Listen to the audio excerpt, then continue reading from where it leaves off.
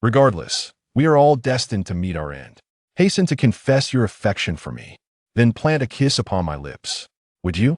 Gazing upon the tear-streaked visage of the young maiden before me, I chuckled helplessly. Fear not, for all is well now. Yet, to my surprise, Yuerou's tiny fists were relentlessly pounding upon my frame, claiming that all was well, when the very plane was on the verge of plummeting to the earth. Will you truly withhold your words until the next life? Upon hearing those words, I couldn't help but chuckle. Merely 2.5 minutes ago, I had laid eyes on my childhood companion, Yuerou, whom I had not seen in 3 years. The overhead luggage compartment was far too elevated. I was certain I could not reach it. Should I summon a flight attendant? Alas, I am plagued by social anxiety. It is all that fool's fault. Had it not been for him, I would never have contemplated such a situation.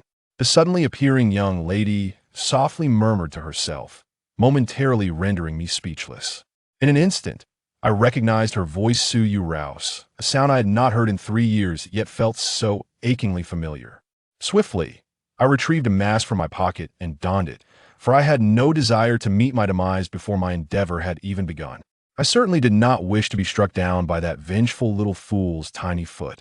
With the mask on, she would surely fail to recognize me. Chen Qingyu? The girl approached his side, her expression vacant. I'm not Chen Qingyu. You have mistaken me for someone else. I repeatedly waved my hands, filled with astonishment. How did that seemingly ordinary little fool from years past suddenly transform into the very image of the enchanting school belle, akin to the radiant moonlight of a neighbor? You need not pretend to be unfamiliar with me. No, I should not engage with your word from years past. I still recall that 3 years ago, you labeled me a fool. I have no desire to converse with you. The girl's words elicited a wave of attentive gazes. Alas, poor fellow, to be scolded by such a beautiful girl and not granted forgiveness. However, amidst the crowd, a seasoned brother has already begun to display an ant smile. Cut! Who would care to converse with you? As she spoke, she removed her mask.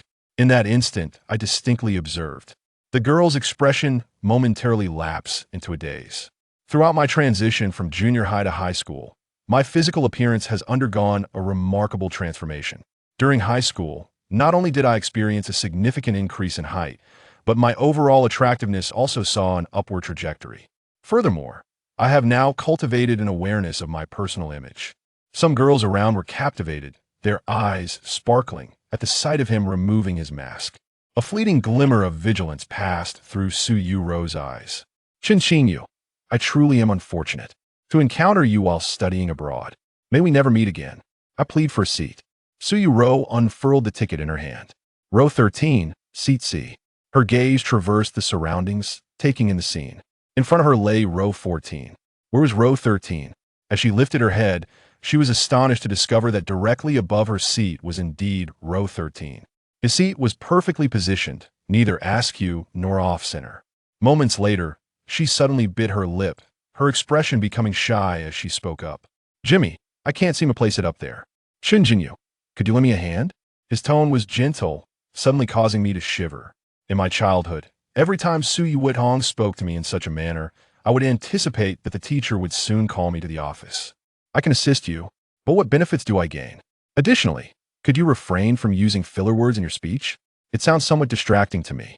Yuerou's delicate face stiffened for a moment, and then, with a dark expression, she retorted, Chen Qingyu, if you do not assist me, I shall immediately cast you out of the flying craft. I nodded in acknowledgement. Now, everything aligns perfectly. What transpired earlier was not genuine. It is Yuerou, the one who truly hurls insults. Yet, I must admit, she possesses an undeniable charm. It has merely been 3 years since we last met. How is it possible that she appears so much more beautiful than before?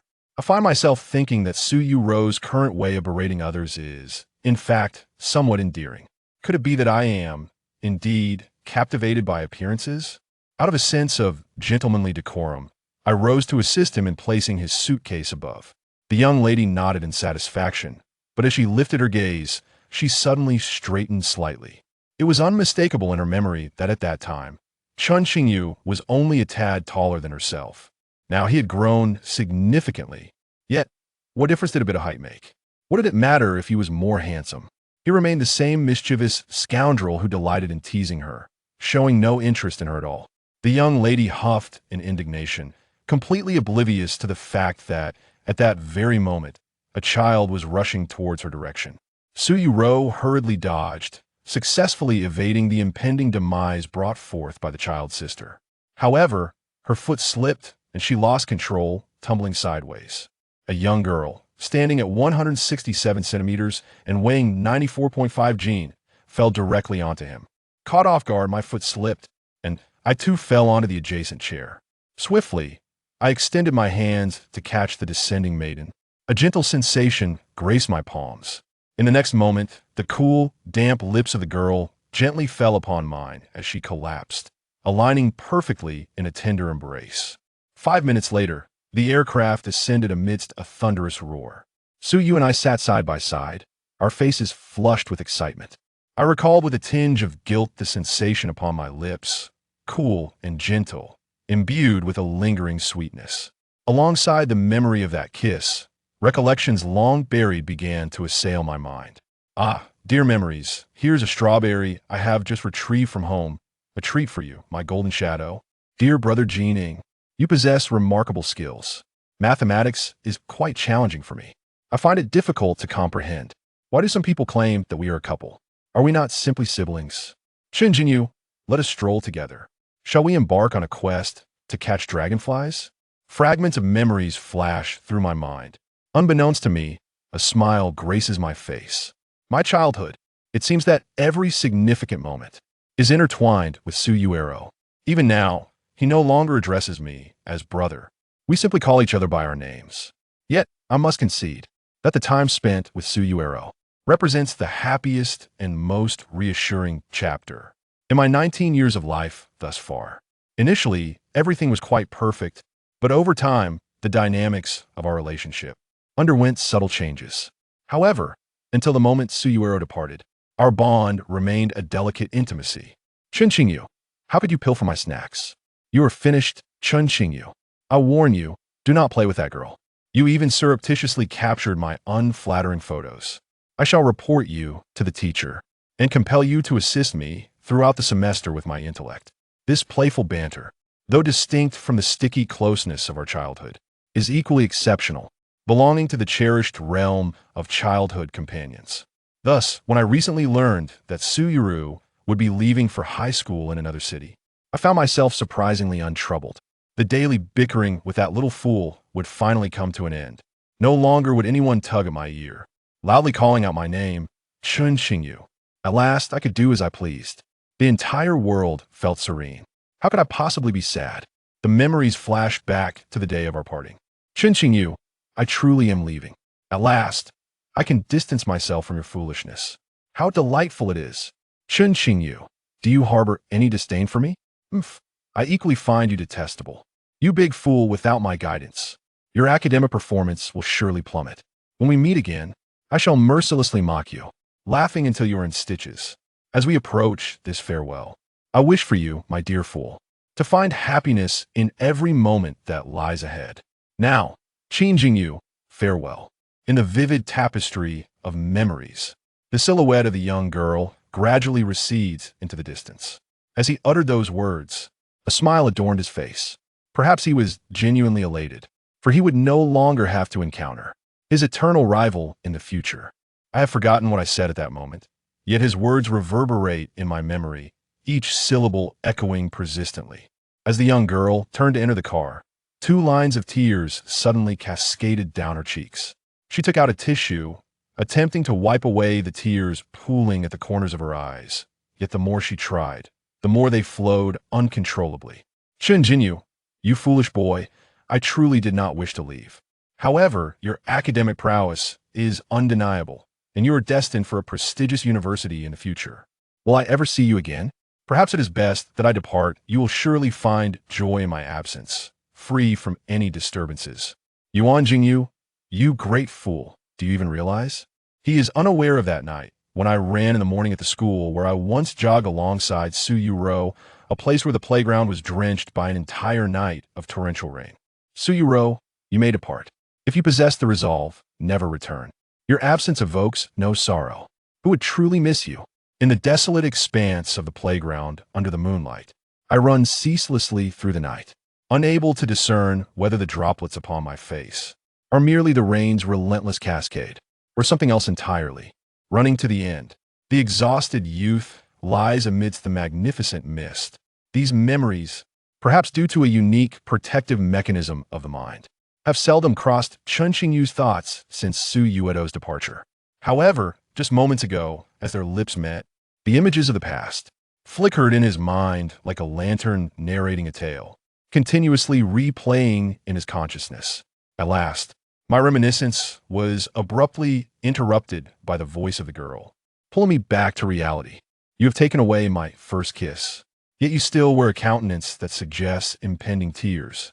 Why do you still appear this way? It is I who should be weeping, after all.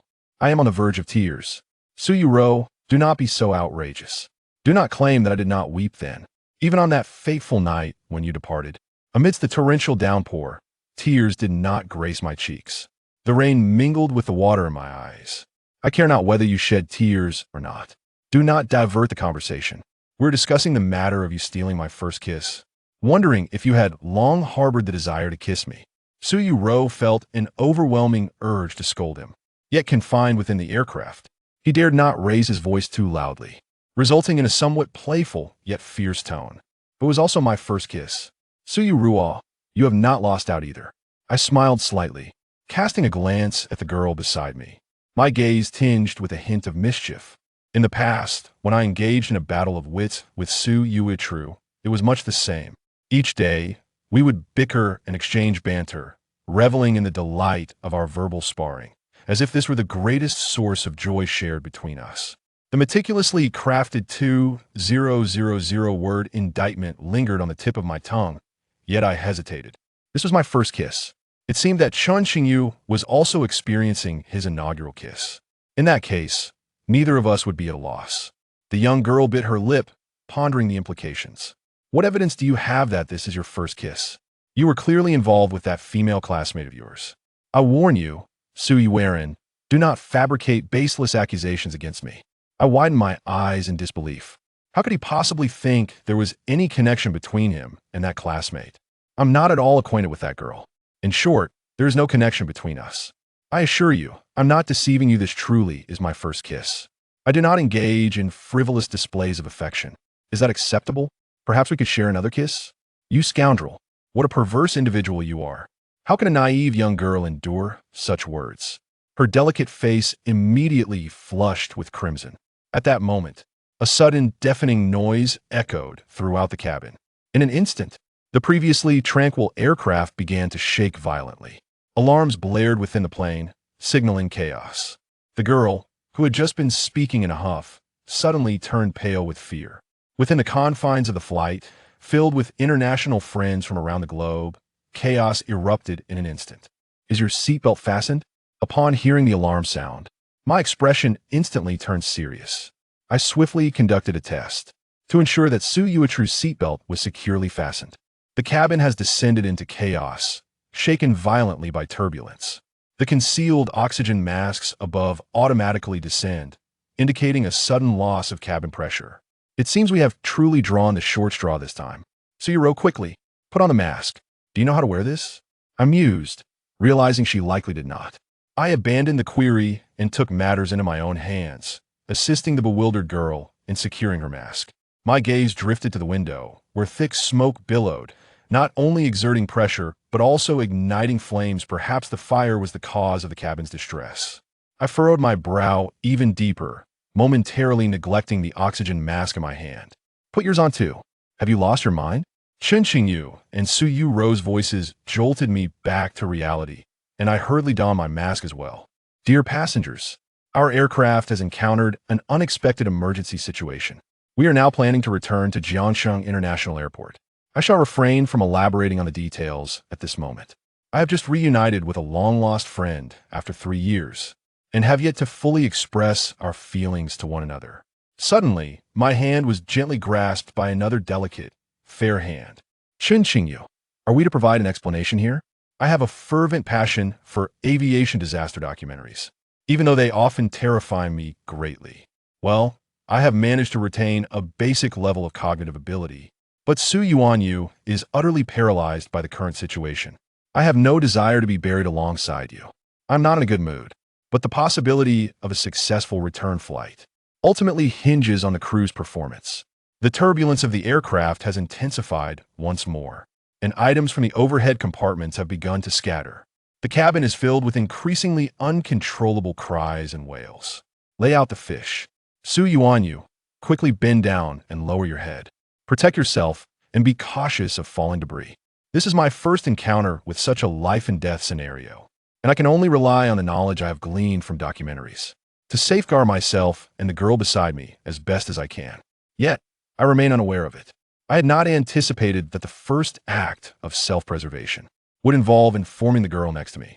I fear that Yuerou could no longer contain her tears. At the sound, I shuddered, biting down hard on my teeth. A trickle of blood escaped my lips as I firmly grasped the girl's hand. Taking a deep breath, I softly urged her to close her eyes, assuring her that it was not as terrifying as she imagined. Trust the crew, I said. Initially, I intended to pull out my notebook to document the situation, yet I felt compelled to utter some comforting words to ease her anxiety. That foolish Yu, so often imperious and boastful in her daily life, now revealed a vulnerability akin to that of an ordinary, gentle girl, fragile and helpless in her fear. Following yet another violent jolt, two foreign youths, a boy and a girl, appear to be of a similar age to Chen Qingmei and Yuerou. Suddenly, they began a heartfelt confession. Upon its conclusion, they disregarded their oxygen masks and shared a kiss, lips pressed together. My heart felt a tumult of emotions, and I instinctively tightened my grip on Yuerou's hand. This time, I dared not meet her gaze. It was peculiar. Why did I suddenly feel unable to look into Yuerou's eyes? I inhaled deeply, poised to speak, yet was abruptly interrupted by the voice of a girl that came to mind. "Ha ha, Chen Qingyu, why is it that every time I encounter you, it leads to misfortune? As if that were not enough, when I left, you made no effort to keep me, nor did you seem to care. I believed I would never see you again. Qingyu, you great fool, I like you. I have always liked you." A young couple from abroad, Edward and Jessica, were recently lost in a fervent embrace, nearly succumbing to asphyxiation. Upon hearing the commotion from Yuerou's direction, they couldn't help but cast astonished glances. Were they confessing their feelings to one another? Yet, their exchange did not quite resonate with the essence of a romantic relationship. Edward explained to Jessica, "This is a quintessential example of a young couple from China. In comparison to their culture, we are far more reserved. Thus, many Chinese couples express their disdain for one another, which, in reality, is a subtle way of conveying their affection." At the moment when my mind was utterly blank, I felt a tremendous thud beneath my seat. Yet, this sound was one I recognized, sound signifying the successful landing of the aircraft. Instantly, the tension in my heart dissipated. The plane was evidently gliding steadily, and no fire alarms echoed through the cabin. The previously indeterminate blaze had likely not spread into the cabin. This indicates that, with high probability, the emergency landing had already achieved significant success. As long as we could decelerate and come to a complete stop without incident, all would be well. However, Yuerou was oblivious to these matters. A girl embarking on her maiden flight found herself bewildered by the overwhelming spectacle before her. The window shade on the left side was drawn, obscuring her view of the world outside. Upon hearing the resounding thud of landing, a chilling realization washed over her. Her fate was surely sealed, destined to perish alongside the scoundrel seated beside her. Yet, he had yet to confess his affections for her. Moreover, that previous encounter, which had been dubbed a first kiss, hardly qualified, as such it had concluded before she could fully savor the moment. It was utterly insignificant. The alluring sight of the two foreigners nearby only intensified her emotions. "Chen Qingyu, would you care to kiss me as well? After all, we are all fated to meet our end. Please, declare your love for me, and grant me a kiss, would you?" In a sudden outburst, Yuerou began to weep inconsolably. The aircraft seemed on the verge of plummeting to the earth, yet he remained reluctant to profess his feelings for her. Must they wait for another lifetime to express such sentiments? The gazes of numerous passengers within the cabin have now turned towards Yuerou. The aircraft has safely landed, and everyone has returned to their usual demeanor of observing the unfolding drama. I too cast a glance at the little fool who continues to cry and fuss. After a brief pause, I slowly drew back the window shade. Oh, why has it suddenly grown bright outside? Have we arrived in heaven? No, there seems to be something moving out there. This is an airport. Yuerou suddenly widened her eyes, her face a canvas of disbelief as she gazed out the window. The heavy, drizzling rain. Do we not perish? The girl's eyes fluttered. Then, as if a realization dawned upon her, the small hand that had once clasped hers retreated with the swiftness of lightning. Who told you that we perished? Yuerou, please gaze steadily outside. We have safely landed. Yet, at this moment, the words you spoke continuously echo in my mind, replaying the sentiment that you have cherished for me, and have cherished for quite some time. In my thoughts, the scene flashes back once more, transporting me to that rain-soaked playground. The youth, drenched in rain, exerted every ounce of his strength, relentlessly sprinting around the track. Ultimately, the muscles in his right thigh gave way, unable to bear the burden any longer. Heavily, I fell onto the artificial turf beside the football field, helplessly rolling a few times. Gazing up at the sky, my eyes were filled with rainwater. Yuerou, you have departed, never to return. If one day I were to see you again, even against your will, I would deceitfully take you to the Civil Affairs Bureau to obtain a red booklet. At that moment, I would be the one to orchestrate a marriage scam, ensuring you leave with nothing but the memories. I would secretly seize your hidden savings, the house your father purchased for you in Jiangshang, and the heirloom your mother bestowed upon you, meant for you to wear on your wedding day. All of it would be mine to take. The vivid recollections of the past were abruptly interrupted by a sudden burst of applause. I regained my composure, only to find Yuerou gazing at me with a look of utter bewilderment. What has transpired between us, Chen Qingyu? An aircraft encountered an accident. We landed safely.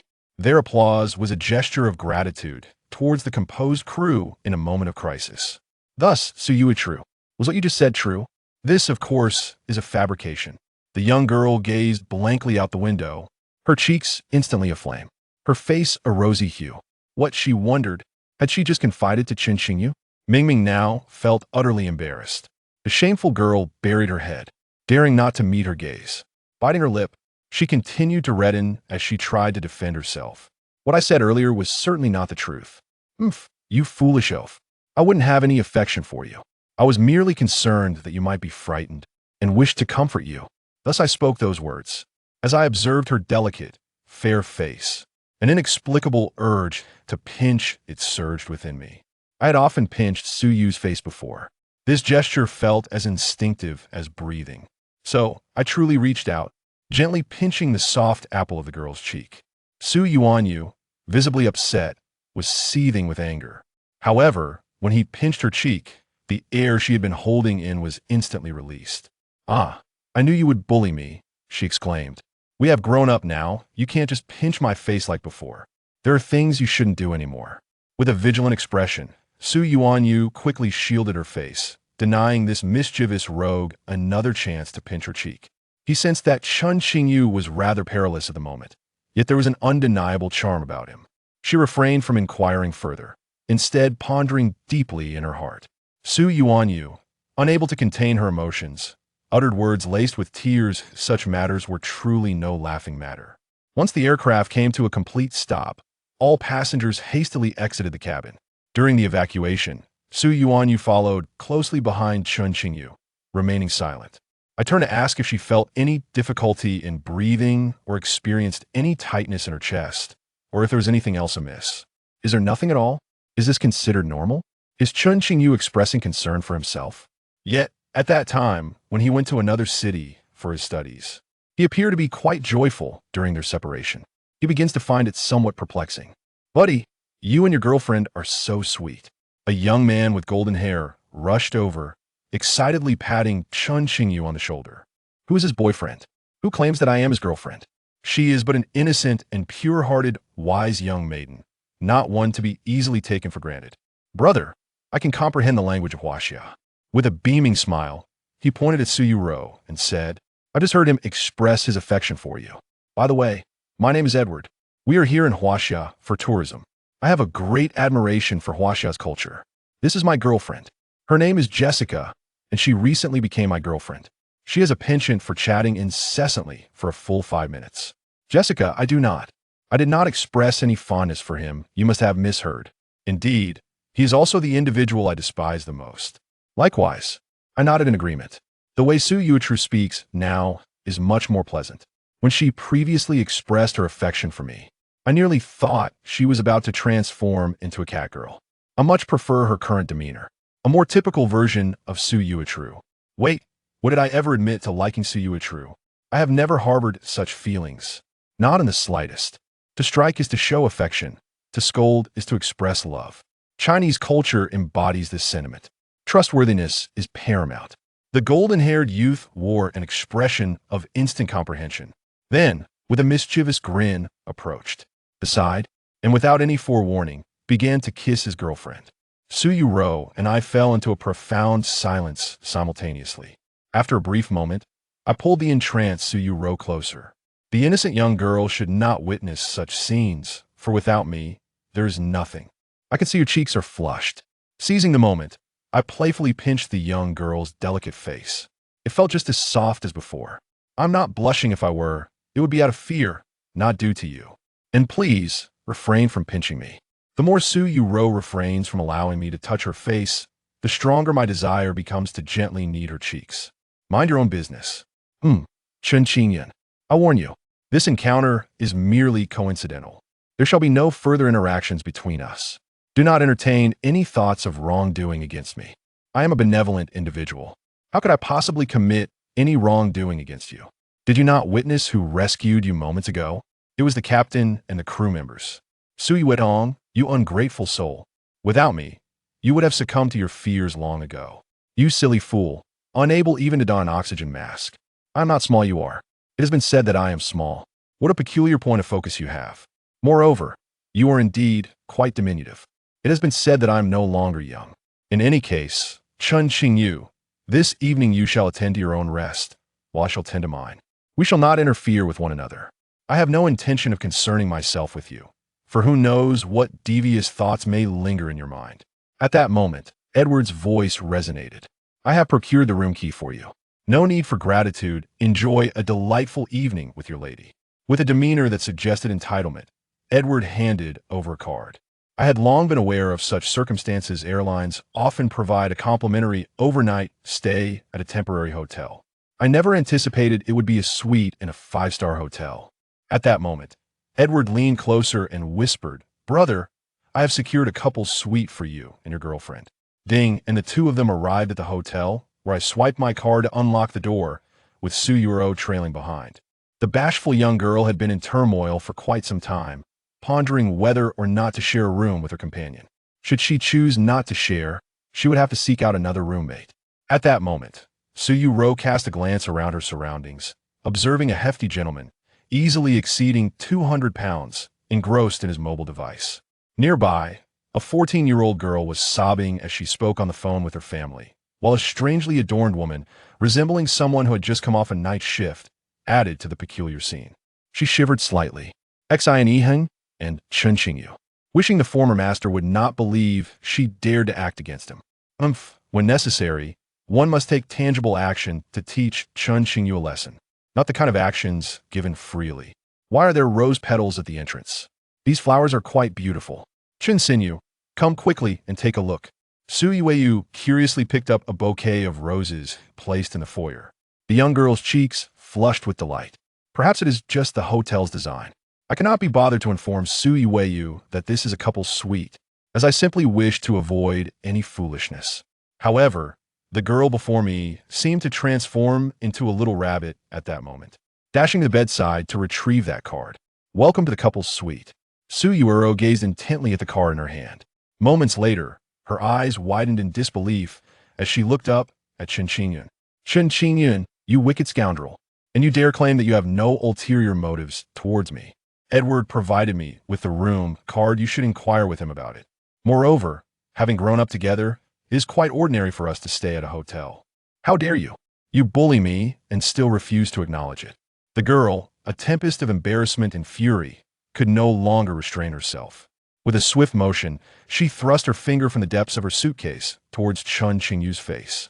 Though it missed its intended target, it fortuitously landed in the palm of my hand. Instinctively, I grasped it with my fingers, thus capturing the delicate fabric imbued with a faint fragrance. Yuerou's face flushed a deep crimson. Chen Qingyu, why didn't you dodge? You just grabbed my little sock. Fortunately, he had chosen to use a clean pair. In the fleeting moment preceding Yuerou's bold act, Chen Qingyu had contemplated whether to remove the socks adorning his small feet. Thankfully, he refrained from doing so, for such an action would have been mortifying. Return my belongings. She huffed indignantly as she approached Chen Qingyu, reclaiming her little white sock. With her cheeks still tinged with color, she darted away like a startled deer, retreating into another room of the suite. The first time I encountered this aspect of a girl, I found myself inexplicably intrigued. Could it be that I possess some peculiar inclination? No, that cannot be the case. I must take a moment to refresh myself with a bath. In the cozy confines of the suite, a young girl, her cheeks flushed with embarrassment, lay upon the bed, shyly burying her face in the covers. How mortifying it was just moments ago. Chen Qing was laughing so heartily surely, she harbored some secret proclivities. Yet, I pondered, why does a couple suite contain 2 rooms? Is it not sufficient to have merely a large bed? Wuwuwu, perplexed, decided to consult a search engine for answers. The screen illuminated with information, revealing the meaning of wet and dry separation. The bewildered young girl gazed at the terms displayed on her phone, feeling utterly perplexed. She then typed those 4 characters into the search bar. Ah, how bizarre. Moments later, he cast his phone aside. The individual, Yuerou, now finds herself consumed by regret. Why did he choose to open such a green and health-oriented search box? Suddenly, a thunderclap resounded outside the window. The young girl resembled a startled kitten, quivering gently. I fear for Yuerou. You are 19 years of age, surely. You no longer fear thunder. The girl clenched her teeth, offering silent reassurances to herself as memories flickered through her mind. She recalled the moments spent with Chen Qingyu, leaning against one another, sheltered beneath the eaves from the torrential downpour. They had lingered too long in their play, returning home late, only to be caught in this unforeseen deluge. Brother, I am afraid of thunder, the girl murmured, curling her petite frame, trembling slightly from fear. The boy gently patted her shoulder, whispering words of comfort. Do not worry, for I am here. I'm taller than you, and even if thunder were to strike, I would shield you from harm. Once again, a flash of lightning illuminated the night sky. The girl desperately sought refuge beside the boy. It was unclear how long the torrential rain had persisted. The image of them leaning on each other amidst the downpour was indelibly etched in their hearts. Yuerou, what are you doing here? I have finished washing up. You should hurry and take a shower. Tomorrow morning, we will take off again at 9 o'clock. Make sure to go to bed early tonight, or be cautious about waking up tomorrow. I am wrapped in a bath towel, dabbing my hair with another towel. I sense an unusual gaze from the girl before me. Yuerou, I must caution you. I am a gentleman of reputable upbringing. You must refrain from any improper thoughts. I clutch my towel tightly, with an expression of utmost propriety. I declare with righteous indignation, a mere little green plum should not seek opportunities to take advantage of me. If one must take advantage, it should be initiated by him. Chen Qingyu, you insufferable pervert. You dash out without even wearing clothes, and yet you accuse me of wanting to take advantage of you. It is clearly you who is seeking to provoke me. Yuerou's delicate face flushed crimson, but at this moment, her eyes betray a hint of guilt. The light cascades down from Chen Qingyu's face, glistening with droplets. Why is this bath towel so thick? Not a trace can be discerned, and she appears to have a splendid figure. Her abdominal muscles now undoubtedly superior to before. Wait, what peculiar thoughts am I entertaining? I must not harbor any strange notions about Chen Qingyu. The panda has yet to eat. I shall prepare a meal right here. Indeed, you harbor improper thoughts about me. Quickly, glance in the mirror and behold your face. It now resembles a blushing orangutan. By the way, are you still going to take a shower? I'm already ready for bed. Your sleeping habits are of no concern to me. And you, my dear, are the true orangutan. You shall forever be an orangutan in this life. I shall sleep outside while you take this room. Please refrain from disturbing me later. I have issued my warning, and now step out of Yuerou's modest chamber. Yet, I am merely masking the anxiety within my heart. Now both individuals have reached the age of 19. Even if something were to transpire, it would be a natural consequence of kindling passion. I swiftly donned my attire beneath the covers of my bed, and in a moment of panic, I called out, "Su Yuanyin, did you not glance over just now?" "Certainly not. What on earth? How did he dress so swiftly?" I was so earnest and had such a sense of ritual in stealing glances at him, yet I saw nothing. Cursed Chen Qingyu. Moreover, he even referred to me as a red-haired orangutan. It infuriates me I could just strike him. He confirmed that the door to his small room was securely closed. From his backpack, he retrieved a toy in the shape of a little rabbit, its condition appearing quite worn, with even some signs of damage. However, several noticeable tears had been meticulously stitched up with precision. How I detest Chen Qingyu. "You disobedient rascal, he'll strike you." After Su Yuetong took out the little rabbit toy, she murmured softly and delivered a few hefty punches to the rabbit's face with her delicate, pale fists, feeling a sense of relief. Then, with great care, she tucked the little rabbit into a soft storage bag, ensuring everything was secure before gracefully stepping out of the small room, clutching 2 pieces of intimate clothing. As she entered the bedroom, passing by Chen Qingyu's sleeping quarters, Su Yuetong sensed that he appeared to be asleep. This wicked rascal claims he isn't tired. Surely it's because he was too frightened and fatigued on the plane that he fell asleep so quickly. My courage surged as I approached his bedside. Indeed, Chen Qingyu lay with his eyes closed, seemingly lost in slumber. The young girl found herself in a moment of reunion, gazing intently at the boy's countenance for the very first time. It appeared that her eyelashes had grown longer than before, and the contours of her face had become more defined. He was undeniably more handsome than in the past. Sighing, Su Yuetu bit her lip, perplexed by the allure of this once despised individual. No matter how attractive he seemed, he remained insufferable. Chen Qingyu was always devising ways to torment her. The scoundrel. After tonight, she vowed not to play with him again. With that resolution, Su Yuetu turned and entered the bathroom.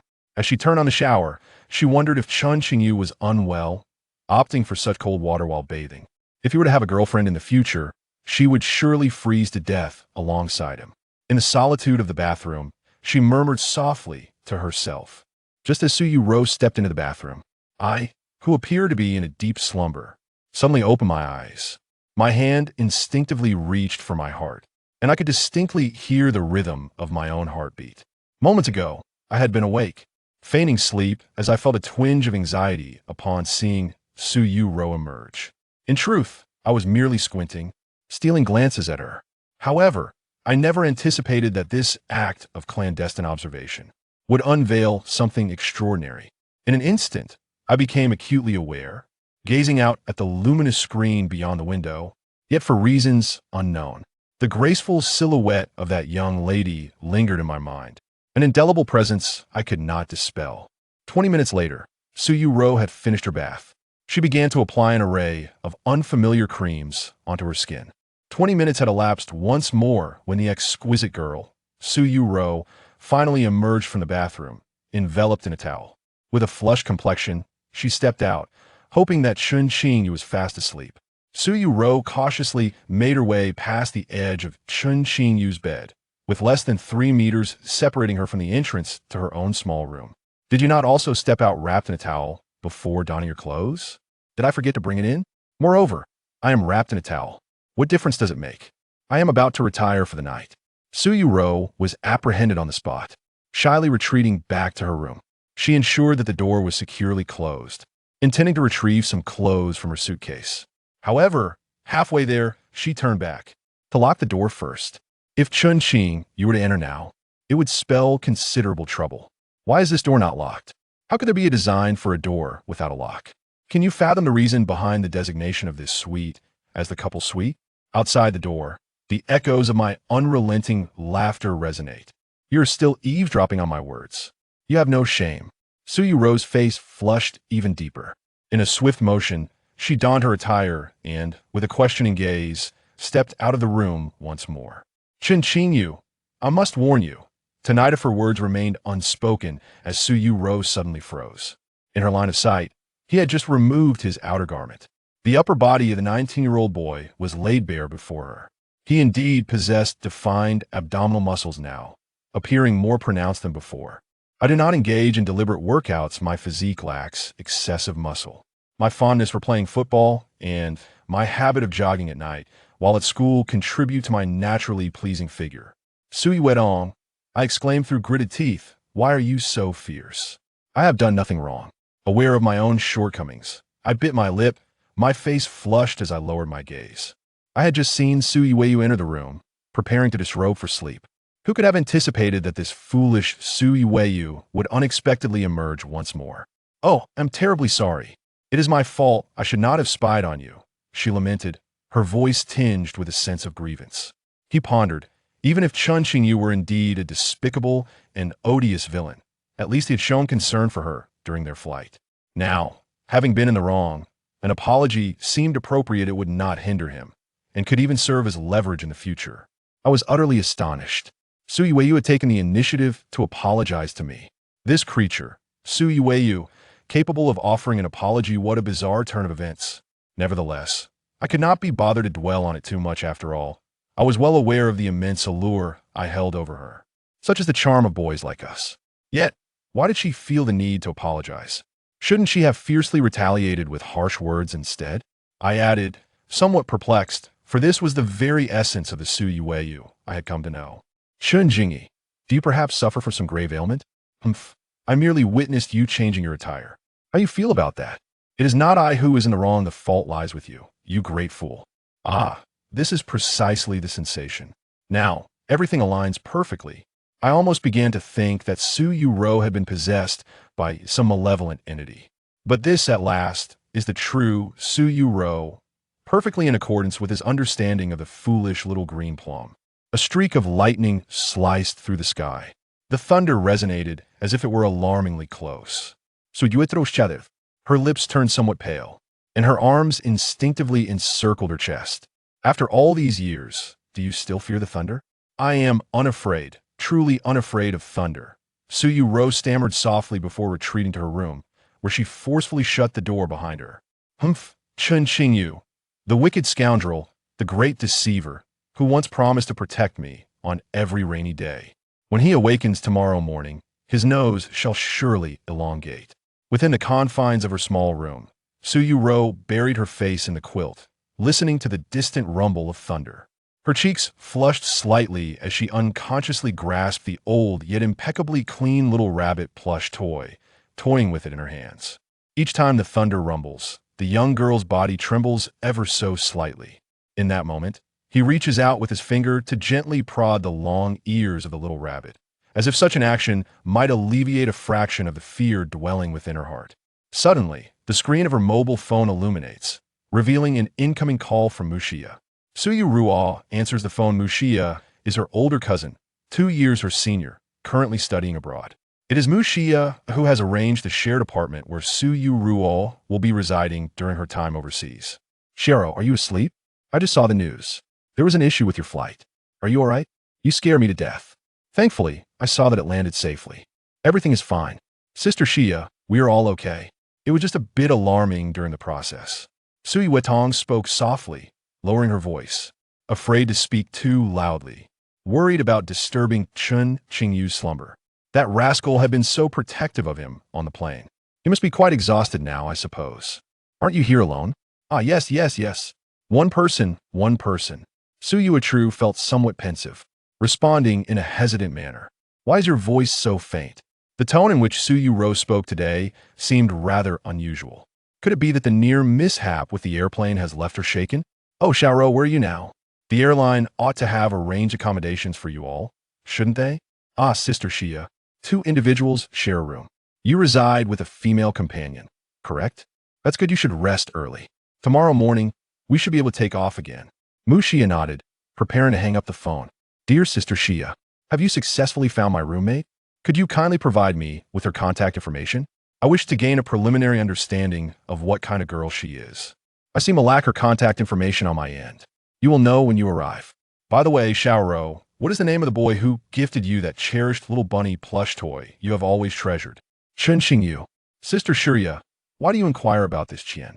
Oh, it is nothing. I was just asking casually. Sleep early, Xiao Lu. Good night, Muxia. The call is disconnected. My gaze drifts toward the list of tenants before me, and a satisfied smile graces my lips, carrying a hint of fragrance. Sister Shuriya's tone seemed rather peculiar. Sui Wetao curled up under the covers, burying her head within them. She felt a sense of unease, silently wishing for a future roommate who would be a more amiable young woman. Sui Wetao reached back with a hand, gently adjusting a clasp, retrieving a delightful white garment adorned with charming patterns, which she carelessly placed by the bedside. She felt considerably more at ease now. The liberated girl stretched widely, indulging in a languorous yawn. Just as this comfortable and contented young woman began to feel a hint of drowsiness, a thunderous roar erupted outside the window, louder than before. At this moment, Sui Wetao found herself utterly unable to sleep. She buried her head deeper into the covers, biting her lip tightly, her complexion growing increasingly pale.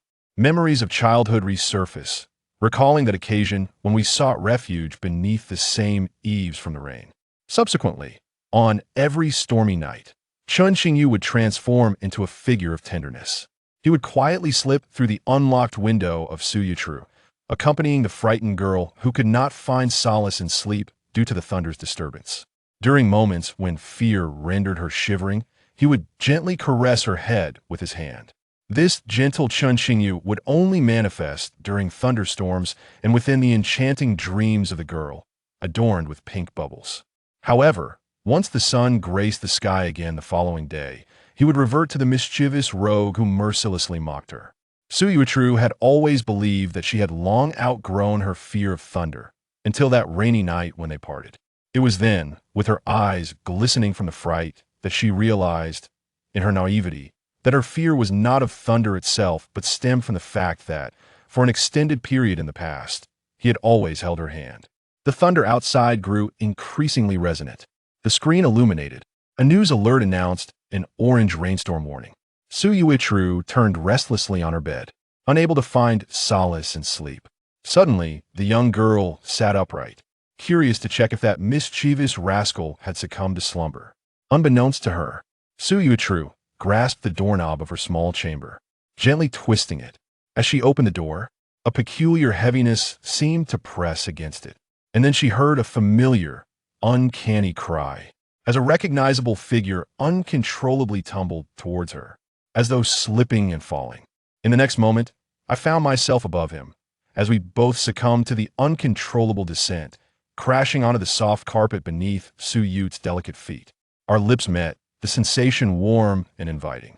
The air in the hotel room fell into a tranquil silence for several seconds. At last, this atmosphere was disrupted by Yuerou, who delivered a kick infused with both embarrassment and annoyance. I went to Yuerou. Dare you to be even more ruthless with your next move? Do you realize you were just a breath away from toppling me? With a face filled with both terror and fury, I gazed at him. You mentioned Chen Qingyu. What were you doing at my door just now? Weren't you already asleep? Moreover, you were so close to me. You insufferable rabbit that lingers by its burrow. I could just strike you down. The more Sui Wetao spoke, the angrier she became. Her soft, delicate fists pounded heavily on Chen Qingyu's shoulder several times. Yuerou's lips may wander indiscriminately, yet one must be cautious with their words. I intended to express my genuine concern for you, and yet you tarnish my intentions.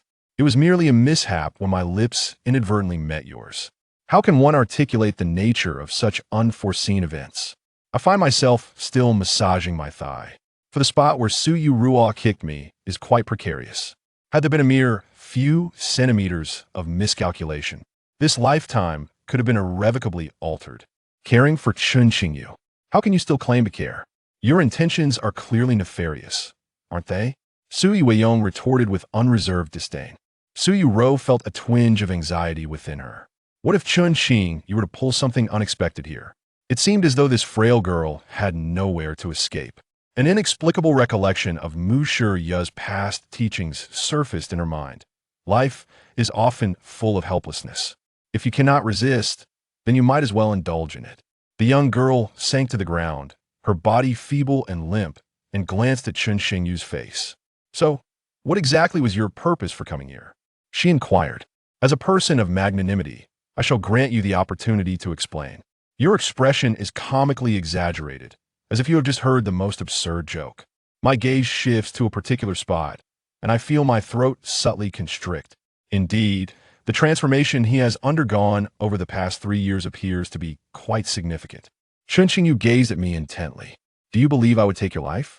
Su Yuetong emitted a gaze imbued with a palpable murderous intent. At that moment, a thunderclap resounded from outside the window. Instantly, Su Yuetong's imposing aura diminished slightly, and she involuntarily shivered. I genuinely come to express my concern for you. The rain outside is quite heavy, and I worry that you, like before, may be frightened by the thunder. I wish to take a glance inside, yet I feared it might disturb you. So, I lingered at the door listening. Are you asleep? How was I to know you would unexpectedly open the door? I was left in a state of helplessness. By the way, at such a late hour, what prompted you to open the door? Surely, you do not intend to sneak a peek at me while I slumber? Certainly not. How could I possibly engage in such behavior? Chen Qingyu, do not speak nonsense. I have no interest whatsoever in your abdominal muscles. Suya instantly panicked, her speech becoming hesitant and faltering. My eyes widened in disbelief. Did I just utter the words abdominal muscles? Yuerou, you truly harbor ulterior motives towards me. I gazed at him in astonishment as he mimicked Yuerou's gestures, using his hands to obscure his abdominal muscles. The young girl pouted and asserted, I have already told you, I do not possess them. Why must you indulge in such self-deception? Moreover, you are well aware that I have long since overcome my fear of thunder. It is merely a remnant of my experience with air disasters. In any case, there is no need for you to feign concern. Yuerou's cheeks involuntarily puffed up once more. It brought a smile to my face. As I reached out and squeezed, it flattened entirely, immersed in the thought that if I do not slay you today, I shall not bear the surname Su. Certainly, one may adopt the surname Chen. Please refrain from such unseemly language. The quarrel between the young couple evokes a sense of déjà vu. Now, I find myself in the position of interrogating Yuerou. I ponder the reasons behind his decision to open a store. Yet, regardless of how persistently he inquires, Yuerou steadfastly refuses to acknowledge it. He just opened the door, truly wishing to see whether Chen Qingyu was asleep. On a night filled with thunder, if only Chen Qingyu were by his side, the fear would not be so overwhelming. Suya, I shall ask you one final time. Did you open the door seeking me? Do not flatter yourself. I merely stepped out for a drink of water. All right, I shall now pour you a glass of water and place it in your room. I find myself unable to sleep tonight, staying awake throughout the night. When you're frightened while hiding under the covers, I hope you manage to hold on and refrain from opening the door. I must take my leave to attend to my tasks. Once again, a thunderclap resounded. Yuerou, who had seemingly calmed down moments ago, now felt a slight shift in her expression as she realized she was about to leave. Chen Qingyu, if you plan to stay up all night, would you mind having me join you? It's not that I fear the thunder, it's just that I cannot sleep. Yuerou's voice grew increasingly faint, imbued with a subtle hint of sorrow. A delicate, pale hand gently tugged at the hem of Chen Qingyu's clothing. I was momentarily taken aback. Ever since we had both grown beyond our childhood, I had never heard Yuerou speak to me in such a manner. Sure, just call me brother, and I shall keep you company, I replied, a smile playing at the corners of my lips as I observed her with an expression that was both amused and enigmatic. Chen Qingyu, you insufferable sister complex. Leave at once, girl, your face flushed with embarrassment. Taking a deep breath, I delivered a forceful kick to Chen Qingyu's calf. With a sudden click, the lights in the hotel suite were turned back on. The two of us walked to the bedside, somewhat awkwardly, one after the other. Chen Qingyu's long-cherished wish to hear her brother's voice ultimately went unfulfilled. Yu, with a flushed face, gently rubbed her cheeks. After much deliberation, the words remain unspoken. Chen Qingyu has temporarily relinquished his pursuits. After all, both individuals are now adults. How could they possibly remain as they were in their childhood? Every day, she follows him like a fool. Nevertheless, it matters not, for Yuerou is such a simpleton. The childhood sweetheart is devoid of any musical talent, and there is hardly anyone who cares to listen. As for Chen Qingyu, how shall we endure the night? Shall we simply sit upon the ground? Initially, Yuerou had grand ideas. She and Chen Qingyu would sit together on the sofa and engage in playful moments. Once she was with Chen Qingyu, her fears dissipated. Perhaps after the rain subsides and the thunder ceases, she might find solace in slumber. However, upon stepping outside, she realized that this couple's suite contained not one, but two beds, which was quite unexpected. Surprisingly, there is no sofa. This room outside only features a large screen and a king-size bed. To sit on the floor, then. Do you still wish to share a bed with me? Chen Qingyu casually remarked. Upon speaking, I felt a gentle yet forceful thump on my back, as if struck by a soft little fist. What a despicable, loathsome rogue.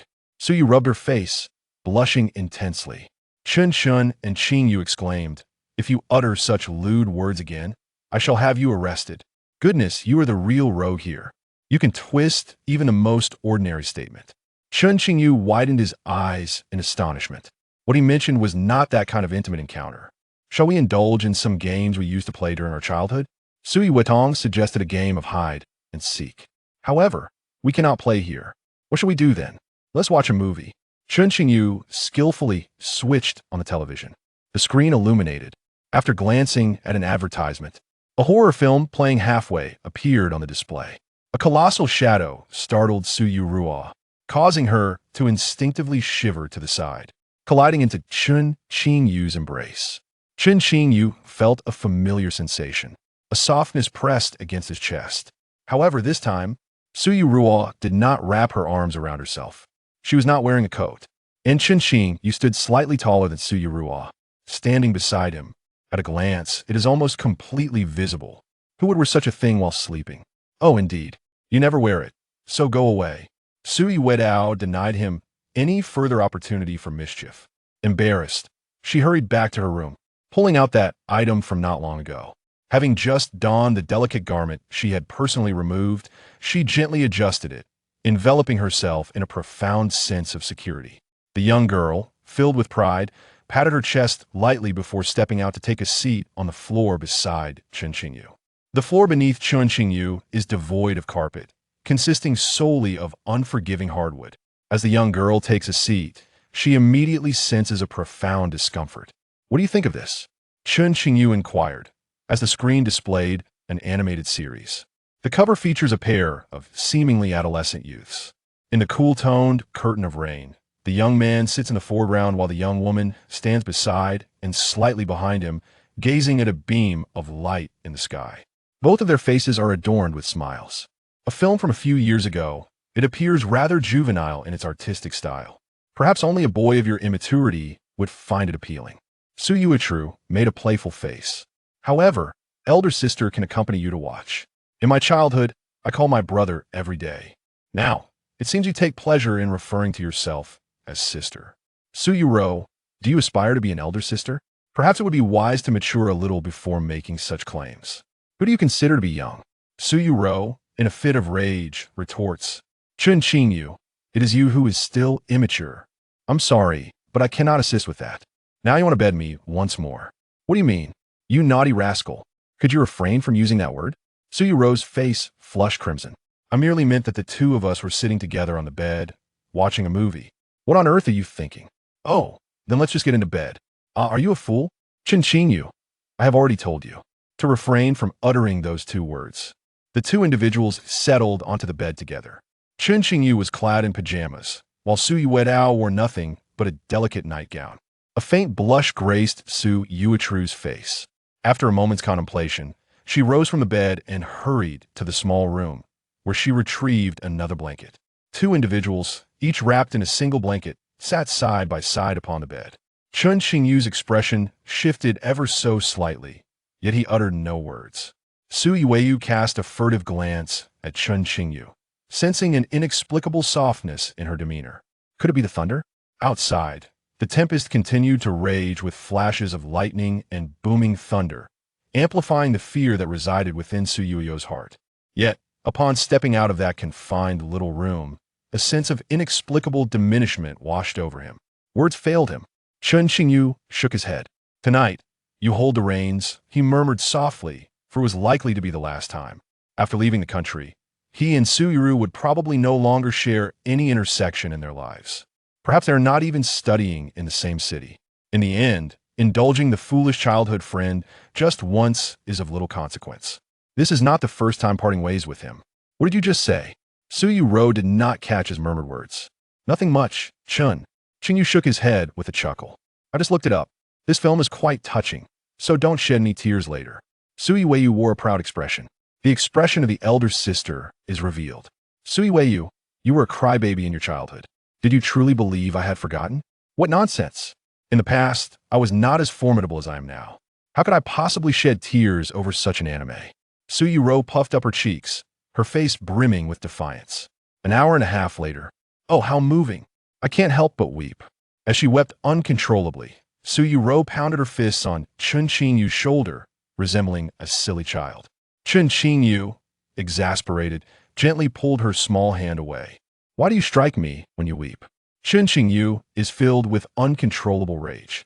Chen Qingyu is profoundly moved. Why do you not shed a single tear? I am so overwhelmed that I can no longer weep. Yuerou buried her head in his shoulder. But after a moment, she realized the impropriety of her action and promptly recoiled. The ever-weepy Chen Qingyu chuckled softly. You simply lack a heart. How can you remain unperturbed by such poignant moments?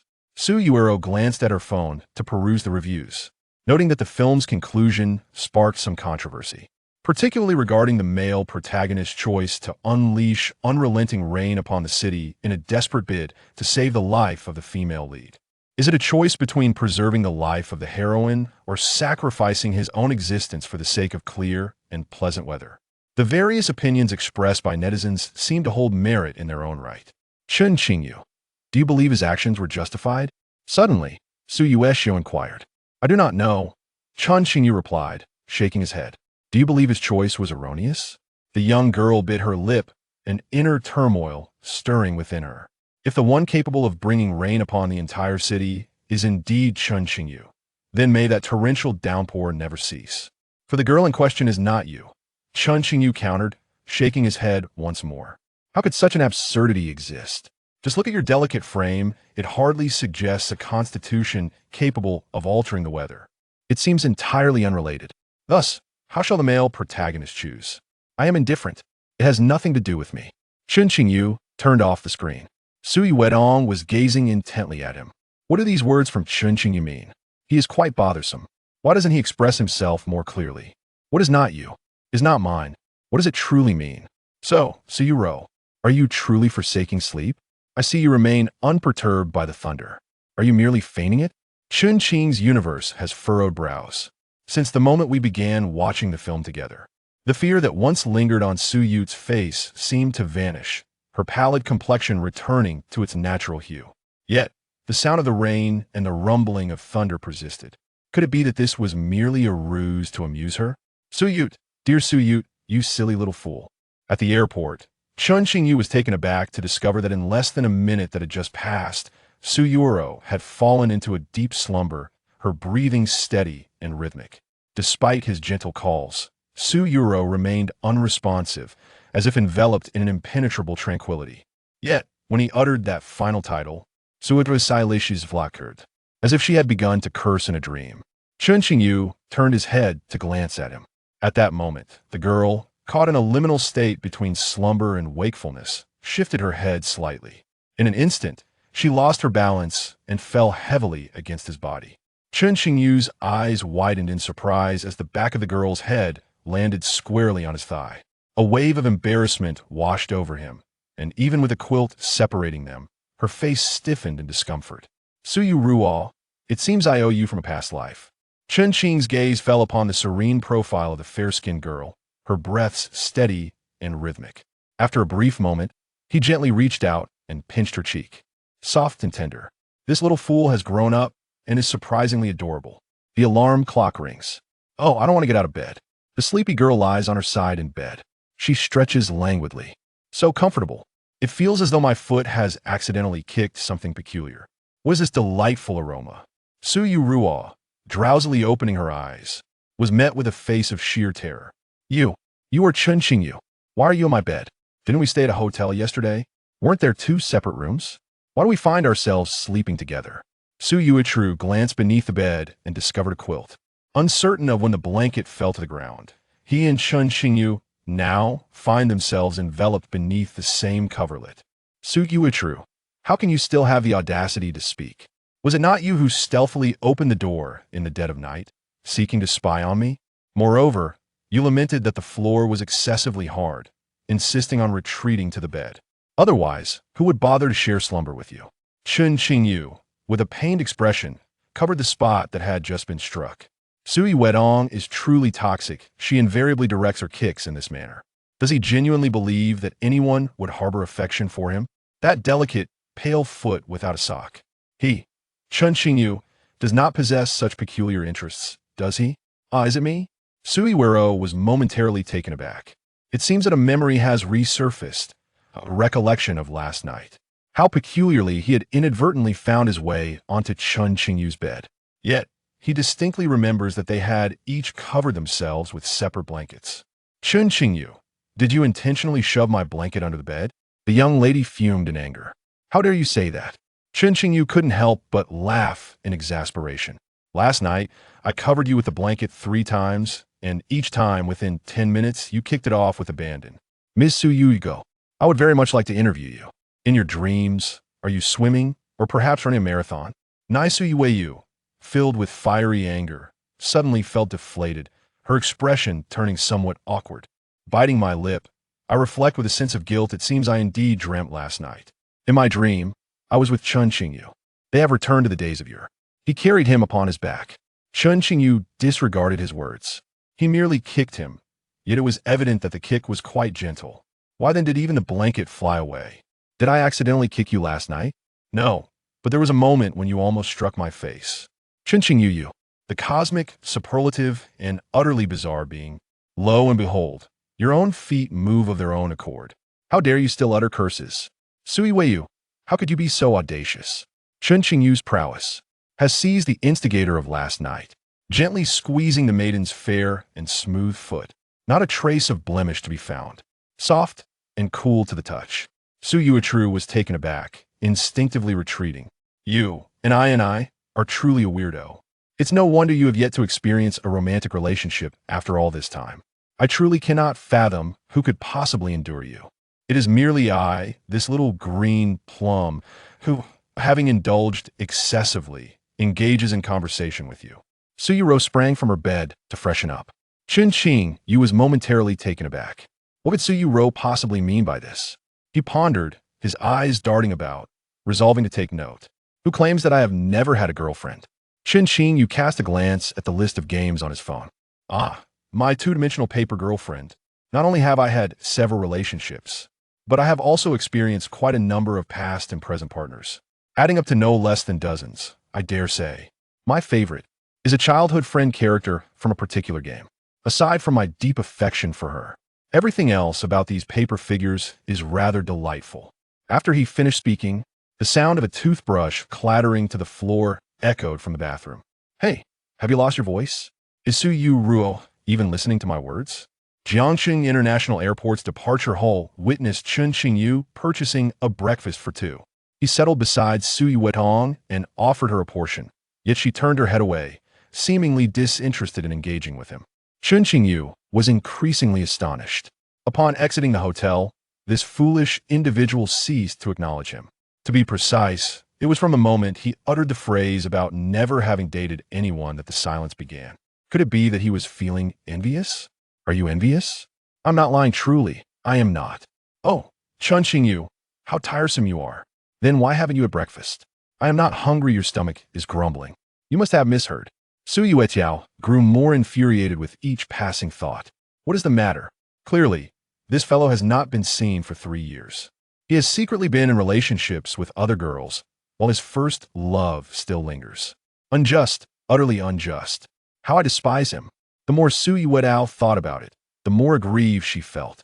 From Chen Qingyu's breakfast box, she snatched a spicy, crispy sausage, generously coated in chili.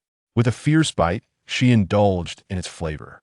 Chen Qingyu recoiled in surprise, trembling slightly, his entire being jolted by her audacity.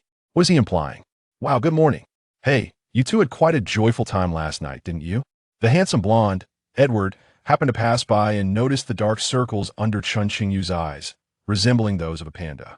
He cast another glance.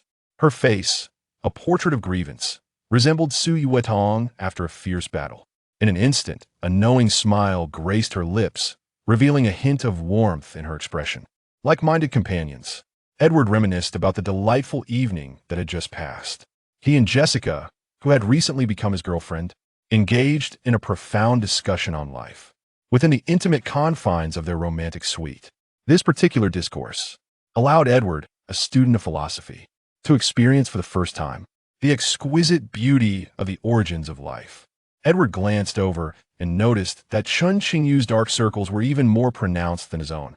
It seemed that last night had been nothing short of extraordinary. "Hello, your sister," Chen Qingyu retorted with irritation. "What does that mean?" Edward inquired, perplexed. Chen Qingyu chose to ignore him thereafter. "Have you had a quarrel?" A Chinese individual remarked. "They are arguing. Chuangwei, and you're like a couple.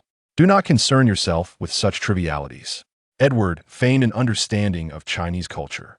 "Get lost," Su Yu said menacingly. Edward, with a smiling demeanor, complied and left. "Why are you so angry?" Chen Qingyu sipped his soybean milk. "Is it because I mentioned I had a girlfriend?" How could that be?" "Then what is the reason?" "I'm not angry at all." "Then do you want breakfast?" "What is it like to not date the girlfriend you have discussed?" After a moment of silence, Su Yuerou spoke softly. "It is like this." Chen Qingyu had waited half an hour for this response, fearing that Su Yuerou would not inquire further. With a smile on her face, she directly handed her phone to Su Yuerou, revealing an image of a fair-skinned, beautiful woman with long legs. Her beauty is unparalleled, and her demeanor is exquisitely elegant. She wields a staff and is accompanied by a pair of feline companions. Su Yuerou slowly typed a question mark. "This is your ex-girlfriend." Su Yuerou gazed at the charming, two-dimensional big sister before her, lost in silence. Just a month prior, she had even portrayed this character, albeit with somewhat lower fidelity. Everything else was satisfactory, save for a slight discrepancy in physique. The shy girl felt too embarrassed to attend the comic convention. After all, that particular outfit was rather revealing. Su Yuerou lacked the courage, only daring to don it in the privacy of her home, where she discreetly captured a few photos of herself using a tripod none would ever see them. Did Chen Qingyu actually like this character? Incorrect. Chen Qingyu shook her head. She was the ex-girlfriend of a distant past, 10 X's ago. Do not forget that Chen Qingyu swiped right on the photo 10 times, revealing an enchanting, animated fairy girl. With flowing long hair and clad in a pristine white garment, she appears youthful, yet possesses an inexplicable aura of maturity akin to that of an elder. "You shameless pervert! How dare you harbor feelings for my wife?" Su Yuetong felt an overwhelming urge to deliver a swift kick to her, though the public setting restrained her from doing so. The girl, filled with indignation, glared with exasperation. Her eyes sparkled with mischief as she swiftly snatched away all the breakfast from Chen Qingyu's hands. "You are forbidden from having breakfast," she declared. "Why, you ask?" "Because you are a wicked villain. Let your anime ex-girlfriend treat you to breakfast." Given the tone of your words, "I have been single for 19 years. You appear to be quite joyful." "Where is the joy?" "There is none, absolutely none." "Chen Qingyu, you had better not be single, for then you would cease to trouble me." Su Yuerou blushed, her face adorned with a rosy hue.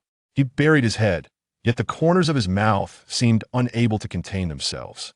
Remarkably, he has never experienced the tender embrace of love that signifies his first love, his initial connection, and his first revelation. The first kiss, the initial touch, all are intact and present. Yet, some have already been claimed by myself. What remains still exists. The young girl's cheeks gradually flushed with warmth. How peculiar it is that she feels shy due to this wicked antagonist. She ought not to feel bashful because of him. Su Yuetong, why are you blushing? Chen Qingyu wore a strange expression. Do not merely speak of me. Are you venturing abroad in search of some long-distance romantic partner? Chen Qingyu, depart at once. Go as far away as you can. After all, I am an esteemed young lady. The hands of boys have never been held, have they? Online romance inherently lacks the intimacy of hand-holding. Yet, you have clearly held mine before. Begone. Chen Qingyu, you are insignificant. What you possess are mere claws, not hands of youthful innocence. The childhood companions of tender green plums. We engaged in playful scuffles, etched in memory, until the very moment of boarding. Finally managed to sign a ceasefire agreement lasting 10 hours. Chen Qingyu, I seem to be a little afraid. Could I perhaps take your hand for a moment? Oh, please do hold it. Humph. It seems you possess a modicum of conscience. The roar of the aircraft engine reverberates. The hands of the two individuals, as if enchanted by some mystical spell, we are gently and tenderly brought together. Our airplane has successfully landed at Luoyang City International Airport. Amidst the background music, the aircraft comes to a smooth halt. Chen Qingyu gently nudges the arm of the girl beside him. His arm is quite slender, yet not devoid of flesh. A gentle poke unexpectedly reveals a delightful tactile sensation. If the arms are so pleasing, then surely the others must arrive just as swiftly. Yuerou, in a state of drowsiness, rubbed her eyes. Chen Qingyu straightened up. He recalled a friend who had once spoken of their experiences in love. The sounds that a girl makes upon awakening are undeniably endearing, as Chen Qingyu remarked at that moment. Believing in this is akin to believing that he is Qin Shi. In the past, it is not as if I have not shared the same room with Su Yuerou. In any case, he had never heard of Su Yuedong's gentle admonitions. Now, Chen Qingyu has come to realize that he might have been mistaken. Upon awakening, girls indeed emit a sound reminiscent of an infant's cooing. Previously, when he roused from slumber in the hotel, he had faintly heard a similar sound. At that moment, I initially believed it was merely an illusion of mine. It turned out not to be so. Leaning against him, I slumbered for 4 hours, which seems to have been worthwhile. Chen Qingyu, are you taking advantage of me again? Upon awakening, Su Yuerou vaguely sensed that someone had poked his arm and prodded his waist. Immediately, a surge of indignation washed over him. Humph, he furiously inquired, I beg you, could you utter a few coherent words? Chen Qingyu retrieved both his and Su Yuerou's luggage from the overhead compartment. You just rested your head on my shoulder for 4 hours. By the standard of 50 yuan per hour, you now owe me 200. Are you really that expensive? Su Yuerou, feeling somewhat guilty, bit her lip and glanced at Chen Qingyu. It seemed that the area on my shoulder had been ever so slightly dampened by something. What a nuisance! Inadvertently dozed off again. If you refuse to pay, there are alternative means of compensation. Chen Qingyu said with a playful smile, his gaze intentionally drifting downward. Indeed, you have truly matured. Get lost. You wretched rogue, incapable of uttering anything but the most base of insults. Su Yuerou gave him a light punch on the shoulder. Subsequently, both of them found themselves at a loss for words. Hey brother, are you ready to go? Perhaps we are alumni. Just as the atmosphere grew somewhat awkward, Edward's voice resonated, heralding the presence of London City University. Chen Qingyu responded to him. As his voice faded, the girl, who had just slightly lowered her head, the surprise in his eyes flickered and vanished. I am incredibly impressive, Edward exclaimed in Chinese with a hint of admiration. My friend, you are a true scholar. Your knowledge is vast.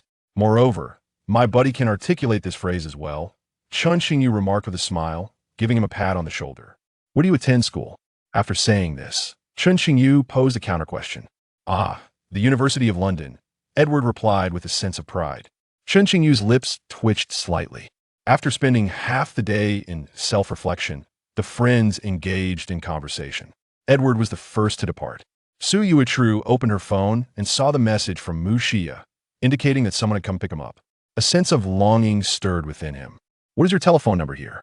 It is at the moment when Su Yuerou's heart begins to race. Chen Qingyu posed a question that he had been eager to ask. Who would tell you?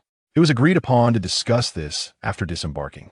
The girl, who had previously been indifferent, blinked her eyes, reluctant to yield to him so easily. Perhaps a touch of playful arrogance would suffice. Well, it seems I have rid myself of an encumbrance. Farewell, 886. Chen Qingyu, come back here. Su Yuerou, in a huff, seized Chen Qingyu's phone and entered her number on it. A smile crept onto Chen Qingyu's lips indeed. The best way to handle Su Yuerou was through provocation. This little stubborn cat should not be indulged. Do you truly find me troublesome? If that is genuinely your sentiment, then we shall cease all communication. Su Yuerou's eyes glistened with a hint of red. With a forlorn gaze, she looked at him, as if on the verge of tears. Oh wait, are you truly crying? No, that's not what I meant. If there's anything you need, feel free to call me. However, I'm sharing a rental. It is quite late, please refrain from calling me. I fear my roommate may misunderstand. Chen Qingyu is immune to everything, yet he finds it somewhat difficult to withstand a girl's tears. All right, I'll apologize. Hee hee, you were deceived by my cool facade, weren't you? Silly Chen Qingyu. Just a little tease, Chen Qingyu. Let me tell you, if you dare to bully me again next time, I shall weep in front of everyone. Let everyone know that you are a villain. Yuerou obtained Chen Qingyu's number and exerted her influence over him once more. Instantly filled with joy, she donned an expression brimming with delight. You rascal. Hello, I am inquiring whether you have sufficient funds. If you're still unable to afford meals, would you like me to transfer you another 1,000? Chen Qingyu was speaking when suddenly the atmosphere shifted. Yuerou was taken aback. What? You can't even afford your meals, and yet you're asking your classmates for money? The fragrant breeze of the incense wafted in, as a voice, mature yet softer than Yuerou's, expressed mild surprise. Yuerou's eyes sparkled with delight as she leaped forward to embrace Mushiya. You must be Chen Qingyu. Haven't we grown taller after 2 years? Mushiya similed genti, opbering enchanting. Harmless as he may seem, Chen Qingyu is well aware of the facade he presents. Mushiya, on the other hand, is a cunning elder sister. He and Yuerou were often teased by Mushiya during their childhood. Greetings to Sister Mu. Regarding the scheming older sister, Chen Qingyu instinctively resorted to forbidden language. Moreover, he was currently undermining Yuerou. Naturally, he had to exhibit a respectful demeanor towards his teammate. Mushiya immediately convened a meeting, her eyes darting with determination. In an instant, she hastened her efforts.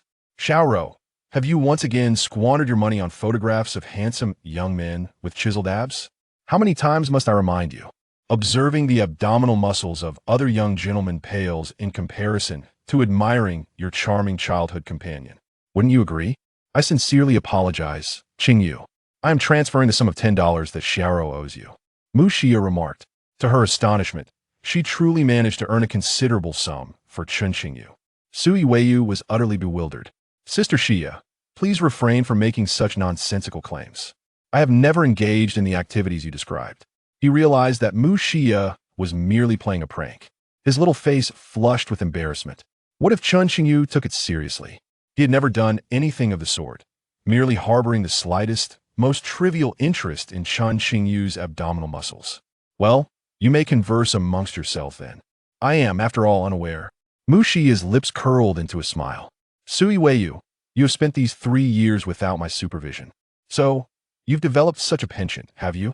Chen Qingyu's face was a portrait of outrage. Why do you concern yourself with me? In any case, I harbor no interest whatsoever in your abdominal muscles. Yuerou, her tone flustered, retorted, when did I ever mention my abdominal muscles? Chen Qingyu wore a look of terror. You didn't really spy on me last night, did you, while I was asleep? After uttering those words, he suddenly fell silent. Suya also widened her eyes, both of them sharing a moment of unspoken understanding. Slowly, he turned his stiff neck to gaze at Mushiya. Did the two of you sleep together last night? Now, Mushiya's expression also grew peculiar. The concept of Kadao is indeed profound. Allow me to elaborate. My sister does not lack for this modest flow of attention. Mushiya displayed a warm and inviting smile as she leaned towards Chen Qingyu, saying, Sister Chen, I have a classmate who sells small balloons. The quality is exceptional and absolutely safe. If you need any, feel free to contact me for a cost-price order. That Chen Qingyu, Sister Xia, and I are still going to dine together. Farewell. Upon observing Mushiya's expression, Yuerou exclaimed with alarm. Heaven knows what terrifying words she might utter to Chen Qingyu.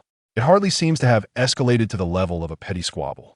Chen Qingyu was momentarily lost in thought. When he regained his senses, the two women had already distanced themselves from him. Which school are you attending? He inquired belatedly.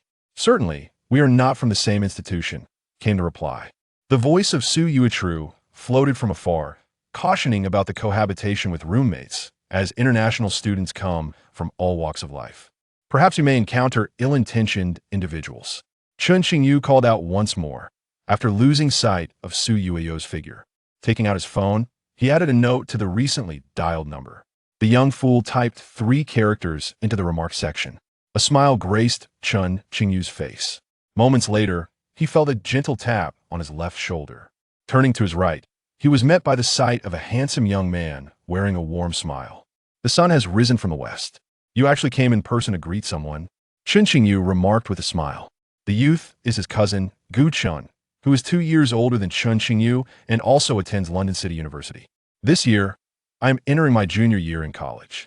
A true homebody immersed in the world of anime. I am also a charming and emotionally intelligent academic achiever. It is said that the reason lies in an obsession with beauty, coupled with a particular fondness for older women, which has led to an inability to accept anyone thus far. The pursuits of young girls around us. You unexpectedly encounter a young girlfriend on your way. Gu Chen gazes at Chen Qingyu with keen interest. You're overthinking it. Are you not acquainted with Wuwuwu? Even a rabbit wouldn't nibble on its own burrow, unless he desires a taste of me.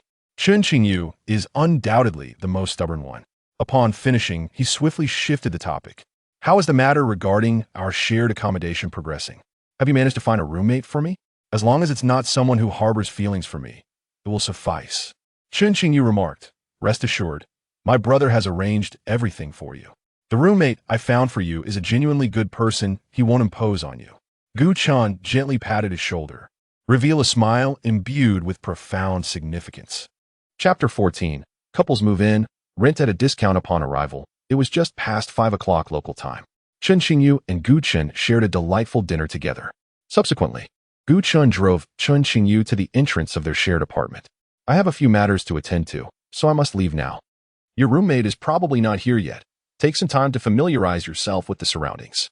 The rent hasn't been paid yet, so you'll need to settle that yourself. Gu Chen remarked. Chen Qingyu nodded and ventured into the lobby, presenting his passport and visa to the front desk. The ambience here was markedly different from that back home. To be candid, the living conditions were somewhat inferior. This apartment had clearly seen better days. However, the serene atmosphere surrounding it was quite appealing to Chen Qingyu. A red-haired girl with cascading waves greeted him at the front desk. After reviewing his documents, she handed him a contract. This is my roommate. Chen Qingyu stared at the name in disbelief. Sherry, it was evidently a feminine name. Furrowing his brows, he dialed Gu Chen's number. Bro, my roommate is a girl? I just saw her name, Sherry. It's obviously a female name.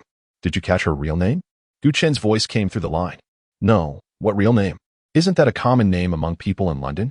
Besides, I really don't want to share an apartment with a girl. That could be quite troublesome. I've heard that the entire place could be filled with hair. And if she suspects I have ulterior motives, that would only complicate matters further, Chen Qingyu replied. Forget it. I'll see if there are any vacant rooms. After hanging up, he inquired at the front desk. There were indeed available rooms, but several forms needed to be completed. He would first have to cancel the previous contract before signing a new one. Chen Qingyu silently cursed Gu Chen for being unreliable. It wasn't that he was particularly averse to living with a girl, but what if Su Yuanyu? Never mind. If a change was necessary, then so be it. He began filling out the forms. Just as he was about to complete the final document, he suddenly froze. He found himself locking eyes with a familiar figure who had just walked in. Su Yuanyu? Chen Qingyu?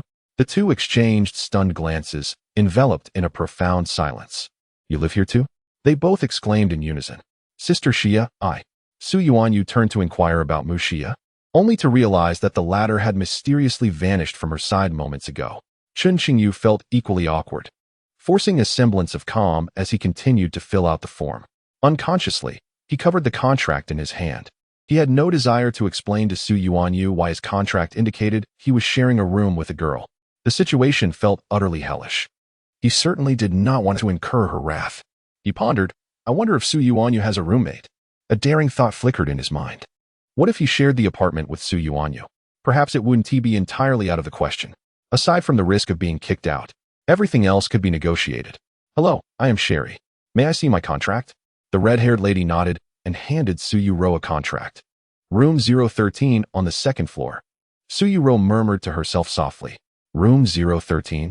Chen Qingyu, who had been eavesdropping, suddenly widened his eyes in disbelief and turned around. You are that Sherry? Chen Qingyu said incredulously. He had already filled out the form to terminate the lease, but it was snatched back by him. How do you know? Su Yuerou was taken aback. I just picked a random name. Ah, you and I are roommates? Chen Qingyu. You pervert. How dare you find a girl to share a lease? You shameless scoundrel. Su Yuerou's voice escalated several decibels. The red-haired lady at the front desk was startled and instinctively took a step back. Su Yuerou, could you please refrain from constantly uttering those words? Making it seem as if I have truly done something to you? Chen Qingyu retorted angrily. Did you not also find a boy to share a lease? If I am a scoundrel, then you are no saint either. This was. My sister helped me book it. I had no idea. Chen Qingyu was momentarily stunned. Are you stealing my lines? This was arranged by my brother. I said it first. Do not plagiarize my idea. You are the real scoundrel.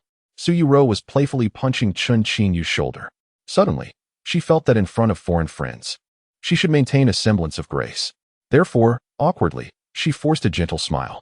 5 minutes later, Chen Qingyu and Yuerou stared at each other, engulfed in silence. It was now dark outside, and finding accommodation at this hour was neither convenient nor safe. The front desk lady working overtime to register them was already quite a feat, however. The only remaining room in the apartment was a double room that had not yet been rented out. The rest were all at least single rooms. How about we? After a prolonged silence, both spoke simultaneously. You go first. Yuerou's cheeks flushed as she bit her lip, unwilling to say a word. Chen Qingyu glanced at her. Just so we're clear, if I speak first, you are not allowed to hit me. How could I possibly hit you when I am so gentle? You? Gentle? Chen Qingyu, hurry up and speak. Oh. Chen Qingyu cleared his throat. How about we share the lease?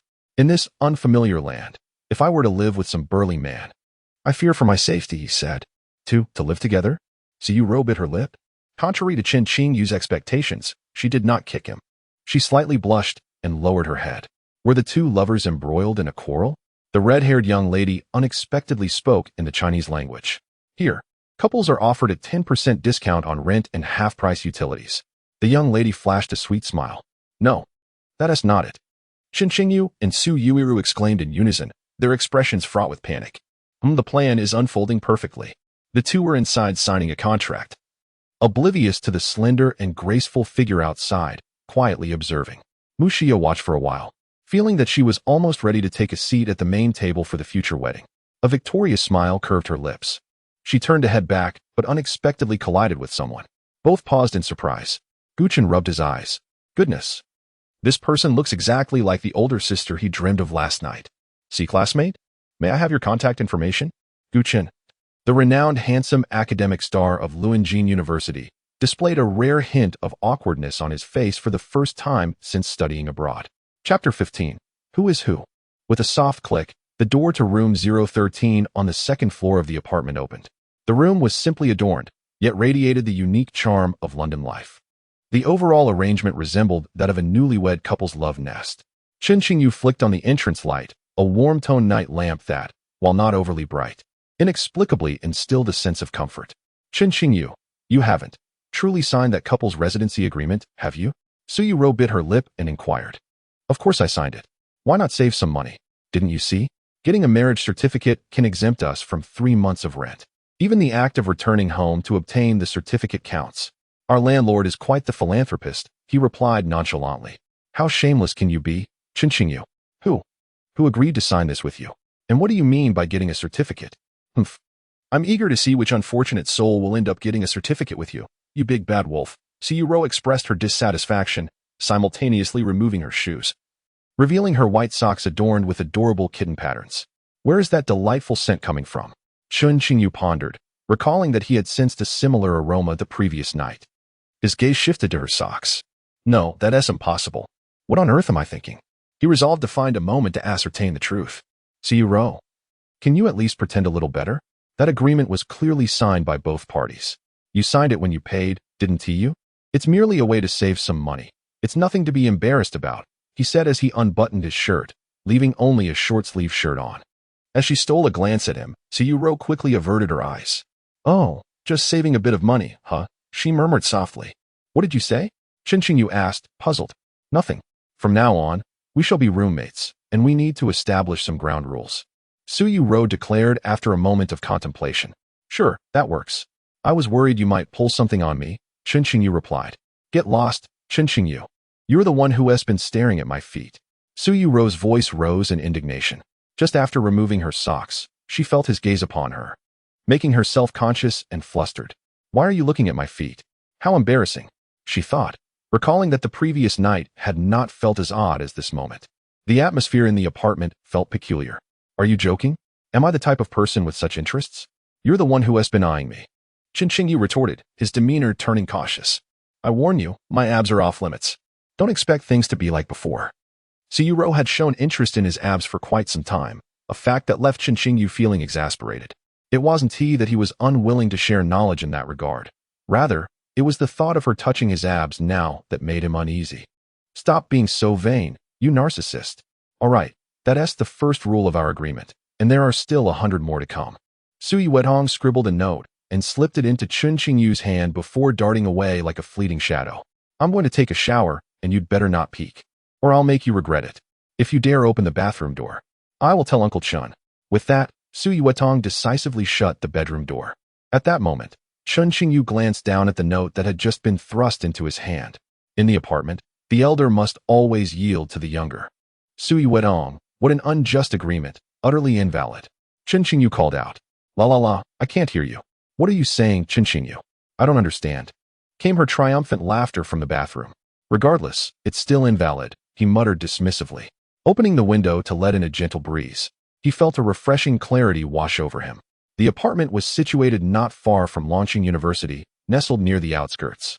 Though it wasn't too late, the streets outside were nearly deserted. Alone, one might feel a tinge of loneliness. A light gust tousled Chen Qingyu's hair as he donned his headphones and played a soothing melody.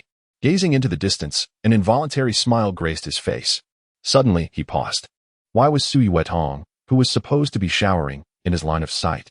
Removing his headphones, he listened to the gentle patter of water from the bathroom. His heart inexplicably quickened. Just then, a startled cry echoed from within. Chen Qingyu's heart raced, and he hurriedly approached the bathroom door. What's wrong? He inquired. Why you need to come in quickly? Yuerou's voice sounded pained through the door. Gritting his teeth, Chen Qingyu prepared to enter, but suddenly recalled her earlier words. Wait, are you trying to set me up? He exclaimed, a mix of surprise and anger flooding him.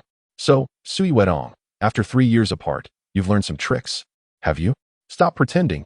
I want to open the door. Given her penchant for theatrics, he suspected she might be recording him. If he dared to open the door, she would certainly capture the moment and share the footage with her father. It would be utterly devastating. I didn't mean to. I just slipped. The girl's voice took on a trembling note, tinged with distress. This time, Chen Qingyu could no longer remain idle. He swiftly flung open the bathroom door. The sight that greeted him within the bathroom momentarily stole his breath away. Chapter 16. Ice compressed. The worst scenario that Chen Qingyu had envisioned did not manifest. The floor of the bathroom was impeccably clean, devoid of any blood, indicating that no serious injury had occurred. The young girl sat on the floor, her body modestly draped in a bath towel, her eyes glistening with tears. The slippers are too slippery, Yuerou's voice was barely a whisper, tinged with a sense of grievance. A wave of panic washed over her. Both pairs of slippers belonged to the apartment. Had it not been for Chen Qingyu's presence, she would have surely been in dire straits. When Chen Qingyu entered, he was momentarily taken aback, his heart racing involuntarily. After 3 years, Yuerou had blossomed into such an exquisite and flawless young woman. Where did you hurt yourself? Can you stand? My foot. It seems I twisted it. Let me take a look. Chen Qingyu's gaze fell upon her right ankle. At that moment, he was too preoccupied to appreciate her beauty. Indeed, it was sprained. I'll help you dry off, and you can put on some clothes. Chen Qingyu used another towel to soak up the water around her, then retrieved a clean bath towel of his own to wrap around Yuerou. Wait, why didn't you take the opportunity to kiss me and carry me directly to bed? Yuerou murmured in a daze. What did you say? Chen Qingyu, preoccupied with finding her clothes, barely caught her words, nearly inducing a heart attack. Oh, it's nothing. I just remembered that's how it was written in a novel I read. Yuerou was now reluctant to argue with him. What if Chen Qingyu really did come over and... Oh no. Yuerou, what kind of novels do you usually read? Chen Qingyu was exasperated. He was not unfamiliar with the plot she described. A certain genre of romantic fiction, favored by a friend of his, often contained such scenarios. Just a regular novel. Yuerou pouted shyly. It's about childhood friends playing games together, growing up and still playing together. Isn't that normal? Only Chen Qingyu, the villain in her story, seemed not to comprehend. Get dressed, and I'll come back in. Chen Qingyu found Yuerou's clothes hanging on the hook. However, as he held them, his heart inexplicably skipped a beat. Glancing at the clothes in his hand, and then at Yuerou, he suddenly noticed something. Hey, why is there blood on the floor? Wah, Chen Qingyu, I'm done for. I'm definitely going to die. Yuerou's voice trembled with fear. This seems to be my blood. Chen Qingyu's expression hardened. Quickly put on your clothes. It's a bit too warm in here. I'll step outside for a moment. He handed her the clothes and fled the room as if escaping. What a strange situation. Yuerou looked at herself and then at the clothes in her hands. Wait, was that a nosebleed? Suddenly realizing, she lifted her head, her cheeks turning crimson in mere seconds. Chen Qingyu, what on earth were you just thinking? The girl's voice, tinged with a mix of shyness and anger, echoed from the bathroom. 15 minutes later, I told you, it was simply too hot in the bathroom. Do not misunderstand. On the sofa in the living room, Chen Qingyu, drenched in sweat, was applying an ice pack to Yuerou's injured ankle. While delivery services existed in Luan City at this hour, they were both expensive and slow. Chen Qingyu had rushed downstairs and fortuitously found a pharmacy that had ice packs. He bought the ice pack and some medicine, panting and breathless as he returned. You are deceiving me. In the past, when bathing at home was even hotter, I never saw you with a nosebleed. Yuerou bit her lip, her cheeks flushed. The sensation of being touched by Chen Qingyu felt rather peculiar. One of his hands was carefully applying the ice pack, while the other inadvertently brushed against the sole of her foot, causing a ticklish sensation that left Yuerou feeling shy to voice her discomfort. She felt a twinge of guilt. It seemed, perhaps she should not view Chen Qingyu in such a negative light. Even though he was quite the rascal, he had just returned from buying medicine, panting and sweaty, and was now tending to her injury. Surely, he could not be harboring any strange thoughts. I am a man of integrity. Besides, given your rather unremarkable physique, you cannot possibly think I have any ulterior motives. Chen Qingyu mused as he delicately assisted her. He sensed that Yuerou had truly changed from the past. Her tendency to curse remained intact, yet, inexplicably, she now appeared as a sweet, soft, and endearing girl. There was an uncanny resemblance to his idealized anime wife. If he could somehow make her his wife. Suddenly, a chilling and unsettling thought invaded his mind. Perhaps it was the result of having overindulged in soda earlier? Thank you. Yuerou's soft murmur interrupted Chen Qingyu's contemplation. I can't believe it. Yuerou, you actually spoke normally? Chen Qingyu replied, his face a picture of disbelief. What do you mean by that? Yuerou, fuming with anger, lifted her other foot as if to kick him, only to be swiftly seized by Chen Qingyu. You are not allowed to touch my foot. Yuerou protested, feeling a ticklish sensation but unwilling to concede, her voice a fierce facade. I cannot be bothered to argue with someone disabled. Chen Qingyu released her foot. After a few moments of silence, he suddenly inquired, Yuerou, why do you wish to study abroad? Your ability to manage on your own is quite lacking. If you had not encountered me, whether you could even return home alive would be questionable. Yuerou's gaze flickered slightly. Well, could you not take care of me a bit more? She replied, evading the question of why she wished to study abroad. Very well. Chen Qingyu leaned in closer to Yuerou, his voice soft and gentle, his warm breath causing her to feel a bit flustered. His words dripped with tenderness. The fee for the ice pack service is 500. Chen Qingyu, get lost. Yuerou almost fainted from anger. How could I have been so foolish as to perceive this villain as gentle? You, let go of me. After a flurry of playful scuffles, the lights in the apartment dimmed. Chapter 17. Carrying her downstairs. How was last night? Goodness, brother, don't joke with me. Last night was nothing short of a nightmare. Cohabitating with this woman is utterly torturous. Early the next morning, Chen Qingyu awoke in a daze. Just as he stirred from slumber, he received a call from Gu Chun. It wasn't due to the unfamiliar environment that he struggled to adjust, but rather because he had experienced several dreams last night, all pertaining to Xiao.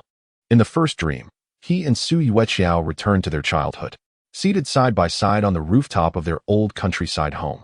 They gazed at the evening breeze while admiring the twinkling stars in the night sky. In the second dream, he and Xiao never parted ways during high school. They became deskmates, playfully bickering and speaking candidly as they always had. After the college entrance examination, he and Xiao attended the same university, even renting an apartment nearby. They even got married. Surely this cannot be the correct ending. It is inconceivable that he could be the unfortunate soul wed to Xiao. As for the third dream, he was still attending to Xiao's feet. Somehow, they got into an argument again. Xiao's face flushed with embarrassment and indignation as she kicked at him. Then, Chen Qingyu awoke, slightly discontented. Oh no, not discontented. Thank goodness he awakened. A nightmare indeed. It was all my fault. Gu Chen's calm voice resonated through the phone. I forgot to mention that this apartment is quite accommodating. There is an opportunity to change roommates within 7 days. Since you are dissatisfied with Xiao, I know a stunning blonde beauty who you could share the apartment with. I'll send you her contact information right away. Click. Chen Qingyu hung up before Gu Chen could finish. Truly, he is a remarkable cousin. After 2 years apart, he still cannot speak without a hint of insolence. Chen Qingyu prided himself on his sharp tongue, yet compared to Gu Chen, he still fell short. What sort of woman could possibly tame his handsome, scholarly cousin? Shaking his head, he made his way to the nearby bathroom to freshen up. Rubbing his eyes, he caught sight of Xiao emerging from another bedroom. Clad in her nightwear and limping slightly. "Good morning," Chen Qingyu greeted her. In the next moment, his gaze landed on a particular area, causing him to stiffen slightly. Xiao first froze, then wrapped her arms around herself. "Chen Qingyu, don't look so indiscreet." The girl, her face a picture of embarrassment and indignation, attempted to flee but was hindered by her sprained ankle, making her movements slow and awkward as she blushed deeply and shuffled to retrieve her clothes. 10 minutes later. Chen Qingyu. Xiao bit her lip, her face as red as a ripe apple. "We are the best childhood friends, right?" "Well, it's somewhat mediocre. One might liken it to a rabbit and its burrow. Boys should be considerate and caring towards girls, shouldn't they? Are you truly a girl? I find it difficult to believe. Perhaps you could provide some proof for me. You are older than I, and I am younger than you. You ought to take care of your little sister, correct? Respect for the elderly and love for the young should place the onus on you to look after me." Yuerou appeared woefully fragile. Chen Qingyu remained unyielding. After enduring several exchanges, at last, Yuerou's defenses crumbled. "Chen Qingyu, how could you not show any consideration for someone with a disability? What sort of miserly childhood friend are you? Woe is me, I am but a pitiful creature." I feel tears welling up. Yuerou feigned sorrow. Knock, knock, knock. It seemed someone in the corridor had heard the commotion and was now knocking at the door. "Ahem, it's nothing. My roommate is a bit of a fool. I shall discipline her shortly," Chen Qingyu explained with a smile as he opened the door. Yuerou fell silent. Faced with the girl's skeptical gaze, Yuerou contemplated briefly and lowered her head, murmuring, I am the fool." The girl was taken aback, and after a moment, she remarked in impeccable Mandarin, "Today's young couples are truly extravagant." With a hint of displeasure, she turned and walked away. Is she of Huaxiao descent? Both Yuerou and Chen Qingyu stared wide-eyed. The girl had only uttered that one sentence. "Woe is me. It's all your fault. I'm utterly humiliated." Yuerou resumed her act of crying. "So, could you possibly take care of me? I implore you. I must report today, and I have arranged to dine with my teacher." Yuerou gazed at him with large, beseeching eyes. Chen Qingyu felt a chill run down his spine. Though Yuerou's name bore the character for gentleness, she had never been associated with such a trait. Her current demeanor was reminiscent of someone possessed. "Please behave normally. You are frightening me. You're being insufferable. If I don't seek you out, I'll just have Sister Shirya come to pick me up." Yuerou was on the verge of becoming a feisty little kitten, feeling somewhat aggrieved. Never mind. If she relied on Chen Qingyu, she would surely be the subject of his ridicule. Perhaps he might even take the opportunity to act inappropriately. No, she did not want him. "Come here." Chen Qingyu's voice caused the girl to freeze in place, her cheeks flushing with an unnatural hue. "What do you mean? Come here?" She focused her gaze to find Chen Qingyu squatting before her. "I'll carry you down the stairs and then ride with you to school." "Where exactly do you attend school?" "You haven't told me yet," he inquired with a hint of annoyance. Yuerou was taken aback. I go to the same school as you." Her voice was barely audible. What a coincidence. Chen Qingyu was momentarily stunned. "All right, hurry up and get on. I'll carry you." "Carry? Oh. Yuerou felt as though her heart was racing wildly. In truth, she had not intended for Chen Qingyu to carry her. She merely wished for him to support her slightly. The injuries from the previous night were not as severe as she had initially thought. Moreover, the ice treatment had been quite effective. Now, though she limped slightly, she was not entirely unable to walk. However, Chen Qingyu's voice seemed to possess a peculiar allure, akin to an enchanting spell, rendering the words the young girl intended to express trapped within her throat. "Well, I'm coming up now," she announced. Yuerou gently placed her long legs upon Chen Qingyu's back. "You are quite heavy." "Not at all. I am rather slender." "Indeed. There are certain areas where you are quite thin." "Get off me, Chen Qingyu. Just get off." The girl playfully struck him on the back, only to feel that she might have struck too hard. She then reached out to tenderly massage the spot where she had hit him, her cheeks flushing deeper with each passing moment. "Oh, Chen Qingyu, why is your face so warm?" Su Yueyong suddenly inquired, recalling the accidental brush against his cheek. It's nothing. The room was just a bit warm earlier, he replied. Hold on tight, we're setting off now. With a deep breath, Chen Qingyu stood up, carrying Su Yueyong as they stepped out together. Chapter 18, You Mustn't. The petite apartment building consists of merely 5 stories and lacks an elevator. The descent from the second floor to the ground should typically take only a few seconds. However, as Chen Qingyu carried Su Yueyu, the journey extended to 2 minutes, which, while not excessively long, felt interminable to both of them. It was as if a century had passed. At last, they successfully reached the ground floor. Chen Qingyu's face was flushed with an almost feverish warmth. This was not his first experience of carrying Su Yueyu. Their initial encounter had occurred not long after they met. During their youth. Even then, Su Yueyu displayed her current mischievous demeanor. She, having matured earlier than her peers, once chased after Chen Qingyu playfully, attempting to strike him. In a moment of instability, she stumbled and fell. Initially, Chen Qingyu intended to mock her, but he quickly realized that Su Yueyu genuinely seemed injured. Her pitiful cries tugged at his heartstrings, and he felt a rush of compassion. He carried her to the school's infirmary, marking the moment when Su Yueyu began to perceive Chen Qingyu as not entirely intolerable. He had comforted her with gentle reassurances, and to her surprise, he demonstrated an unexpected tenderness.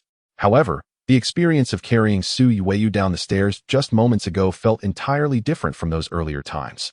So, the sensation of bearing a girl was, indeed, so soft and delicate? Chen Qingyu recalled that it had never felt this way before. What was the nature of this new sensation? His heartbeat quickened involuntarily. Could he truly endure the journey to school? Chen Qingyu took a deep breath and asked, only to discover with some trepidation that while lost in thought, he had unconsciously bent slightly and adjusted his posture. How could he possibly feel this way about Su Yueyu? He silently lamented his predicament. The earlier descent had already been challenging enough. The thought of carrying her to school seemed likely to ensnare him in the charms of his foolish childhood friend. It was perplexing. She had always been unremarkable. Yet now she appeared so alluring. He couldn't help but scrutinize Su Yueyu's face more closely. Her features were exquisite, her skin fair and soft, seemingly delicate enough to break with the slightest touch. Her eyes sparkled with a glimmer of vulnerability. Chen Qingyu had hardly ever recognized that this ordinary childhood companion of his had the potential to be so beautiful. Could you ride me on your bicycle? Su Yueyu bit her lip. Today, Chen Qingyu wore a pair of shorts that were not loose-fitting, but rather slightly tailored. Any change in his demeanor would be painfully evident. Although he had slightly bent over and adjusted his stance, the keen-eyed girl noticed subtle hints of something amiss. Her fair cheeks flushed with a gentle hue, and her voice had diminished to a mere whisper. The shyness on her cheeks was unmistakable. Steady yourself behind me and sit tight, Chen Qingyu instructed as he rode with Su Yueyu. By the way, don't think about taking advantage of me, he warned. Who is even interested in you? I want to keep my distance. Hey, slow down. Don't ride so fast, Chen Qingyu, caught off guard by his speed. The girl was startled and immediately softened. The hand that had gripped his sleeve now encircled his waist, her entire being pressing closely against his back. In that fleeting moment of proximity, Chen Qingyu inhaled sharply, nearly losing control of the bike. From that point on, he dared not accelerate, maintaining a pace akin to a leisurely jog. Otherwise, he suspected Su Yueyu might execute some perilous maneuver that would cause him to bend over further. A gentle breeze blew, and the sun shone warmly. The bicycle glided gracefully through the soft light, her dark hair dancing in the wind, resting her head lightly upon his shoulder. She blissfully closed her eyes. It seemed that having twisted her ankle was not an entirely unacceptable situation. Upon entering the campus with Su Yueyu, they first passed by his own college, where Chen Qingyu completed his registration. Just as he was about to take Su Yueyu to register, they unexpectedly encountered a face that appeared to belong to a Xiao person. Haha, brother, you're from the School of Finance too, right? I'm Su Kuan. Pleased to meet you, greeted the boy, whose appearance exuded a trainee-like charm. Nice to meet you. I'm Chen Qingyu. But brother, why have all the people I encountered during registration been Xiao? Chen Qingyu inquired, having noticed this oddity when he first registered. In the registration hall, there seemed to be more Xiao individuals than locals from Luan City. Was this reasonable? You might not know, but they couldn't pass the exams like we did. In recent years, the school has favored admitting Xiao international students, so this situation is quite normal, Su Kuan replied with a smile. Is this your girlfriend? He asked, glancing at Su Yueyu. Pleased to meet you both. You two seem like a perfect match. What perfect match? I dislike him. Su Yuerou huffed. This classmate. Don't be fooled by Chen Qingyu's serious demeanor. He is actually a rogue, with many ill intentions. Su Kuan was taken aback, then patted Chen Qingyu on the shoulder. Brother, indeed she is your girlfriend. She even knows you're a rogue. So, we want to invite you to the singles party this week. Haha, I'll be off now. Oh, by the way, I've been working out for 2.5 years and recently invited some classmates to join me at the gym. If you're interested, you're welcome to come along. Su Kuan added Chen Qingyu's contact information and left with a smile. What is a singles party? Su Yuerou frowned and asked. It's a cultural thing here, where single men and women go to bars together, he explained. Chen Qingyu replied nonchalantly. He was not particularly accustomed to such occasions. Even if he had not encountered Su Yuerou, it was highly probable that he would not have attended. You must not follow them, Su Yuerou murmured. Her head bowed, contemplating for a considerable time before speaking. Why? Chen Qingyu inquired with keen interest. I am single. What harm could it possibly do? Chen Qingyu, you absolutely cannot go. If you do, I shall never speak to you again. Su Yuerou exclaimed, her urgency palpable. The more she beheld Chen Qingyu's smug grin, the more it felt as though he were preparing to attend that wretched singles party. Su Yuerou, do you harbor ulterior motives towards me? Why do you forbid my attendance? It's merely a party, not an offense against the law. Chen Qingyu regarded her with suspicion, increasingly sensing that something was amiss with Su Yuerou. Surely, she must be craving his attention. Chen Qingyu, I detest you. No reason whatsoever. You simply cannot go. Su Yuerou attempted to leave, but discovered she had twisted her ankle and could not walk. She appeared pitifully dejected, her eyes reddening. All right, I won't go. I wasn't planning to begin with. Could you please stop pretending to cry? It's rather unsettling. Chen Qingyu reached out and tousled Su Yuerou's hair, then, almost impulsively, pinched her soft cheek. Who says I am pretending? How dare you? I should just strike you down. Chen Qingyu. Su Yuerou, having had her charade of tears exposed, flailed her arms, ready to confront him. However, her balance faltered, and she suddenly tumbled into Chen Qingyu's embrace. Oh, what a sweet couple. A passing teacher remarked with a sigh. We are not a couple. Both Chen Qingyu and Su Yuerou blushed simultaneously as they found themselves inadvertently entwined in front of onlookers. Su Yuerou, flustered and indignant, had intended to rebuke him, but suddenly felt a strange sensation. Her heart raced, and shyly, she withdrew, lowering her head and reddening cheeks, remaining silent for an extended moment. Chapter 19. Agreeing to a condition? Hey Chen, how have you been lately? Is life treating you well? A week had passed since Chen Qingyu had encountered Edward, a long-lost friend, after school. Not too bad, though the cafeteria food is utterly dreadful.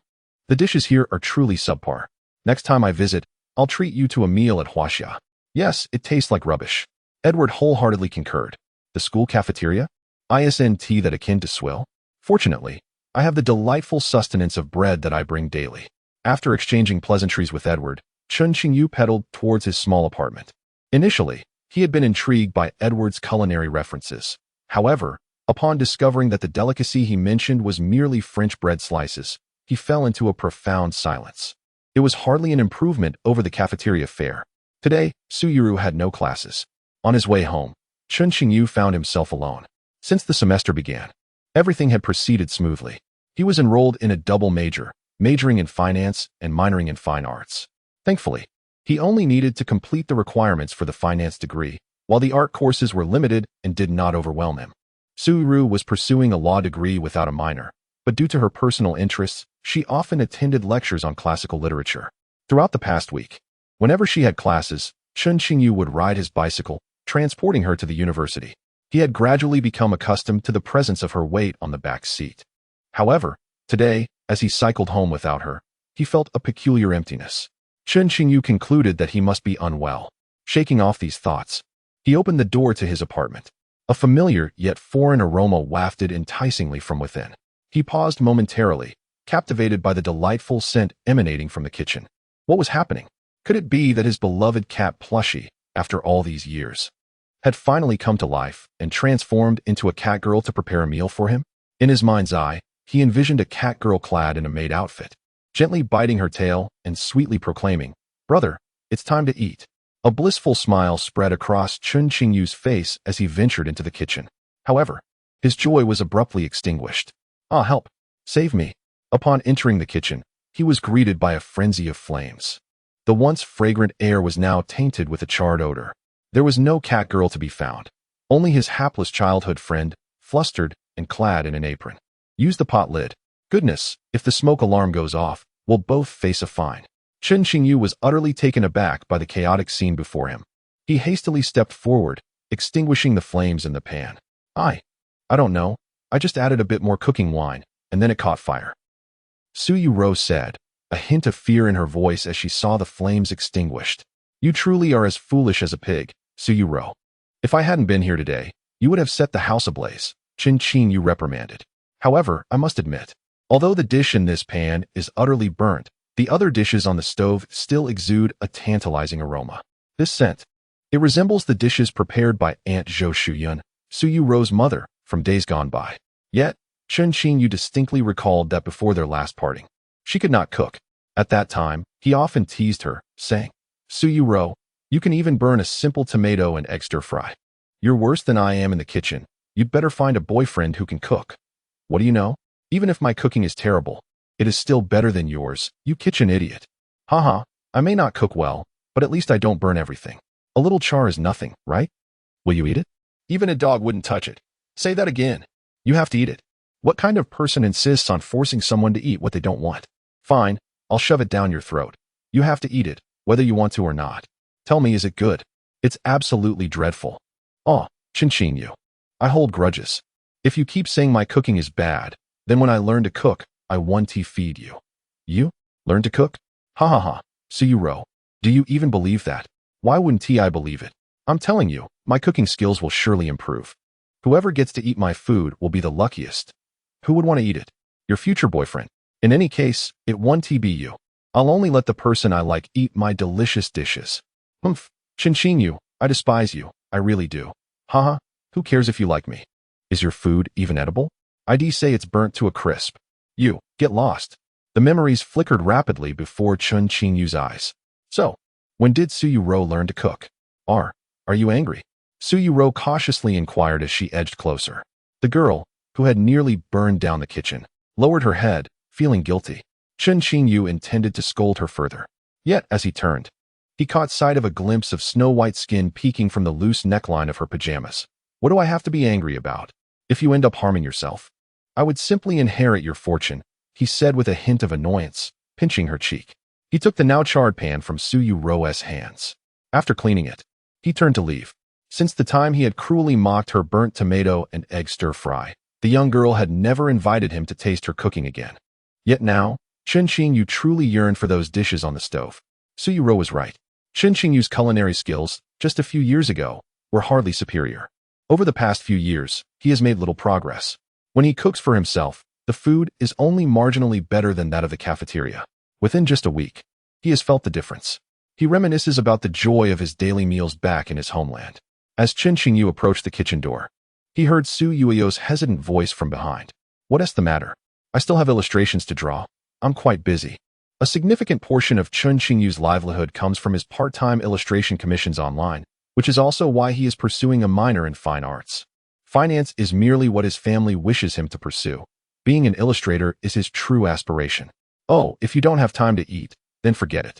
I can't finish it alone, and I was only going to invite you. Yuerou bit her lip and spoke softly. Are you inviting me to join you for a meal? Chen Qingyu's eyes brightened. And no, not at all. Well, I agree that wasting so much food is a pity. Let me assist you with your dilemma. Without further ado, Chen Qingyu picked up a pair of chopsticks and took a bite of the twice-cooked pork. Ah, that feels delightful. The frustration of a week's cafeteria food seemed to dissipate in an instant. Chen Qingyu, you are going too far. Who said I was going to share my food with you? I made it exclusively for. She faltered, words unspoken. For what? Chen Qingyu took another bite. You prepared so many dishes. Surely they weren't meant for just one person. I've saved your life twice. Don't you think I deserve a meal or two in return? Chen Qingyu, you're dreaming. Amidst their bickering, the two decided to finish their meal in the kitchen. Chen Qingyu, savoring the flavors, licked his lips. After 3 years apart, Yuerou's culinary skills had remarkably improved. He felt an urge to seek her cooking daily. However, considering Yuerou's current demeanor, it seemed a miracle if she didn't bite his head off, let alone share a meal. Hey, Chen Qingyu. As she tidied up the kitchen, a glimmer of mischief appeared in the girl's eyes. What is up? Chen Qingyu sensed her expression and felt an ominous premonition. You've already eaten the food I made. Shouldn't you agree to one condition of mine? Suyu winked mischievously, her expression reminiscent of a playful kitten. Chapter 20. The high-stakes game must not yield. Chen Qingyu. Will you accompany me or not? You've already tasted the delicious meal I prepared. So you can't just turn your back on me, can you? If you do, I'll draw a circle and curse you, sob sob. 5 minutes later. The two satiated individuals settled onto the sofa. Suye, her cheeks flushed, fidgeted for quite a while before finally articulating her condition to Chen Qingyu. She insisted that since he had enjoyed her cooking, he was obliged to accompany her as her dance partner to the freshman ball at the academy. Today, despite her still healing foot, Suye had gone out of her way to prepare a meal for Chen Qingyu. It was not only a gesture of gratitude for his care throughout the week, but also a cunning plan she had devised to coerce him into joining her at the ball. Suye, I am aware of my own charm and allure. It's only natural that you find yourself irresistibly drawn to me. But must you be so hasty? Just a week since our reunion, and you can hardly contain your affection for me? Chen Qingyu chuckled at the thought. He mused that Suye could not possibly be so kind-hearted as to make such a sumptuous dinner without ulterior motives. Just moments ago, he had thought her character was faltering, but now he was reminded that one's true nature seldom changes. Chen Qingyu, I love you indeed. Must you always be so loquacious? Even the delicious twice-cooked pork cannot silence your incessant chatter. Suye bristled at this, her small fist raised, threatening to strike him. He truly was a wicked scoundrel, an egotistical one at that. Just moments ago, he had savored her heartfelt lunch, and now he had transformed, denying her kindness. I shall never cook for you again. Her delicate, fair fist swung toward Chen Qingyu's chest. He did not flinch, remaining seated as her small hand made contact. Why don't you dodge? Suye withdrew her hand as if electrified, biting her lip, realizing perhaps she had struck a bit too hard. Cautiously, she reached out again, her fingers gently massaging his chest through his shirt. Chen Qingyu felt a tickle, yet it was a sensation both pleasant and comforting, as if a faint current coursed through him. You're too light and lack strength, hence I couldn't be bothered to evade. Chen Qingyu shook his head. Suye, after 3 years of growth, is this all you have? Put in some effort. Let me see your true prowess. He regarded her petite frame with a bemused expression, his gaze lingering for a moment on a certain area. Though slender, her 3 years of development had not been in vain. She had indeed begun to take shape in all the right places, youthful yet enticing. You get lost. Suye was thoroughly incensed. This time, she didn't use her hands. Instead, she brandished her bare, snow-white foot threateningly before him. Should you continue to speak so thoughtlessly, I shall. Stuff your mouth. Yuerou, brimming with self-satisfaction, glanced down at her own feet. Indeed, she had blossomed into a delicate and enchanting young lady. Every part of her was exquisite. With this threat, Chen Qingyu would undoubtedly be intimidated. Chen Qingyu's eyes widened in disbelief, rendered speechless for a full 10 seconds by the girl's gesture. If I were to speak thoughtlessly, would you truly act upon it? Chen Qingyu licked his lips, pondering how to provoke Yuerou effectively. Today, she had no classes and stayed indoors. Her fair little feet must surely be pristine.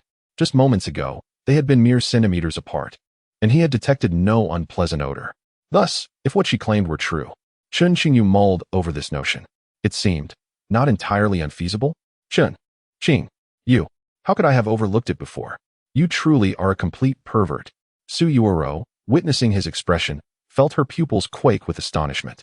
Terrified, she swiftly altered her sitting position to conceal her dainty feet entirely. He actually has a fondness for girls' feet? How could such a deviant exist? Now, Yuerou dared not use this threat any longer. Moreover, she hurried to her bedroom, secretly hiding her little white socks. They must not fall into Chen Qingyu's possession. Who would be interested in your feet? How self-important. Chen Qingyu scoffed dismissively. Then do not stare. Yuerou shot back with a glare. No matter. You can find your own way to the dance. I shall take my leave. Wait, don't go? Chen Qingyu, this dance. It must be shared with a boy. If you refuse, I shall have no choice but to dance with another boy from the academy. Chen Qingyu's pretense of leaving came to an abrupt halt.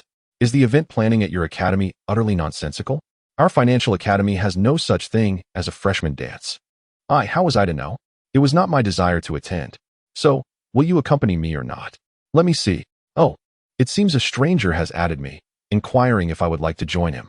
Enough, Yuerou, as a young lady, you cannot manage these matters. Though I am quite reluctant to go, since you need me so desperately, I shall acquiesce, albeit begrudgingly." Before Yuerou could finish her thought, Chen Qingyu interjected. "Humph. Were you not the one refusing to accompany me? Then I shall. Enough with the idle chatter. I have already escorted you to school for a week. Can you not fulfill this small request?" After speaking, Chen Qingyu suddenly paused. "Wait, something feels amiss. Hey, Chen Qingyu, am I not the one making requests of you? How has it turned into you demanding my company?" Yuerou tilted her head in contemplation. "In truth, if you were absent, I would have numerous options to choose from." She chuckled lightly and departed. Chen Qingyu rose and retreated to his own room, realizing that Yuerou was confident he would not leave. For the sake of familial supremacy. No, for the sake of the childhood bond. He could not afford to back down in this high-stakes scenario. Indeed, after Chen Qingyu closed the door to his bedroom, Yuerou stood frozen in place. After stomping her foot and hesitating for several seconds, she opened his bedroom door once more. "Chen Qingyu, I shall ask you one last time. Will you dance with me?" It was a simple request, yet the academy mandated participation from all. I invite you to join me." A rosy blush graced the young girl's cheeks. "All right. Shall we dance like we did in our childhood?" Chen Qingyu nodded. He had danced with Yuerou before, during their kindergarten graduation ceremony. Of course, it wasn't the same as the current ballroom dance. It was more akin to children's calisthenics. Their performance at the time still featured in the enrollment brochure of a certain kindergarten, with the little boy and girl sporting bright red powder on their faces, beaming with joy. "What do you mean by like in childhood? This is a ballroom dance. Do you even understand that?" The girl, her cheeks slightly flushed, felt a hint of glee. Success. She glanced at her phone. In reality, there were no boys inviting her to dance because this event was not mandatory, but rather voluntary. "All right then, how do we dance? Will you teach me?" Chen Qingyu asked nonchalantly. You need to place your hands around my waist." For the first time in his 19 years of singlehood, Chen Qingyu felt a trickle of sweat down his back. "Oh, come on. It's just dancing. It's perfectly normal. Don't let your thoughts wander." "I'm not. I have no interest in you." "Who said you had to be interested in me? And don't deny it. You were just staring at me." "I already said I wasn't tea. And I'm not looking now." "Look away." The girl, her face flushed crimson, indignantly wrapped her arms around herself. Chapter 21. Orange-flavored candy. Yuerou opened a teaching video. Her petite face flushed as she tugged at Chen Qingyu's hand. Gently embracing him, she murmured, "Then, you should hold my hand, you silly." Yuerou bit her lip, her voice dwindling to a whisper. She had been so bold, yet Chen Qingyu remained utterly unresponsive. Oh. Chen Qingyu was, in truth, quite apprehensive. This was his first time, in such a scenario, attempting to hold Yuerou's hand. Taking a deep breath, he extended his right hand. Their fingers intertwined, cool and soft to the touch. He couldn't help but lightly caress her hands back with his fingers.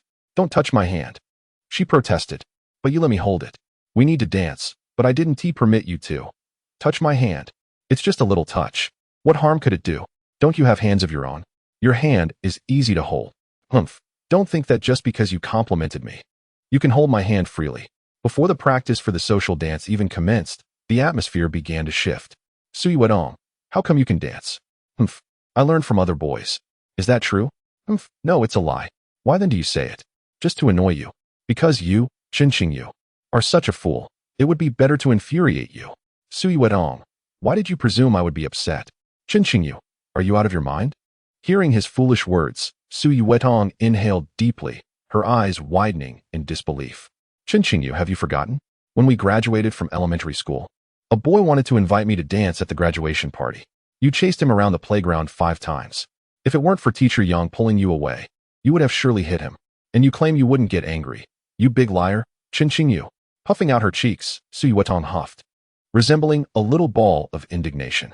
Unbeknownst to them, as they spoke, they had inched closer, feeling each other's warm breath. Chen Qingyu fell silent for a moment as haunting memories assailed him. It was the day of their elementary school graduation ceremony. All the performances were impromptu. The boy from the adjacent class had mustered the courage to ask Yuerou to dance. The young children had already learned to tease. Yet, amidst the jeering, Yuerou shook her head in refusal. "If he asks, I'll agree, but you must ask him first, because I am closest to him." Yuerou meant Chen Qingyu.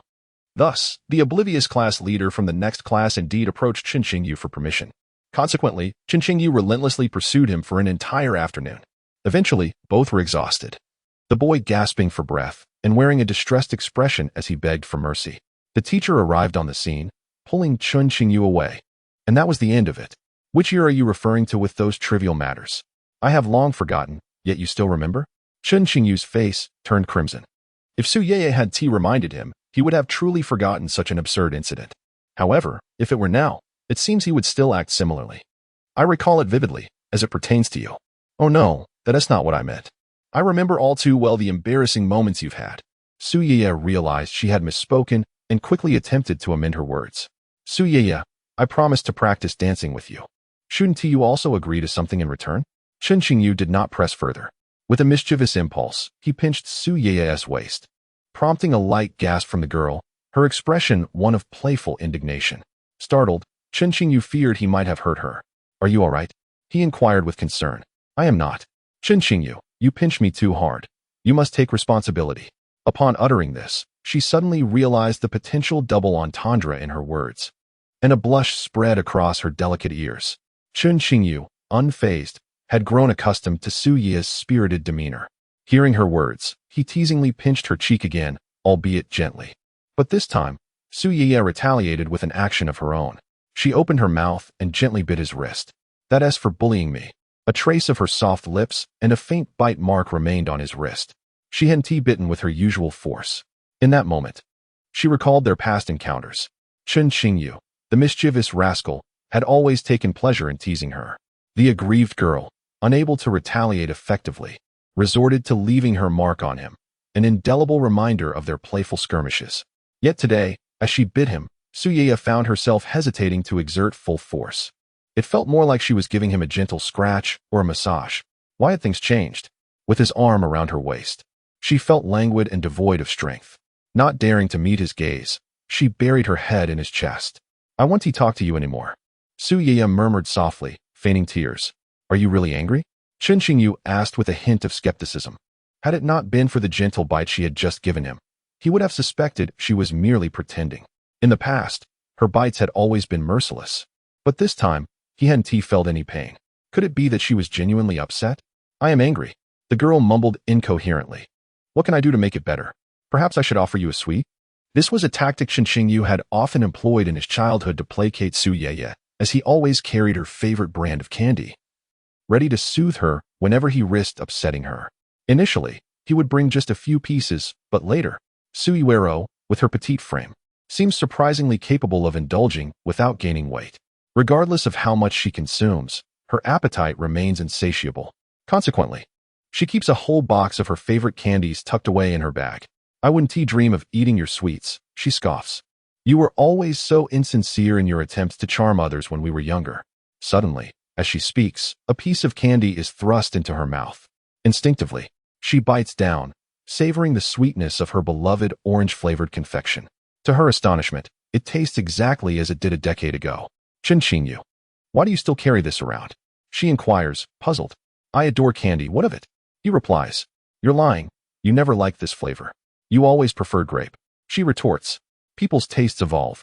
I now favor orange, he counters. Do you still remember that I used to love orange-flavored candy? I told you it was merely a coincidence. I don't believe that. I refuse to accept it.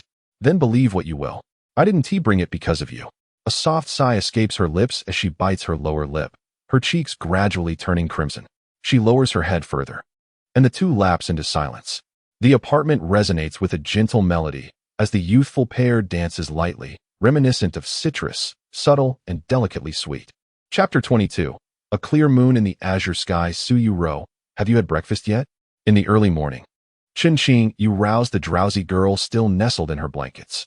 Ugh, I don't want to get up, came the muffled protest from Su Yuerou, her voice a melodic blend of reluctance and sleepiness. You're not going to the freshman ball rehearsal, are you? That's fine by me. It's not like it's my academy, Chen Qingyu remarked casually while peeling a boiled egg. During their time living together in the small apartment, he and Su Yuerou had established a simple domestic agreement.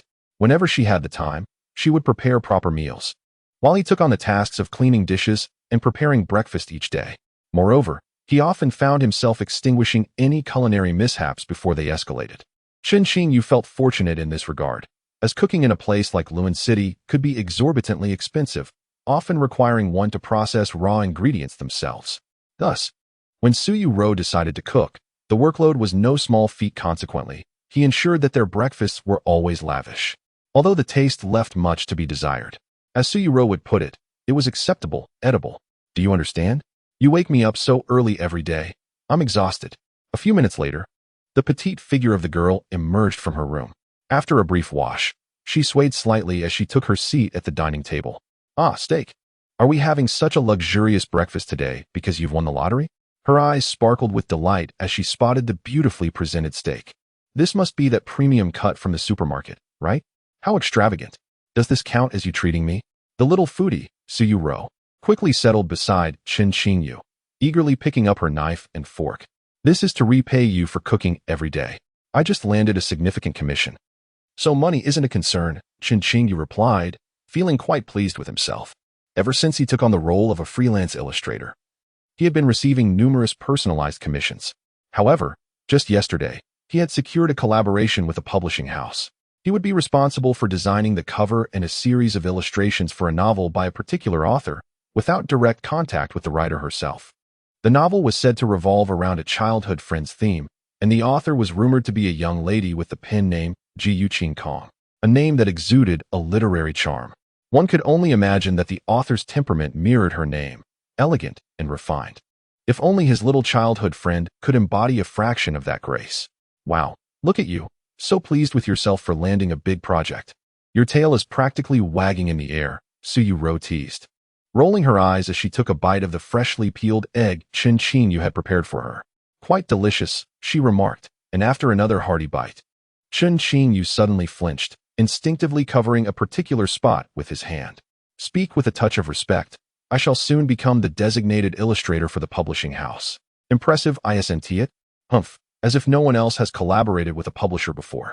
Yuerou finished her egg. Allow me to introduce myself. Seated beside you is the aspiring author, Miss Yuerou. The young girl beamed with pride, patting her chest. Xiao Chun, call me sister. I will look after you at the publishing house. You? An author? Nonsense, dear sister, are you pulling my leg? Chen Qingyu could hardly believe it. He recalled Yuerou's childhood essays, which invariably began with, "Today, the sky was clear and the sun shone brightly," and concluded with the unchanging line, "Then we happily returned home." Even in middle school, she struggled with writing. Now she claims to be an author? Huh, I might as well believe she is the first emperor of Qin. What is your pen name? I would like to peruse your masterpiece when time permits. Chen Qingyu inquired. Suddenly, he remembered that Yuerou often tapped away at her keyboard in her bedroom during her leisure hours. He frequently lingered at her door, not spying, but rather showing concern for her. He could hear the rhythmic clattering of the keys. So she had been secretly writing a book. Who would tell me that you, who show no interest in my endeavors, were so oblivious? We have lived together for 2 weeks, and you still haven't noticed my writing. Yuerou, sulking, turned her head away. Not willing to share, are you? Very well. I shall read novels penned by other girls. Look at that pen name, so elegant and artistic. Ah, I must illustrate for this author. It truly feels like a burden. Unlike you, I'm certain you have chosen a rather mundane name. Chen Qingyu attempted to provoke her, hoping to breach her defenses. This tactic had proven effective with Yuerou time and again, a strategy he had employed for over a decade. Not once had she managed to withstand it. Yet this time, he realized he had miscalculated. His efforts failed to penetrate her armor.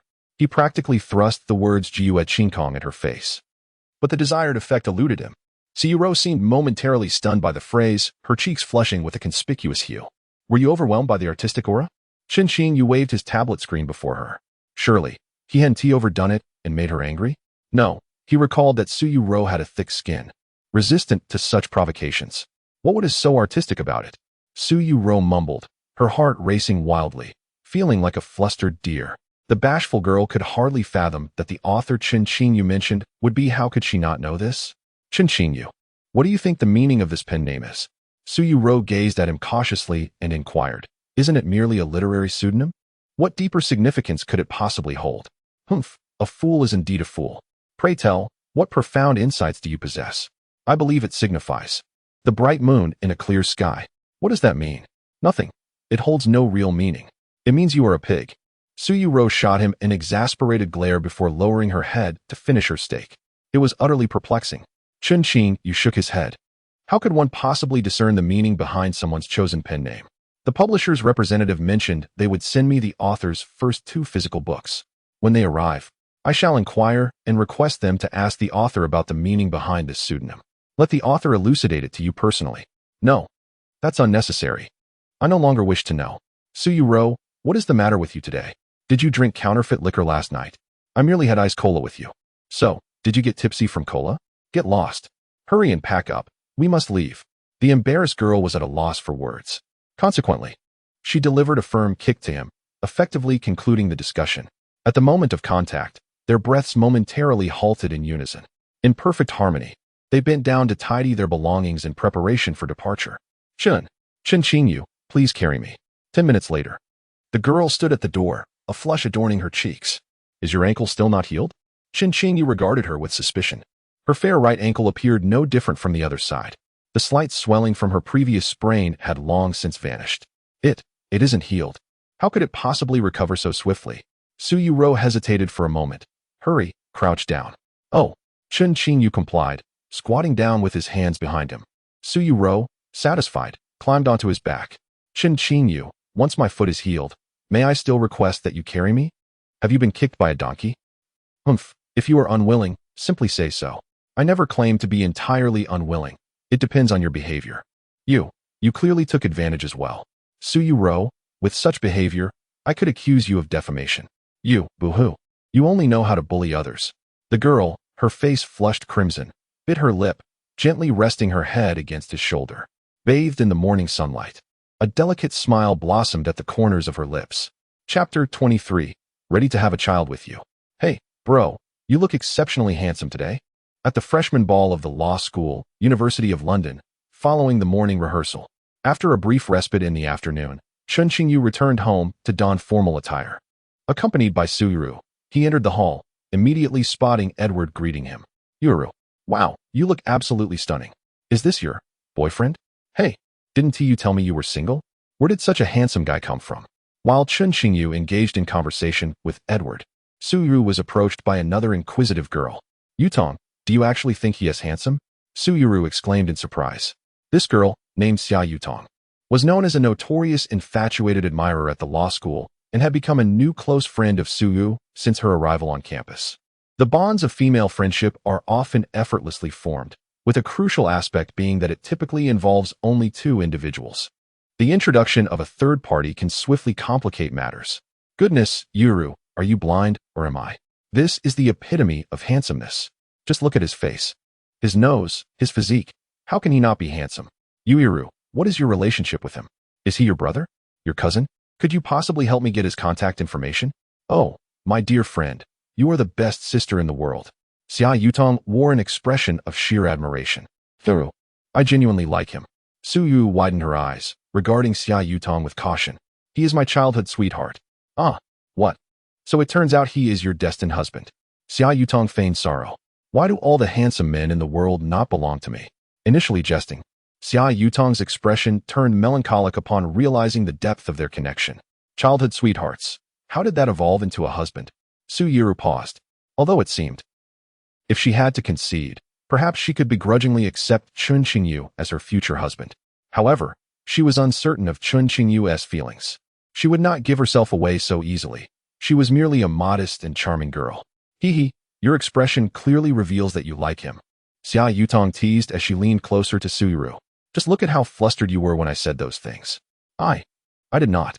Yuerou replied, lowering her head, feeling guilty. Shall I go strike up a conversation with him then? No, that won't do.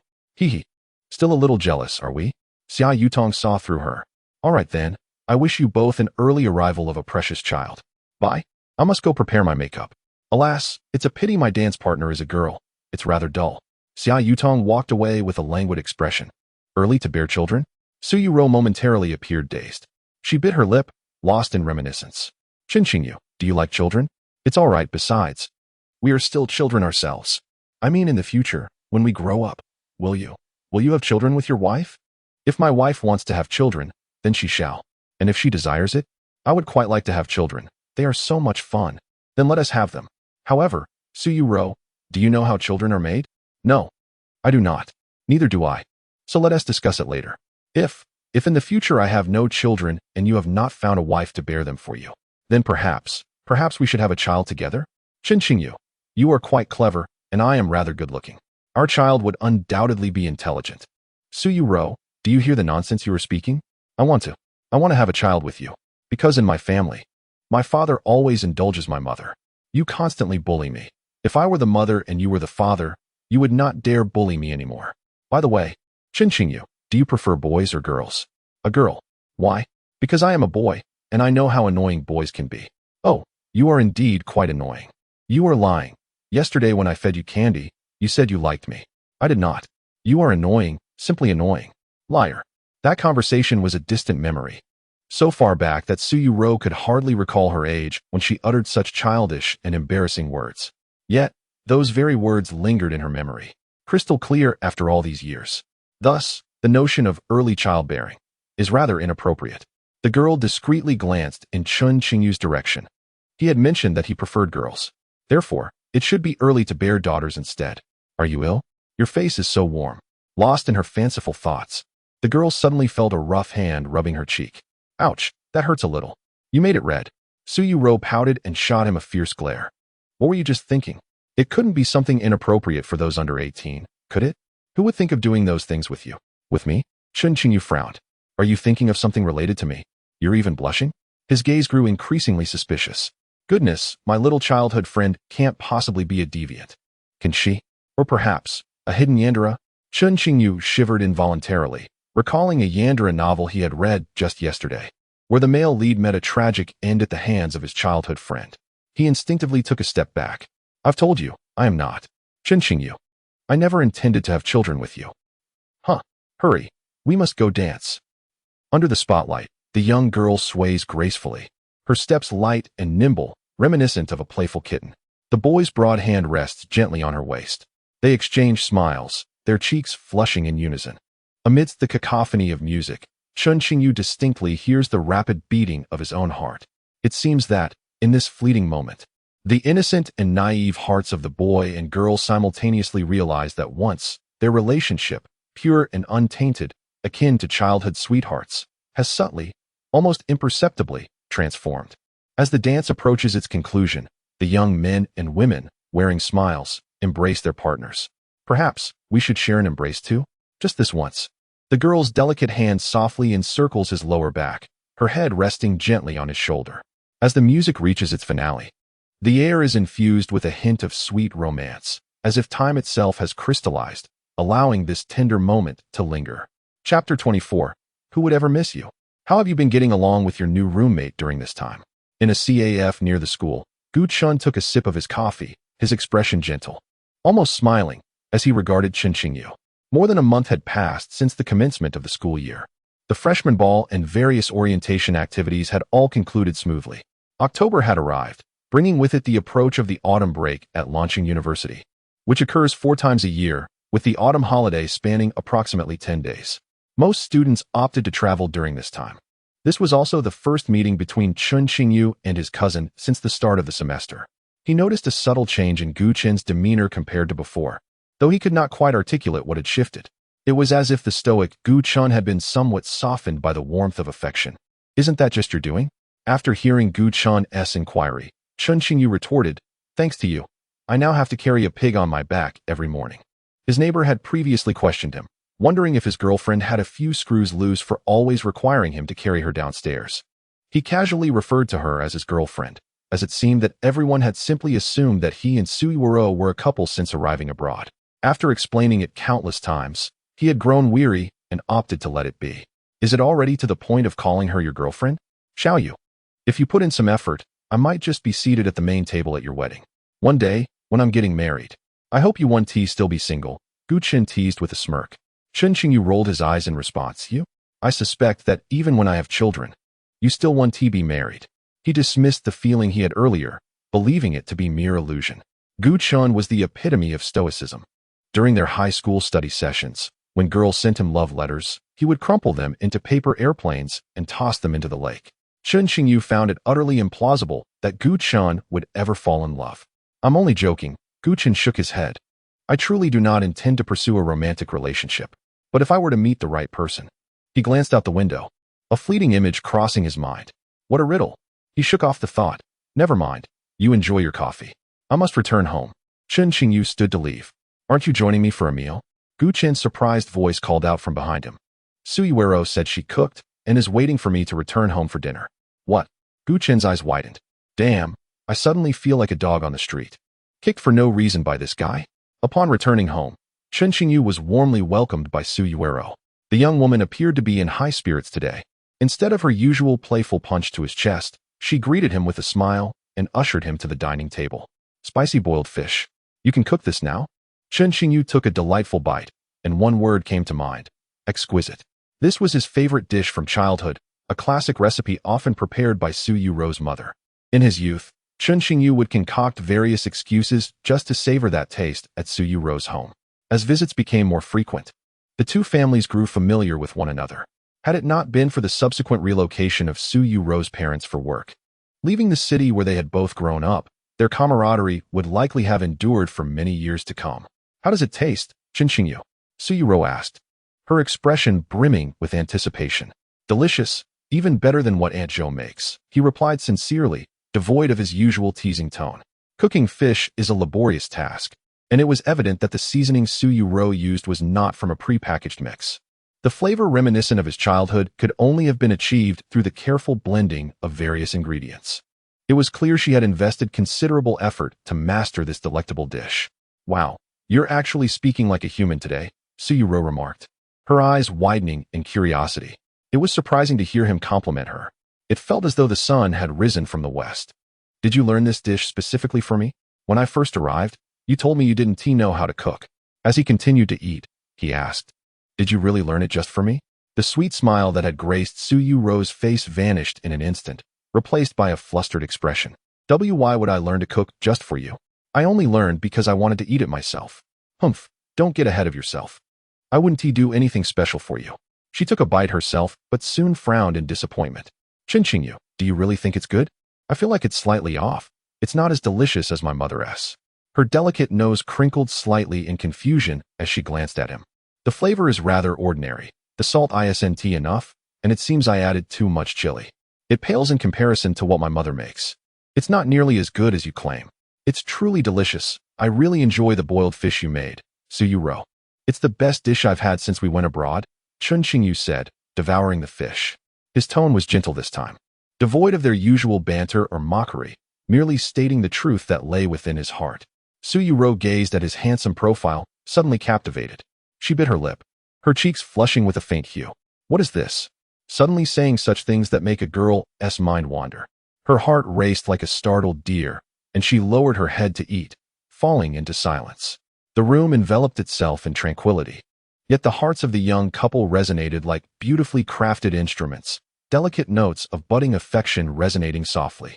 Yuerou, I have another question I wish to ask you, Chen Qingyu finally said after a moment of silence following their meal. 3 years ago, when you and I parted ways, did you not feel a twinge of reluctance? His heart raced slightly. Humph, who would miss you? I was overjoyed at that time, laughing in my dreams at night. Yuerou bit her lip. Her cheeks flushed as she recalled her foolish tears from that night. No, I absolutely cannot let Chen Qingyu discover my innermost thoughts. You, hurry up and wash the dishes. The bashful girl, her face aglow with embarrassment, was determined to keep her feelings hidden. With a slightly flustered expression, she pushed Chen Qingyu into the kitchen. Upon hearing the sound of running water from the sink, Yuerou finally exhaled in relief. Leaning against the wall, she savored the subtly flirtatious conversation she had just shared with Chen Qingyu. After a moment, the girl suddenly paused, realization dawning upon her. Wait a minute, did he just say? Also felt a bit reluctant. Why did he include the word? Also, Yuerou leaned against the wall outside the kitchen, her mouth slightly agape, her breath quickening uncontrollably. Chapter 25. Each other's uniqueness. What troubles you? Standing there like a statue, have you been rendered foolish by your meal? Chen Qingyu emerged from the kitchen after washing the dishes, immediately noticing the unusual expression on Yuerou's face. Her cheeks were flushed with a vibrant hue. Chen Qingyu found himself momentarily entranced. Lately, he had been unable to resist stealing glances at Yuerou, each gaze deepening his admiration. How astonishing it was that the girl he had grown up with had transformed into such a breathtaking beauty after merely 3 years apart. Moreover, carrying her, holding her, and even kissing her seemed to evoke an aura of sweetness and tenderness that perfectly aligned with his ideals of the perfect girl. Her only flaw was that she had a mouth that could speak. Chen Qingyu, you possess so many admirable qualities, yet you have this mouth. The girl, having her thoughts unveiled, shot him an indignant look. Your face is quite warm. Let me check if you have a fever, Chen Qingyu said, placing his hand against Su Yuerou's cheek. The girl bit her lip, inexplicably not pulling away. Thus, his recently washed hand, cool to the touch, lingered on her flushed cheek for nearly a minute. Time seemed to suspend in that moment, and both youth could distinctly hear each other's breaths. It was only when Chen Qingyu felt his heart racing uncontrollably that he took a deep breath and withdrew his hand. If you are feverish, should I fetch you some medicine? He genuinely believed Su Yuerou was unwell. Otherwise, how could her face be so warm? His freshly washed hand had been warmed by her heated cheek. I am not ill. No need for medicine, Su Yuerou replied, taking several deep breaths herself. What was Chen Qingyu doing? Why did he suddenly touch her face and linger for so long? The girl's cheeks burned crimson, filled with shyness. Such intimate gestures. Had they not ceased long ago? Memories of their past began to surface in Su Yuerou's mind. Between childhood sweethearts, there always existed a period of sweetness. During those times, they shared everything, as if the entire world belonged solely to them. Chen Qingyu, I like you. Su Yuerou, I like you too. Then we shall forever be each other's uniqueness. Very well, you are my uniqueness, and I am yours. Under the setting sun, amidst the gentle breeze, the two youths ran freely, their faces adorned with innocent smiles.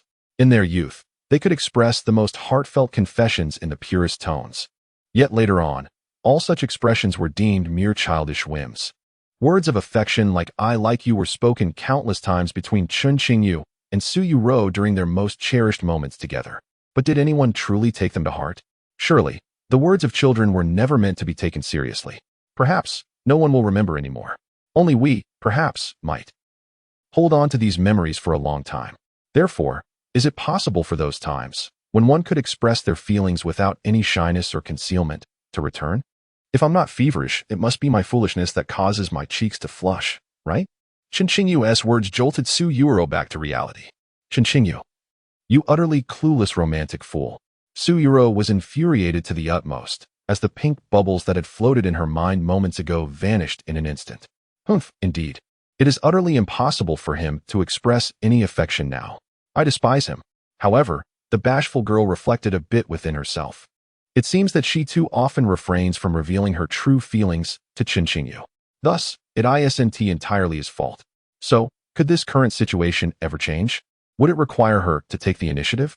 The girl mischievously blinked, and whimsical ideas began to form in her mind.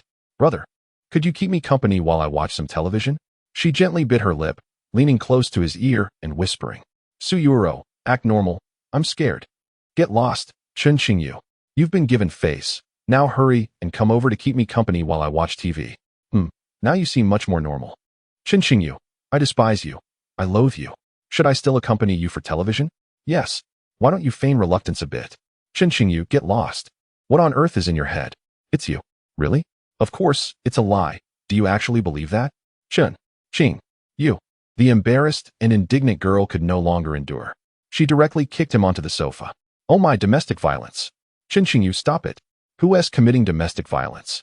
This is an older sister disciplining her younger brother. After a prolonged bout of playful fighting, both were utterly exhausted. They temporarily reached a truce and sat together on the sofa. Chen Qingyu, can you survive a day without bullying me? I'm still an injured party. My foot hasn't healed yet. The girl, whose foot injury had long since healed, extended her small foot, feigning pitifulness. Humph, you're not healed. You're just finding excuses for me to carry you. Chen Qingyu had long since become accustomed to her act of playing the victim. This was Su Yuerou's innate talent, adorably charming, with her eyes sparkling like dewdrops. The once naive Chen Qingyu had been deceived by her many times. Now, he was almost immune, but it's not healed. Su Yuerou touched her fair ankle, blinking and asking, Chen Qingyu, what if I never heal? Would you carry me to school every day? Chapter 26. Is this a display of affection? You, Chen Qingyu, I don't need you to check if I'm healed. Su Yuerou's eyes widened in alarm as she attempted to flee. sensing that Chen Qingyu might harbor some ill intentions. Is this how you appear when injured? Chen Qingyu inquired with a smile, grasping her hand to prevent her escape. Let go of me. In her panic, Yuerou instinctively kicked him lightly. Wow, Yuerou. Are you serious? Fortunately, her kick lacked force, and she managed to pull back at the last moment. Chen Qingyu felt only a slight discomfort. Nothing severe enough to cause any harm. Are you all right? Yuerou asked, momentarily flustered. Now, she hesitated to move, leaning closer to Chen Qingyu. She playfully rubbed his face a couple of times. Hee, you're fine, just as I thought. I still possess a sense of restraint. You bullied me, and now you've received your comeuppance. Yuerou declared triumphantly, hands on her hips. If you kicked me, does that mean I can kick you back? Chen Qingyu narrowed his eyes. We once agreed that everything should be fair. I believe that promise still holds true. How can you remember something from so long ago? Yuerou's eyes widened in disbelief. Indeed, it seemed there was some truth to that. But that was ages ago. How could Chen Qingyu recall it so vividly? The young girl pouted slightly. If Chen Qingyu remembered something from so long ago, did he also recall the times they expressed affection for one another? Were those words still valid? The shy girl felt a warm flush on her cheeks as her mind began to wander. After a moment's thought, she dismissed the notion. Whether he remembers or acknowledges it is irrelevant. After all, she certainly would not develop feelings for him. Those words exchanged on the plane. That was an emergency, it doesn't count. Yuerou, I can see the guilt in your eyes. Could it be that you've truly fallen for me? Chen Qingyu leaned in closer, their faces now mere inches apart. Yuerou distinctly felt the warmth of his breath. Instantly, she became flustered and bit her lip. If you keep saying such strange things, I will ignore you. All right, then am I permitted to refrain from carrying you out tomorrow or biking you to school? Chen Qingyu merely smiled. Of course not. Chen Qingyu, during our video call with Uncle Chen and Aunt Qin, you distinctly promised to take good care of me. And you made the same vow when we video called my parents. You are not allowed to go back on your word. Regardless, my foot isn't healed yet. I am still a little patient. If you fail to care for me, I will tell my parents and Uncle Chen and Aunt Qin, Yuerou declared, waving her small fist. The matter of the two individuals sharing an apartment has been acknowledged by both sets of parents. Upon hearing the news, their expressions were quite similar, an ambiguous smile, a subtle nuance. However, on Chen Guoyang and Qin Lan's side, their reactions were somewhat more elaborate, infused with a sense of relief. As if the naive pig they had raised at home had finally learned to root for the vegetables. During the video call, Chen Qingyu assured both parents that he would take good care of Yuerou. Yet, his promises bore an uncanny resemblance to scenes from a television drama, reminiscent of numerous plots wherein care gradually leads to more intimate encounters. Of course, such developments were implausible. His relationship with Yuerou was decidedly innocent, akin to childhood sweethearts. Their interactions were limited to accidental hand-holding, gentle hugs, and perhaps the occasional foot squeeze, all accidental in nature. There was no formal hand-holding or any romantic undertones. To put it simply, their bond was innocent and pure. Oh, the mischievous autocorrect. In any case, he felt no guilt. His attentiveness to Yuerou was genuinely altruistic, and there was no cause for concern that he might lead his little childhood friend astray. Go ahead and tell my parents. Let us see if they will believe you. Chen Qingyu chuckled. Yuerou, don't you have a sense of your own credibility? If I were to inform your parents that you assaulted me, I'm certain they would side with me. How do you know they wouldn't believe me? Yuerou's confidence wavered. She recalled instances when she had falsely reported Chen Qingyu in the past.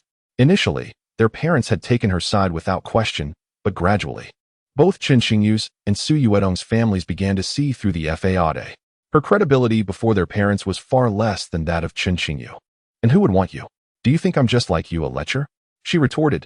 So, are you going to watch television with me or not? The flustered girl hastily changed the topic, feeling the conversation had taken a strange turn. How had they suddenly veered into such territory? Are you trying to act cute? Chen Qingyu observed Yuerou with surprise, as he was certain that she had never possessed the skill of being coy in her childhood. Do you need me to kick you for you to notice? He teased. But I suppose a little kick wouldn't be too bad. Get lost, Chen Qingyu. Who wants to kick you? They settled on a film. Initially, everything seemed perfectly normal, yet as it progressed, the narrative grew increasingly peculiar. The childhood friends, once bound by pure camaraderie, gradually transitioned into a realm of romantic intimacy. When the characters on screen began to kiss, Yuerou tilted her head. appearing as though she had drifted off to sleep. Chen Qingyu let out a sigh of relief, calming the tumultuous rhythm of his heart. He turned to gaze at the tranquil girl with her eyes closed, a faint smile gracing her lips. As he gazed upon her, Chen Qingyu found himself beset by a peculiar thought. If he were to kiss her, it would surely be sweet. No. How could he possibly entertain such an idea about Yuerou? The moment this thought surfaced, he hastily suppressed it. Goodness! How could he harbor such notions about this foolish childhood companion? Yet, it seemed undeniably amiss. He earnestly reflected on the series of coincidences that had unfolded since their chance encounter on the plane. Were they truly coincidences? He could not ascertain. All he knew was that in that life-and-death moment, the beautiful girl before him, whose presence quickened his heart, wept as she confessed her affection for him. Was he devoid of feelings? How could that be? Moreover, this was not the first time he had experienced such emotions towards her. Memories from their childhood flitted through Chen Qingyu's mind like fleeting shadows. Observing the girl drifting into a light slumber, a profound realization dawned upon him. The bond he shared with her, that of childhood sweethearts, seemed far less innocent than he had previously imagined. It appeared that he had developed sentiments towards this mischievous girl, who delighted in opposing him daily, that transcended the purity of their childhood friendship. So, did she harbor similar feelings for him? Or was it merely a simple, platonic affection between childhood friends? Recollections of their youth flooded his mind. It seemed that both he and Yuerou had professed their fondness for each other countless times. Thus, did those declarations still hold weight? This was the first time Chen Qingyu wrestled with the notion of transforming their innocent camaraderie into something far more complex. What was he to do? After pondering for a while, he could not conjure an answer. He cast another glance at the girl beside him. Yuerou's breath was steady as she lay with her eyes closed, seemingly deep in slumber. Chen Qingyu fixated on her delicate cheek for a moment, and in a moment of impulsiveness, he lowered his head and gently kissed her soft, fair skin. The instant his lips met her cheek, her eyelashes fluttered ever so slightly, as if stirred by an ethereal breeze. It was not until he cradled her in his arms and gently placed her on the bed, tucking her in with the covers and closing the door behind him, that the girl, whose eyes had remained tightly shut, suddenly opened them wide. She instinctively covered her chest, gasping for breath. The pink blanket, once neatly laid by Chen Qingyu, imbued with the gentle fragrance of a girl, was now a tangled mess, having been wrestled into disarray by the blushing girl as she rolled about on the bed. Chapter 27. What are you looking at my hand for? Chen Qingyu, I'm back. Hurry, accompany me to the supermarket to buy some things. No, I'm busy with my homework, you pig. Wah, please go with me. I'll make you something delicious tonight and help you review, okay? Hee, aren't you aware of who actually helps whom with their studies? Besides, we can just eat out tonight. Aren't you going to review for the midterm? This is the midterm test, because I've learned a new dish. When? After we finish shopping at the supermarket. All right, let me change my clothes. The day before the midterm test for professional courses. Once the test concludes, a few days later, it will be the autumn break. Chen Qingyu had intended to study all day, but ultimately yielded to Yuerou's insistence and stepped out with her. It had been 2 weeks since the last incident of the stolen kiss. During this time, Chen Qingyu felt a peculiar impression. He sensed that Yuerou's demeanor towards him had subtly shifted since that day. What exactly had changed? Chen Qingyu found it difficult to articulate. Yet, the change was palpable. It seemed that their daily interactions had evolved beyond mere quarrels, adding something more to their relationship. Could the stolen kiss have such an effect? Chen Qingyu pondered. It seems I ought to try stealing another kiss next time to see if further changes might occur. Chen Qingyu, I have reasonable suspicions that you are lecherously gazing at me. As he was lost in thought, a voice filled with playful indignation reached his ears. Yuerou warily crossed her arms over her chest, covering her neckline, casting him a hostile glance. Apologies, but someone as petite as you does not pique my interest. Chen Qingyu, repeat that, and you are making personal attacks. Moreover, on what grounds do you deem me small? I am not small at all. Is that so? I don't believe you, unless you allow me to see. You're being a rogue. I'm ignoring you. Quick, crouch down and carry me out. Is your foot not healed yet? Not at all. It will never be healed. Then how come you can go out by yourself when I'm not around? That is because I am a strong and beautiful girl. I'm not afraid of pain. But when you're here, you must carry me. What an absurd statement. Chen Qingyu shook his head, but still crouched down. It was rather strange. Yuerou's completely unreasonable demands. He found himself unable to refuse. Not bad. Little Chen, you're quite obedient today. Su Yuerou patted his shoulder with satisfaction and then skillfully climbed onto his back. Don't move around. Don't kick me, all right? If I move, then I move. If you tell me not to move, wouldn't that be embarrassing for me? Su Yuerou refused to heed his words, her legs swinging playfully in midair. Chen Qingyu threatened, try moving again and see what happens. What's wrong? Am I not allowed to move while on your back? If I do, I'll pinch you. Upon the utterance of Chen Qingyu's words, Su Yuerou's formidable aura dissipated instantly. Her restive legs obediently fell limp. You must not. The young girl's petite face flushed a deep crimson. Daily, she found herself being carried by Chen Qingyu without a hint of peculiarity, for in the past, such exchanges were frequent between them.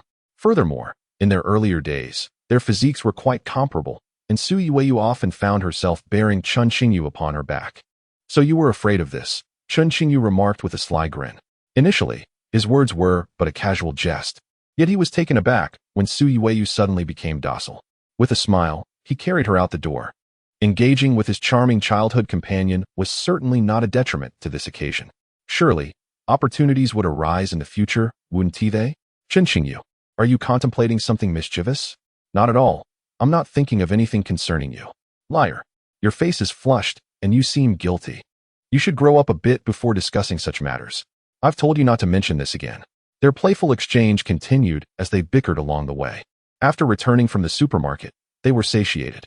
Su Yuerou indeed prepared a new dish, one that even the discerning Chen Qingyu praised highly. Recently, he had taken to learning the art of cooking himself. After all, Chen Qingyu prided himself on his conscience. He felt somewhat guilty for always relying on the naive Su Yuerou for meals. Yet, it must be said, he discovered that Su Yuerou's hands were truly remarkable. Ordinary ingredients and commonplace seasonings transformed into fragrant, delectable dishes under her delicate touch. As for the meals Chen Qingyu attempted to prepare, well, they were passable, edible, and certainly not unpleasant, albeit lacking in finesse. To elicit a sincere compliment from Su Yuerou regarding his culinary skills, he still had a considerable distance to cover. If they were in their homeland, it might not have mattered as much. Worst-case scenario, they could order takeout.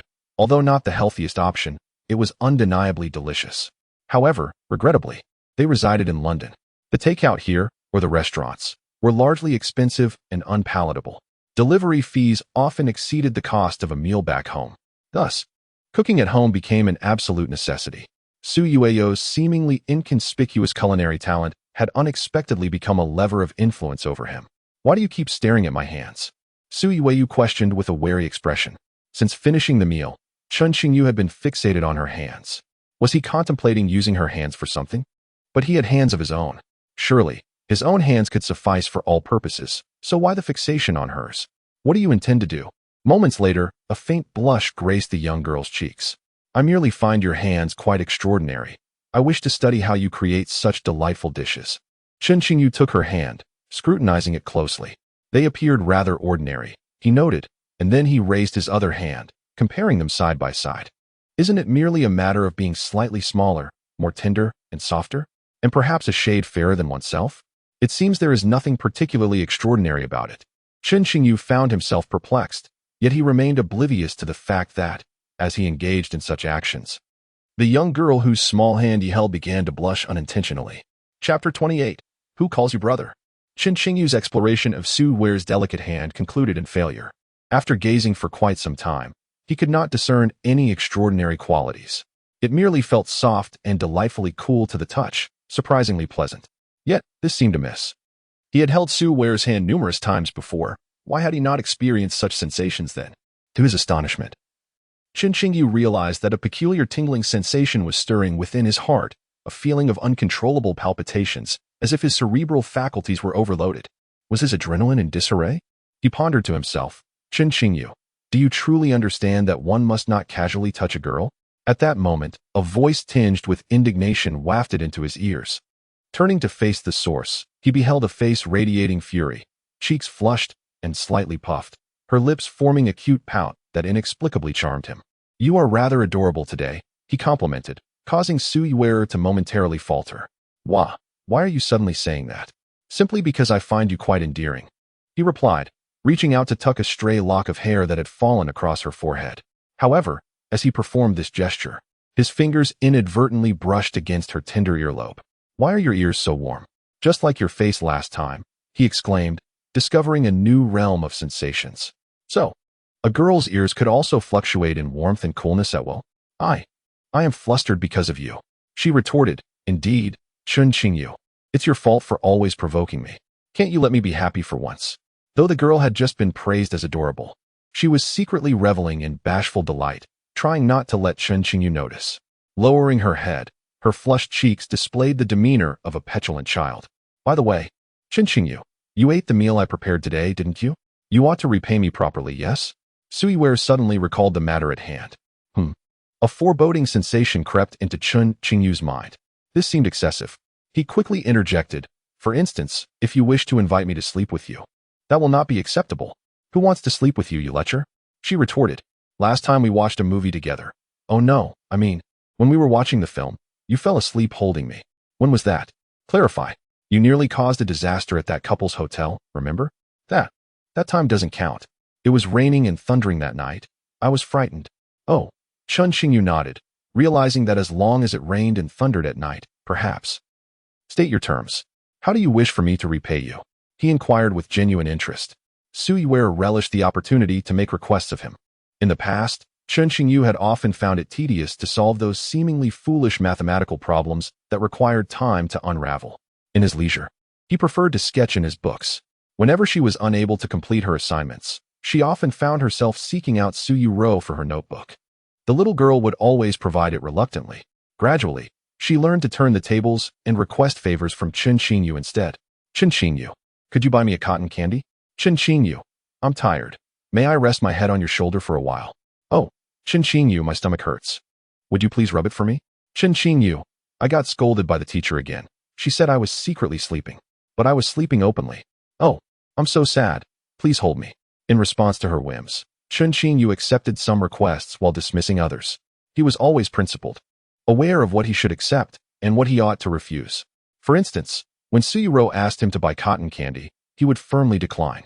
Now, if she made unreasonable demands, he would not hesitate to say no. "Could you please help me review? Teach me those public course problems. I can't comprehend the foreign language textbook." She looked at him with a pitiful gaze. Studying abroad, every exam was crucial. At Luqing University, there were no retakes. The cumulative results determined the final grade, and failing meant failing. "I still prefer your rebellious demeanor." Chen Qingyu chuckled as he observed her transformation into a little sulking bundle. The last time he saw Yuerou in such a state seemed like ages ago, a memory that had faded. Yet, he recalled that after she achieved her goals, she would turn her back on him, playfully hitting him. "Oh dear, it's getting dark. If we don't study now, it will be too late." The girl stamped her foot in frustration. Doesn't he realize that studying together could lead to something more intimate? Ever since she discovered Chen Qingyu had stolen a kiss from her, her mind had been racing with thoughts. Why did he kiss her? They had shared many intimate moments, but they had always remained within the innocent bounds of childhood friendship, normal occurrences. Yet, a kiss transcended the realm of innocent childhood. That was something only detestable couples would do. Yuerou recalled, long ago, on the school playground, when Chen Qingyu had said to her, "Yuerou, dating isn't fun at all. Don't date anyone else." "Why not, brother?" "Because we are still too young to date." "So, can we date when we grow up?" "Not necessarily." "Brother, do you want to date me?" "How could you think that?" "Just a guess." "Well, you guessed wrong." "Oh, all right then. I remember, we are still young and should not engage in romantic relationships. Indeed, we should refrain from hugging and kissing others, as those are actions reserved for lovers." "I understand. How could I possibly kiss anyone else?" "I am not foolish. You are just a little fool." "No, you are the big fool, brother." As she reminisced about this forgotten memory, Yuerou grew increasingly perplexed. Chen Qingyu had advised her against kissing or hugging others. Yet, several years later, after their reunion, he had the audacity to steal a kiss on her cheek while he thought she was asleep. What does this even mean? The shy young girl found herself tormented by this ambiguous and enticing riddle for a full 2 weeks.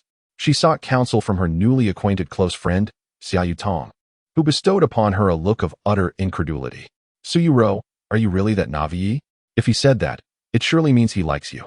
Moreover, did he say that a long time ago?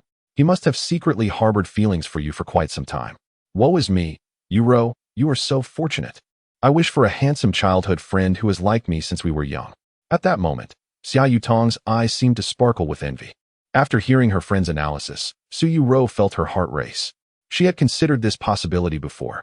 However, every time Chen Qingyu exhibited a hint of tenderness, he would revert to his usual teasing demeanor, leaving her utterly bewildered about his true feelings for her. The curious girl pondered her next move and decided to take a risk. After all, it was merely a matter of testing Chen Qingyu. The worst outcome would merely be having his child. She had thought about it before, but it wouldn't be for nothing. The reserved girl intended to maintain control in any relationship, be it with her childhood friend or otherwise. Do you truly wish to study? I can't shake the feeling that you are harboring some ulterior motive. Chen Qingyu cast a glance at Yuerou's nightgown, sensing that it seemed particularly loose and light today, as if she had deliberately chosen it to entice him. His gaze uncontrollably drifted to her alluring curves. Oh, cease your rambling. I will ask you one last time. Will you accompany me to study? If you refuse, don't expect to enter my bedroom again. All right, I will come. That is more like it. Call me brother. And I will highlight the key points for you. You annoying little brother Chen Qingyu. Who wants to call you brother? Then forget it. Goodbye, good night. Why must you be like this? Chen Qingyu, you are a good person. You wouldn't want to see your poor childhood friend fail her exams, would you? Are you trying to play the good person card? Thank you, but it's unnecessary. Chen Qingyu, don't push your luck. What is face? Can it be eaten? How can you be so unreasonable? The girl, both bashful and enraged, stood rooted to the spot, her foot tapping angrily against the ground. Biting her lip, she lingered in her discontent for a considerable time before finally, in a pitiful manner, squeezing out 2 words from her throat. Brother. Is that sufficient? Her heart raced wildly, her voice barely audible. Come on, dear sister, let us review. Sobbing quietly, she muttered, You only know how to bully me. I despise you. Yuerou whispered to herself, filled with indignation towards Chen Qingyu. It was imperative that one day, she would pin him down.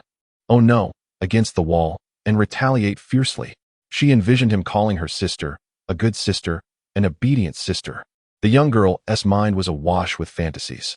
After a while, as if struck by a thought, her fair visage flushed a deep crimson with embarrassment. Chapter 29. A change. Hey, Chen Qingyu, aren't you studying finance? Why are you more adept at economic law than I am? Moreover, this isn't even a compulsory course for you. So are you interested in law? It seems you've chosen quite a few electives in that area. In Yuetao's bedroom, she observed Chen Qingyu skillfully highlighting key points, effortlessly recalling various bits of knowledge. Yuetao found herself momentarily awestruck. After 3 years apart, he remained unchanged. Despite his penchant for leisure. No, it was more about the time spent together. He approached these academically related tasks with such ease. Yuetao's academic performance was commendable, yet her proficiency in English reading and writing lagged behind Chen Qingyu's. The obscure legal terms significantly intensified the challenges faced by international students. However, Chen Qingyu appeared intimately familiar with these words, as if he had prepared in advance. I just chose at random, he replied after a brief pause. You're simply lacking. You can't grasp this or that. Take a look at the notes I've prepared. They should suffice. He tossed her a book casually. Wait a minute, Chen Qingyu. You never take notes in class. Your memory is sharper than a dog's nose. I recall our math teacher chastised you for not taking notes, only for you to ace the test and prove her wrong. Have you changed your habits? The suddenly astute girl blinked, gazing at him with suspicion. What a ridiculous metaphor. How does memory relate to a dog's nose? Chen Qingyu retorted, somewhat exasperated. Taking notes isn't illegal. Why do you care what I do? Hey, where did you go? After exchanging a few words, he noticed Yuetao had vanished. Upon turning around, his eyes widened in surprise. Yuetao, don't rummage through my backpack, he called out. His tone slightly altered. Like a little rabbit, Yuetao had stealthily made her way outside the bedroom, having unearthed several textbooks from his bag. Indeed, you haven't made any notes in these books. Were you playing games during class? Look at your textbooks. They're practically brand new. By the time Chen Qingyu rushed out to stop her, it was too late. Yuetao had already thoroughly examined his textbooks. In his haste, he stumbled forward, accidentally colliding gently with the girl. Though Chen Qingyu had attempted to temper his pace, Yuetao had just raised her head from the textbooks. Startled by the proximity of Chen Qingyu, causing her to lose her balance and nearly topple backward. Fortunately, Chen Qingyu was quick-witted and swiftly wrapped his arm around her waist. Thus, They remained in a momentary embrace, suspended in an ambiguous posture that felt like a hug, yet was not entirely so. In the heat of the moment, Chen Qingyu's hand had not precisely rested on the small of her back. Rather, due to his slight lean, it inadvertently settled. Within mere seconds, the girl, who had just moments ago been filled with pride, now bore the hue of a ripe apple, her delicate ears flushed with warmth. The temperature in the room seemed to surge in that instant. Chen Qingyu, where do you think you were placing your hand? Another 10 seconds passed. Yet Chen Qingyu remained steadfast, a 19-year-old university student in a predicament that made it nearly impossible for him to let go. Not only did he not release his grip, but he also, perhaps, gave a gentle squeeze. After all, his reasoning was impeccably justifiable. He was merely concerned for her safety, afraid she might stumble. Having grown up together as childhood sweethearts, what ill intentions could they possibly harbor? Nevertheless, seeing Yuerou turn crimson, resembling a boiled shrimp, he wisely helped her to her feet and retreated a couple of steps. If I hadn't supported you just now, you would have certainly fallen flat on your face, declared Chen Qingyu with righteous indignation. Who asked you to help? There's a couch right behind me. The girl glared at him, hands on her hips, casting a glance toward the inviting softness of the sofa. Yet, she recognized the truth in Chen Qingyu's words. Had he not intervened, the angle at which she would have fallen might not have led her to the sofa, but rather to a painful encounter with the coffee table. Still, it was all his fault. Moreover, if you hadn't suddenly burst in, I wouldn't have fallen at all. Yuerou pouted, embellishing her grievance. Yuerou, let us get this straight. If you hadn't rummaged through my backpack to look at my textbooks, would I have come rushing out? Chen Qingyu couldn't help but chuckle at her audacity. Truly, Yuerou had perfected the art of turning the tables on her adversary. Yet, as he reflected on the earlier moment, the subtle softness of her touch made him momentarily uneasy. This was the first time Chen Qingyu acknowledged that his feelings for Yuerou had grown more complex. Additionally, it seemed she too had undergone changes that were not entirely innocent. However, let it be clear, it was not a matter of desire for her physicality. Absolutely not. Such thoughts were beyond reproach. It was merely a simple curiosity about the transformations she had experienced since their youthful days. After all, when they last met 3 years prior, Chen Qingyu's impression of Yuerou was that of a slender figure. Her physique was perfect, modest in the front, yet lacking in the rear, clearly resembling a delicate airplane. But now, things appeared to be different. In both appearance and essence, there seemed to be a shift. Of course, he had never truly observed or engaged in anything further. Their relationship, while significantly closer than that of ordinary friends, remained within the bounds of purity. Even with curiosity, he had no means to validate it. He only knew that, at that time, the contours of Yuerou's body bore no significant distinction from his own. Save for the obvious, his muscles were more pronounced, while she was fairer. This led Chen Qingyu to often question, was Yuerou truly a girl? Aren't girls supposed to be fragrant, soft, and endearing? How could Yuerou be capable of throwing punches? Would their future children ever know hunger? Now, Chen Qingyu finds himself filled with curiosity. After all, he has inadvertently sensed something extraordinary, a representation of the remarkable transformations the girl has undergone over the years. Yuerou has truly become soft and fragrant. Yet, that is but a singular aspect. He wonders if other facets might also. What does it matter if I rushed out? Clearly, it is you who feels guilty. Just as Chen Qingyu was pondering some philosophical musings, the girl's indignant voice yanked him back to reality. A thief? Me? Chen Qingyu chuckled. Your skill at crying thief while stealing is as proficient as ever. Do you remember in elementary school when you accused me of pilfering your candy? In truth, you devoured all the lollipops I bought. I believe that was your first encounter with the concept of a surveillance camera. The title of little fool he bestowed upon Yuerou was not given lightly. She was the only one throughout his life to earn such an endearing nickname from him. Then explain why you only took notes in economic law, Yuerou queried, her eyes twinkling with mischief as a hint of playful cunning colored her cheeks. Brother, you wouldn't have been secretly planning to help me review all along, would you? If that's the case, I would be truly touched. The sudden address of brother and her inexplicably whimsical tone sent a shiver down Chen Qingyu's spine, nearly causing goosebumps to cascade to the floor. Yet, he hesitated for a few moments, seemingly stumped by her question. After a while, he replied, So you are the lovesick deity of ancient Greece, are you? If you wish to continue your review, come in. Who would go out of their way to make notes for you? Hurry up. Chen Qingyu stepped into the bedroom ahead of Su Yuetong, turning off the overhead light and leaving only a desk lamp aglow. Could it be that I hit the nail on the head? I was merely speaking whimsically. Su Yuetong observed his peculiar behavior, biting her lip gently. Umph. It's impossible. When has this rascal ever been so kind-hearted? Impossible. Unless. The bashful girl suddenly recalled the words that Xia Yutong had shared with her. Unless. He truly has harbored feelings for her for quite some time. Her cheeks began to burn, turning a deep shade of crimson. As they continued their review in the girl's bedroom, neither of their minds remained focused on the textbooks before them. Chapter 30. The Romance Simulation Experience Class. Finally. The examinations are over. Hee, Chen Qingyu, today my dear sister is in a splendid mood, and I shall treat you to a lavish dinner tonight. The midterm assessments have swiftly passed. In recent days, Chen Qingyu and Yuerou have formed a study group, often engrossed in their studies until the early hours of the morning. Of course, it was all about learning, even if it was in the confines of the bedroom.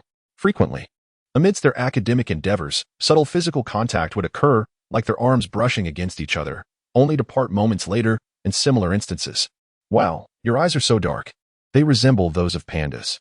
As the two walked together through the campus, they soon encountered an acquaintance. Edward, with his golden locks, appeared to be radiating joy. Bro, are you truly confident about your grades? Chen Qingyu, intrigued by Edward's exuberance, inquired. Oh God, that's utterly ridiculous. Let us refrain from this topic, please. I have a friend who might just break down. Edward's face was brimming with delight.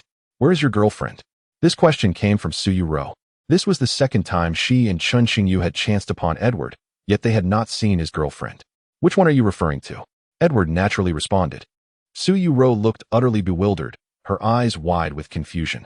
Chen Qingyu was less surprised and promptly informed Edward that Yuerou was inquiring about the girlfriend he had mentioned meeting on the plane. Oh, you mean her? Edward switched to Mandarin. We broke up last week. Here is my new girlfriend. Hey, Lucy. Edward called out to a striking red-haired girl in the crowd, waving at her. The girl approached, exchanging pleasantries with Chen Qingyu and Yuerou before linking arms with Edward and strolling away, oblivious to the others. You seem quite taken aback. Chen Qingyu observed Yuerou's expression, which was close to being petrified, and couldn't he help but chuckle internally. Are you not surprised? Yuerou exclaimed, her face a portrait of shock. He was clearly still infatuated with Jessica. I remember they had only been together for a month. Indeed, for Edward, a month might feel like an eternity. Chen Qingyu nodded. Such is the culture here. One can choose to remain committed to a single partner, or opt to continually change girlfriends. Evidently, Edward is the type who enjoys changing girlfriends. Can't you see that? How could I possibly notice such a thing? Yuerou exclaimed angrily. Chen Qingyu, you don't actually share a deep connection with him, do you? By heaven's grace, I have been single since birth. Humph. I don't believe you. You seem to have had many female acquaintances. Speak honestly, during the 3 years I was away, did you secretly harbor feelings for other girls? What does that have to do with you? Chen Qingyu replied nonchalantly. However, upon saying this, he noticed someone glaring at him with an intensity akin to that of a fierce tigress. Her gaze traveled from head to toe, ultimately resting upon a certain spot that sent a shiver down Chen Qingyu's spine. What do you intend to do? He instinctively hunched slightly. Chen Qingyu, if you dare to act like a scoundrel, I will take matters into my own hands. Yuerou retorted defiantly. You care so much about whether I am a scoundrel. Could it be that you genuinely like me? A smirk crept across Chen Qingyu's lips, as if teasing yet probing at the same time. I've already stated it. I wouldn't eat even like a pig, let alone you. Humph, if it weren't for the friendship we've built over so many years, I wouldn't bother cooking for you every day. Who isn't? I also do housework while you cook, alright? Of course, it wouldn't do for you to do everything alone. This pairing seems quite suitable. I agree. Wait, Chen Qingyu, aren't we supposed to be arguing? Oh, then continue your tirade. I'll just play on my phone. Chen Qingyu. Thus ensued a battle of equal footing, a physical confrontation between childhood friends who couldn't stand each other yet found themselves unable to act against one another. Reaching their 10-086th ceasefire agreement. You promised to treat me to a grand feast, yet you show no sincerity whatsoever. Chen Qingyu scoffed, though he felt a twinge of unrest within. His recent attempts to gauge Yuerou had unveiled something within him. However, he did not sense an overwhelming amount. After all, the intimacy between him and Yuerou was not a novel experience, He had grown accustomed to it long ago. Long ago. He and Yuerou were indeed very close. Now, 1 month after their reunion, from Chen Qingyu's perspective, it seemed as if they were transitioning from a brief estrangement back to a state of closeness. Yet this intimacy felt entirely different from the closeness he had previously known. The always academically inclined Chen Qingyu was experiencing, for the first time, what seemed to be the most perplexing riddle of his life. Almost involuntarily, he yearned to delve deeper, to explore the delicate nature of their relationship, to ascertain how far it could truly progress. After all, what is the worst that could happen? A few years down the line, having Yuerou bear him a child or something. It wouldn't be entirely unacceptable. The only downside might be the generally high prices for balloons in Luan City. Chen Qingyu. Saliva. You're drooling. Are you thinking about the feast or something else entirely? Lost in a fantasy, Chen Qingyu was abruptly awakened by Yuerou's unrelenting demeanor. As he regained his senses, he noticed a small damp patch on the hem of his garment. Chen Qingyu. Something seems amiss. The girl observed him with suspicion. Of course. I was contemplating a sumptuous feast. Did you not promise to treat me? Chen Qingyu gazed at Yuerou, sensing that she resembled quite the delectable banquet. Yet, indulging in this feast would undoubtedly not be an easy endeavor. She had blossomed into a striking beauty, a far cry from her childhood self, a veritable marvel of allure. Had she been attending university domestically, coupled with her extraordinary acting prowess, it would not be surprising for her to earn the title of an ice-cold campus goddess in a few years. What was that saying? The early bird catches the worm? No, that wasn't it. The moon at the water's edge first requires the pavilion? No, that wasn't it either. Yuan Shun, activate. Apologies. That was certainly not it. Ah, yes. A rabbit exclusively grazes the grass near its burrow. Indeed, that was it. Chen Qingyu scrutinized her, secretly pondering whether this nearby grass was indeed edible and from which angle he should begin to nibble. Please do not stare at me like that. It makes me feel as if I am the feast, she said, flustered by his gaze. Avoiding his eyes, she glanced aside and added, of course. I will treat you to a grand meal, but there is an additional condition. What condition? He inquired. There is an elective class this afternoon. The last session before the autumn break. When you have not chosen, you must accompany me. What class? Romantic simulation experience. You chose such a class? Very well. It seems you are eager for romance. What nonsense. I have yet to find a boy in class more handsome than you. Does that imply you would pursue someone if they were handsome? If that is your line of thought, then I cannot help you. Yuerou. Where did you acquire such callous phrases? Chen Qingyu. When I once inquired if you had devoured my ice cream, you responded in precisely this manner. Enough chatter. Will you accompany me or not? If I must go, then I shall. Who is afraid of whom? Hee. Now that is more like it. Today, you are the obedient little Chun. Here, a reward. A gentle pat on the head. Scram, call me Brother Qingyu, please. Yuerou, do not run away. Come here and let me pinch your cheeks. Run away I shall. I refuse to let a villain like you pinch my cheeks. Can I pinch somewhere else then? Of course not. Oh, stop asking such things. Let us hurry along. How embarrassing to be asking such questions at your age. How old? 19. Are you referring to age? Chen Qingyu, you pervert. I no longer wish to converse with you. The blushing girl, her face aflame with embarrassment, gradually ran away against the gentle breeze. Chen Qingyu chased after her, his bangs fluttering lightly in the wind. For some inexplicable reason, he felt that today's sunshine was particularly radiant. Chapter 31. She is indebted inside the classroom. As Chen Qingyu gazed upon the burly middle-aged teacher ascending the podium, an ominous premonition inexplicably washed over him. He felt a peculiar familiarity with this instructor. What is it? Have I never encountered a teacher of his stature? What expression are you wearing? Yuerou, like a magician, produced 2 cups of cola and a serving of popcorn from beneath the desk. You're eating that in class. Aren't you afraid of being expelled by the teacher? Chen Qingyu remarked incredulously. This is a classroom, not a cinema. With a slight lean back, he expressed his newfound respect. Do you think I'm a fool? Yuerou shot him a glance. This popcorn is sold by that uncle over there. Why don't you go ask him? Chen Qingyu's eyes widened further. He scrutinized the podium and indeed, beside the bearded teacher, he spotted some leftover cola and popcorn. Scanning the room, he was astonished to see nearly every student had their own share. Oh, I remember now. ISNT, he called Frank. At last, Chen Qingyu recalled who this teacher was. A legendary figure at Luqing University, a man who cherished freedom above all else. His 2 great passions in life were selling snacks on campus and facilitating romantic connections among students. What was more astounding was his formidable academic prowess. While one might think he was merely vending popcorn, he could very well be collecting data on the time students took to finish a bucket of popcorn. And indeed, he was genuinely orchestrating romantic liaisons among students. According to widespread rumor, Frank attended at least dozens of weddings each year, most being hosted by former or current students of his. Oh, so even the academic prodigy Chen knows these anecdotes. I thought you were merely a bookworm, Suyeye remarked, surprised that Chen Qingyu recognized such a notable figure at their school. A bookworm? Is that truly the image I project in your eyes? Chen Qingyu retorted with mild irritation, snatching a piece of popcorn from Suyeye. As he reached out, their hands inadvertently brushed against each other, causing both to recoil as if struck by an electric shock. Chen Qingyu touched his face, puzzled. What is happening? Have I contracted a fever from Suyeye? You're not just a bookworm but also a lecher. Suyeye candidly interjected. You deliberately touched my hand just now. Chen Qingyu, confess honestly. Have you longed to hold my hand? She pressed, her gaze intense. Hand-holding, an innocent act that had transpired countless times between childhood friends, yet had become a rare formality. The last occasion was during a harrowing airplane incident when Chen Qingyu, driven by a noble humanitarian instinct, had grasped Suye's hand throughout the ordeal. Is your hand truly that delightful to hold? I refuse to believe it unless you let me hold it now. Chen Qingyu shot her a sidelong glance. Sui Wetong appeared soft and seemingly easy to bully, though she was simply lacking affection. No, it was a matter of wanting to hold hands. It wasn't anything else. Why should you be allowed to hold my hand? No, a girl's hand should not be casually offered to such a mischievous boy.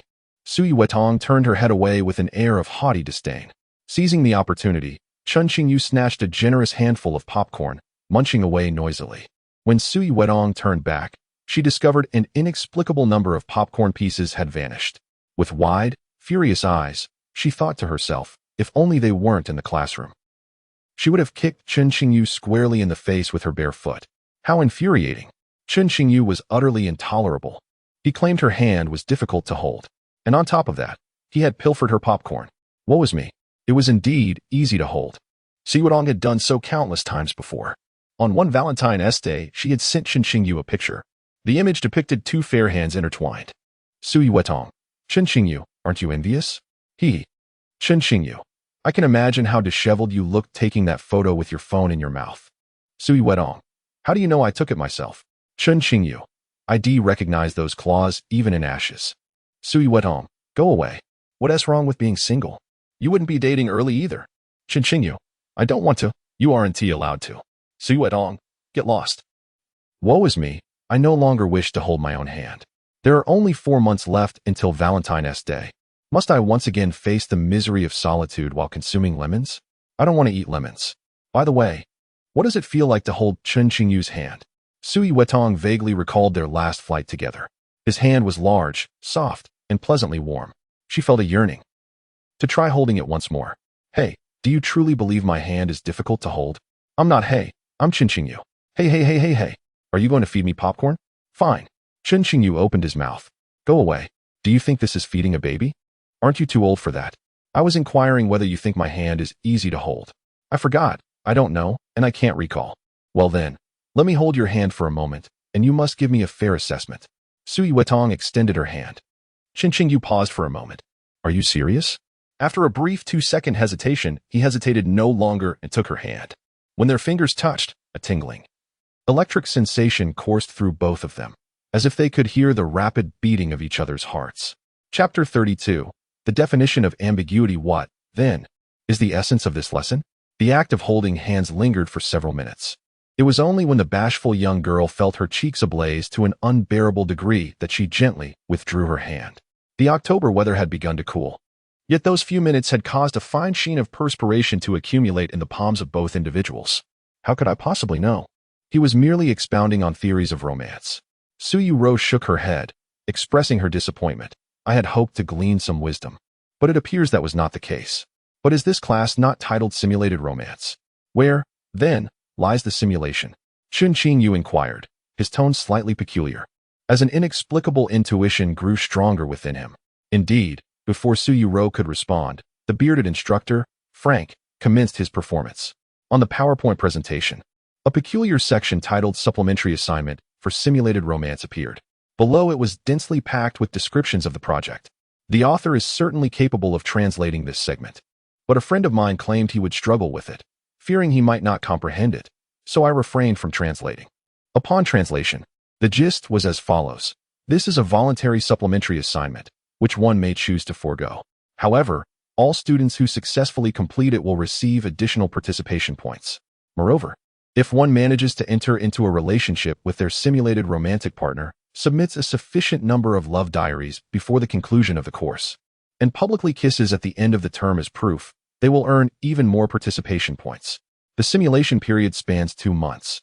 Within this time frame, one must compose 10 love diaries, unconstrained by word count, to fulfill the assignment. Naturally, some intimate photographs are required as corroborative evidence. These must be perfectly ordinary pictures, albeit intimate, while maintaining proper attire. Submitting photographs devoid of clothing is strictly prohibited. As to why such a stipulation exists, only Frank himself is privy to that knowledge. Now I understand why he attends so many weddings. Turning to Yuerou, Chen Qingyu asked, "Did you know about this all along?" I. Of course I had no idea. Who could possibly anticipate such an odd assignment? Yuerou's face flushed crimson, her head shaking like a rattle. This time, she was not scheming.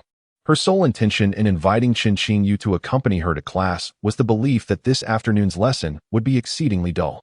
It was merely a randomly selected course. How did things take such an unexpected turn? Alas, wait. The teacher did not specify that one must select a classmate. Yuerou scrutinized the PowerPoint once more.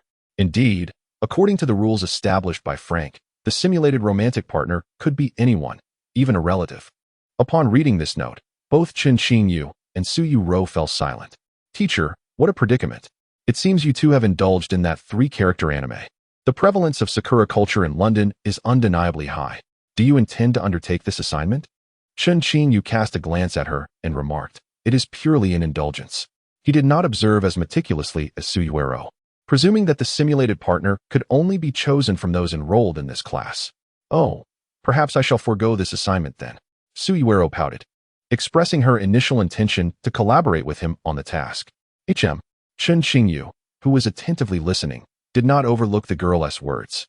"If you are unwilling, then so be it." Yuerou lowered her head and muttered, "It is not that important, yet it still holds significance. If you abandon it while your classmates complete it, there will inevitably be a discrepancy in the final scores." Frank understood the nuances of supporting a friend, stroking his bushy beard as he remarked, "What you mean is that I should work on this assignment with you." Chen Qingyu grasped the implication. "I have no intention. I do not relish the idea of collaborating with you on assignments." The girl turned her head away, sulking and refusing to engage with him. All right. If that is your choice, then let us leave it be, and all shall be well." Chen Qingyu chuckled, disregarding her, and continued munching on popcorn. As he indulged, he noticed that Yuerou had somehow turned to face him, her expression fierce, her eyes wide as saucers. "If you do not wish to date me, then you are forbidden from eating the popcorn I purchased." In her frustration, she snatched the popcorn away, unaware that her anxiety had led her to utter a slip of the tongue. "Ah, Yuerou, it appears you have harbored a secret infatuation for me for quite some time. In fact, should you orchestrate a grand confession, I might reluctantly consider acquiescing to your advances." Chen Qingyu remarked with a mysterious smile. "What do you mean? Was it not you who said you would date me? Otherwise you would deny me even the popcorn?" "I referenced simulated romance, simulated. You did not mention the word simulated earlier." "I did. If you don't believe me, simply inquire with the author." "What? Regardless. I did say it. I was speaking of simulated romance. Isn't it merely completing an assignment?" "Chen Qingyu, you are an academic prodigy. Cannot you assist me with this trivial matter? If you refuse to help, then I shall never call you brother again." Yuerou placed her hands on her hips, vexed. "Assisting you is not out of the question," Chen Qingyu contemplated. "However, you must agree to one condition." "What condition? Speak. For I am magnanimous and shall not be stingy." "How about this? I have yet to decide what I want you to do. You shall owe me one condition. Is that agreeable?" In truth, Chen Qingyu had already devised a plan. Recently, he had begun collaborating with that publishing house for illustrations, which was set to commence formally. The illustrations for the childhood sweetheart novel are lacking a live model. He believes that Yuerou would be an excellent choice, perfectly embodying the theme of the illustrations for this childhood sweetheart tale.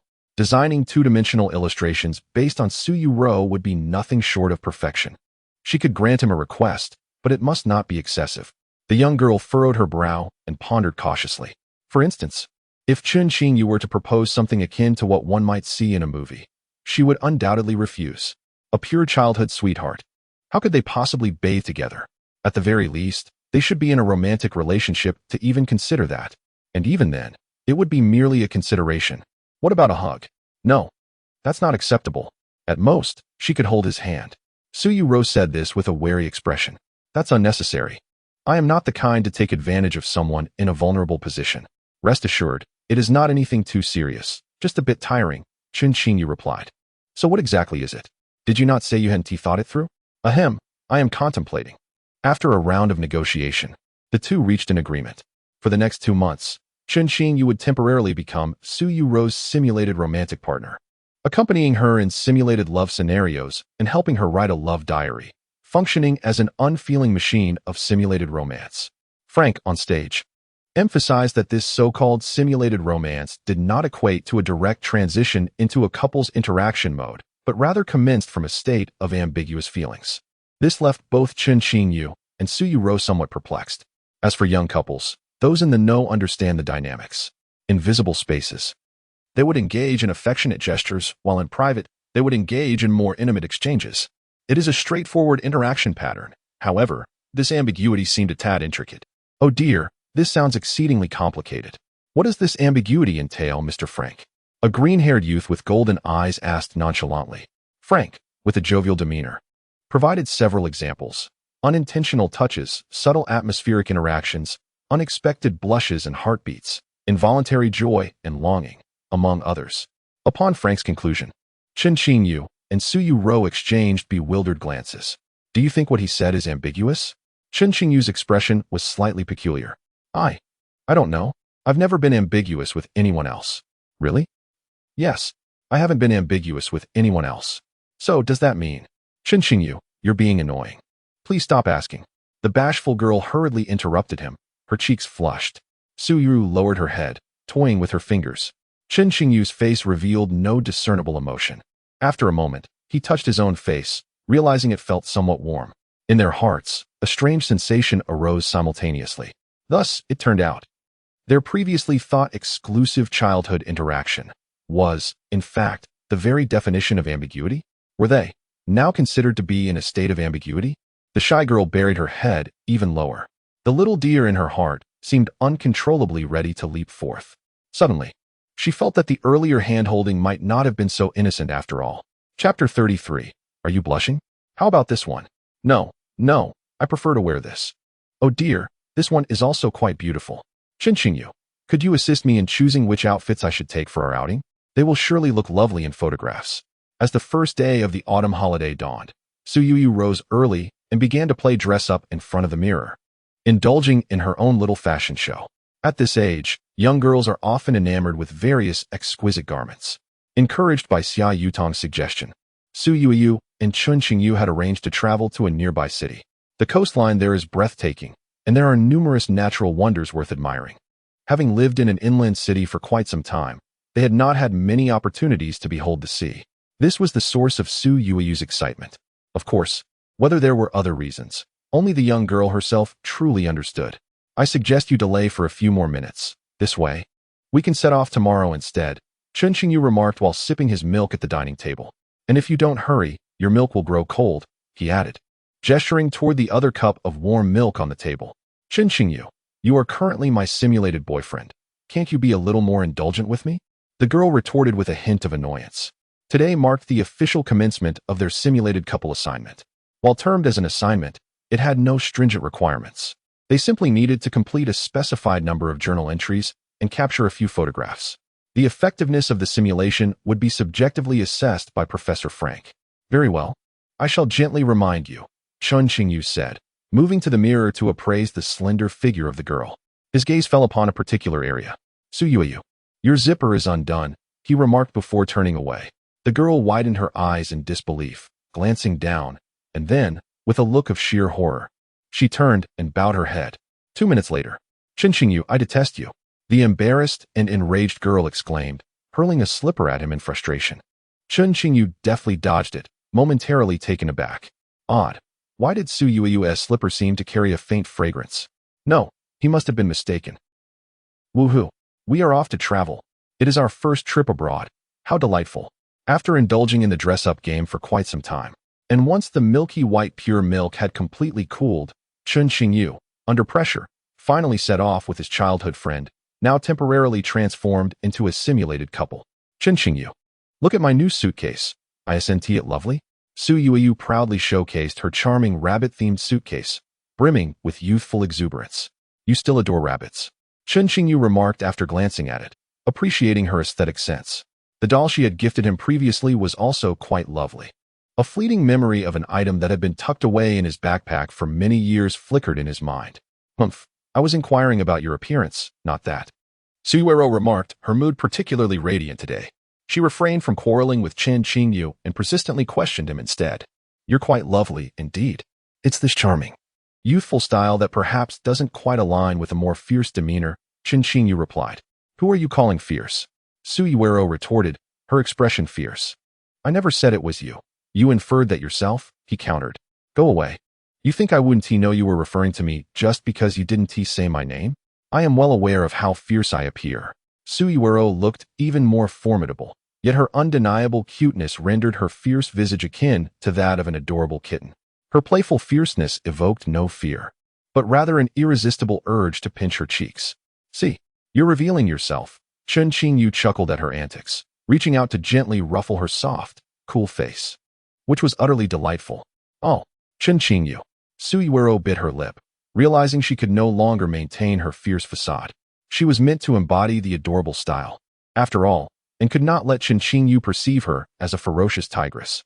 With a clever glint in her eye, she devised a plan. If my suitcase is attractive. Chen Qingyu, do you think I look good today?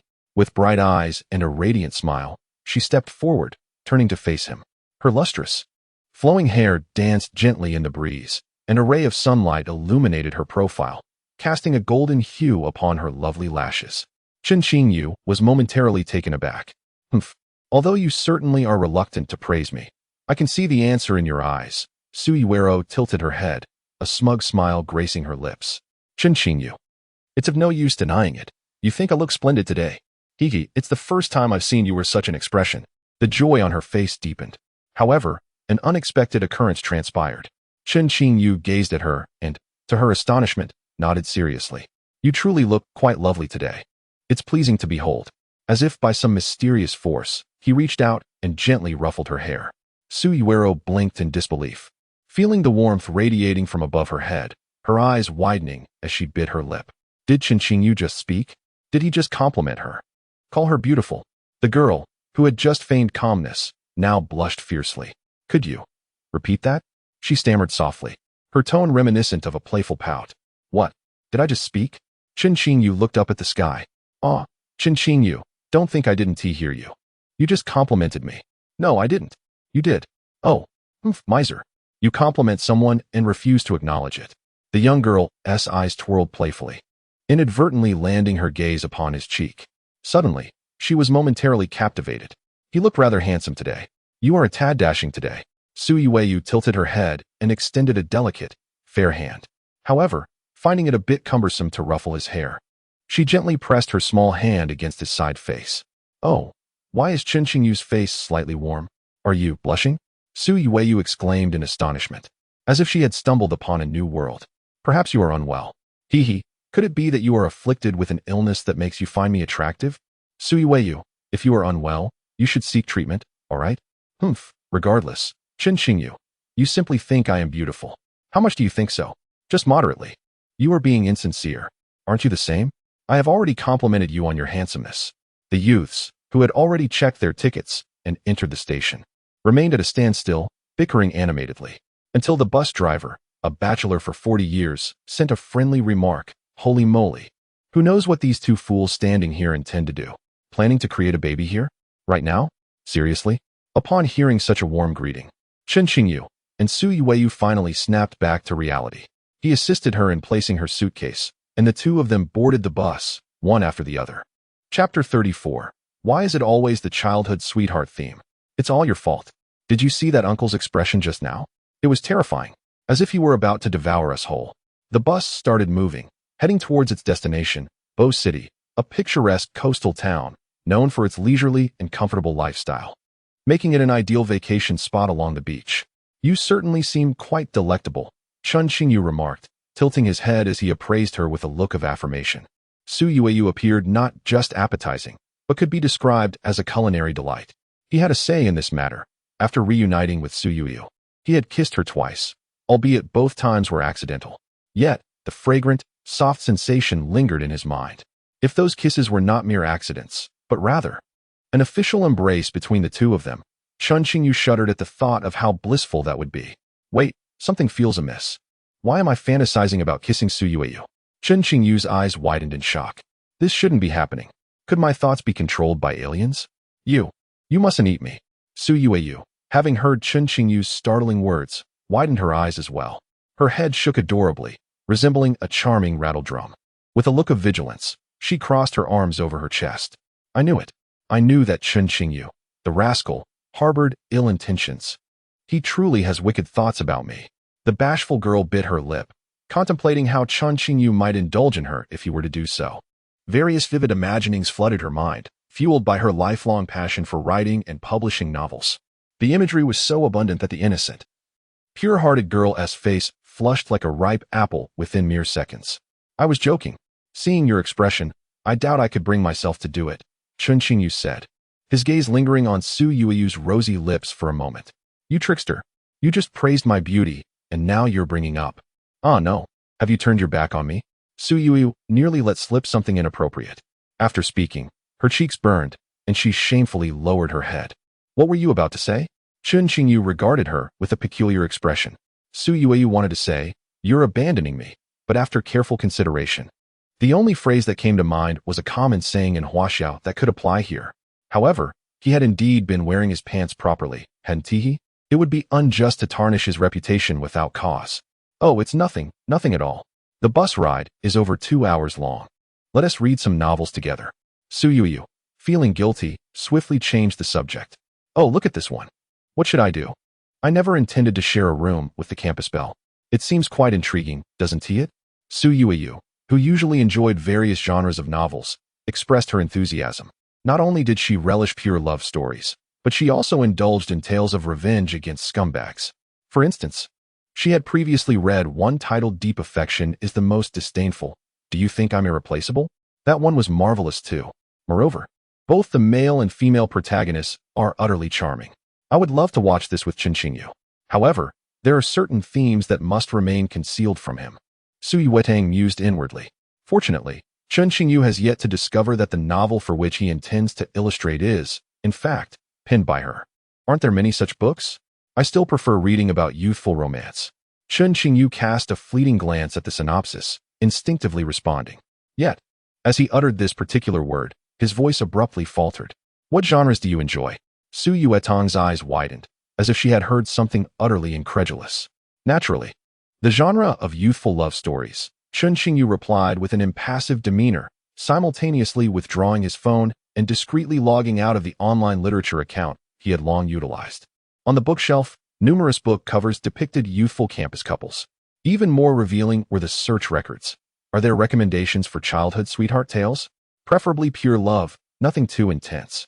Ideally, the protagonists have known each other since childhood, harboring secret affections, ultimately culminating in marriage. Chen Qingyu logged out with remarkable speed, akin to a seasoned artisan. Nevertheless, this seemingly simple action sent his heart racing to an alarming 120 beats per minute. What?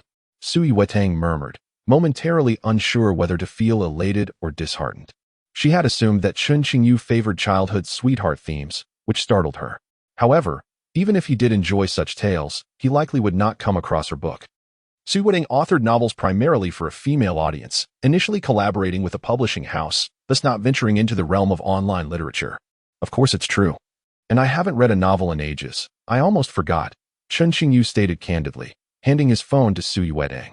There were no search records, no logged accounts. The young girl felt a hint of embarrassment at his untroubled demeanor. This was the first time Chen Qingyu had cooperated with her in such a manner.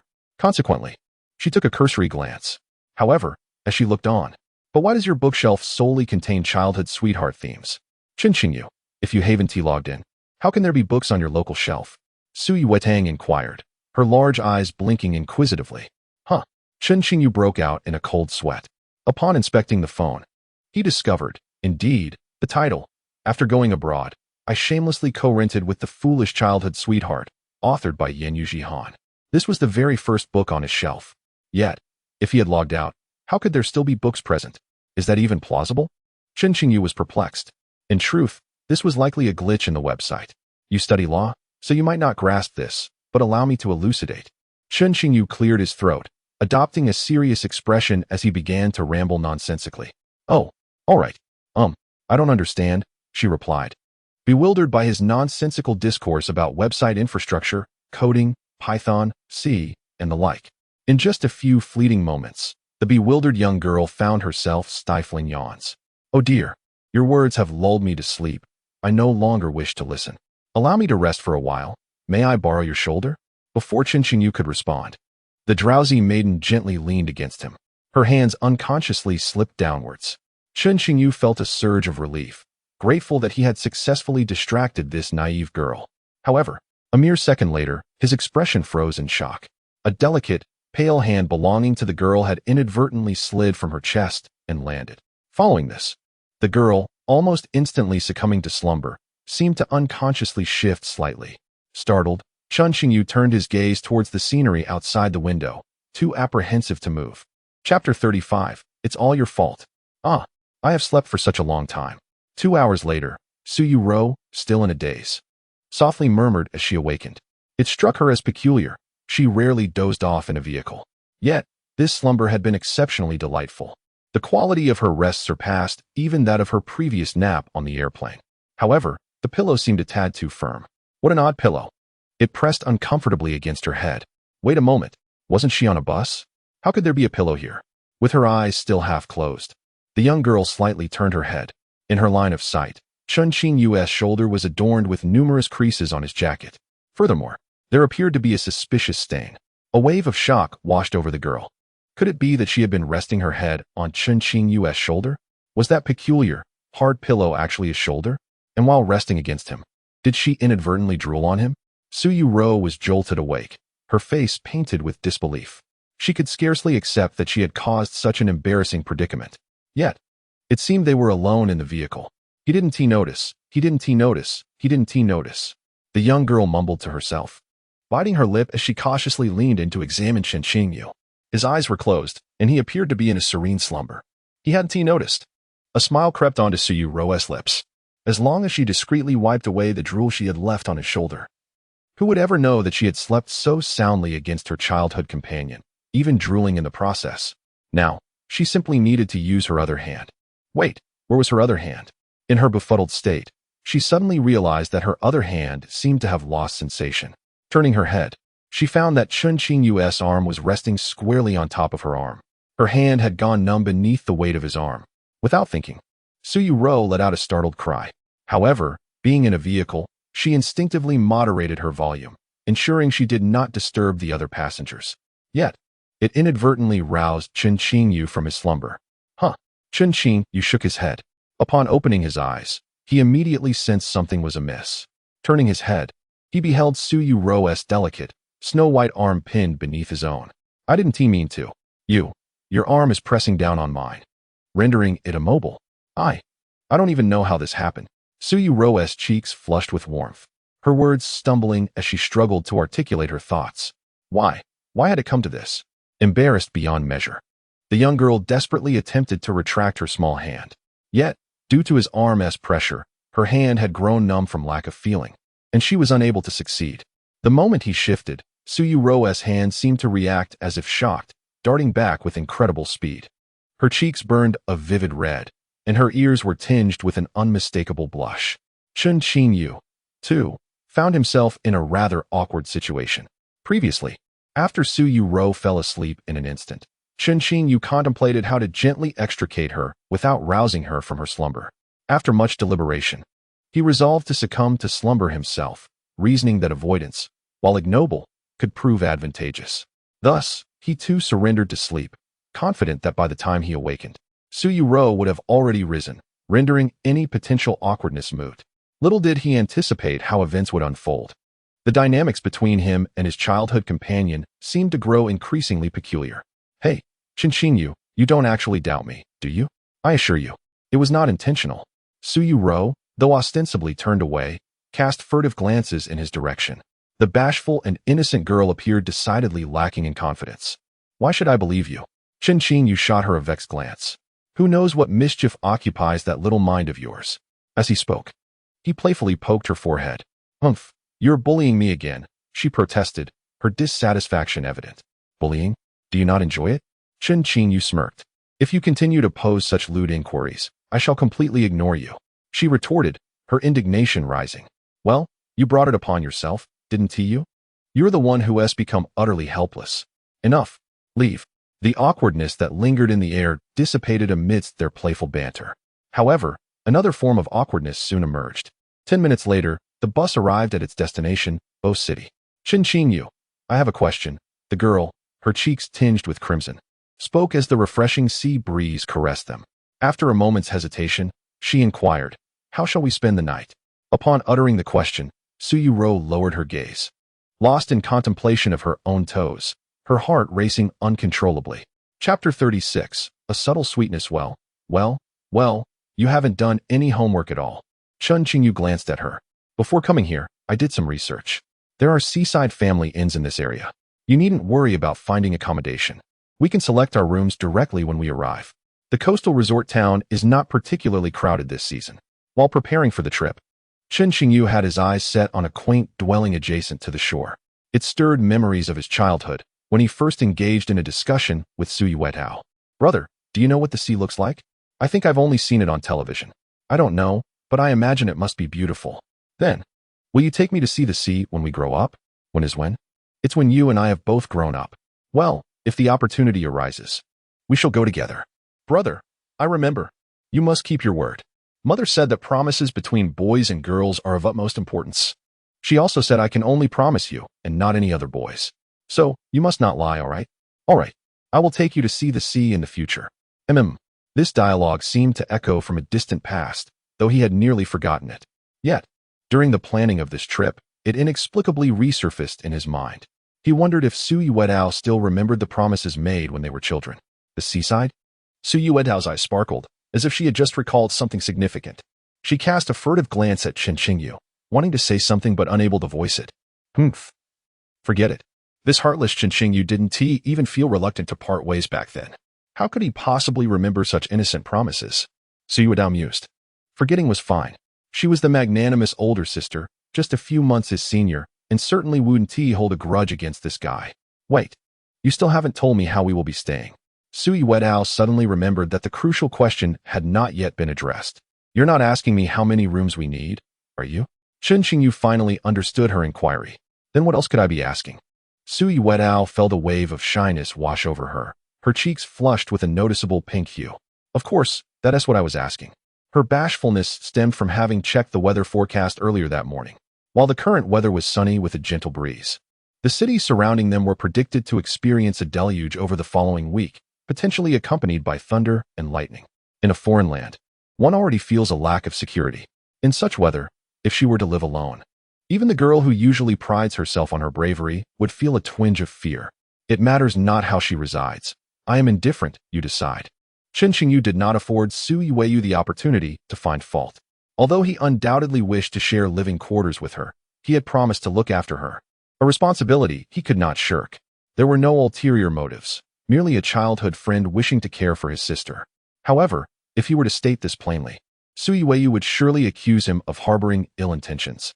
How could such innocent childhood friends ever have malicious thoughts about one another? Thus, Chen Qingyu opted for silence. Oh. Let us first take a look. Let us have a meal. I treated you to a lavish feast last time. So today, might you indulge me? Yuerou's eyes sparkled as she deftly shifted the topic, all the while pondering how to coax Chen Qingyu into residing with her. Alas, traveling alone can be quite daunting. With Chen Qingyu around, one feels considerably more at ease. Besides, he likely wouldn't act inappropriately towards her. Very well. What would you like to eat? You mentioned treating me to a meal. You spoiled sister, you love to eat. If not, then be gone. How can you say that? You are my simulated boyfriend now. You ought to be a tad gentler. Oh, very well. Allow me to be polite. Simulated girlfriend. May I inquire what you wish to dine upon? Eat, or be gone. Ah, Chen Qingyu, I shall end you. In a quaint little restaurant run by locals, the famished duo indulged themselves, relishing their meal. Drink less. If you get drunk, I shall have to carry you to find accommodation, Chen Qingyu remarked, observing Su Yuerou guzzling cola. You can get drunk on cola? Su Yuerou shot him a playful glare. Cola is delightful. Why aren't you drinking? To maintain my figure. There's no need for that. Look at me. I've consumed so much and haven't gained an ounce. Not everyone possesses your good fortune. Oh, just have a sip. It feels awkward to drink alone. Without much thought, Su Yuerou raised the cup of cola and attempted to feed it to Chen Qingyu. Feeling unusually cheerful today, she found herself wanting to share her food with him. However, the moment the cup met his lips, her eyes widened in shock. Oh no! It seemed she had made a blunder. Su Yuerou watched in astonishment as the spot where her lips had touched the cup now inadvertently brushed against his lips. This was an indirect kiss. Su Yuerou, you truly do not treat me as a stranger, Chen Qingyu thought, his heart skipping a beat at the moment their lips connected.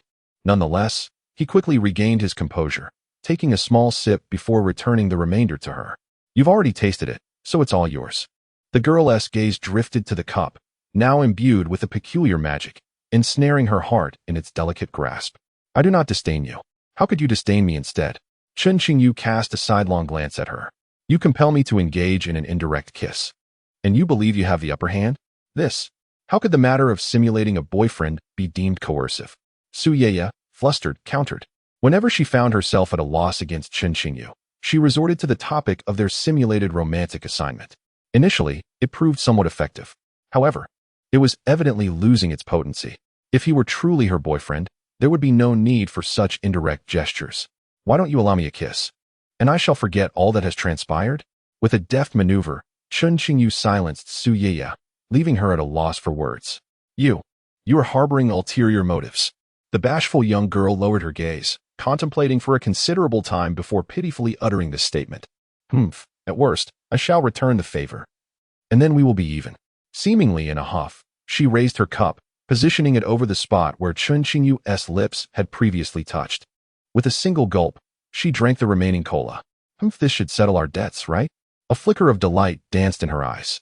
Upon closer inspection, one could discern a hint of cunning beneath her joy. Why do I feel something is amiss?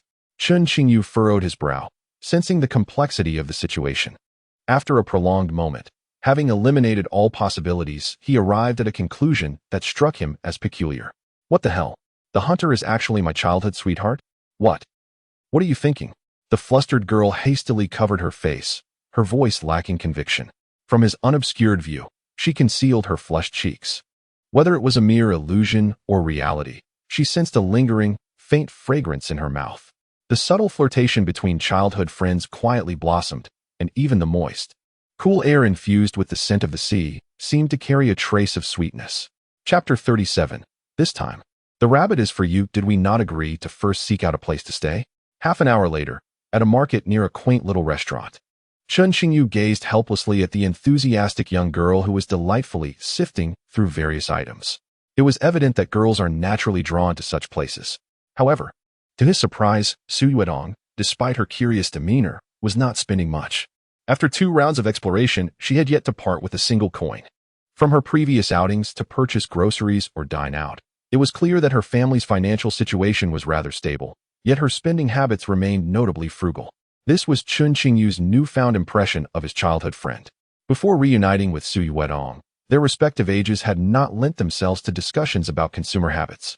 They could bicker for an hour over a simple fried chicken and cola meal. It was only upon their reunion and subsequent travels abroad that he realized Su Yuerou's approach to spending was quite akin to his own. The horror stories of relationships leading to financial ruin seemed far removed from their reality. But wait. He and Su Yuerou were not in a romantic relationship. They were merely childhood friends. Rabbits do not consume the grass that grows nearby. At most, they might nurture it and flirt with it occasionally. Chen Qingyu mused, pondering whether a rabbit could ever marry the grass beside its burrow. That seemed unlikely, given the inherent barriers between species. One belonged to the animal kingdom, while the other resided in the realm of plants. The divide was too vast. However, he and Su Yuerou, they should not face such barriers. Though they may not resemble each other much, they both belong to the phylum Chordata, class Mammalia, order Primates. Family Hominidae, genus Homo. As long as the correct methods were employed, they could potentially produce healthy offspring with the requisite 23 pairs of chromosomes. Thus, in summation, based on the biological knowledge gleaned from their high school days, he and Sui Wetong belonged to the same species. There were no barriers as described in textbooks. Unlike the peculiar case of the rabbit and the grass, which could not be generalized. Chen Qingyu, what do you think of this rabbit brooch? Isn't it absolutely stunning? As Chen Qingyu was lost in these bizarre thoughts, he opened his eyes to indeed find a rabbit before him. The exquisite, delicate crystal brooch was crafted with remarkable precision. A mere glance revealed its considerable worth. Huh, little sister, you clearly have an eye for beauty. This is a product of our homeland, crafted with great skill. Oh, and is this your boyfriend? A striking couple, truly a match made in heaven. This brooch is a pair as well. Let me fetch the other one for you. The middle-aged shopkeeper approached with a broad smile, speaking in fluent Mandarin. It was not unusual for them to encounter businessmen from their homeland in such small towns. Why are cats and rabbits a pair? Upon seeing the alternative brooch presented by the shopkeeper, Chen Qingyu was taken aback, his expression subtly shifting. Upon beholding the cat brooch, he was instantly reminded of an object he had carried with him for years. It was a gift from Yuerou. He suspected that she might have long forgotten about it. However, this did not hinder him from cherishing it until now. It was a small feline plush toy, a memory he held dear. Many years ago, shortly after receiving this gift, he had presented Yuerou with an adorable little rabbit plush. In their childhood, she often expressed her fondness for rabbits, while he declared his affection for cats. Thus, the two young friends exchanged these tokens of affection on each other's birthdays. He vaguely recalled an incident during their middle school years when he inquired if the little rabbit still existed.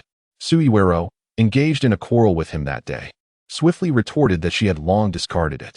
He was not taken aback by her response. After all, Yuerou had a knack for losing even the most recent purchases, like a practice notebook bought just 3 days prior. It was inconceivable that a girl like her could preserve an item for so many years. It would be akin to witnessing the sun rise from the south. At this moment, a middle-aged man beckoned. Dear, why are rabbits and cats a pair? The young couple, intrigued, wondered if he would share their story. A woman emerged from the store, appearing to be of a similar age to the man. Yuerou stared at the pair, feeling an odd sensation. After the shopkeeper's wife appeared, the man's smile seemed to brighten considerably. Ah, we are childhood sweethearts, the shopkeeper's wife said, a smile gracing her face, clearly accustomed to recounting this tale. Upon hearing this, both Chen Qingyu and Yuerou displayed subtle changes in expression. Chen Qingyu appeared unfazed, his disposition more resilient, while the more reserved girl blushed noticeably. I am a year older than him, born in the year of the tiger, and he in the year of the rabbit. I have always enjoyed sparring with him. And in those days, he often teased me by calling me Mother Tiger. The more he called me that, the more it stuck with me. Among so many boys in class, I struggled with face blindness and could hardly recognize anyone. But whenever I spotted him, I would chase him down. Ironically, my nickname Mother Tiger gradually became a reality. As for him, despite his tall and robust appearance, he was quite timid. I always thought of him as a rabbit and affectionately called him Silly Rabbit. The shopkeeper's wife spoke with a warm smile, recounting her memories. Yuerou and Chen Qingyu exchanged glances, their expressions laden with an unspoken peculiarity. This feeling, it was as if they were gazing into a mirror. Though the details were entirely different, the experiences they shared could not be deemed identical, but rather strikingly similar. The sole distinction was that Chen Qingyu and Yuerou's zodiac signs were reversed. He is a few months older than Yuerou, having crossed over the new year in between. Chen Qingyu was born in the year of the tiger, while Yuerou belongs to the year of the rabbit. The two bosses before them are exactly 2 cycles older, equating to a difference of 24 years. Are you two also childhood sweethearts? Observing the expressions of Chen Qingyu and Yuerou, the proprietress paused for a moment, comprehending the situation. She continued, eventually, I felt that the title tigress was quite inappropriate. It was too honest, portraying me too vividly, leaving no room for imagination. Thus, I forbade him from calling me that. Replacing tiger with cat. That is the origin of the phrase you inquired about. It may sound peculiar, right? Haha, many guests have remarked the same. The proprietress smiled nonchalantly, however. It remains one of my and his most treasured memories. Oh, your story is so sweet, Yuerou exclaimed, her eyes sparkling, nearly bouncing like a rabbit. Yet, Considering the zodiac analogy, if she were to strike the rabbit that Chen Qingyu gifted her, wouldn't that mean she was striking herself? In an instant, Yuerou felt she had endured many losses over the years. She had thought she was hitting Chen Qingyu. In hindsight, he should have gifted her a cat plushie, and she should have reciprocated with a rabbit plush. But then again, she would never give him a rabbit plush, denying him the chance to strike herself. Humph. But my childhood sweetheart is a fool. The girl mused, casting a sidelong glance at Chen Qingyu, playfully reproaching him. Some individuals, having nothing better to do, often indulge in self-introductions. Chen Qingyu knew that her rabbit-like demeanor could not summon tiger teeth. He had already prepared a perfect counterattack. Who are you calling a fool? It's the wise who call you foolish. Woo, why don't you fall for it? Listening to their playful banter, the bosses exchanged glances, smiles gracing their faces. Observing the pair, it seemed as though they were witnessing a reflection of their younger selves. Boss, I'll buy both brooches. How much are they? Yuerou's sudden generosity was unexpected. Are you really going to buy? Chen Qingyu was somewhat taken aback. These exquisite crystal brooches could be considered luxury items, not cheaply priced.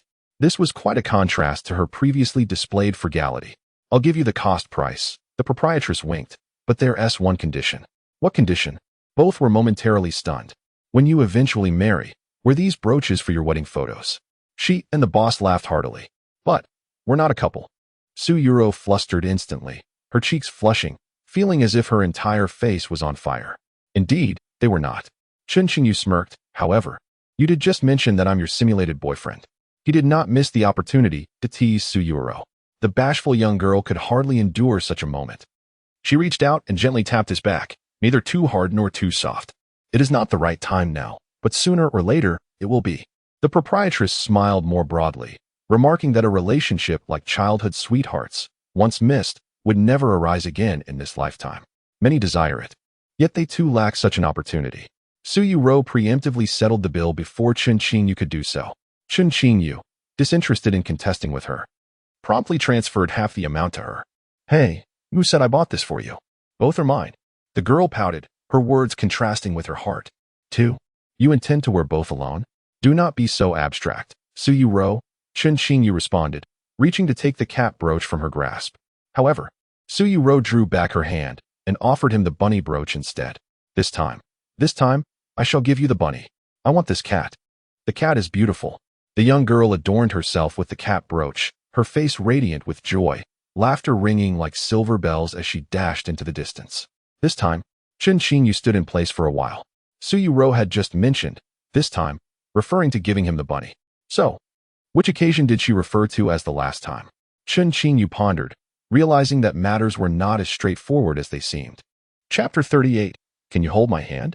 Oh dear, how much longer until we reach that quaint little town? Another hour has slipped by. As dusk approaches, the excitement of a shopping spree has distracted the young girl from her obligations. It's time to persuade Chen Qingyu to accompany her in seeking accommodations. Oh no, I mean, to find a place to stay with him. However, in her indulgence, they have strolled so leisurely that by the time they return to their destination, evening has already descended upon them. Come now, you're not too tired to walk. Are you? Chen Qingyu tilted his head, assessing the little bundle of energy beside him, wondering if she might suddenly faint. At this moment, should he offer his hand? If you're weary, you may take my arm, he suggested, clearing his throat. Really? Yuerou's eyes sparkled with delight. Yet, moments later, she felt a nagging doubt. Pouting slightly, she retorted, Humph. I don't believe you. When have you ever been so generous? The intimacy of childhood friends was a delicate balance, and she felt they were crossing a line. I must maintain some distance from you, you scoundrel. With a deliberate step back, she distanced herself, yet as they continued walking, she feigned an unintentional return to his side. But if you insist on being so kind, I suppose I could reluctantly agree. With a delicate, fair hand, she reached out toward him. You're overthinking it. Childhood friends do not engage in such familiarity. Chen Qingyu chuckled, amused by Yuerou's stubbornness. Torn between wanting to hold her hand and maintaining their platonic relationship, despite the allure of her soft hand, he chose to walk ahead. Hey, Chen Qingyu, must you be so astute? She exclaimed. Even your mother said that the foolish are the fortunate ones. Can't you be a bit more naive? Frustration bubbled within her as she stomped her foot behind him. Yet, she felt utterly powerless against him. Oh, woe is me. Has my pride truly been vanquished? She lamented internally, unwilling to concede easily. Being a demure beauty, surrender was simply out of the question. With her cheeks flushed and determination rekindled, she glanced at Chen Qingyu, who was steadily moving away. Finally, with a resolute bite of her lip, she thought, what harm is there in asking to hold hands? It's not as if I would perish. Fine, if I must concede, I am simply exhausted. I need Chen Qingyu's support to feel better. With a light jog, she caught up to him, unabashedly linking her small hand around his arm. This will cost you $10 for a minute. Chen Qingyu, why don't you just take my hand? How clever of you to notice my intentions. Go away. Humph, you're my boyfriend now. And it's your duty to let me hold your hand. This is merely a simulation of a boyfriend. You have overstepped. I have not kissed you. How can that be crossing a line? Then go ahead and kiss me. Chen Qingyu, do not be absurd. The girl's cheeks flushed crimson as she grappled with whether he was jesting or genuinely tempting her. Nevertheless, the hand that clung to his arm remained steadfast, unwilling to let go. What transpires? Such close contact with Chen Qingyu seems to have become somewhat addictive. Yet, she had never behaved this way before. In middle school, when Chen Qingyu expressed a desire to hold her hand, she would scold him, branding him a foolish rabbit wanting to nibble on the grass nearby. Could it be? Could it be that she truly harbors inappropriate feelings for him? No, that cannot be the case. Affection is one thing. While inappropriate desires are entirely different, they are not synonymous. Declaring her fondness for him in a moment of peril, as the airplane neared catastrophe, does not equate to lusting after his physical form. There exists a distinction. The young girl engaged in a mental self-reprimand, before timidly linking her arm with his and continuing forward. Bathed in the gentle glow of the setting sun, the salty sea breeze caressed her face, as if that azure coastline lay tantalizingly close. Chen Qingyu savored the warmth of the sunset and the soft sensation beside him, a smile inevitably gracing his lips. This scene appeared to be a vision he had long contemplated, yet deemed perhaps forever unattainable. What brings you joy? Yuerou, curious, blinked at him. Just reminiscing about happy moments, he replied, raising his other hand to gently ruffle her hair. Are you growing addicted to teasing me, Chen Qingyu? She murmured softly, her cheeks flushing as she lowered her gaze, the faint smile at the corner of her lips skillfully concealed. Perhaps a little, he pondered. I can offer you an equivalent return. You are not allowed to touch my head anymore. Except, for now, I won't prohibit you from holding my hand, she said, glancing at their intertwined fingers with a hint of shyness. The silhouettes of the young couple, illuminated by the sunset, gradually receded into the distance. No further words were exchanged, as if they shared an unspoken understanding, with everything conveyed in silence. The little rabbit and kitten brooches adorning their clothing glimmered softly, reflecting the fading golden rays of the sun. Chapter 39, Life and Death with the Plum Blossom So. Which one would you prefer? The journey of childhood friends, hand in hand, continued for a span of 10 minutes. They arrived at the quaint inn just as the sun was nearly set. The welcoming aunt informed them of 2 available room types to choose from. Naturally, they could also opt for separate accommodations. How shall we proceed? The choice is yours. Chen Qingyu activated his initiative and directly posed the dilemma to Su Yuetong. Both room types featured 2 beds, complete with a private kitchen, rendering them nearly indistinguishable from an apartment. However, the configuration of the beds differed. One option mirrored the layout of their rented apartment, boasting 2 separate bedrooms, while the other resembled a standard hotel room, lacking independent sleeping quarters. Let us share a room, shall we? It would be more economical, suggested Su Yuetong, feigning contemplation as she blinked her eyes. We've already spent quite a bit today, especially since you bought that brooch. Chen Qingyu responded without hesitation. So what if I bought it? You just praised its beauty moments ago. Besides, I never asked you to reimburse me. I intended to gift it to you. I wish to express my gratitude for your care during my recovery. Su Yuetong lowered her gaze, fiddling with her fingers, murmuring softly. The words thank you escaped her lips so quietly that they were nearly inaudible, yet Chen Qingyu caught them. Those 2 words were exceedingly rare in Su Yuetong's lexicon and could hardly evade his ears. Were she to utter something like silly dog, he would have likely filtered it out selectively. Are you truly my silly childhood friend? Chen Qingyu teased, pinching the girl's cheek. He couldn't help but suspect that this was merely a fictional character from a novel by teacher Lu pretending to be real. His little silly childhood companion could not possibly be this adorable. How can you call me silly? I am quite clever. If you doubt it, we can have a contest next time. Su Yuetong retorted with an indignant expression. Now, may I inquire if sharing a room is acceptable? My manuscript payment from the publisher hasn't arrived yet, and my wallet is quite empty. You will help me save money, won't you? Her voice carried a tone that sounded sincere and pitiful. However, Sui Wedong was aware that it was merely an excuse. The thought of being alone in this place was terrifying. Moreover, if the weather forecast held true, a torrential downpour was expected the following night. The idea of staying alone would surely frighten her to death. Even during high school, in those years spent living with her parents, she would tremble under the covers. Fearful during every stormy night, filled with thunderous roars and howling winds. Before this, she had no reason to fear. For every stormy day filled with thunder, he was always there by her side, offering quiet companionship, not the Chen Qingyu who often teased her. Instead, it was as if Chen Qingyu had been enchanted by the thunder, bestowed with a gentle buff. Uncertain whether this time would present an opportunity, was it truly for the sake of frugality? Chen Qingyu gazed at her skeptically. Are you certain you are not merely enticed by me? My mother always said that boys must be cautious when outside. Enticed? Nonsense. Sui Weqiao blushed slightly before answering with an innocent and unrepentant demeanor. I wasn't enticed at all, just a smidgen. But that one TB discovered by Chen Qingyu, it mattered not. Sui Weqiao believed she had concealed her true feelings quite well. Thus, she continued to articulate the excuse she had meticulously prepared. How about we stay in this room that resembles a hotel standard room? I have heard that the safety here isn't particularly reassuring, so it would be beneficial for us to sleep close together. In case you are accosted by some nefarious girl, I could come to your rescue. As she spoke, she found herself amusing, bursting into laughter for a moment before resuming her serious facade. Do you think I am as foolish as you? If you're enticed, you may as well admit it. A wicked smile crept onto Chen Qingyu's lips. He relished the sight of Sui Weqiao, stubborn despite her evident embarrassment. Such a sight is delightful. I wish to see more. What are you babbling about? Sui Weqiao felt an overwhelming urge to kick him. After a futile exchange, she relented. We choose this one, please. She spoke directly to the receptionist, a blonde lady who appeared to be slightly older than the two of them. All right, the lady nodded in agreement. The two completed their check-in. As they departed for their room, the local receptionist, who spoke with a perfectly authentic dialect and was 100% native, suddenly revealed a peculiar smile. Blushing slightly, she retrieved a book titled Advanced Grammar of Huaxiao Language from her bag. It was as if she were consulting a dictionary, flipping through its pages in search of something. Oh God, what does mean? She muttered to herself, her eyes brimming with curiosity. However, the book seemed to lack such advanced usages. Thus, the receptionist resorted to using machine translation.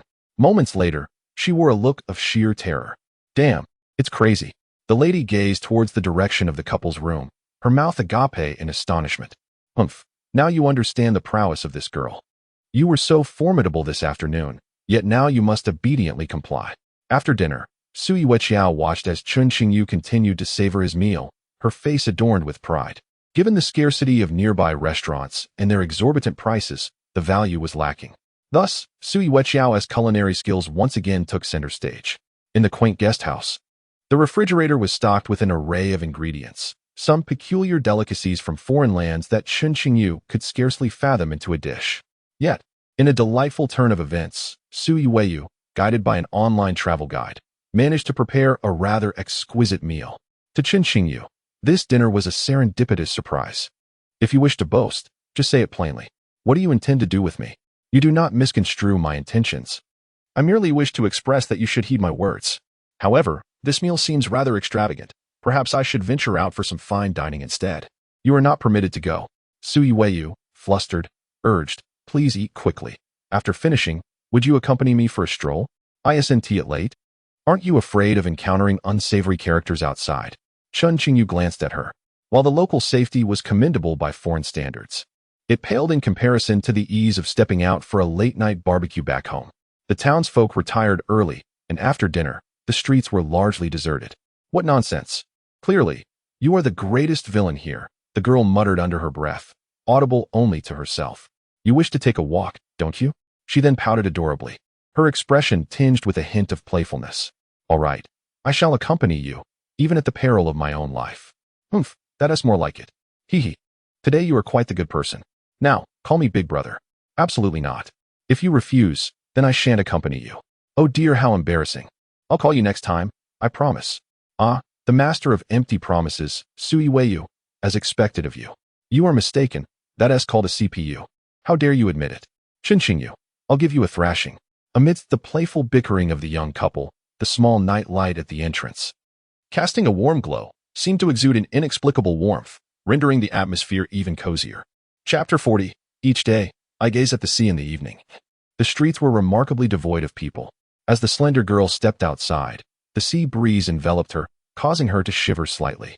Before leaving, Chen Qingyu had advised her to dress warmly. Just moments ago, Su Yuetong had felt quite invincible, unfazed by the chill in the air. Earlier in the afternoon, under the sun's warmth, she had even felt a bit overheated. Lacking life experience, she had not considered how drastically the temperature would plummet in the small town at night. Do you find the streets empty, or is it the cold you cannot endure? Chen Qingyu asked with a teasing smile. Since he had taken the initiative to remind Su Yuetong to wear warmer clothing, he would certainly seize every opportunity to tease her after she had dismissed his advice. I'm not cold, not at all, Su Yuetong insisted stubbornly, pouting as she sniffled slightly. By the time you freeze into an ice block, when will you learn to change your stubborn ways? A slightly exasperated voice murmured beside her. She instinctively curled up a bit. Just as she was about to continue bantering with Chen Qingyu, that mischievous rascal, she suddenly felt warmth envelop her. Hey, what is happening? Why do I suddenly feel warm? Moreover, a delightful fragrance wafted into her nostrils. Su Yuetong stood still for a few seconds, perplexed. Chen Qingyu, where did you conjure this clothing from? She touched the thick, warm garment draped over her. Realizing it was quite substantial, she turned her gaze towards Chen Qingyu. Just layered an extra one, he shrugged, nonchalantly spreading his arms. Before stepping out, he had anticipated that within 10 minutes, Su Yuetong would be freezing. Thus, he had chosen to wear 2 coats. The one now wrapped around her was the outer layer he had donned. Are you that cold, wearing so many layers? The silly girl tilted her head, still trying to comprehend the situation, only to receive a significant eye roll from Chen Qingyu. I'm too lazy to explain. Your intellect probably wouldn't grasp it, he said, continuing on his way. Wait, did you bring this for me on purpose? Stung by his words, the naive girl suddenly realized, her cheeks flushing a soft pink. Her heart raced involuntarily. Hey, Chen Qingyu, where are you going? Wait for me. Su Yuetong attempted to conceal her delight at the corners of her mouth as she hurriedly chased after his retreating figure. 10 minutes later. Look, this is the true sea. When the expanse of the azure, crystal-clear ocean finally came into view, the excited girl leaped in joy, bouncing like a little rabbit. Be careful not to fall. With your weight, I would struggle to catch you, Chen Qingyu remarked with a hint of annoyance, glancing at her. However, as he spoke, his hand was already positioned protectively behind her, ready to catch her should she stumble. He was also able to catch her in the blink of an eye. What could she do? After all, he was her foolish childhood friend. When it came to pampering, she had to indulge him. I am not heavy. Chen Qingyu, do you understand? I currently weigh 96.5 gene and stand at 167 centimeters. Can this possibly be considered heavy? There is hardly any flesh on me. Upon hearing Chen Qingyu suggest that she was overweight, Su Yuwei felt a surge of anxiety. Her psychological threshold regarding her weight was absolute. She could never, under any circumstances, exceed 99 gene. For anything above 99 gene meant entering the terrifying realm of triple digits. However, during the years apart from Chen Qingyu, she had lost her motivation to maintain her appearance. On one occasion, she stepped on the scale and was shocked to discover she weighed 52 kilograms, which translates to 104 gene. Not only was it a dreadful figure in the realm of triple digits, but it even had a decimal point trailing behind. This number struck at her psychological threshold, awakening her from her reverie. The unexpected breach of the 100 mark terrified her into abstaining from staple foods for 3 days and engaging in rigorous exercise for several more, allowing her to return to a 2-digit figure. Aside from such unforeseen circumstances, Su Yuwei generally paid little attention to her appearance. Yet, when she was with Chen Qingyu, it was an entirely different matter. When alone, she could be relatively unkempt, but in his presence, she felt compelled to look beautiful. Throughout her life, wherever she went, people genuinely praised her as a stunning beauty. Yet, only Chen Qingyu would tease her, declaring her hair resembled a bird's nest. This infuriated the young Su Yuwei, prompting her to learn 20 different hairstyles just to ensure that Chen Qingyu could find no fault, compelling him to compliment her as pretty and charming. Chen Qingyu, too, was often lauded as a handsome boy wherever he went. Su Yuwei would never compliment him. Instead, she would ruffle his hair into a nest-like mess. Consequently, after Chen Qingyu entered middle school, he learned to employ technology, using strong styling spray to thwart her mischief. Thus, their obsession with appearances was quietly rooted in their hearts. Recently, it seemed she had gained a bit of weight, Yuerou mused. Before reuniting with Chen Qingyu, she had weighed in at 94.5 gene. Having lived together for over a month, she had already gained 1.5 gene. If she were to gain a few more gene, she would truly surpass the dreaded 99 gene mark. For a girl who was now exceedingly conscious of her image, it would be akin to a nuclear strike. You must tell me I'm not fat, or I shall be quite upset. Yuerou pouted playfully, pretending to ignore him in mock anger. I was merely joking. You should eat more and grow taller. Chen Qingyu, what do you mean by that? Literally. You, get lost. Yuerou was so vexed that her teeth itched with frustration. She longed to bite him in a certain spot, his wrist, of course. Yuerou had heard some urban legend about leaving her mark on the boy she liked. Thus, this young boy will forever be in his own company. Oh, what was the author's name? LV999 Yandera, but that is of little consequence. Yuerou is enamored with many aspects of Chen Qingyu, particularly captivated by the elegance of his wrists. His physique is quite proportionate, yet his wrists appear more slender, and they seem to possess a fairer hue compared to the rest of him. Yuerou is reluctant to admit it, but it seems she has long harbored a yearning for this particular feature. Lost in her thoughts, it feels as though she has been enchanted by some peculiar magic. In a moment of impulsive whimsy, the girl bends down, seizing his wrist and gently imprinting a faint, rosy bite mark beside the bone. Yuerou, are you a dog? Chen Qingyu gasps, his eyes widening in astonishment. We can quarrel, but why do you have to bite? Humph, because I dislike you. Yuerou retorts. Chen Qingyu's eyes grow even wider. By heaven's virtue, what do you mean by that? He shakes his head, affectionately ruffling her hair. Lately, it seems he has developed a slight addiction to patting Yuerou's head. Head patting mode activated. Oh, pardon me. I seem to have wandered onto the wrong set. Do you truly detest me? He muses, his hand still in her hair, his lips curling into a smile. Well, not entirely. Yuerou winks mischievously. Yet, she takes hold of Chen Qingyu's other hand, mirroring her previous action, leaving another delicate bite mark in a similar spot. Hee, now you are symmetrical, dear brother. What did you just call me? Nothing. I didn't say a thing. The girl, caught off guard by her own words, feels her cheeks flush crimson. With the sea breeze at her back, she runs forward. Chen Qingyu lifts his hands, gazing at the small bite marks on both wrists, momentarily lost in thought. After a few seconds, he strides after her. Tonight, the moonlight is exquisite and the sea breeze is gentle. Chen Qingyu accompanies the girl, who is seeing the ocean for the first time, lingering for a long while along the shoreline washed by the azure waves. Chen Qingyu, do you think the moon is the most beautiful tonight, or the stars? Or perhaps the ocean? She sighs. Oh, they are all so beautiful. I cannot bear to leave. You are beautiful as well. Chen Qingyu, are you complimenting me? Well, occasionally I must flatter you, lest you decide to flee. You. I could just. How could you ruin such a romantic moment? Chen Qingyu, let us stay here throughout the holiday, shall we? Let us take walks by the sea every day. It's you who is too afraid to come out alone. I assent it? I wouldn't bother coming out for anyone else. How fortunate. For I feel the same way.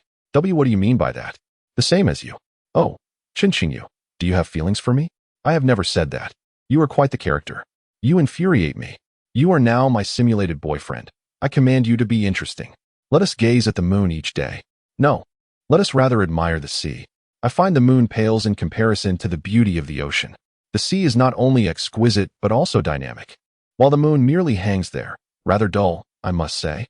Oh, then let us meet daily to behold the ocean. Indeed. Chen Qingyu, you seem to be quite well behaved today. Perhaps it's because you are a bit foolish, and I indulge you occasionally. Go away. I've told you, I am quite clever. From a perspective unseen by young maidens, Chen Qingyu gazed at the azure coastline, a smile unconsciously gracing his lips. In truth, if I were to share this moment with Yuerou, whatever we observe would surely be delightful, and boredom would be utterly absent. Chapter 41. Are you concerned about me? Chen Qingyu, I feel a bit unwell. Perhaps we should refrain from going out this afternoon. 3 days later, the afternoon arrived. During these days, the two had coexisted peacefully in a family inn, leading a simple yet serene life reminiscent of childhood friends. By day, they wandered through the quaint surrounding towns, occasionally taking trips to distant places. By night, they strolled side by side, slowly making their way to the seaside. Once seated on the beach, they would linger for 2 or 3 hours. That morning, they had ventured out together to attend the local town fair, returning with a number of purchases. Their provisions for the remaining 2 days were ample. Upon returning to their room at noon, Yuerou still appeared as a bright and cheerful young girl. However, come afternoon, she suddenly seemed frail and delicate, her voice barely above a whisper. Had she caught a chill from the prolonged exposure to the wind last night? I told you it would get colder. You should have returned earlier, Chen Qingyu remarked, as he naturally approached her and gently touched her forehead. You're not feverish. Mine feels warmer than yours, he pondered aloud, a hint of confusion in his tone. No. It's not a fever, just a slight discomfort, Yuerou replied, her cheeks flushed as she stammered. She turned away, rummaging through her pastel-pink suitcase in search of something. Yet, it was evident that she found nothing, her expression betraying a hint of panic. She cast a furtive glance towards Chen Qingyu, her shyness causing her to hesitate. Are you experiencing stomach pain? It dawned on Chen Qingyu, as certain distant childhood memories began to resurface. It was long ago, during a summer vacation. One afternoon, Yuerou had come to his house, her eyes brimming with tears. Wah, Chen Qingyu, I must have some terminal illness. I'm going to die. Before I go, could you take me out to have some fun? Wah, I'm certain it can't be cured. That afternoon, the two children traversed topics from the Big Bang to the meaning of life, Chen Qingyu utterly bewildered by Yuerou's dramatic proclamations. With swollen eyes, they awaited their parents' return that evening, only to be met with laughter for the entire night. Yuerou, I've told you before. It's just something that girls go through. Have you forgotten? Yuerou's mother, Zhou Shuyun, wore a gentle smile. After enlightening the two children with a wealth of knowledge, she assured them with a chuckle that she would never tease Yuerou about it again. And thus, this incident became a recurring topic of conversation each year. It was also when Chen Qingyu first learned of the fascinating distinctions between boys and girls. Later, out of embarrassment, Yuerou chose to conceal this particular chapter of her past, never uttering a word about it in Chen Qingyu's presence. Yet now, upon seeing that familiar expression of unease on Yuerou's face, Chen Qingyu quickly grasped what had transpired. It doesn't hurt. It doesn't hurt at all, the pale-faced girl murmured through clenched teeth.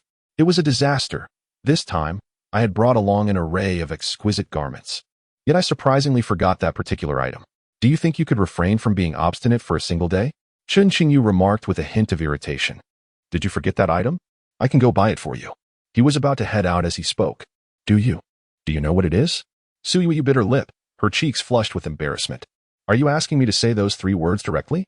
Chen Qingyu turned to gaze at her.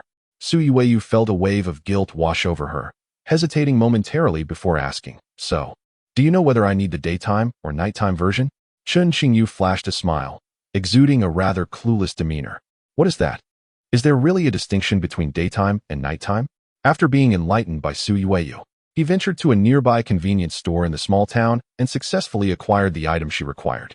However, this shopping trip proved to be the most challenging since his arrival abroad. Not only did he have to rely on machine translations for terms well beyond his knowledge, but he also had to endure the teasing gaze of the salesgirl. She remarked, Wow, you are the best boyfriend I've ever seen. Chen Qingyu quickly clarified that they were not in a romantic relationship, which only elicited a more astonished look from her. Oh, sorry, so you are her husband? Chen Qingyu was left speechless, ultimately giving up on further explanations. In this sparsely populated town, it seemed that many locals who had encountered them assumed they were a couple. However, Chen Qingyu was adamant. His relationship with Yuerou was evidently one of pure, innocent childhood camaraderie. Having procured both the daytime and nighttime items, he returned to their room and tossed the small black plastic bag to Yuerou. The girl, biting her lip and blushing, stealthily slipped into the bathroom. Chen Qingyu paid her no mind and proceeded to the kitchen to prepare dinner. Since Yuerou had lent her support, it was only fitting that he concoct some delightful dishes. Just as he finished chopping a portion of vegetables, he heard a surprised voice from behind. Chen Qingyu, what are you doing? I certainly don't want to go hungry tonight. She aimed to snatch the knife from his hand, though her intention was merely to assist in cutting the vegetables, not anything else. Is your stomach no longer in pain?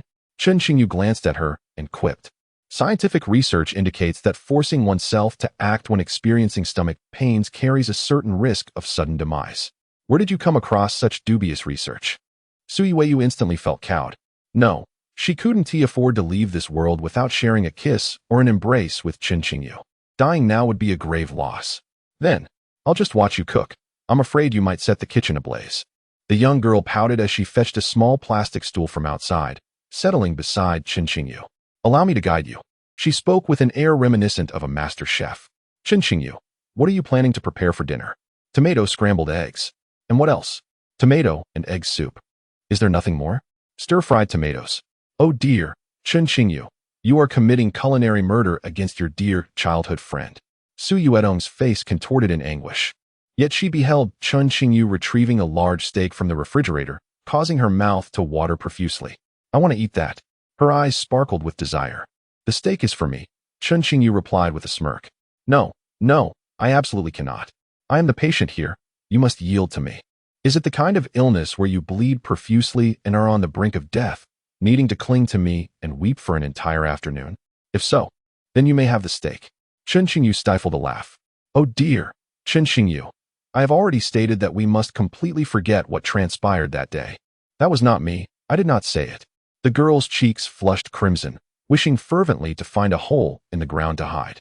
If you say it again, I shall kick you, she threatened. Your socks are far too short. Go change into a longer pair. What? What do you intend to do? Su Yuetong glared at him warily. If you don't change, don't blame me when you freeze to death. Chen Qingyu turned away, resuming the thawing of the steak. Chen Qingyu, you are concerned about me, aren't you? The girl tilted her head, blinking her eyes, inquiring with a hint of understanding. I fear you might faint here, and I would have to traverse oceans to bring you back home. Go away. Can't you wish for something better for me? Su Yuedong made a playful face.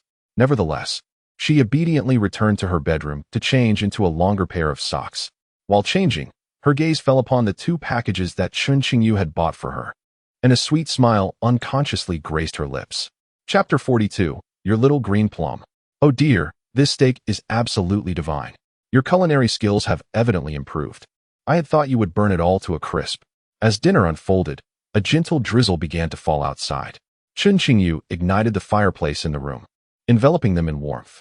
Su Yueyu nibbled delicately at her steak, which was rather uncharacteristic of her usual dining manner. Recently, for reasons unknown, she felt a touch of shyness eating such hearty bites in Chen Qingyu's presence. You need not conceal it. There is no one else here, he remarked, casting a glance her way. If you wish to eat, then indulge freely.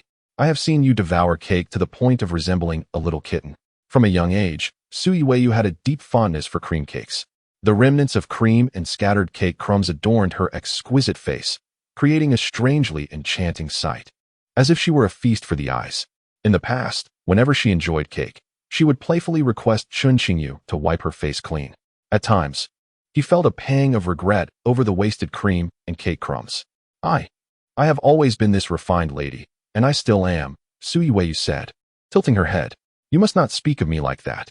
Despite her desire to eat in small bites, Chen Qingyu chuckled. Since you are such a lady, I shall not hold back. He proceeded to heap food onto his plate and devour it heartily. You bully me. I am an invalid, and you still take advantage of me. How shameless. Su Yueyu exclaimed, her composure slipping as she engaged in a classic tussle for food with Chen Qingyu. Predictably, by the end of the meal, she resembled a little kitten once more. Please help me wipe my mouth, she said, handing him a tissue and gesturing toward the corner of her lips. You can certainly do it yourself. Why must I assist you? Chen Qingyu questioned, puzzled. This had always been her way, as if asking him to wipe her mouth post-meal was a peculiar fondness of hers. If you are unwilling, then never mind, Su Yueyu replied, her cheeks flushing. She herself could not fathom why she behaved this way. When had this odd habit taken root? Su Yueyu could not recall, but perhaps it was simply one of those strange habits that childhood friends develop, understood only by one another. Just caring for a patient. Chen Qingyu said, taking the tissue from her delicate hand and gently wiping the corner of her mouth. I want you to do this in the future too. Just dream on. Such thoughts are quite fanciful, he retorted, turning to the kitchen to wash the dishes. Noticing Su Yueyo's pallor today, he willingly took on the task. As he washed, he contemplated that he should not allow her to consume so many cold foods in the future. Halfway through the dishwashing, the girl, who had been seemingly writing in the living room, stealthily tiptoed into the kitchen and settled quietly behind him. Have you been possessed by Lin Daiyu? Chen Qingyu turned his head, gazing into the girl's twinkling, sparkling eyes. This was decidedly uncharacteristic of Yuerou. Whenever she behaved so obediently, there was usually a scheme at play. Chen Qingyu recalled a time when he had received a love letter from a young girl at school, but he only learned about it much later. The letter had been slipped into his backpack, only to be swiftly stolen by Yuerou. For the following week, she was unnervingly sweet, making him believe he truly had a docile childhood companion. However, the second week, upon casually remarking that the girl who spoke at the morning assembly was rather pretty, Yuerou's facade crumbled. Her sweetness abruptly ended with a sharp jab to his shoulder, concluding her silky little antics. Since then, he had never witnessed her gentle demeanor again. Now, the girl sitting obediently behind him bore a striking resemblance to that time. "Did you steal another love letter meant for me?" he inquired, curiosity piqued. "What love letter? Someone wrote you a love letter?" Yuerou's eyes widened, her expression suddenly tense. "What if there was?" Chen Qingyu teased, a smirk playing on his lips. "Humph, I don't believe it. You're so unlikable. It's hard to imagine any girl fancying you." Only she trailed off, halting her words. "Only what?" "Feel free to continue. I'm listening," Chen Qingyu replied, turning to face her, leaning closer, reducing the distance between them. Yuerou felt the warmth of his breath, and her heart raced. Her cheeks flushed involuntarily. I didn't say anything. With someone like him, one would have to pay to get rid of him. Only his most adorable and gentle childhood friend would willingly snuggle up to him, the girl thought, her lips curling upwards unconsciously. Just then, as the rain intensified outside, a clap of thunder resonated in their ears. Yuerou involuntarily shivered, her already pale face appearing even more colorless. "Don't be afraid. I'm here," Chen Qingyu reassured, ruffling her hair, as a realization dawned upon him. Thunder? Suddenly, he understood why Yuerou had been so compliant today. Indeed, after tidying up the dishes, Yuerou transformed into a little clingy creature. Spotting him seated on the sofa, she stealthily approached. "Chen Qingyu, is there someone sitting next to you?" She playfully blinked, feigning innocence. "There is," Chen Qingyu replied, his gaze fixed on his phone. "Who is it?" Yuerou pouted in frustration. How could this guy always play by his own rules? Shouldn't he be gently saying, "No one, darling. Please take a seat"? The sound of him calling her darling echoed in her mind. His voice was indeed charming, though he could be quite infuriating at times. Yet, in moments of tenderness, Yuerou finds herself utterly captivated. When he softly whispers in her ear, she is enveloped in a delightful, tingling sensation. At this moment, she is inexplicably haunted by a fleeting thought. The young girl's delicate cheeks turn a deep crimson. "I am your little green plum," she declares. Chen Qingyu ponders for a moment. "However, since you always refer to yourself as the elder sister, you cannot possibly be my little green plum." "Who says I am not?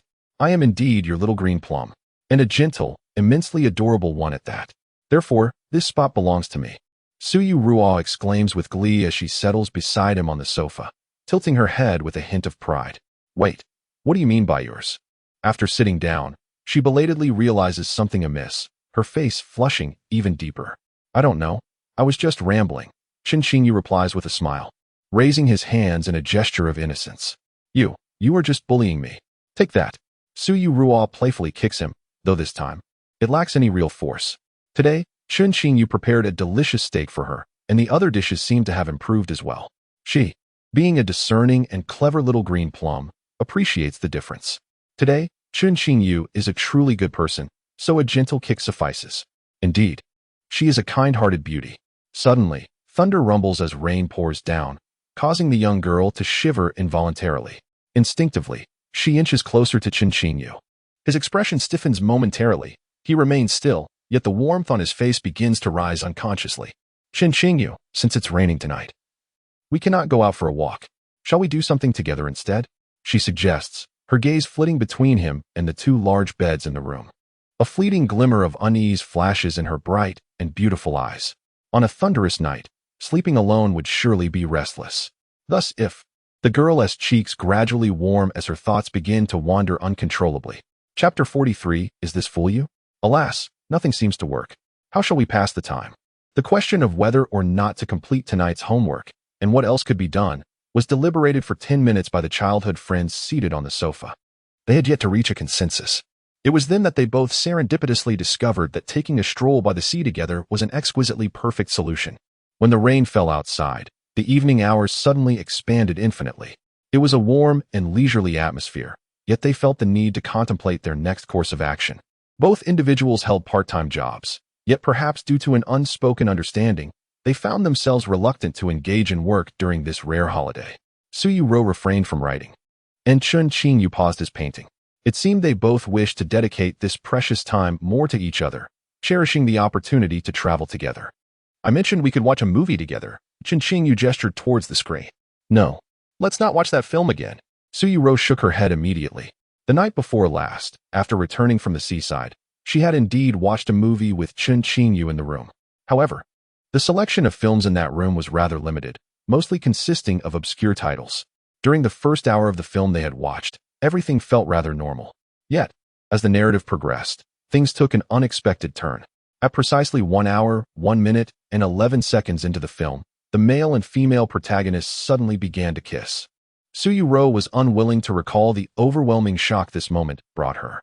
Perhaps if she had been alone, it would not have been as impactful. However, Chen Qingyu was right there beside her. That night, she climbed into bed with flushed cheeks, her heart racing until the moment she turned off the lights to sleep. Consequently, Yuerou blocked the film system of that family in. It doesn't necessarily have to be a romance focused on kissing. Chen Qingyu remarked with a hint of amusement. And, weren't you rather fond of it at the time? Who said I liked it?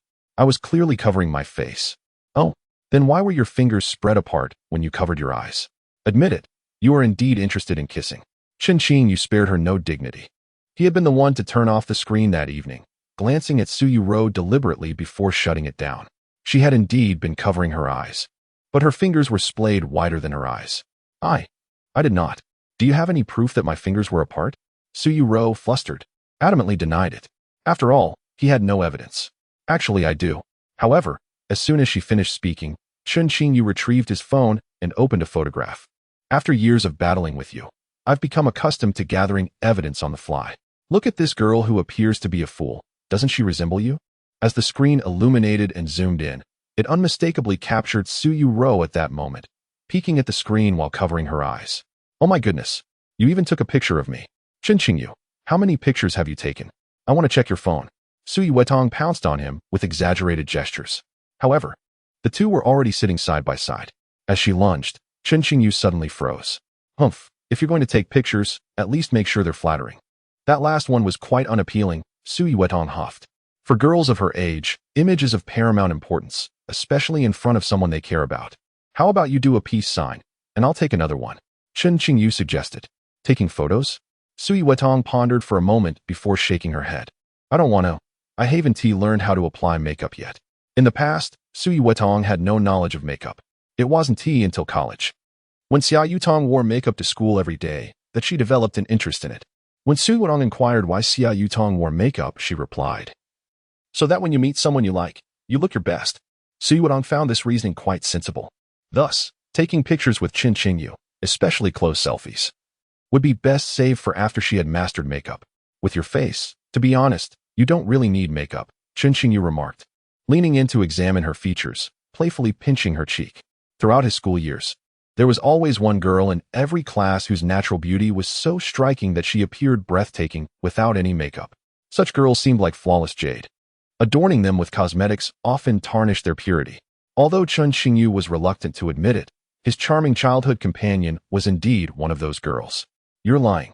You used to think my makeup looked awful, Yuerou sniffled, her voice tinged with grievance. When was that? Chen Qingyu furrowed his brow slightly, reminiscing until a particular memory surfaced. Back in middle school, during a New Year's celebration, the entire class had to perform a program together. That was the first and only time he had seen Yuerou wear makeup. It wasn't attractive. This was his honest opinion at the time. He meant to convey that she looked better without it. Hearing Yuerou's words now made him realize she had misunderstood his intent. What I meant was, you look wonderful without makeup. You silly girl, what did you think I meant? You're not still holding a grudge over that, are you, Yuerou? Chen Qingyu gazed into her eyes, a teasing smile playing on his lips. You're deceiving me. I don't believe that was your meaning. You just think my makeup looks bad? It must be true. You would never compliment me. You must be a fake, Chen Qingyu. Yuerou stammered, momentarily taken aback. The bashful girl's cheeks flushed crimson.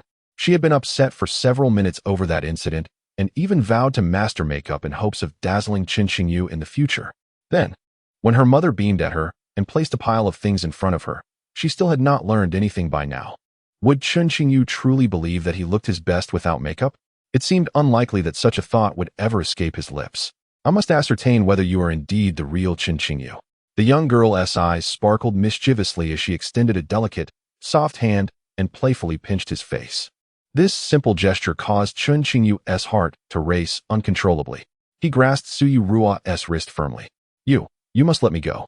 The girl's voice trembled with a hint of guilt, lacking conviction. "So, the villain is playing the victim now, is it? Without my consent. You pinch my face. How do you propose we settle this?" Chen Qingyu narrowed his eyes and scrutinized her, as if observing a frail kitten, utterly defenseless and on the verge of being devoured. The sickly sweet Yuerou seemed even more endearing than her classic visage. "What is the big deal, you miser? Isn't just a pinch?" "You often pinch my face too," Yuerou replied, her tone laced with a feigned grievance. "So we're even now, right? You wouldn't hold it against me, would you?" she added, winking playfully. "Oh, and by the way, Chen Qingyu, my stomach hurts. Boo-hoo, it really aches." The girl blinked innocently at him, her expression a picture of pitiful sincerity, as if she were genuinely in pain. Chapter 44. He is the best of friends with a stomachache. What should one do? This time, Chen Qingyu found himself at a loss. It was a domain he did not fully comprehend or excel in. "Could you please help me massage it?" Yuerou softly pleaded, genuinely feeling some discomfort. Yet, observing her current demeanor, Chen Qingyu couldn't help but doubt her. The pain she exhibited earlier that afternoon seemed authentic. After all, girls endure such discomfort for several days each month. However, after dinner, she appeared vibrant and full of life, showing no signs of distress. Yuerou's current state inevitably led Chen Qingyu to suspect whether she was feigning her ailment. "I'm so pitiful, sob, sob, sob. I'm in excruciating pain." "Brother, you are gentle, right? I would never deceive you." Yuerou seemed to transform, her voice shifting from its usual clear and resonant tone to a soft, sweet, and syrupy lilt. It was unclear whether she was merely acting, but it was evident that Chen Qingyu was quite taken by it. The once proud young girl now affectionately called him brother. If he continued to resist her wishes, it would seem rather unreasonable. At this moment, Chen Qingyu's heart raced, not much slower than Yuerou's. Childhood friends inherently shared a certain intimacy, so even in the same room, there was no overly ambiguous atmosphere. They had shared many such moments in their youth. However, this experience was unlike anything they had ever encountered, even as childhood companions. Naturally, Chen Qingyu was filled with anticipation. "Brother, do you believe in me?" The girl, who had just been full of vigor and spiritedly scolding moments ago, now feigned a state of frailty. Yet, her rosy cheeks belied her supposed weakness. "You are the best of friends, right?" Her eyes sparkled with a pleading glimmer. All right, Chen Qingyu, despite having sworn off online gaming, found himself unable to resist such a request from his dear friend. After a rather unproductive exchange of their unique communication style, the two finally found themselves hesitantly making their way to the bed. In the family inn, both beds were of a generous width of 1.5 meters. This size was ample for one person, but with two, it inevitably felt a bit cramped. Chen Qingyu and Yuerou now found themselves in such a predicament, sitting on the bed so closely that they were nearly pressed against one another, with only a mere whisper of distance separating them. Following their earlier discussion, and after Chen Qingyu's firm stance, Yuerou reluctantly acquiesced, allowing him onto her bed. However, she couldn't help but feel a hint of displeasure. She had wanted to claim his bed for herself. She had never slept there nor had the opportunity to savor the scent of his blankets. With her eyes slightly narrowed, her mind was a flurry of restless thoughts. Meanwhile, Chen Qingyu remained oblivious to her embarrassment. As he settled into bed, he was immediately enveloped by the delightful fragrance of youthful femininity. This was the bed that Yuerou had occupied for 3 days, undoubtedly saturated with her enchanting scent. Chen Qingyu inhaled deeply, relishing the fresh aroma. It was peculiar. Despite the hotel providing identical bathing conditions, he felt no such sensation in his own bed. Why did Yuerou's bed exude such an alluring fragrance? Have you secretly concealed some special shower gel? Chen Qingyu glanced at her, suggesting, "Perhaps you should share it with me." "Shower gel?" Yuerou looked at him, bewildered. "Are you also so nervous that you've lost your senses?" "Why do you say also?" "And no, I wouldn't be nervous." The young girl pouted defiantly. "I just find your sudden strange questions suspicious." Not at all. I merely find it curious why your blanket smells so delightful. Chen Qingyu lifted the blanket covering him and gently inhaled its fragrance in front of Yuerou. What are you doing smelling my blanket? Yuerou's cheeks flushed crimson, her toes fidgeting restlessly beneath the covers. Don't be so stingy. Next time, you could just sleep in my bed. Chen Qingyu maintained his composure. All right, it's a promise. The girl's eyes sparkled with excitement. However, she quickly waved her hands in a flustered manner. And no, who would want to sleep in your bed? I'm not interested in your things. Yuerou shook her head fervently, like a rattling drum. Understood, message received. Chen Qingyu almost burst into laughter at the sight of her nearly drooling expression. Clearing his throat, he proclaimed, Now, I shall begin. I will behave myself. Chapter 45, The Little Green Plum Triumphs. My stomach has been aching all day. Oh dear, the discomfort of a girl's menstrual cycle is always erratic, a tumult of sensations. Yuerou indeed endured a difficult afternoon. After dinner, she felt a slight alleviation. When she had just been playfully pleading, most of the pain had been feigned. Yet now, seated upon her bed, the discomfort surged once more. It truly was a bit painful. Will it chill you? Chen Qingyu gently grasped the girl's delicate, fair hand, placing his palm over her hand's back. Although he possessed little experience with such matters, he understood that girls at this time should not be exposed to the cold. Not at all. Your hand is quite warm. Yuerou sniffled. Due to the rain and their coastal location, the temperature outside had plummeted. The room was relatively warm with the fireplace crackling, yet the girl, in her delicate condition, still felt icy. His broad palm enveloped her chilled hand, instantly providing a sensation of profound warmth and comfort. Is this what it truly feels like to hold hands? It was merely his hand resting upon hers, yet this sensation felt more substantial than their previous hand-holding. Oh dear. I find myself reluctant to let go. Chen Qingyu nodded. 10 minutes passed. The furrowed brows of Yuerou began to relax significantly.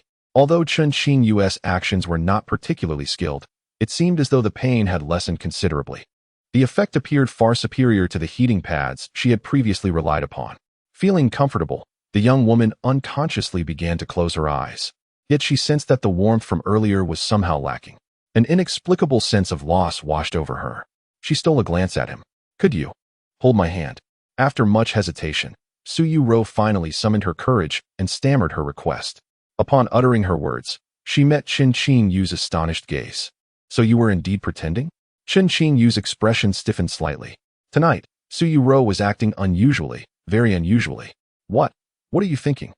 I truly had a terrible stomachache. Yuerou's cheeks flushed a deep crimson as she shot him a glare, her face a mix of embarrassment and annoyance. I simply want you to hold my hand now. Chen Qingyu, do you realize that I feel as though you possess some miraculous pain-relieving powers? Yuerou blinked, cautiously watching him. Such extravagant requests. Chen Qingyu maintained his calm demeanor as he regarded the girl before. With his other hand, he placed it over her soft, fair hand as well. It was as if he were serving as a dedicated hand warmer. What is wrong with asking for a little more? I am your little green plum, your simulated girlfriend, and a pitiful patient. Even if I ask for a bit more, it is only right for you to indulge me. Once Yuerou was holding his hand, her joy multiplied. Holding hands with Chen Qingyu feels truly delightful. If she were indeed just a little kitten, her paws would probably be blooming by now. Oh, Chen Qingyu, why is your palm so sweaty? Did you not just mention that you were feeling a bit cold? The naive girl suddenly stumbled upon a revelation. In the hand he was holding, she could distinctly feel the beads of perspiration. Why would his palm be sweating? The perplexed girl could not fathom it. She blinked and stared at him in bewilderment. Is my hand sweaty? Chen Qingyu's expression stiffened momentarily. You must be mistaken. Or perhaps I am merely too warm. You're not being truthful. Chen Qingyu, your hand trembled just now. Every time you lie, you exhibit this expression. I am aware of it. Yuerou's clever mind was at work. Just moments ago, when Chen Qingyu responded to her, she was certain she felt him quiver slightly. Although it was merely a fleeting moment of hesitation, a girl's powers of observation are remarkably sharp. This brief anomaly did not escape Yuerou's notice. Enough chatter. The fireplace in this room is blazing, and it would be strange if I weren't warm. Speak less, or you might injure your brain. Chen Qingyu longed to cover her mouth, but as he still held her hand, he could only resort to verbal threats to silence her. Chen Qingyu, you seem a bit flustered. What is going on? The more he reacted, the more Yuerou's smile grew. It seemed she had discovered Chen Qingyu's vulnerability. Perhaps As long as they held hands like this, he would reveal his flaws? It must be so. Therefore, whenever she found herself at a loss in an argument with him, she could coax him into holding her hand, and then gain the upper hand. Yuerou's intelligence remained stable as she concocted what appeared to be exceptionally effective schemes in her mind. I am truly clever. The girl couldn't help but revel in her brilliance, shaking her head with glee. Today's romantic endeavor, no. Today's playful skirmish with her childhood friend resulted in a resounding victory for the astute little girl. Yuerou, after all the assistance I have given you today, should you not offer some form of recompense? Chen Qingyu's voice echoed softly in her ear. Yuerou, taken aback, felt her triumphant smile transform into a face of dismay. A recompense for what? The girl immediately pouted her lips, eyeing him warily. Chapter 46. What should I return to you? The bashful maiden's heart raced like a startled fawn, fluttering uncontrollably. How could Chen Qingyu utter such ambiguous words? Such statements truly made it exceedingly difficult for the charming girl not to indulge in fanciful thoughts. Yuerou lowered her gaze, fiddling with her fingers, her mind drifting into the vastness of outer space. Could he not be a bit more self-aware? Chen Qingyu smiled at her, contemplating how delightful it would be if Yuerou could make her own choice. Self-awareness? Chen Qingyu, allow me to inform you that such peculiar thoughts are utterly unwarranted. That is simply impossible. The young girl blushed profusely, and after a moment's pause, spoke with righteous indignation, as if she possessed unwavering principles and steadfast boundaries. What are you saying? I don't believe I said anything at all. I merely suggested that perhaps you might consider repaying me. Chen Qingyu widened his eyes in disbelief, exclaiming, "Oh, don't say that. I understand now. I know what I can assist you with." The girl devised a clever plan. Chen Qingyu, would you like a lap pillow? Yuerou patted her legs through the quilt. Even with the quilt as a barrier, the contours of her figure were evident, reminiscent of an ethereal beauty straight out of a fantasy realm. A lap pillow? Is that all? Chen Qingyu's lips curled into a smile as he reached out, gently pinching her cheek. Your face is quite flushed, he added with a teasing tone. I can't help it if I see you like this, Yuerou exclaimed. Chen Qingyu, I seem to be allergic to you. It is your responsibility to care for me. With a playful pout, she retorted, Ah, you've said this before, and yet you still came to seek my closeness. Well, there was no allergy when we were close. Oh, a selective allergy? Indeed. I am allergic to you, you big fool. Yuerou babbled, her words dripping with playful sarcasm. As she spoke, she generously patted the quilt, appearing eager to proceed, seemingly unashamed. Yet, her crimson cheeks and the slight tremor of her hands betrayed the youthful maiden's current feelings. Chen Qingyu then gently reclined against the quilt, experiencing for the first time the oft-seen scenario of a lap pillow from the realm of anime. Is it heavy? He asked softly, concern lacing his voice. Heavy. Unbearably so. Yuerou feigned surprise, wondering how Chen Qingyu could be so light. He was lying on her lap, yet she felt hardly a thing. Nonetheless, she could not resist the urge to bicker, insisting that he was heavy. Chen Qingyu, of course, remained oblivious to the sensations of the moment. Could you not have a shred of dignity? I haven't even laid down yet, and you have somehow sensed my weight through sheer will. Chen Qingyu's gaze shifted slightly. Yuerou followed his line of sight only to find her expression stiffen in realization. Although Chen Qingyu had made a motion to lie down, he was, in fact, propped up on his arms. There was no genuine inclination to lie down and lower the center of gravity. I am quite anxious. So please hurry and spare me the lengthy chatter. If you deceive me again, I shall withhold my lap as a pillow. Hurry, hurry. Yuerou expressed her dissatisfaction with a soft hum. Chen Qingyu nodded and truly lay down this time. The instant he reclined, his heart skipped a beat. You are quite heavy. Yuerou pouted slightly, yet the corners of her mouth lifted ever so slightly. For some inexplicable reason, as Chen Qingyu lay there, he felt an overwhelming sense of fulfillment, as though a void in his heart had been completely filled by the sense of security that Yuerou brought him. Chen Qingyu shared a similar sentiment. Though their days were often filled with bickering, during these moments of temporary truce, the closeness they shared brought forth a deep sense of comfort and tranquility. He gazed at the warm orange glow of the lamp above him and unconsciously yawned. Chen Qingyu, I wish to do something to you. If it becomes unbearable, I shall not cease. Here we go? Yuerou blinked her eyes, her skilled hands beginning to massage the acupoints atop Chen Qingyu's head. Who did you learn this from? It couldn't possibly be from the same place as the hair salon, could it? Chen Qingyu narrowed his eyes, feeling the gentle touch on his head, which only made him feel sleepier. His voice softened considerably. The massage was surprisingly pleasant. However, the technique did resemble that of a hair salon. And no, of course not. How could I possibly learn this from? From the sister at the salon downstairs? No, absolutely not. You are overthinking it entirely. Yuerou's cheeks flushed as she fell into reminiscence. Sister, how does it feel? Is my massage comfortable? I'm almost asleep. It's so relieving. Would you like me to teach you a few techniques later? They are quite effective for giving massages to boyfriends. Would you like to learn? I feel a bit embarrassed. It's perfectly fine. It's quite simple. Just massaging the acupoints on the head. Is it truly that miraculous? Once you learn, you'll be able to massage your boyfriend. But I don't have a boyfriend. You're so beautiful. Surely, many would pursue you? Not that many, and besides, Oh, I see. Your heart belongs to someone else. No, I don't like him. Yet I haven't even asked who it is. Ugh.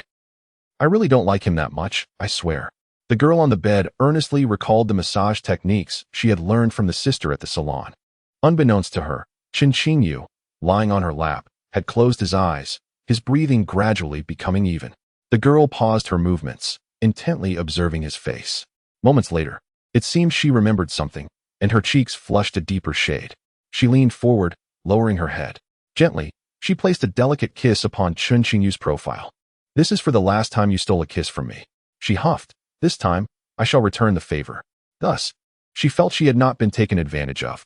The triumphant girl whispered to herself, gazing at the boy who was gradually succumbing to slumber. Her cheeks became adorned with a charming blush, a soft rosy hue. After years of solitude, her youthful heart seemed as if it might truly be melted by his gentle demeanor. Chapter 47. She seemed different. Chen Qingyu could not recall when he had succumbed to slumber.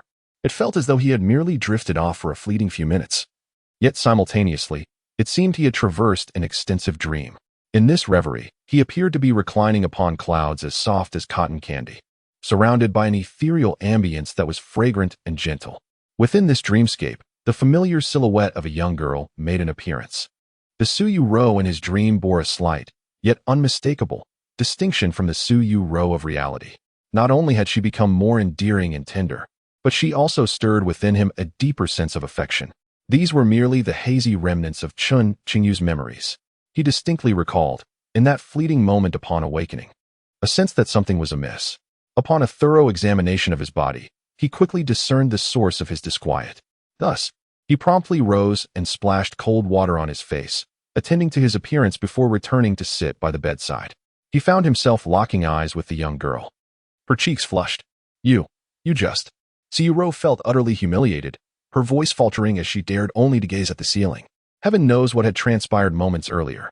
After surreptitiously returning Chen Qingyu's kiss, she momentarily lost control and employed the massage technique taught to her by the hair salon attendant. According to the stylist, by stimulating certain acupressure points on the head, the boy she fancied would develop a stronger fondness for her. The effect, however, was limited to a mere 12 hours, just enough for a single night. Curiously, Yuerou had inquired about the implications of this technique. The stylist had leaned in conspiratorially, whispering a few words that rendered Yuerou's face crimson.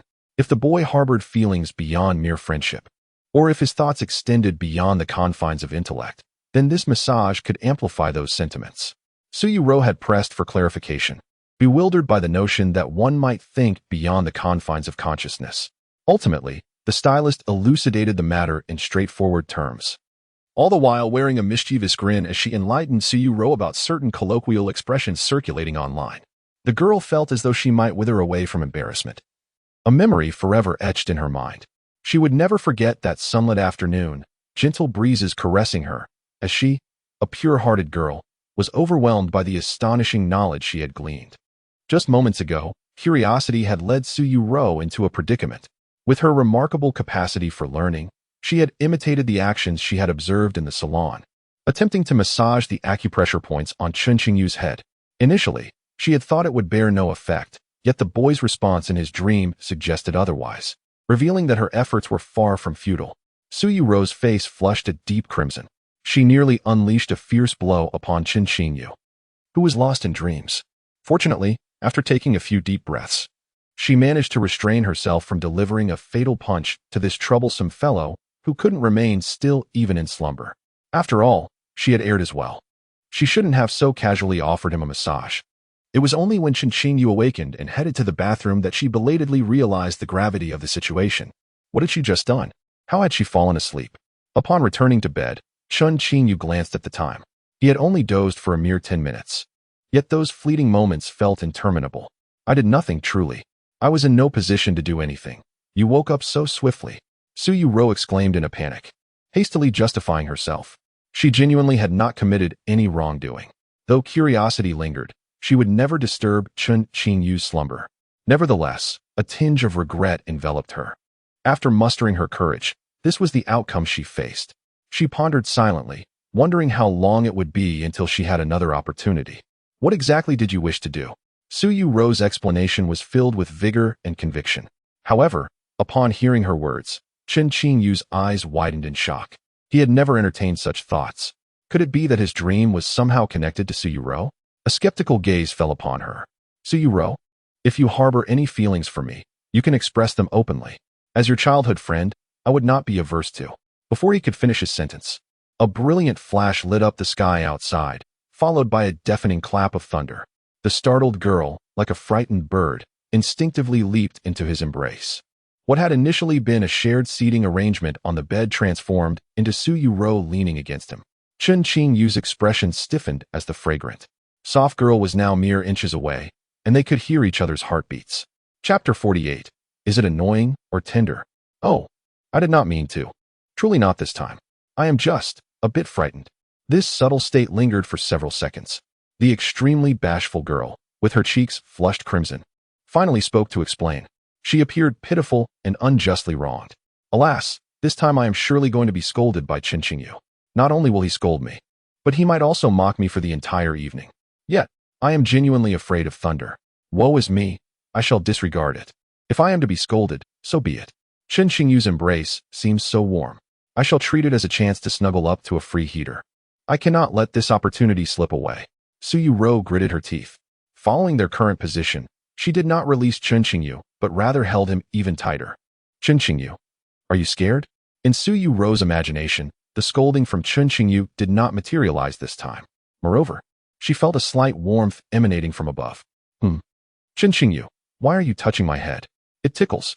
For once, the girl did not stubbornly deny her fear.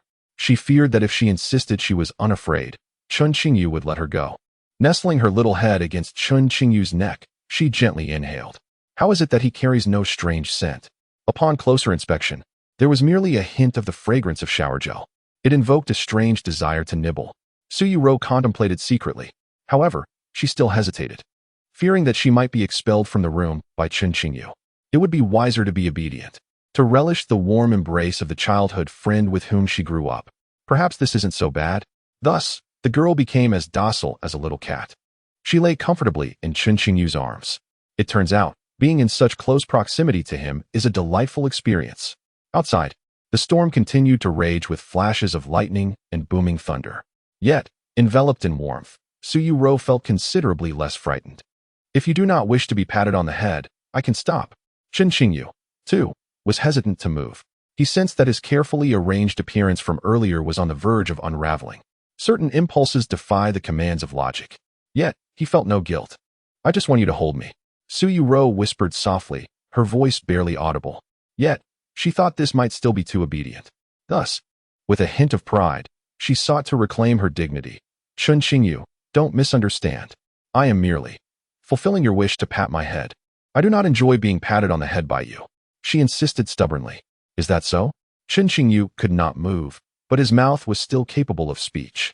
However, every time there was thunder in the past, you seemed to enjoy having your head patted by me.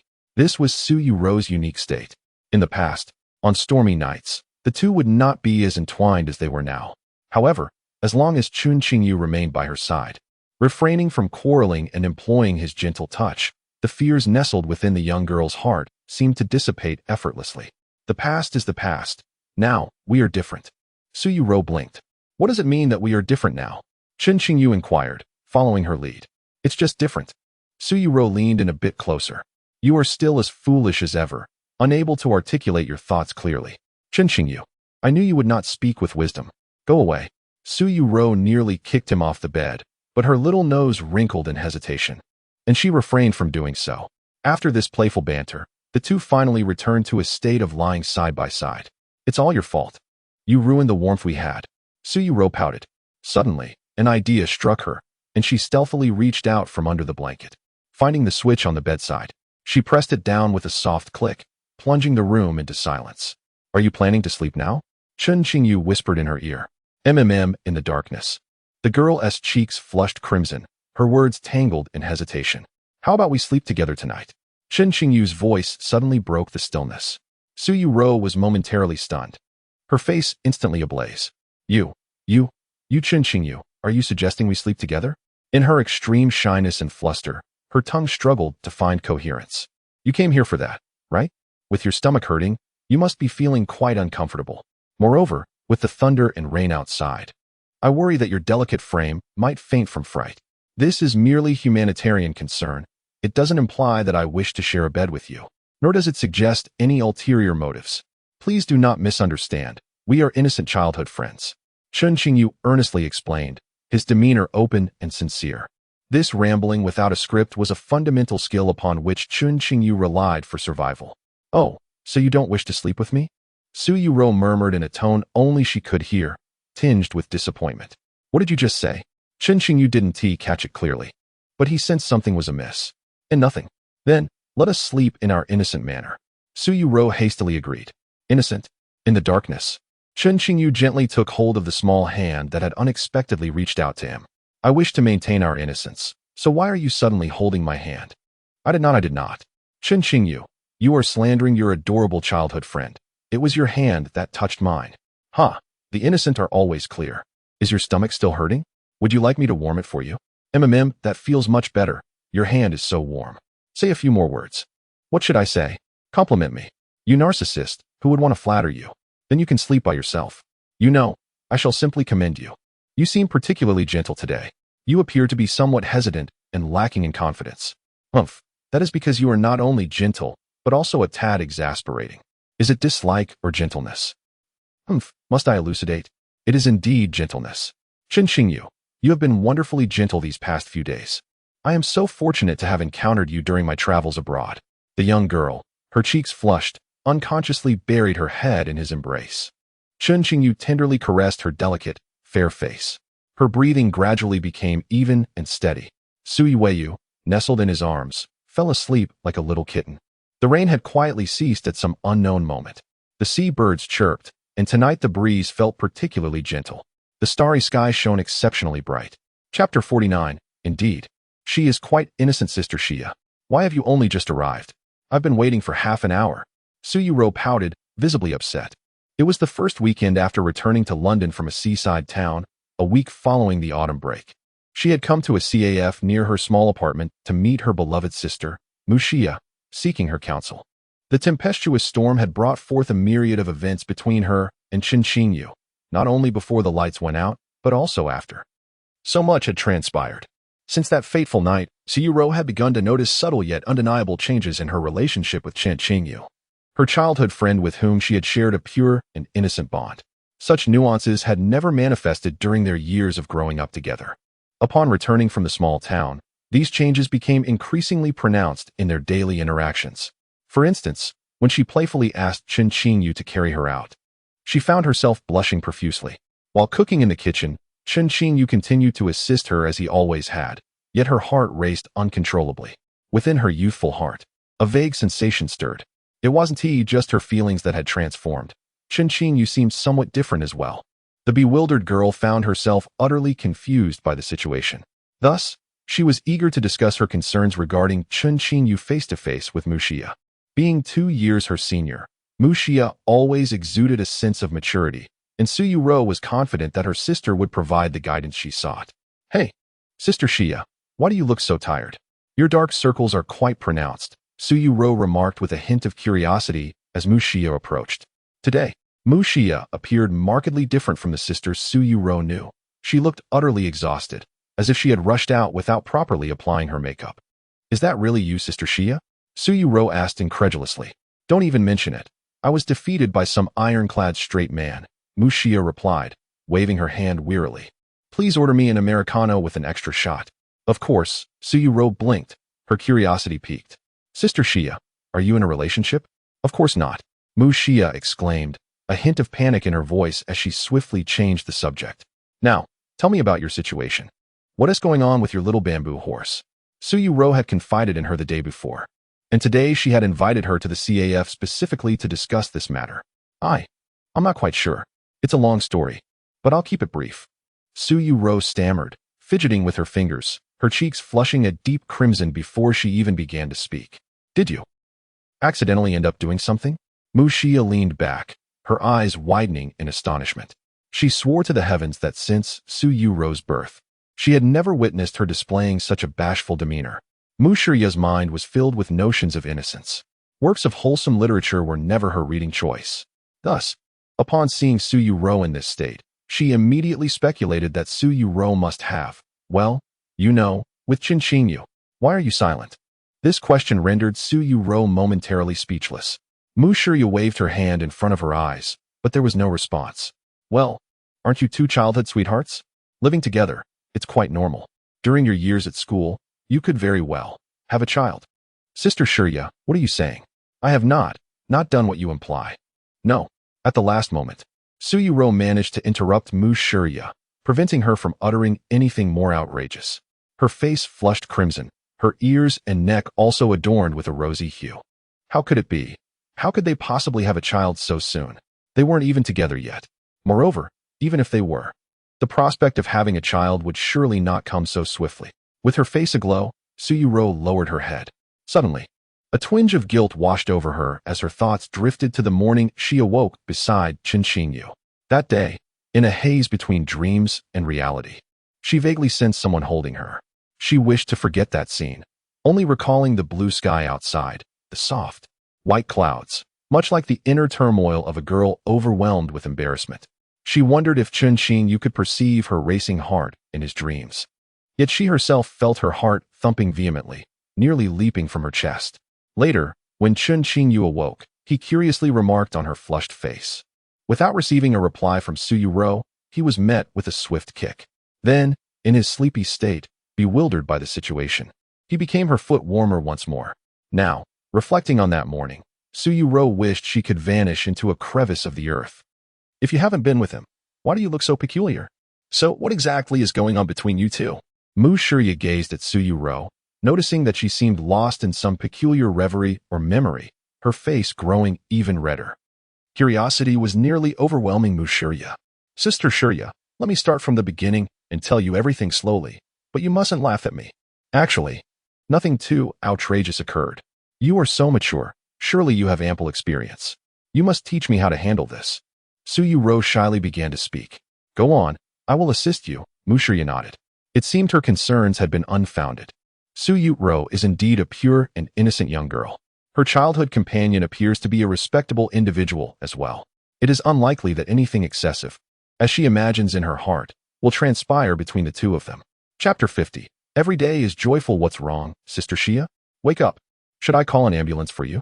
Half an hour later, Yuerou, with a look of panic, gazed at Xia, who was slumped in her chair. Clutching her chest, her expression one of despair. Nothing, just let me catch my breath. Xia took several deep breaths, still reeling from the shock that Yuerou had imparted. In the preceding half hour, Yuerou had candidly recounted the recent events, particularly focusing on their leisurely vacation in the seaside town with Chen Qingyu. Initially, Xia was indifferent. Is it just holding hands? Childhood friends, perfectly normal. However, it did not take long for her composure to wane. What on earth happened to make the story take such an explosive turn? How did they end up in the same bed? Xia inquired about the events following that night, when Yuerou and Chen Qingyu had shared a bed. Yet no matter how she pressed, Yuerou remained resolutely silent, her cheeks flushed, her head bowed, stammering incoherently. This only heightened Xia's sense of alarm. No, it wasn't her who was alarmed. It was her friend who was truly distressed. Yuerou's evasiveness clearly indicated that something significant had transpired. Oh dear.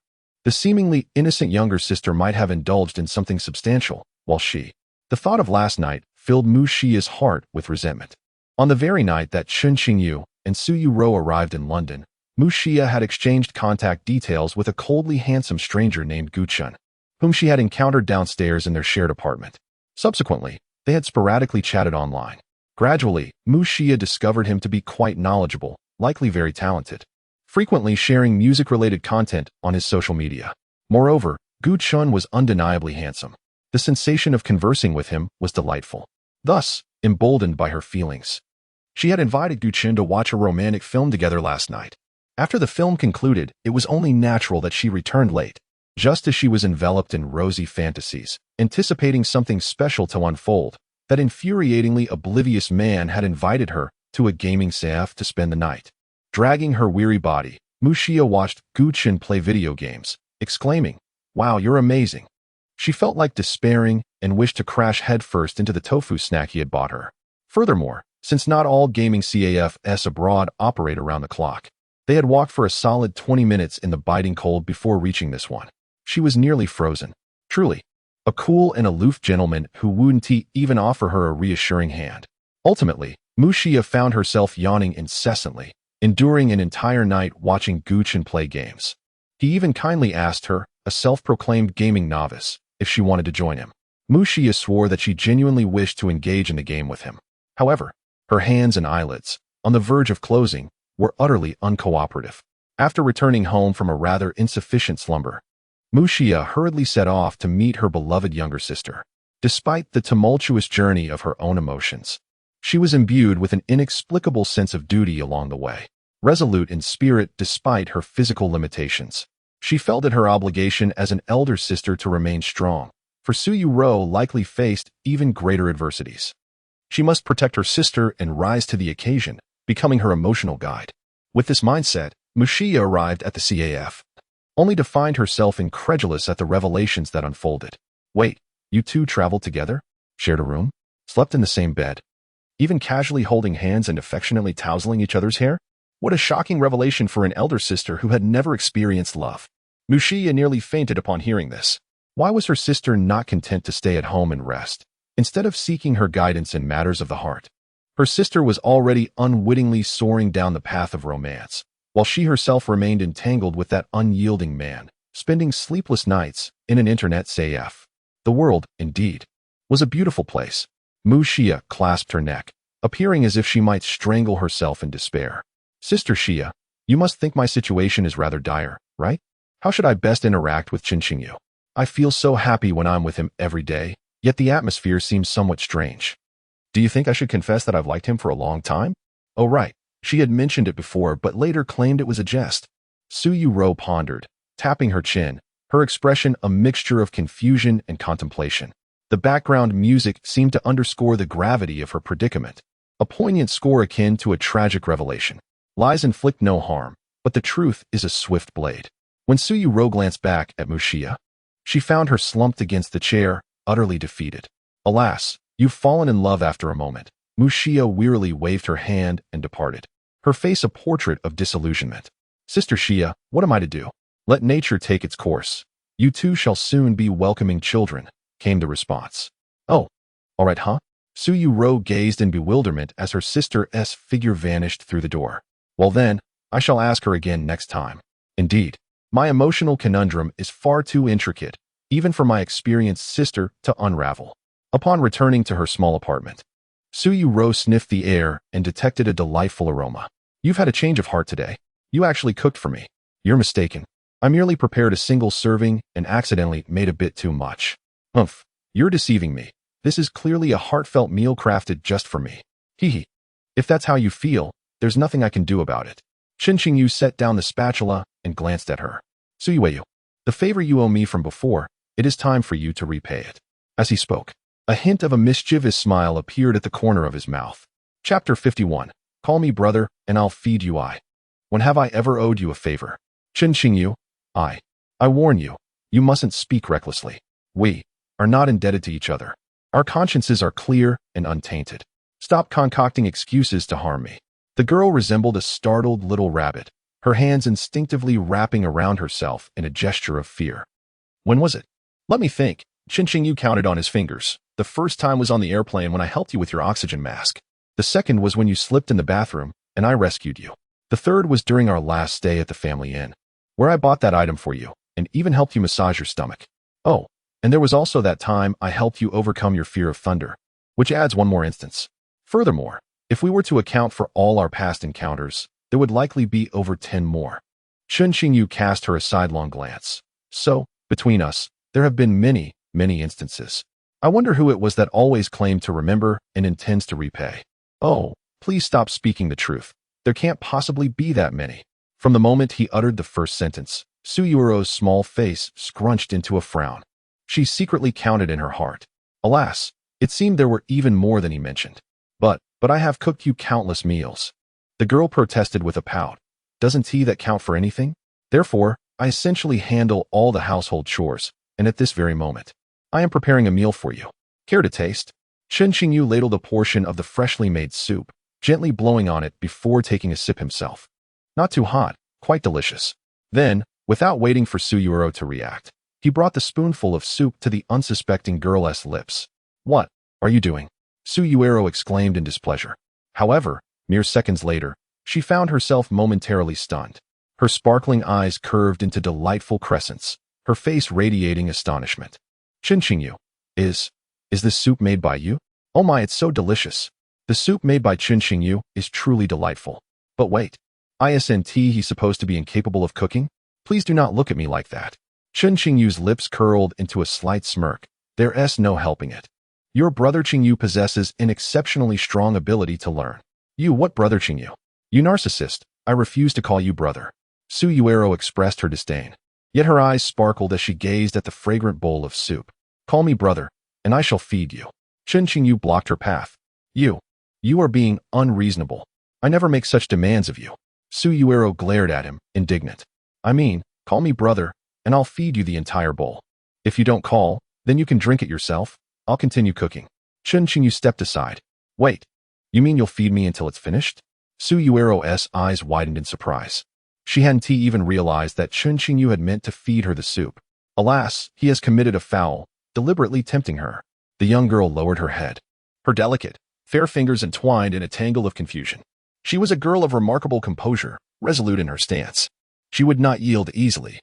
Nor would she be lured by the handsome childhood friend with his peculiar antics. Thus, brother. Her voice was soft and gentle, barely above a whisper. As she spoke, her cheeks flushed a vibrant red, reminiscent of a ripe apple. Well done. Chen Qingyu nodded in satisfaction. Retrieving a bowl and spoon, open your mouth. You're so fierce. Could you be a bit gentler? Yuerou feigned displeasure with a playful huff. Yet, the glimmer of joy in her eyes betrayed her true feelings. Her heart raced. When was the last time Chen Qingyu had fed her like this? Yuerou pondered. And it seemed an eternity had passed. Once, when she had fallen ill, feeling weak and feeble, Chen Qingyu had cast aside their usual banter. He had tenderly fed her porridge, spoonful by spoonful. Yet, back then, there had been no fluttering of the heart. In fact, she had contemplated giving him a kick and devouring his bowl of porridge for herself. Why was it now that her heart raced so? The warm, delicious rib soup flowed into her mouth, each spoonful given by Chen Qingyu, quelling the tumult in her heart. It enveloped her, warming the very depths of her being. As late October approached, the chill in the air intensified, and Yuerou felt the cold nipping at her on her way home. The coolness that lingered was swiftly banished by the comforting warmth of the soup Chen Qingyu fed her. Is it delicious? After she finished the bowl, Chen Qingyu looked down at her flushed face, smiling as he inquired. Well, it's not that great. Yuerou tilted her head in contemplation. Just a little tasty. Oh, then you shouldn't have a second bowl. In no way. Dinner concluded swiftly.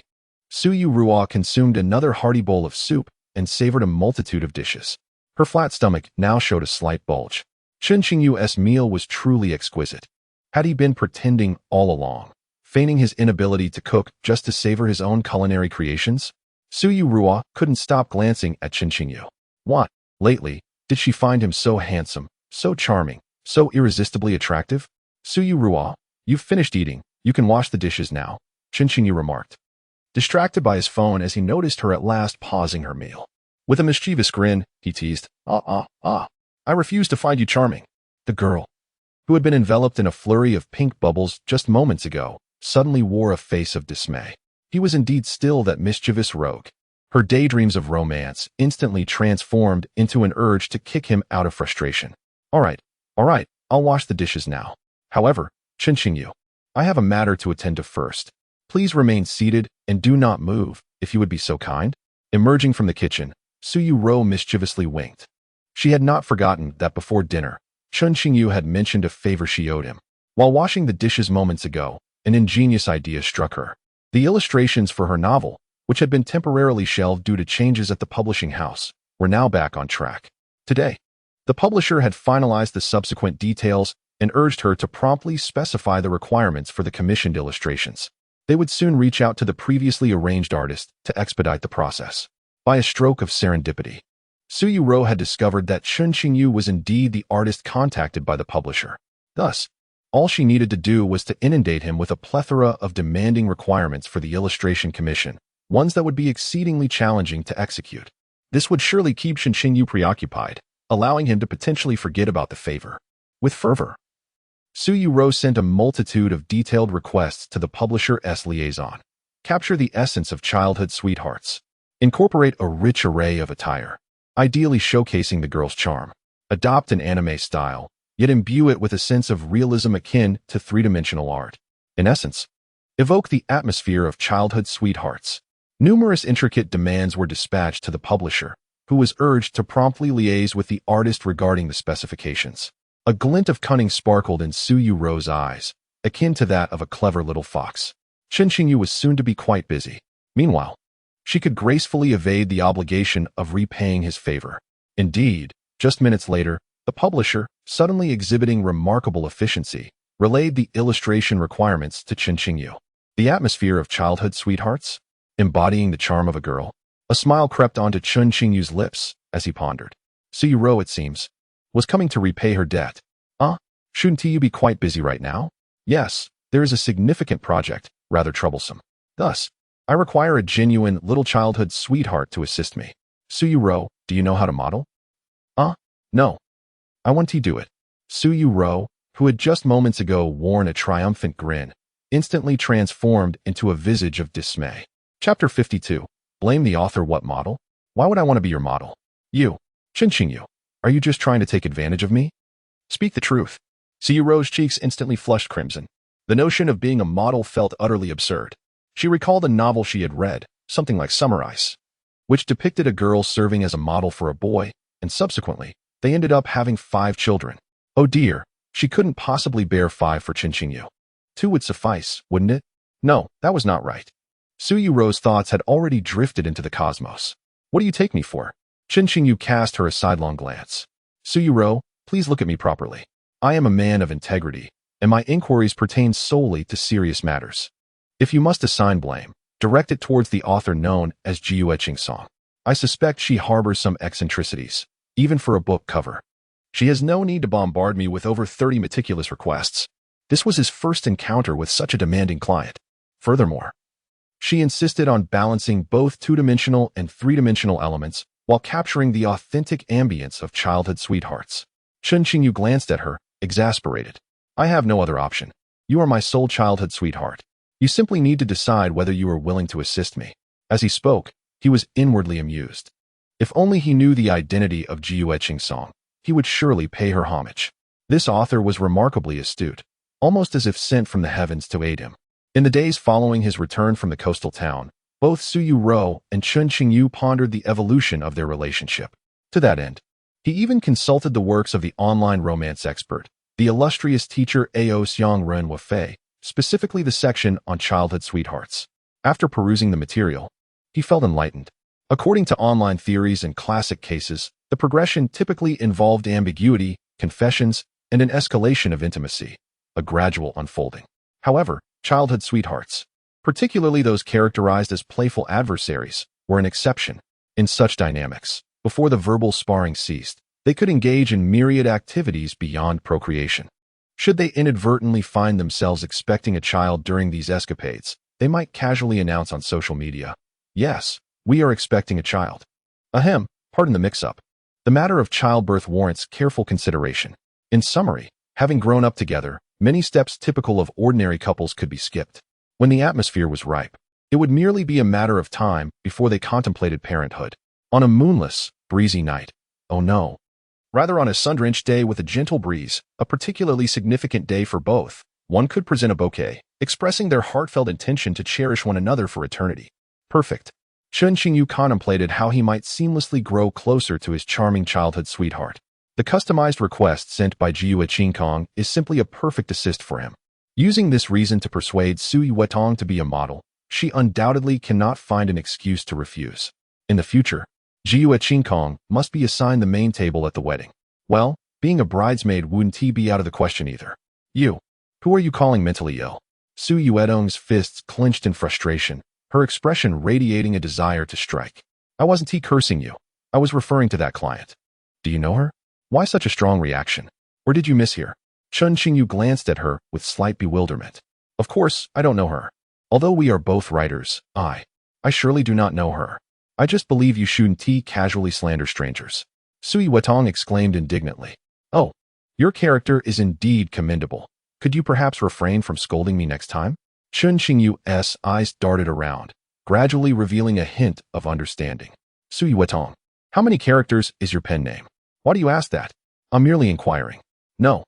I want to tell you, it's certainly not 4 characters. Really not. Are you deceiving me? You're not human. I'm too lazy to deceive you. Fine. It seems this author lacks a bit of intelligence. No wonder you don't recognize her. However, she is the client, so I still must fulfill her requests. Come on, cooperate, and change into a skirt. Chen Qingyu stated. Su Yuetong crossed her arms, embracing herself. Chen Qingyu, I knew you had ulterior motives. But it's the client's demand. Chen Qingyu pointed at a specific request on his phone. The image must be exquisitely detailed, fully embodying the beauty of the girl, with clothing ideally suited to a short skirt. You see, I have no choice. It's what the client requires. He shrugged, feigning helplessness. Su Yuetong's face flushed crimson as she gazed at the line she had just edited, silently shedding tears in her heart. Why? Why did she concoct so many strange demands to send him earlier? She merely requested that he draw a girl in a short skirt. How did it turn into her wearing a short skirt? Now, she had completely dug her own grave. The girl, with a bitter expression, did not wish to lose her composure and could only comply. She retreated to her bedroom to change into a skirt, her face a deep shade of red as she glanced at Chen Qingyu. The heating in the house was ample today, rendering it quite warm. Yet, her heart raced uncontrollably, quickening with each passing moment. Chapter 53, Unbound by His Influence. Chen Qingyu, please refrain from making any further unreasonable requests. Su Yuya wished to silence him, hastily preparing to issue a warning. Tonight, there was something peculiarly strange about Chen Qingyu. The atmosphere felt equally bizarre. The camaraderie that had once defined their childhood seemed to have shifted in subtle yet profound ways, as if the innocence they once shared had been irrevocably altered. Yet, curiously, she found herself not disliking this change. In fact, she harbored a burgeoning fondness for their evolving dynamic. Su Yuya had always believed that she held affections for Chen Qingyu. From a tender age, she experienced feelings of both admiration and attachment towards him. However, the definition of that affection appeared to have undergone a nuanced transformation over the years. In their youth, she relished their playful banter, yet was often struck by a deep-seated fear of a day when she might not see him at all. Time spent in his company seemed to vanish in an instant, while moments apart stretched endlessly, each second laden with longing. At that time, her understanding of affection was innocent and unrefined, yet it embodied the most genuine and pure essence of her emotions.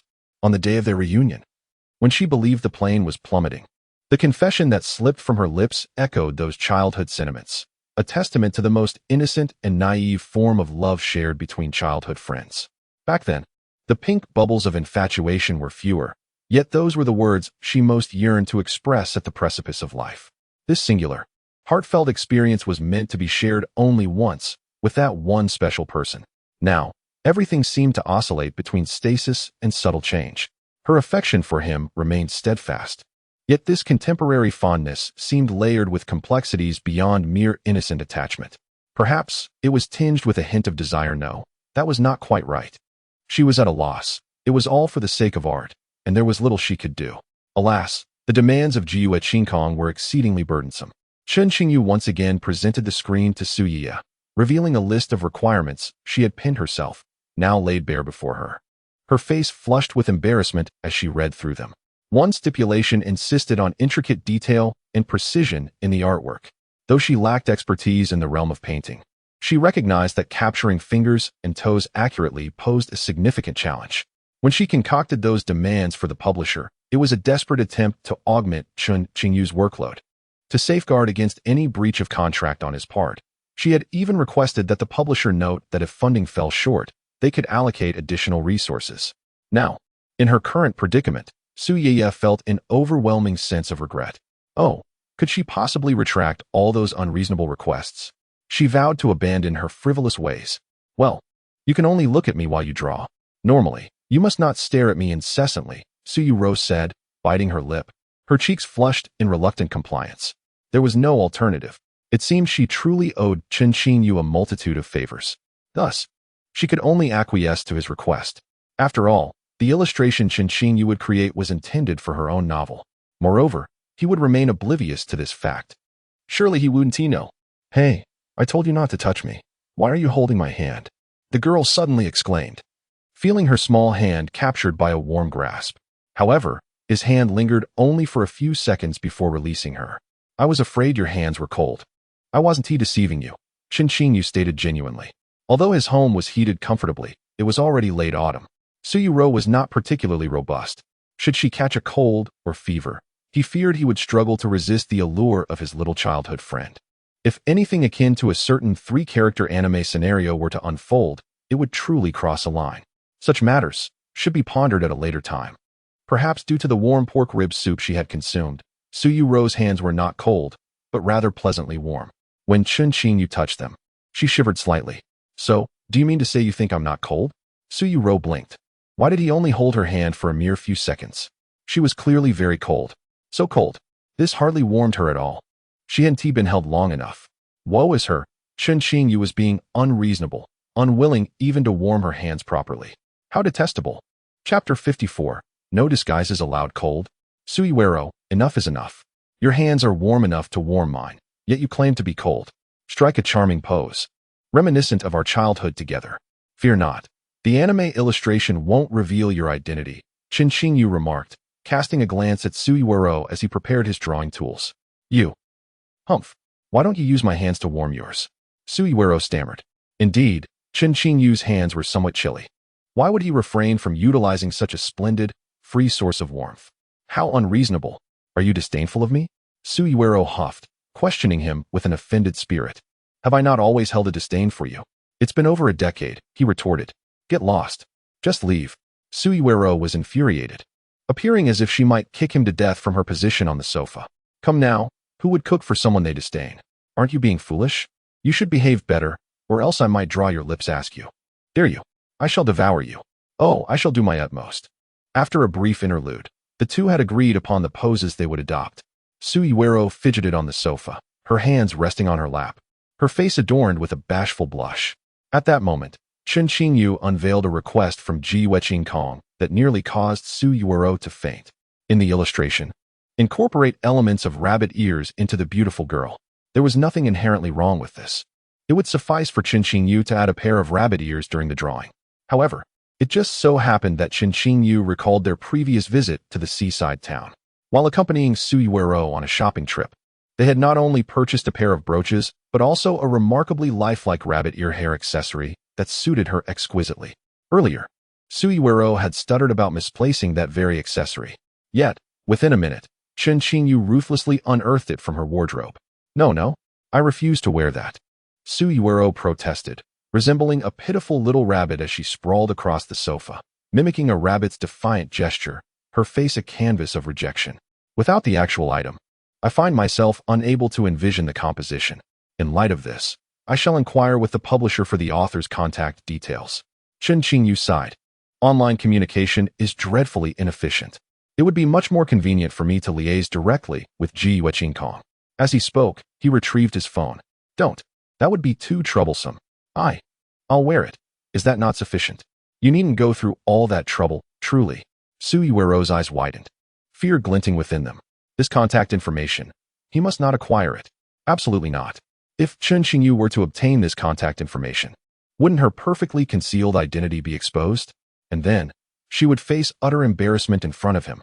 Oh, how she dreads such humiliation. The bashful girl grappled with her thoughts for a few moments before arriving at a decision. She donned the rabbit ears, allowing him to draw to his heart's content, while ensuring her pseudonym remained undisclosed. It wasn't merely a matter of her alias. Su Yuanyu was currently engrossed in writing a new book. This new work, centered around childhood sweethearts, had become significantly more provocative due to her recent experiences.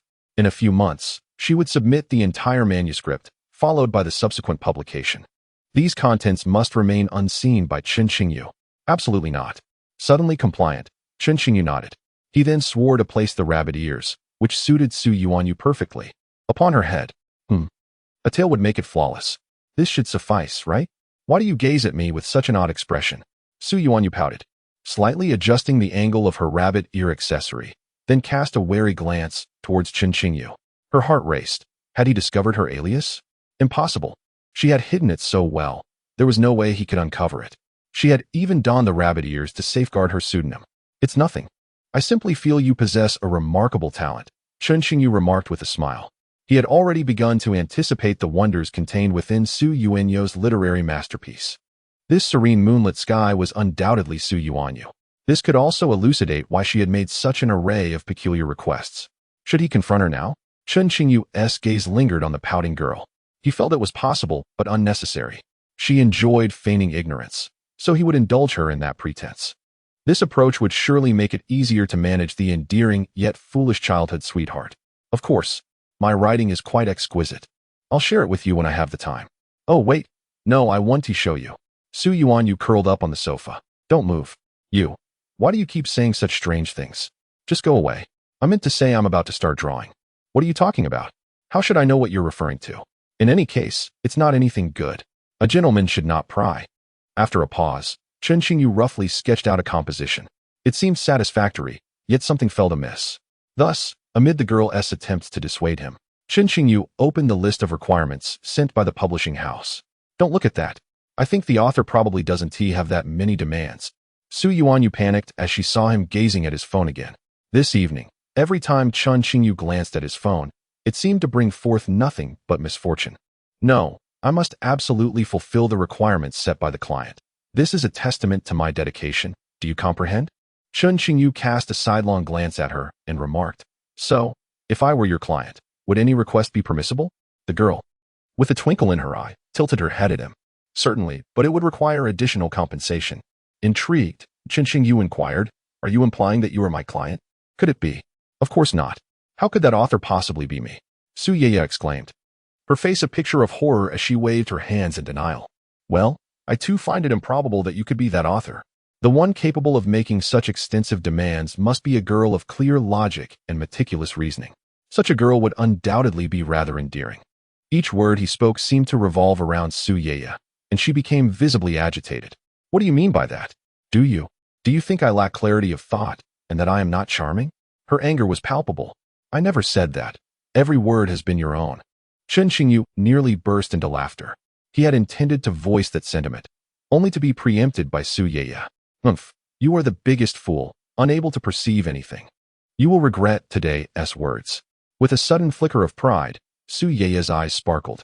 Haha, Chen Qingyu is such a simpleton. Simpleton childhood friend. He surely cannot fathom that the person he just praised is none other than me. She began to imagine how shocked Chen Qingyu would be upon discovering the truth. Surely his mouth would hang agape in disbelief. At that moment, she would relish the opportunity to mock him endlessly about today's exchange. Perhaps. Chen Qingyu pondered briefly and roughly deduced Su Yaya's current thoughts. Truly, she was a foolish childhood companion. Despite her silliness, he found her inexplicably charming. He found himself contemplating the notion that perhaps a lifetime spent bickering with her would not be such a terrible fate after all. I believe I have pinpointed the issue. Chen Qingyu cleared his throat and declared, What issue? Su Yaya blinked in curiosity. The requirements state that we must recreate the authentic atmosphere of childhood friends. The ambience we share now is insufficiently genuine. We need to engage in certain activities to cultivate it. What activities? Su Yaya felt an ominous chill run down her spine. Perhaps something akin to that incident by the seaside? Or anything else that could embody the essence of childhood companionship? She suggested hesitantly. Just something mild? Indeed, merely a slight endeavor. Then, allow me a moment to ponder. It must only be a slight endeavor. You are not permitted to engage in anything improper. I am a paragon of virtue, never partaking in anything inappropriate. You had better be. The girl's cheeks flushed a rosy hue, her heart racing uncontrollably faster. Chapter 55. Are there any rewards? Alas, what activities might cultivate a sense of ambience? A few moments later, the girl pouted, her cheeks flushed, and she shook her head in mild frustration. In truth, there were numerous things, countless endeavors she yearned to share with Chen Qingyu. Yet, she found herself too bashful to articulate them. That wretched scoundrel, Chen Qingyu. Why could he not conjure up ideas on his own? Yuerou gazed at him with an expression of deep-seated grievance. Are you certain you want me to speak? Chen Qingyu, momentarily at a loss for inspiration, recalled their previous encounter by the seaside, which had unfolded under peculiar circumstances. Thunderstorm and her menstrual cycle had conspired to create an opportune moment. The subsequent events had flowed naturally, as if destined to occur. However, today was different. There was no rain, no thunder, and she felt no discomfort. Finding a reason to engage in any activity proved to be rather challenging. Why, you go ahead, she stammered. If you intend to perpetrate any mischief against me, I shall retaliate. Yuerou declared, attempting to assert her dominance. I'm not sure. Perhaps I'm unwell, Chen Qingyu mused. Afflicted with an ailment that compels me to cling to a silly childhood companion. Who are you calling silly? Yuerou erupted in indignation, raising her foot as if to kick him. How about we embrace for a minute? I feel that a brief hug might inspire some creativity, Chen Qingyu suggested. Who would want to hug you? You're merely seeking an excuse. So, does that imply you are declining? Well, not exactly, it's just... Oh, Chen Qingyu, you always bully me. A simple embrace ensued, lasting for 2 minutes. Within the warmth and comfort of that moment, the duration felt both fleeting and leisurely. I sense the atmosphere has shifted. There is now a palpable feeling of childhood intimacy between us, Yuerou remarked as she returned to the sofa, her face still adorned with an unmistakable blush. The girl bit her lip, her cheeks glowing crimson, her gaze cast downward in silence. Chen Qingyu. Surely he was deceiving her. What nonsense about fostering camaraderie. He merely desired to hold her, tricking her into embracing him. How unjust. Next time, she would demand an embrace in return. Chen Qingyu, this is unfair. You must allow me to make requests next time, otherwise, I shall cause a scene. Yuerou voiced her reasonable protest. Have you also been ensnared by the whims of the capricious client? Chen Qingyu smirked. If the publisher gives you a hard time in the future, I may consider assisting you. However, if you make demands without cause, I shall have to decline, as I am quite busy. Upon hearing this, Yuerou became even more exasperated. I shall strike you, strike you, strike you. She delivered several playful punches to Chen Qingyu's chest. To be fair, Chen Qingyu found the sensation rather pleasant. The force was neither too strong nor too weak, perfectly suited for his current state of mild muscle tension and fatigue. You dare not flinch. Had I known, I would have struck you harder. Yuerou let out a soft hum, her eyes darting mischievously. I understand. Hee. I shall also give your belly a gentle rub. Are you unwell? I certainly do not experience the same abdominal discomfort as you do. What does your pain have to do with this? You feel so warm. Yuerou's delicate hand grazed Chen Qingyu's abdominal muscles, feigning a calm demeanor. In truth, she was on the verge of losing her composure. This, indeed, marked a significant advancement in her relationship with her childhood companion. Chen Qingyu found it difficult to reject her, as modeling was undeniably exhausting, a truth he, as an art student, understood all too well. Furthermore, the subtle flirtation with Yuerou was undeniably intoxicating. 2 minutes later, the slender wrist of the girl was gently clasped by a strong, warm hand. Feeling as though she had been caught in the act of mischief, she shyly lifted her gaze. Meeting his eyes, she blinked. Chen Qingyu, you are so stingy. It's just abdominal muscles. Her large, bright eyes sparkled playfully. That's enough. Next time, for sure. Chen Qingyu grasped her delicate, soft wrist, teasingly retorting, such a miser, utterly stingy. Yuerou began to sulk, turning away and retreating back to the sofa, resuming her previous seated posture, her cheeks flushed with embarrassment. The sight of her pouting while fiddling with her hair left Chen Qingyu momentarily spellbound. She was so beautiful, so adorable, so cherished. Yuerou maintained this pose and expression without moving. What are you doing? Are you attempting to freeze my time? Goodness, could you not think of something wholesome? Stay still. I am about to commence my drawing. Chen Qingyu halted Yuerou's chaotic daydreams, finally settling down to focus on his composition and outlines. The framework was nearly complete. It was time to call it a day. Uncertain how much time had passed, both Chen Qingyu, deeply engrossed in his art, and Yuerou, striking poses on the sofa, simultaneously yawned. They seemed a bit weary. Oh, I am utterly exhausted. Finally a moment to rest. Chen Qingyu, being your model is quite tiresome. Do you not have any reward to offer your adorable little green plum? Yuerou blinked her large eyes, resembling a playful kitten. Chen Qingyu was taken aback, gazing deeply at her. A vague sense of foreboding lingered in the air. Tonight, perhaps, would be an extraordinary evening. Chapter 56. Not easily deceived. Chen Qingyu, would you be so kind as to assist me with a massage? Just a normal one. Please, my shoulders are somewhat sore. Yuerou's voice carried a hint of playful affection, soft and sweet, each word delicately tugging at Chen Qingyu's heartstrings. Despite his upright demeanor, it was difficult for him to suppress the quickening of his heartbeat. Yuerou, I have reasonable grounds to suspect that you are intentionally leading me astray, Chen Qingyu remarked, drawing in a deep breath as he surveyed his surroundings. Pray tell, where have you concealed the camera? He recalled an anime he had once watched, wherein the male and female protagonists, who harbored mutual disdain for one another, found themselves together at home. The female lead deliberately seduced the male, who subsequently pondered the existential essence of life. A hidden camera, tucked away at the corner of the table, recorded the entire spectacle, leaving the male protagonist ensnared by the whims of the deranged female lead, thus embarking on a life of both tragic and blissful misfortune. Ah! Chen Qingyu saw through it all. It seemed that his foolish childhood companion was beginning to exhibit signs of a more sinister obsession. He would not fall for such tricks. What camera? Yuerou paused, her face rapidly flushing like a ripe peach. You impertinent fool. How could I possibly have such a thing in my home? Do you think I would film anything inappropriate involving you? You think I'm like you? How infuriating. She pouted, hands on her hips, resembling a feisty little kitten. That's because you have a track record, after all. I must remain vigilant around such a simpleton, Chen Qingyu replied nonchalantly. Though Yuerou often engaged in silly antics, at times, she displayed considerable cleverness. In their youth, she had devised similar schemes, intentionally provoking him into a food contest only to report him to his mother, relishing in the sight of him being scolded before swooping in to comfort him, seizing the opportunity for closer contact. At that time, he had naively perceived her as a good person, despite her penchant for tattling. It was only later that he realized her intentions were far from innocent. Since then, his guard had been perpetually raised. When Yuerou offered New Year's greetings, he could hardly trust her motives. Wah, Chen Qingyu, you have no faith in me whatsoever. There is no love between us anymore. Yuerou began to feign tears. Enough of the theatrics. Where would you like me to massage you? Speak up. I can assist you today. After all, being a model can be quite taxing. Since Yuerou desired his help, he was inclined to oblige her modest request. It was a matter of reciprocity. He would need her to continue as his exclusive model. There remained many items on the list of requirements from Ji Yueqing that had yet to be fulfilled. Could you please press my shoulders for me?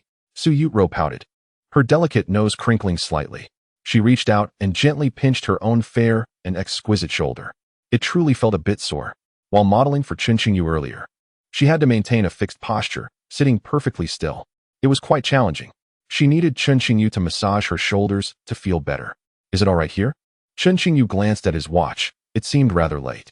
Well, let us take a shower first, and then we can discuss it.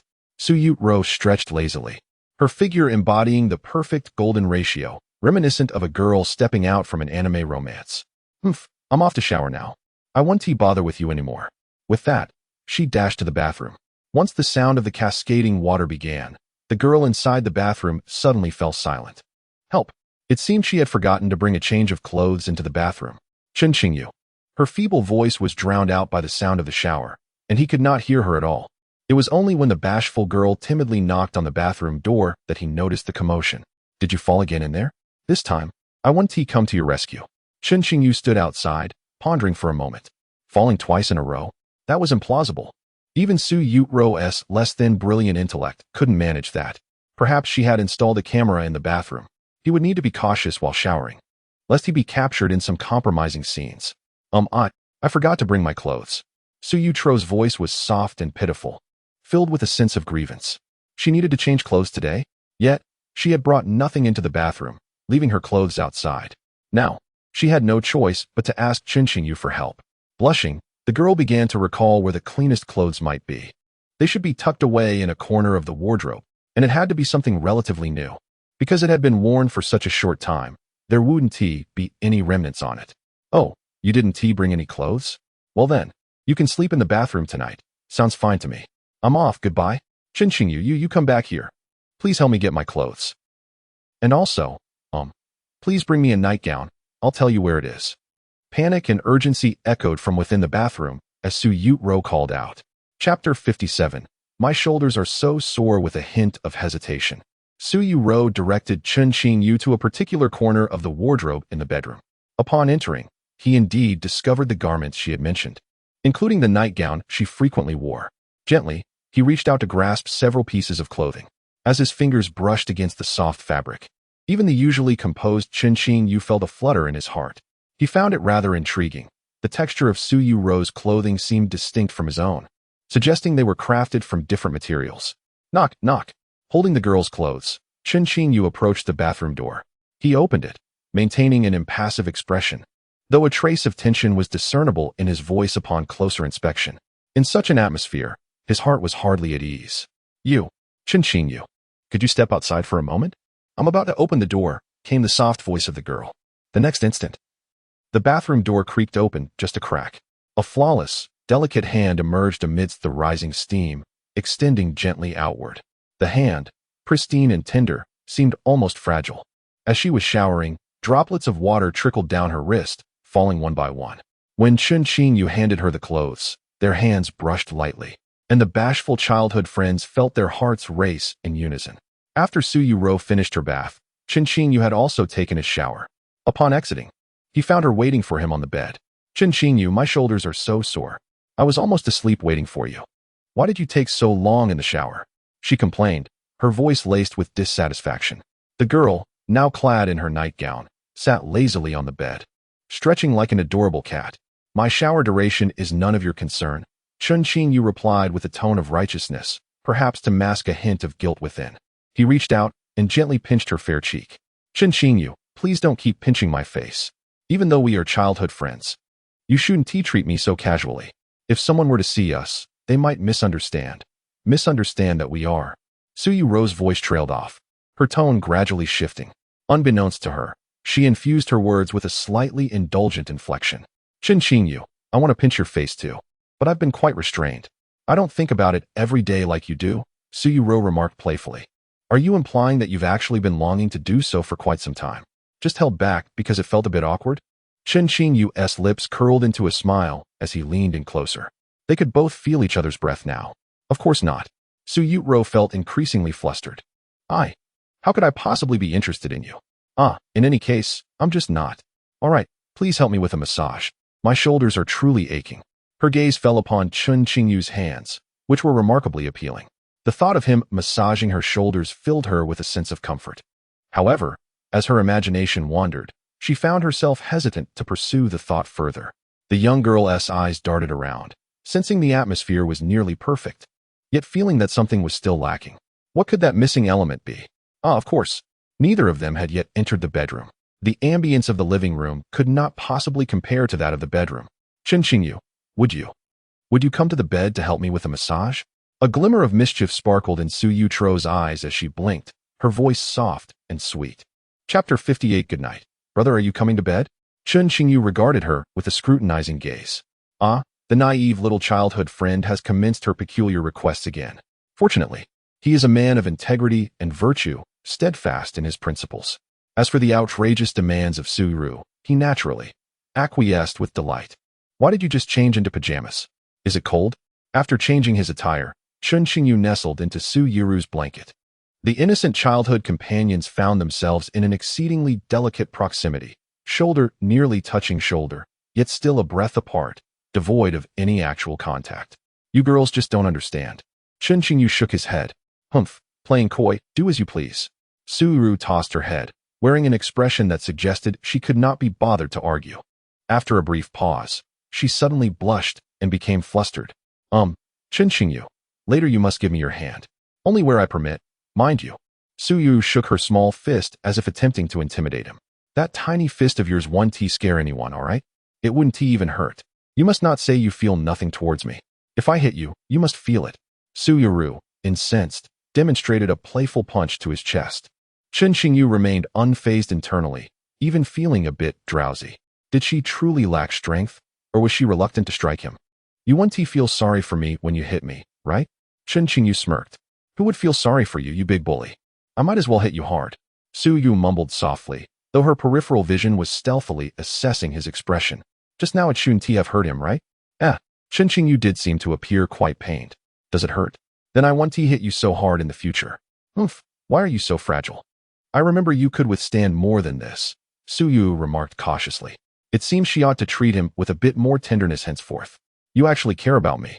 Chen Qingyu tousled her hair, a smile gracing his lips. Indeed, Suyu was a simpleton who could be swayed by both gentleness and firmness. A gentle pat on the head or a display of vulnerability would invariably yield results with her. If you touch my head again, I shall hit you. Suyu pouted, grasping Chen Qingyu's hand. Her small hand felt slightly cold against his warm palm. The texture of his skin was coarser than hers. Yet Yuerou found herself quite fond of this tactile connection. How shall I assist you with a massage? Chen Qingyu's heart raced slightly as he inquired. You were quite adept at applying ice packs. Why can't you master shoulder massages? Yuerou blinked at him with surprise. Although it was a standard massage, it was indeed a novel experience for the two of them. I fear that you might complain later that I pressed too hard and accuse me of bullying you. Chen Qingyu retorted with playful exasperation. He found it challenging to gauge the appropriate pressure for massaging the young girl. It's perfectly fine. If I feel it's inadequate, I shall certainly inform you. Yuerou gently grasped Chen Qingyu's hand, tenderly placing it on her shoulder. However, the moment the girl, emboldened by a sense of bravery, began to blush, Chen Qingyu's shoulder massage felt distinctly different from the ones administered by her mother. While it may seem somewhat ill-timed to say so, a thought blossomed in Yuerou's mind. Chen Qingyu was remarkably skilled at massage, surpassing even her mother's expertise. The tension and discomfort in her shoulders swiftly began to dissipate. Is this the right spot? Chen Qingyu's hands remained steady, focused on the typical areas for shoulder massage. He noticed a certain rigidity in Yuerou's shoulders, likely a consequence of fatigue. You mustn't touch anywhere else. So stingy? Of course not. We are pure and innocent, so do not entertain any improper thoughts. Very well. Please do not question my integrity. Then why ask? So is it permissible? No. It's not allowed. Not today. Yuerou's face flushed a deep rosy hue, akin to a ripe peach, which prompted Chen Qingyu to feel an almost irresistible urge to take a bite. Her fair, translucent skin appeared delicate and sweet. When had his foolish childhood friend become so alluring? Chen Qingyu felt a twinge of disappointment. Yet today, his little childhood friend had shown ample sincerity. One must savor every bite, and so it was with her. As time slipped by, Yuerou seemed to unfurl, quickly succumbing to a drowsy state. Serving as a model for Chen Qingyu was no simple task. The bashful girl stifled yawns, feeling all her weariness melt away under his ministrations. Yuerou, you owe me yet another favor. Chen Qingyu smiled, his words unwittingly laced with tenderness. Typically, he would bicker with his silly childhood friend, but what left a lasting impression on him were these fleeting moments of gentle intimacy shared solely between the two of them. Wait, today, we are helping each other. I am your model, after all. Well, you already owe me so much. No, not at all. Chen Qingyu, I feel so sleepy. Then good night. Good night. Is that all? What more do you want? I already said good night. I want to hear those two words. No. Please, don't. If you don't say it, I won't be able to sleep. The girl, snuggled under her little blanket, hesitated and twisted for a long while. Gee, good night, brother. Good girl, good night. That night, the childhood friends nestled together, sleeping soundly, in a dreamscape as soft as cotton candy. It felt as though they had unexpectedly encountered one another once more. Chapter 59. A Kiss with Him. 5, 4, 3, 2, 1. Hooray. The class has finally ended. Oh dear, this week has been exhausting. Chen Qingyu, will you accompany me to unwind a bit? As soon as the bell rang, the classroom emptied swiftly. Chen Qingyu and Yuerou rose from the last row. They had grown accustomed to attending classes together, though it was uncertain when this habit began. The class they had just attended was the much-anticipated romance simulation course. Chen Qingyu had not chosen this class, yet each week, without fail, he accompanied her nonetheless. The last row of seats by the window in the university classroom was perfectly suited for earnest study between childhood friends. Amidst their studies, they would hold hands and engage in light conversation, finding joy in their connection. Yuerou appeared exceedingly tired. However, it was merely an act. Ever since Chen Qingyu had helped her with a back massage, the Navi girl had been pondering a philosophical question. How intimate should one be with a childhood friend who is both gentle and charming, yet also a bit of a rogue? It seemed, perhaps they had already crossed a line into an unusual closeness. Yet, she yearned for just a tad more intimacy. Often, in the late hours of the night, Yuerou would wistfully reminisce about the day they reunited. She had accidentally kissed him twice that day. However, since then, no further kisses had occurred. Shouldn't childhood friends share affectionate moments occasionally? The innocent kind of affection. Now, 2 weeks had passed since their last massage. Last weekend, Yuerou discreetly sought advice from Xia. Sister Xia, shouldn't childhood friends be a bit closer? She had inquired, her question innocent and sincere. Though she herself wrote stories about childhood friends, reality was not a novel. So much had transpired between her and Chen Qingyu that a story would never capture their essence accurately, unless the author was rather peculiar. It would be unlikely to portray such a mischievous male protagonist.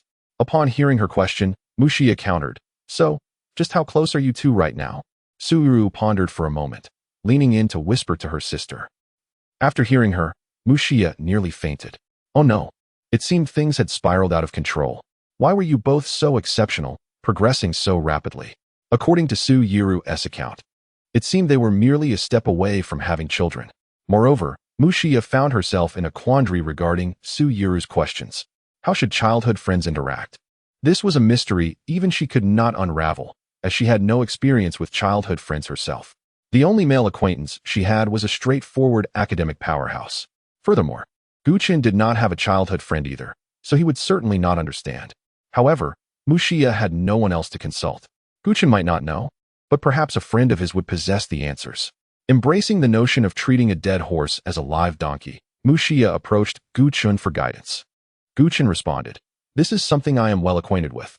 I have a younger brother who is currently cohabitating with his childhood sweetheart. They must be quite blissful together. I have a sixth sense about these things, and my brother has been positively radiant lately, which suggests he is likely very happy. I'll inquire further with him." With this, Xia let out a sigh of relief. Indeed, it is wise to consult a professional in matters of expertise. Subsequently, she received Chen's advice. My brother mentioned that the dynamic of childhood sweethearts can be referenced from the online relationship theories proposed by teacher Ao Xiang. He has tried it himself, and thus far, everything is going smoothly. Consequently, Xia recommended this to Yuerou. Yet, she felt the need to double-check with Chen regarding the nature of her brother's relationship with his childhood companion. Chen replied, "I can't say for certain, but I have a feeling they are on the verge of starting a family." All right, that sounds promising, Xia thought, knowing all too well the frustrations she had endured in front of Yuerou during this period. The struggle of wanting to express her grievances while masquerading as a love expert to help her sister navigate emotional dilemmas was truly pitiful. As for Xia herself, she was a complete novice in the realm of romantic endeavors. In this aspect, she was akin to many readers of romance novels. No, rather, she was similar to numerous admirers of handsome men. Though she had perused countless romantic tales and possessed an appealing appearance and charm, her every gesture seemed to create an illusion that she was exceptionally skilled in the art of flirtation. Xia held this belief firmly. She had always been confident in her abilities. She thought that whenever she took action, she could effortlessly capture the heart of any type of man. However, she had yet to encounter someone she truly fancied until she met Chen, who made her heart flutter. In her eyes, Chen became the embodiment of a love at first sight, a dazzling figure that began with his looks and culminated in some peculiar obsession. The mere thought of this made her cheeks flush. Following the all-nighter at the internet CAF, she vowed to ensnare that seemingly aloof yet intriguingly complex man, convincing him to hold her close and kiss her. While kissing, she mused, yes, girls can indeed enjoy such things. Yet, while her aspirations were beautifully envisioned, reality proved to be starkly unyielding. Each time she encountered Chen, her attempts at flirting felt akin to striking a punch into a mass of cotton. Chen, being as dense as he was, failed to perceive her advances and did not reciprocate her efforts. Despite her frustrations, Mu Xia was determined to support Yuerou in their performance, which felt like an immense burden. Ultimately, the silver lining was that Yuerou could now consult online guides. Thus, after the conclusion of their conversation, Yuerou meticulously studied the childhood sweetheart relationship theory tutorial recommended by her sister's friend's brother. Although her relationship with Chen Qingyu was still purely platonic, she believed it was always beneficial to gather insights.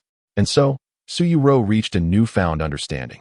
Originally, the manner in which she interacts with Chen Qingyu mirrors the very strategies suggested in the guide.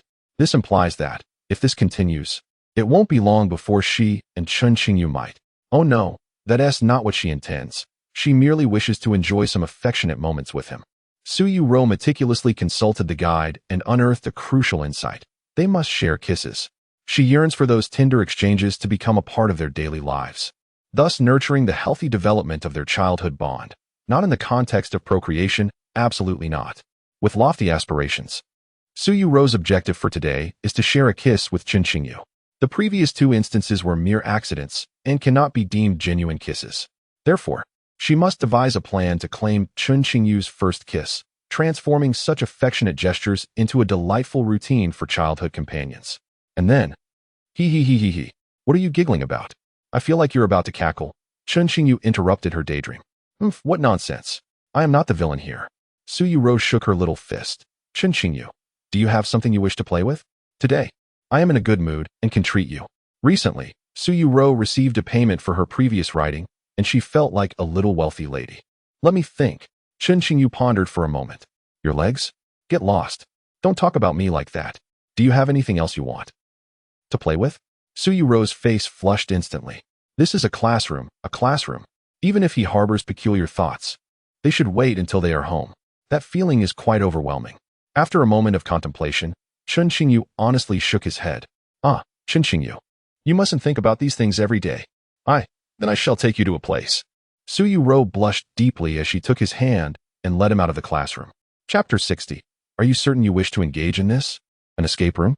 I had not anticipated such an establishment near the school. Not far from London University, adjacent to a shopping mall. Chen Qingyu remarked with a hint of surprise. The two stood at the front desk, illuminated by dim lighting. Yuerou's eyes sparkled with eagerness. This was a place she had meticulously scouted. The cunning girl had long devised her strategy. According to her studies in romantic theory, an escape room, with its inherent thrill akin to a suspension bridge effect, was the perfect setting for intimate interactions with someone of ambiguous affection. It was indeed the most suitable scenario for childhood friends to engage with one another. Chen Qingyu, however, did not strike one as particularly daring. It merely happened that he was unperturbed by thunder, while she harbored a certain trepidation. In such a dark, enclosed setting, Chen Qingyu would undoubtedly be startled. At that point, he could take refuge in her embrace. Are you truly certain you wish to participate? I have my doubts as to whether your intellect will suffice to emerge unscathed. Chen Qingyu glanced at her. Carrying you back home from here would undoubtedly be exhausting. Have you eaten? Do not let yourself suffer from low blood sugar later. Chen Qingyu, who do you think you are looking down upon? Yuerou retorted, angered. If I were to be frightened, I would consume this mobile screen. 10 minutes later. Wuwuwu, how do I unlock this mechanism? Help. In a darkened room, the helpless girl was on the verge of tears. What is the matter with this foreign escape room? It was supposed to be a duo experience for a boy and a girl, yet they were separated from the very beginning, confined to different rooms. This escape room comprised 6 smaller puzzle rooms and 1 final main puzzle room. Ideally, the 2 participants could solve the locks of 3 rooms each, converge in the central passage, and then collaboratively tackle the remaining 2 rooms. However, should there be a disparity in intellect, the outcome could be uncertain. The 6 puzzle rooms were interconnected, each with doors that opened both ways. Unlocking the previous room's lock would grant access to the next. Thus, in extreme scenarios, one might witness the amusing spectacle of a 5 o'clock puzzle-solving ratio. No, I cannot allow myself to be this frightened. Yuerou, you can do this. The anxious girl, drenched in sweat, continually urged herself to remain composed. After several more minutes, she finally discerned how to solve the first room's puzzle. At the moment she entered the password, a small sense of pride blossomed within her. I am indeed quite capable. I wonder if Chen Qingyu has managed to solve the first room's puzzle as well? Wuwuwu, But this room is truly so dark. Being alone inside, accompanied by some eerily ominous background music, was genuinely terrifying. Yuerou took a deep breath, entered the password, and opened the door. A mechanism in the next room was triggered. The pre-recorded, chilling voice reverberated in her ears. "Ah, do not come any closer," Yuerou exclaimed, instantly terrified. Her earlier bravado stemmed from the belief that Chen Qingyu would be by her side. Who would dare to embark on an escape room adventure alone? It was genuinely frightening. In the dimness, she vaguely perceived a looming figure, reminiscent of a great black bear, as the ominous background music played. "Help!" she cried out in her native tongue, her command of foreign languages forgotten in her panic. "Don't come closer?" A familiar voice pierced through her fear, leaving the girl momentarily stunned. Was she imagining things? Was she truly being haunted by an NPC? Pouting and lowering her head, she felt tears welling up. The first puzzle had been difficult enough, and now there was this terrifying second challenge. Anxiety bubbled within her, compounded by the surreal auditory hallucination of Chen Qingyu's voice. Moments ago, hadn't someone claimed they weren't afraid? If one were truly afraid, would they nibble on their phone screen? So, how do you plan to consume this screen? The teasing tone of the voice jolted Yuerou, prompting her to raise her gaze. Before her stood a familiar face, adorned with that effortless, charming smile, as if he had everything under control. I was so scared," she stammered, her heart racing. Upon seeing his visage, her nose tinged with the sharpness of emotion, and without a second thought, she dashed into his embrace. "I need a hug to feel better." Her voice trembled with a hint of sobbing. In that moment, her feelings transported her back to a time when she faced a daunting flight that seemed destined for disaster. In her most fearful moments, as long as he was by her side, an inexplicable sense of security enveloped her. Yet now, in this escape room, with only her solitude and the echoes of despair, she was reminded of the day they parted ways 3 years prior. Tears streamed down her cheeks, her voice quaking. Without hesitation, she clung tightly to the bewildered Chen Qingyu, who was caught off guard. "What's wrong?" he asked, surprised. He had merely intended to tease her. Yet she was crying. Yuerou's tears were his greatest vulnerability, a truth unchanged since the very first day they met. Her soft sobs acted as a catalyst, awakening all his tenderness. "I'm here, don't be afraid," he reassured her, wrapping one arm around her waist while gently patting her head with the other. Their youthful and warm bodies embraced, and he found her to be soft and fragrant, much like a gentle kitten. Within his arms, Yuerou gradually calmed. For the moment she recognized Chen Qingyu, her fear dissipated. However, at this moment, by a twist of fate, I found myself in an embrace with Chen Qingyu. And I simply do not wish to part any longer. Holding on to Chen Qingyu feels incredibly comforting. The only slight drawback is, his form is rather firm, creating a bit of a discomfort. Perhaps it is due to his well-developed musculature. Nonetheless, it truly offers an immense sense of security. We remained in this embrace, reluctant to separate. A subtly ambiguous atmosphere began to gently rise within the dimly lit, confined space of the room. Chapter 61. Love you. Are you truly so frightened? Had I not arrived in time, would you have genuinely fainted? I am unsure how much time has elapsed. The blushing maiden, after a moment of reluctance, finally released him from her embrace. Just moments ago, she resembled a little koala, nearly clinging to him. I wouldn't. In truth, I am not scared at all. I was merely teasing you. Yuerou, having relished the warmth of his embrace, instantly transformed back into her proud self. I won't give in easily, no indeed. She now resumed her demeanor as a modest beauty. What was today's objective again? Not afraid. Chen Qingyu's lips curled into a smile. Then I shall step outside for a moment. Why don't you attempt to decipher the code for this room on your own? In no way. Then how can you assert you're unafraid? I am unafraid, but I need you to accompany me while I solve it. Yuerou threw a playful tantrum, showing no signs of guilt. After all, although Chen Qingyu often teased her, he had always doted on her since childhood. She had frequently taken advantage of him. Now, of course, she expected to be pampered by him again. What is wrong with you pampering me a little? Are you so unwilling? Yuerou pouted. Unbeknownst to her, she was entirely acting like a little girl indulging in a playful whim, speaking in the tone of a girl in love. Well, that's acceptable, but you mustn't entertain thoughts of touching my legs. I won't allow you to succeed so easily. Yuerou was suddenly flustered. Recently, whenever she allowed Chen Qingyu to make a request, he would inevitably utter things that made her blush. A girl's legs should not be easily touched by a boy, not even if they are childhood friends. At most, she could only allow Chen Qingyu to massage her next time. That would be a purely innocent massage, fundamentally different from any inappropriate touching. Su Yuerou mused to herself. With that thought, she became once more the modest beauty. Who thinks about your legs every day anyway? Chen Qingyu cast a glance at her, though he was reluctant to admit it. The one preoccupied with her legs was none other than himself. Moreover, it seemed his thoughts strayed beyond just her legs, encompassing a myriad of other desires. After their reunion, Chen Qingyu gradually realized that his sweet and obedient childhood companion appeared to be a treasure in every aspect. Regrettably, he only recognized this now. Why had he not seen it before? You're not thinking about it. Are you displeased with the shape of my legs? Or do you find them unattractive? Whoa, you disdain me. You are being unreasonable. Su Yuerou pouted in grievance. Unyielding. Her legs were undeniably perfect. No, next time, she must allow Chen Qingyu to see them up close, so he might agree with her assertions. Ignoring you, I shall solve the puzzle. With Chen Qingyu by her side, Su Yuerou felt utterly unrestrained. She approached each task with confidence, occasionally picking up props and poking at various mechanisms. Why are you so fixated on that globe? It's merely an insignificant prop. The two individuals currently find themselves in room 2. Chen Qingyu managed to unlock rooms 3, 4, 5, and 6 before arriving here. Su Yuerou unlocked room 1. The enigma of room 2 requires the collaboration of both individuals to solve. Only then can they gather the necessary components to unlock the final chamber. Su Yuerou has been pondering for quite some time, yet she has made little progress. How could there be a password that requires letters for unlocking? Shouldn't it solely consist of numbers? Oh dear, I am at my wit's end. In truth, Su Yuerou has deciphered part of the numerical code, but she was ultimately stumped by the need to input a sequence of letters. What is this function? Chen Qingyu could no longer bear to watch, and took the puzzle from Su Yuerou, reassembling it. The faint outline revealed a formula. A1 cos. This is merely a mathematical formula. What does it have to do with letters? The math prodigy Su Yuerou questioned in confusion. Could it be that this is known as a heart curve? Chen Qingyu gently tapped the girl's forehead, as if striking a wooden fish.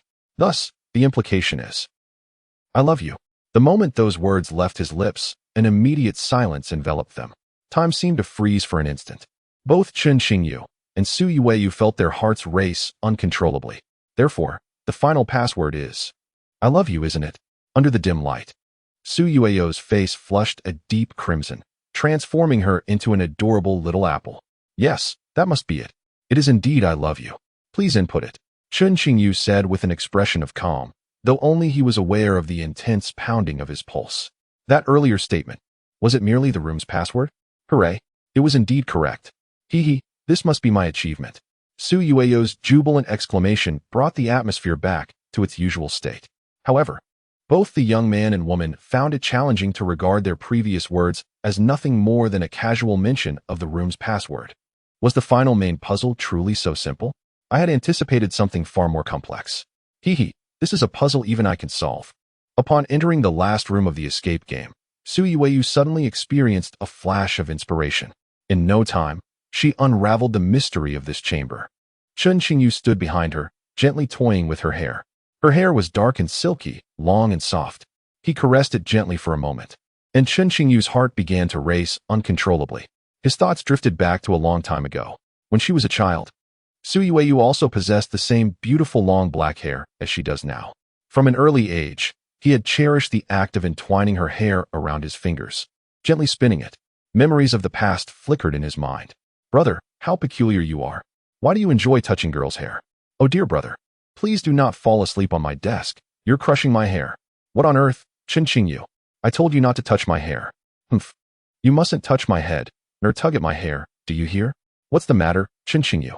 Do you think my new hairstyle is unappealing? Humph. It's precisely because you adore playing with my hair so much. I've cut my hair short, so you can no longer tug at it incessantly. Chen Qingyu had witnessed numerous romantic scenarios in the past, often featuring the line, when my hair reaches my waist, will you marry me?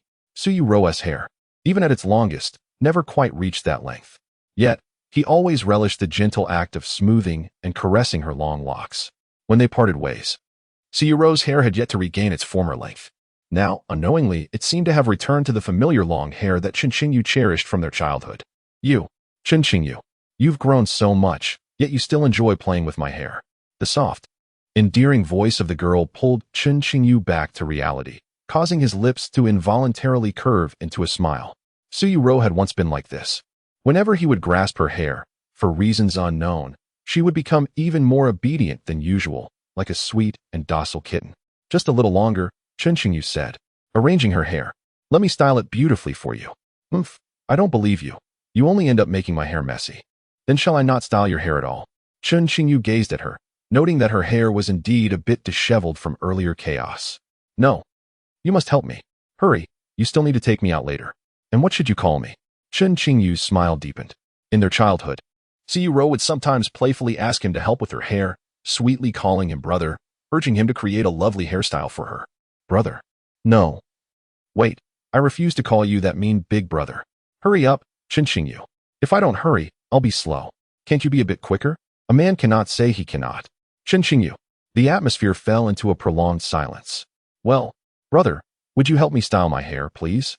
After a long pause, the bashful girl's cheeks flushed crimson, and she finally spoke softly. How strange this feeling was.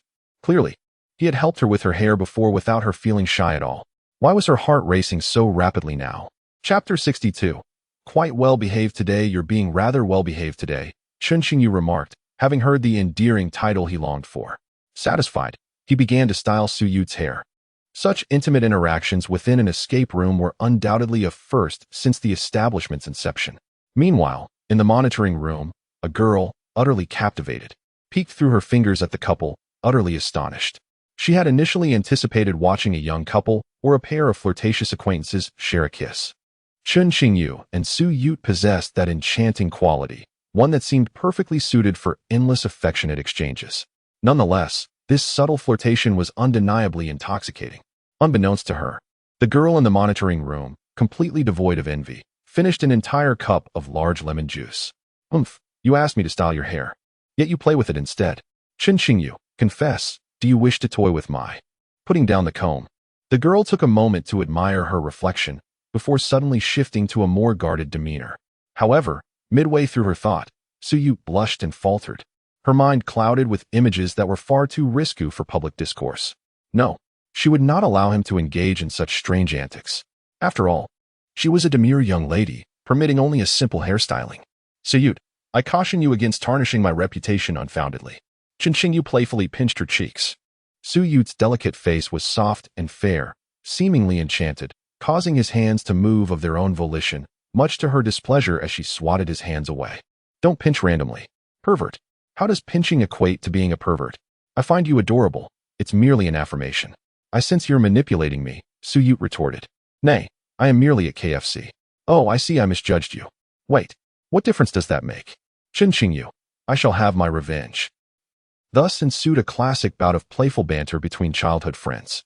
Yuerou desired to strike him, but felt too bashful to exert herself fully. Ultimately, she exhausted herself to the point of near collapse, while Chen Qingyu appeared completely unaffected. It drove her to the brink of frustration. This will not do. We must exit this place first. Chen Qingyu, should I proceed through this door?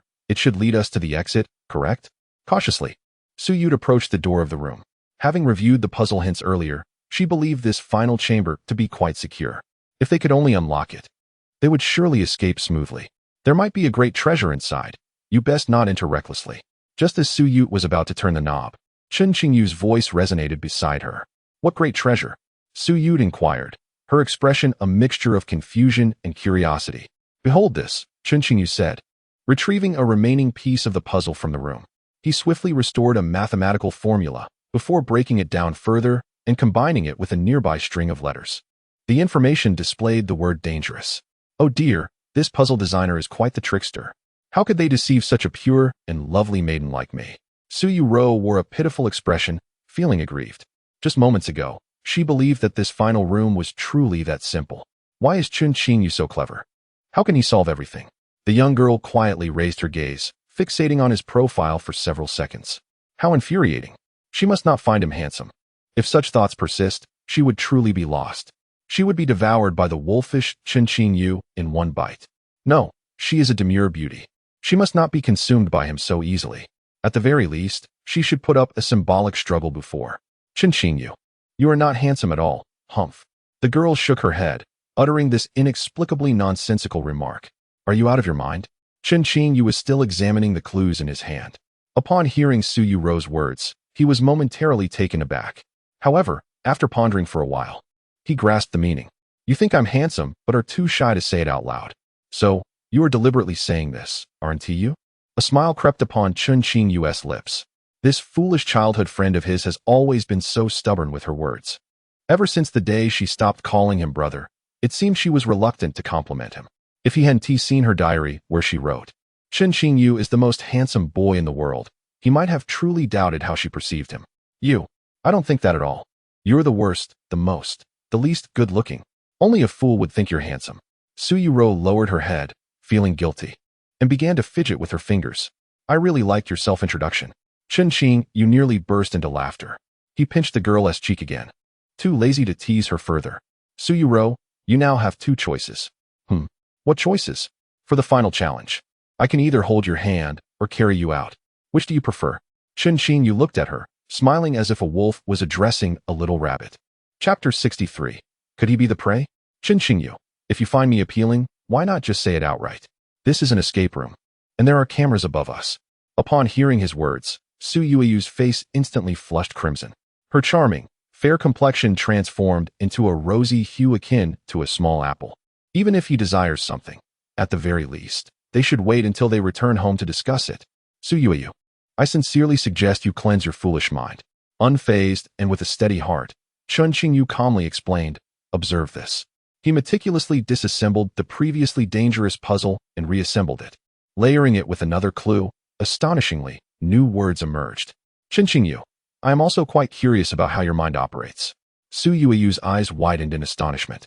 How on earth did he manage to decipher these elements? To her, Chen Qingyu's actions seemed akin to performing magic. Did you see that? I must hold your hand or carry you to fulfill this condition.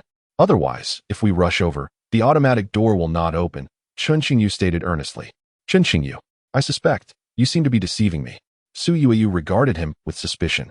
Although Chen Qingyu spoke with seemingly logical reasoning, the young girl felt as though there was something amiss. It seemed he was withholding information from her. Then, what brilliant solution do you propose? Chen Qingyu inquired with a smile.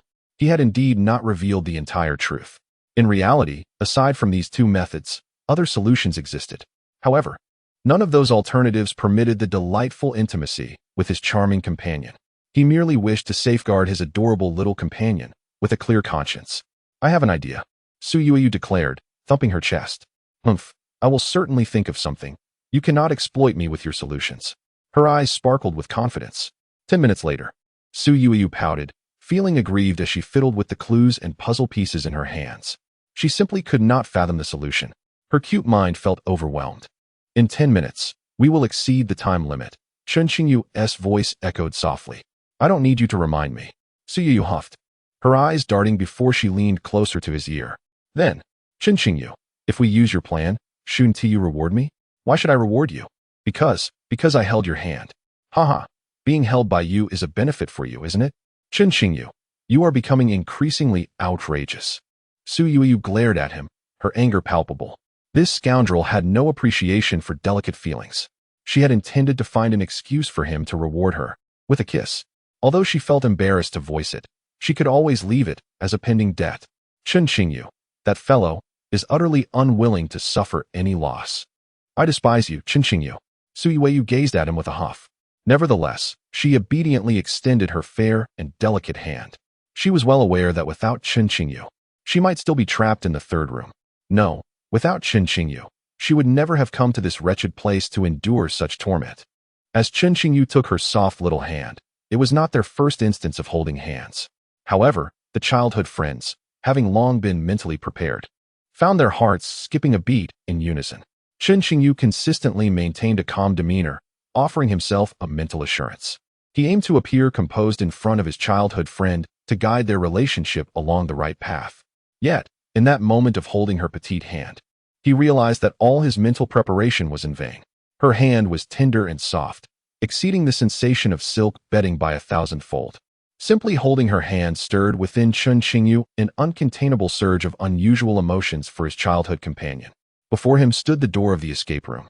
Yet his thoughts drifted back to a sweltering summer many years ago, the day he first met Yuerou. Chen Qingyu, are you feeling nervous? Are you anxious about holding my hand?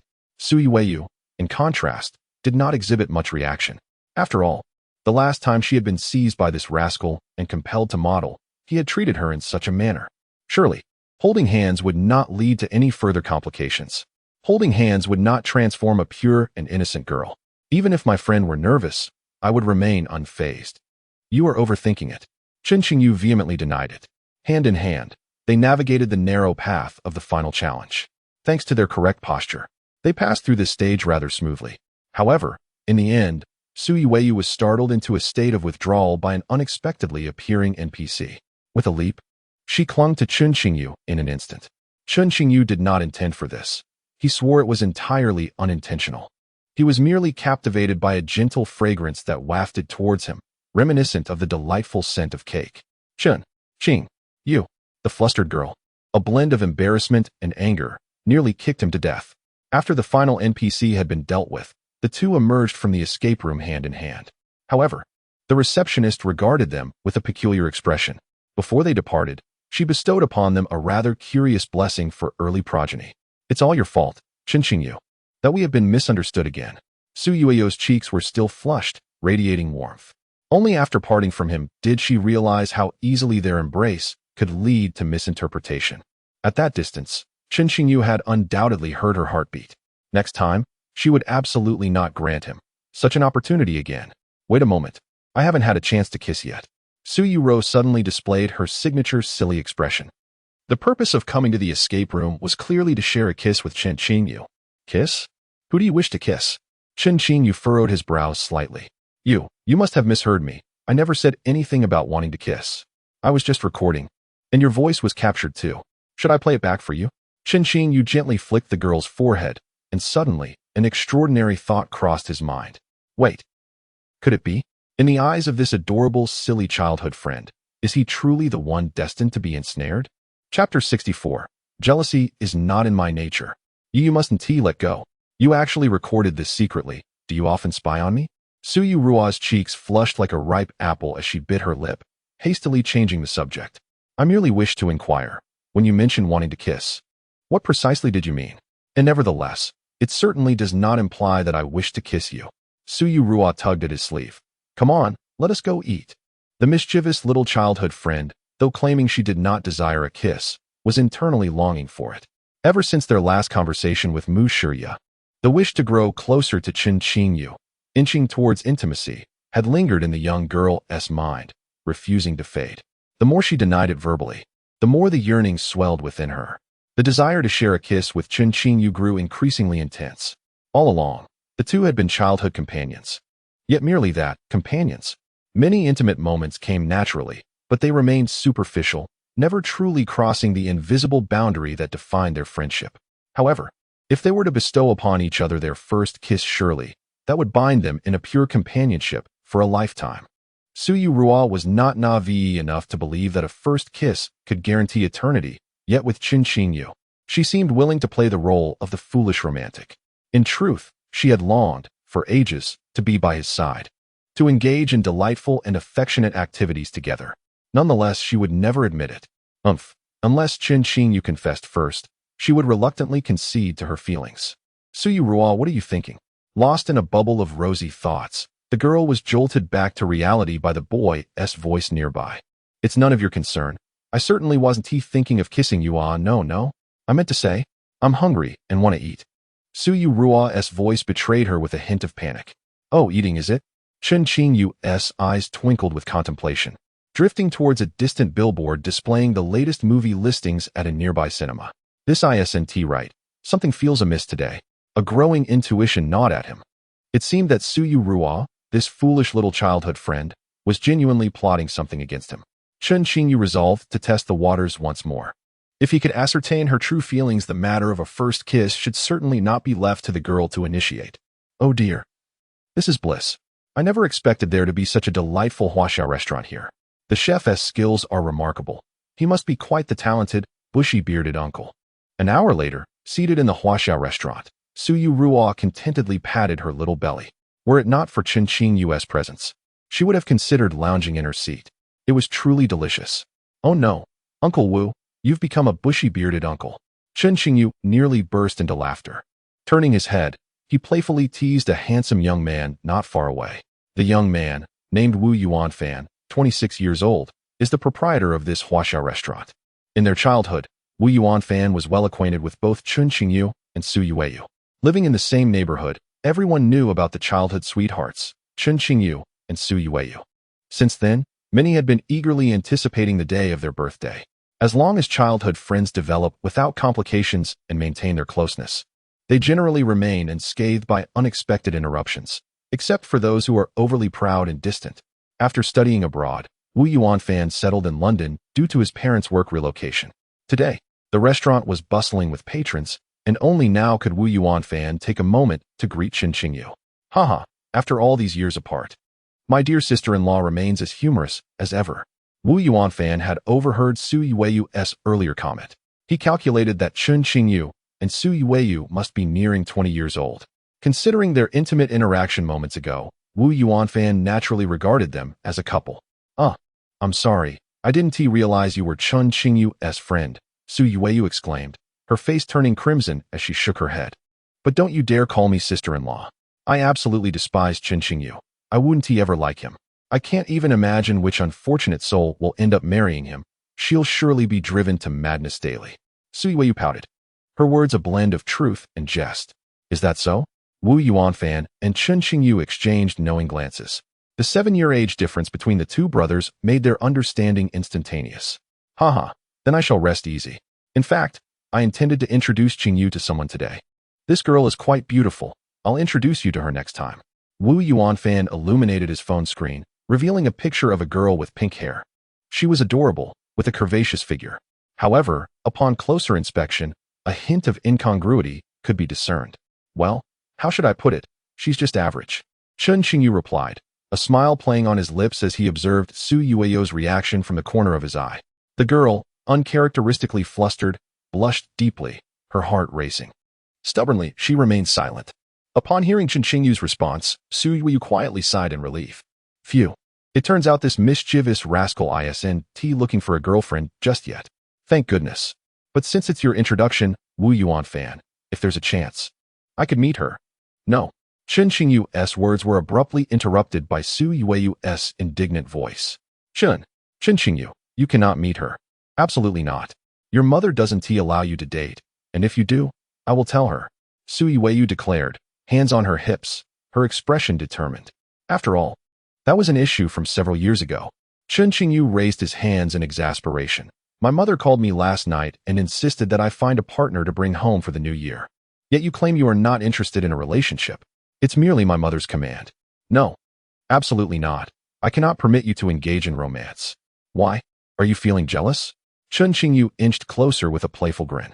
At this moment, Su Yuwei appeared adorably akin to a frisky kitten. I would never feel jealous of a big bad wolf like you. Su Yuwei lowered her head, her voice soft and sweet. It seemed as though her entire face was unable to suppress its blush, radiating warmth. Chapter 65. Are you a blue whale? Chen Qingyu. So you truly have no intention of meeting that girl, correct? Speak up, Chen Qingyu, do say something. If you remain silent, I shall become quite indignant. I am genuinely upset. As they departed the small restaurant, the girl, burdened with thoughts, did not cease her incessant chatter. She was indeed on the verge of anger. Chen Qingyu must not seek a girlfriend. If he were to pursue a romantic relationship, how would she ever continue her? The bashful girl, both vexed and anxious, appeared woefully pitiable, ready to cause a ruckus. Is it because of the photo Wuga sent me earlier that you're acting this way? Chen Qingyu could barely stifle his laughter. The sight of Yuerou, consumed by jealousy, was simply too endearing. It was inconceivable. My little childhood friend could not be this adorable.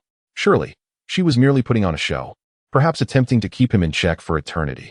Well, if such a delightful scenario were to arise, he might reluctantly acquiesce. Humph. Your eyes were practically glued to the screen just now. Chen Qingyu, you believe that girl is more beautiful than I, don't you? Su Yuerou only wished to hear him compliment her beauty.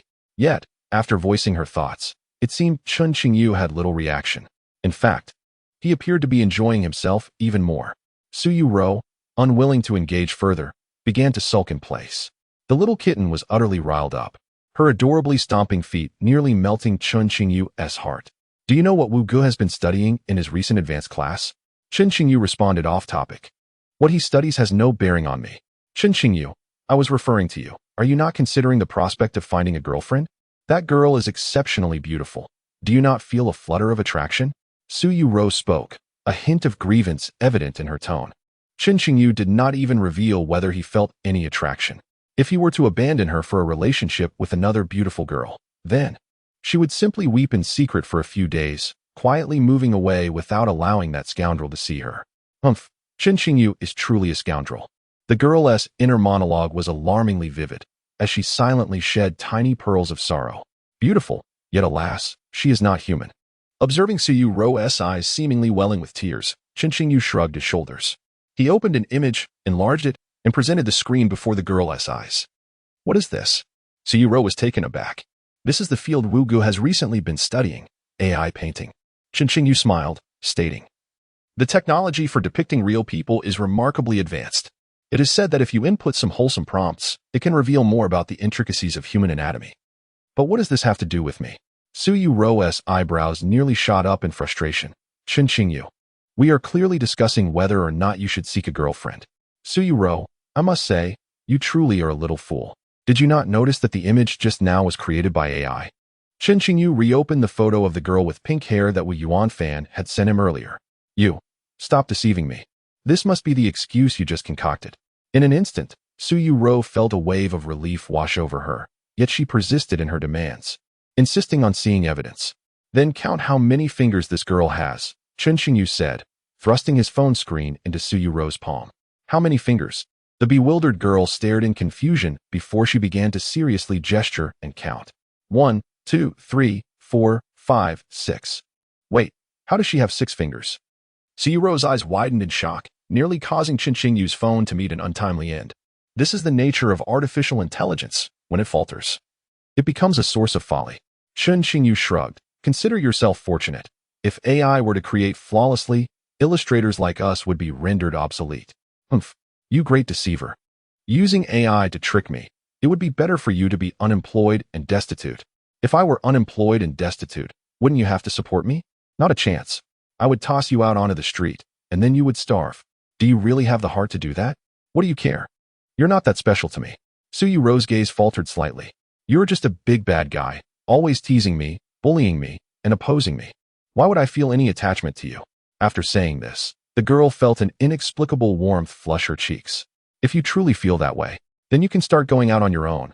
No one will be carrying you downstairs every day. In no way. Chen Qingyu, my injured foot from 2 months ago still hasn't healed. Are you a blue whale? Healing takes that long. It just hasn't healed. I don't care. You must carry me out every day. And you must wake me up, attend classes with me, and do so many things together. Because you are so wicked, I will never let you off the hook. You'd better be mindful.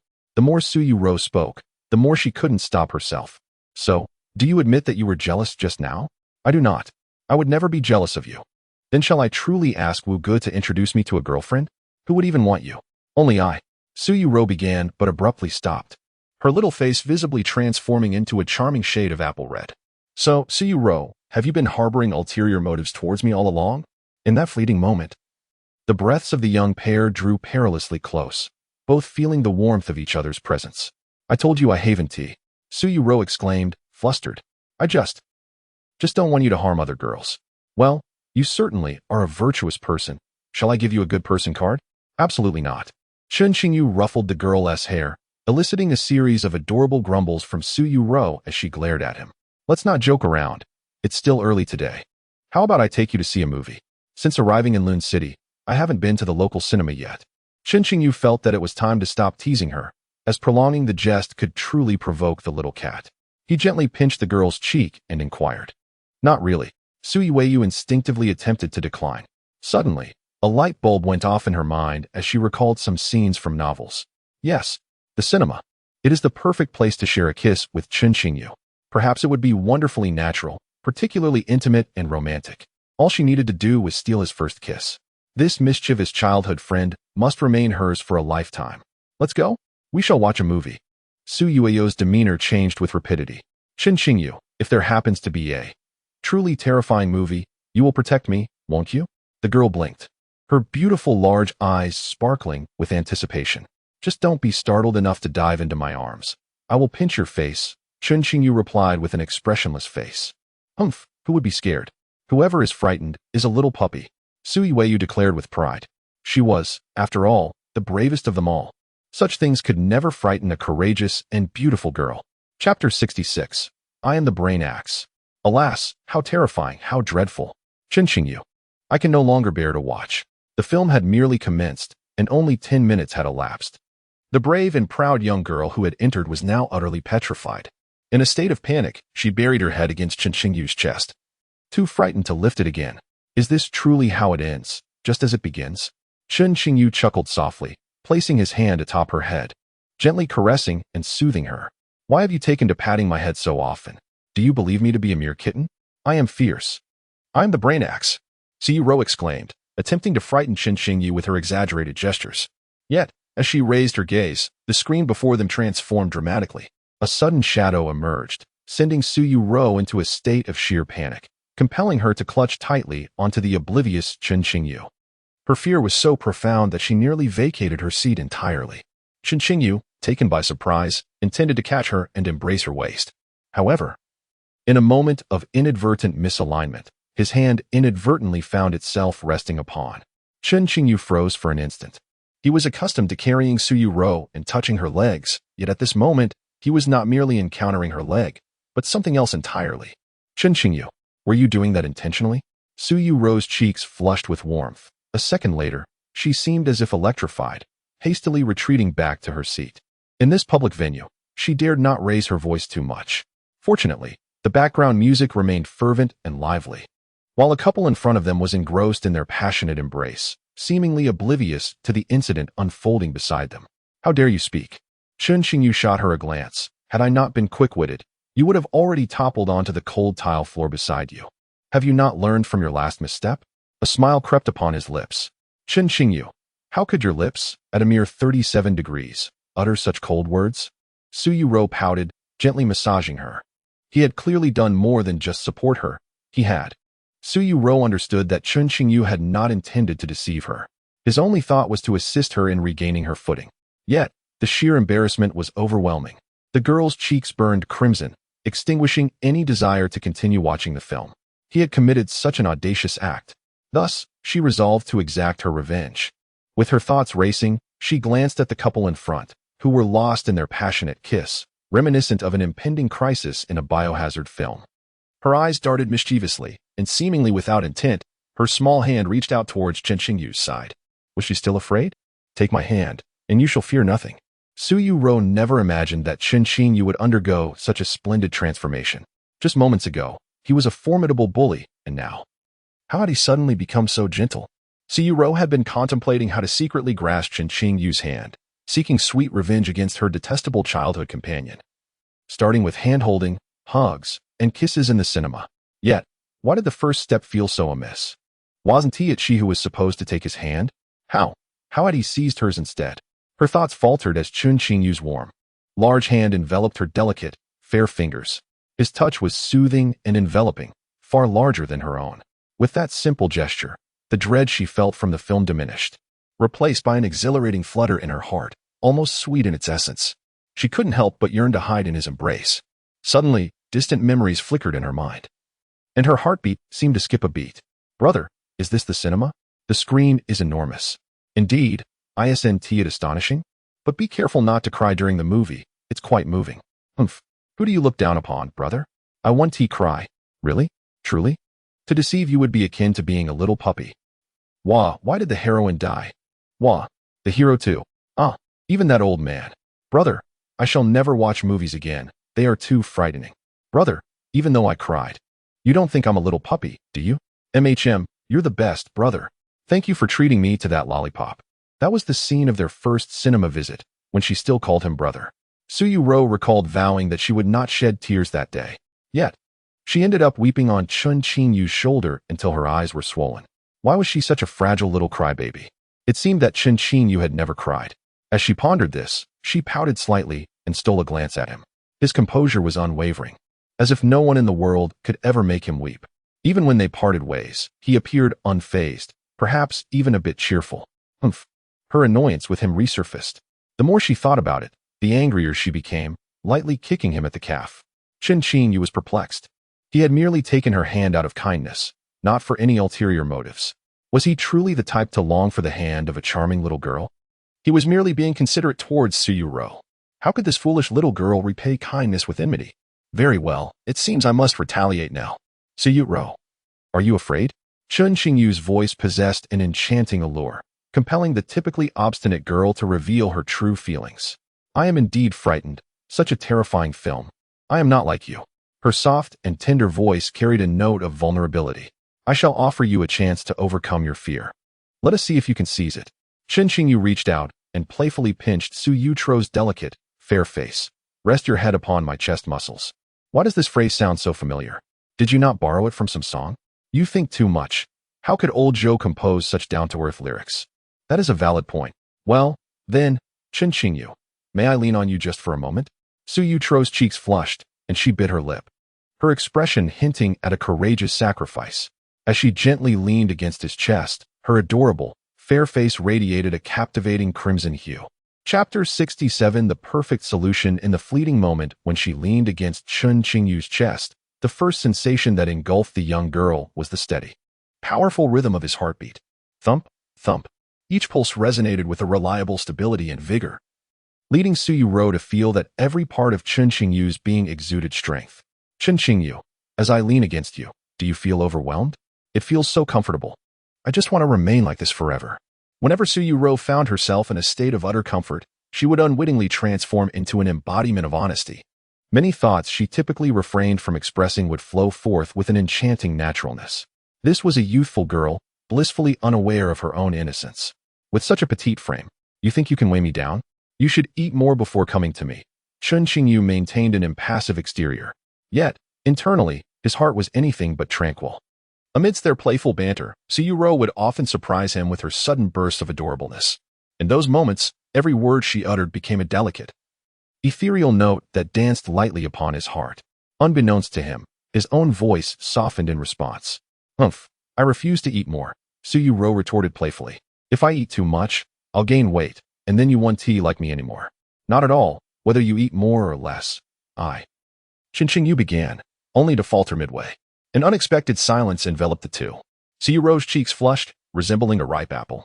What had Chen Qingyu been about to say? Was he on the verge of confessing his affection for her?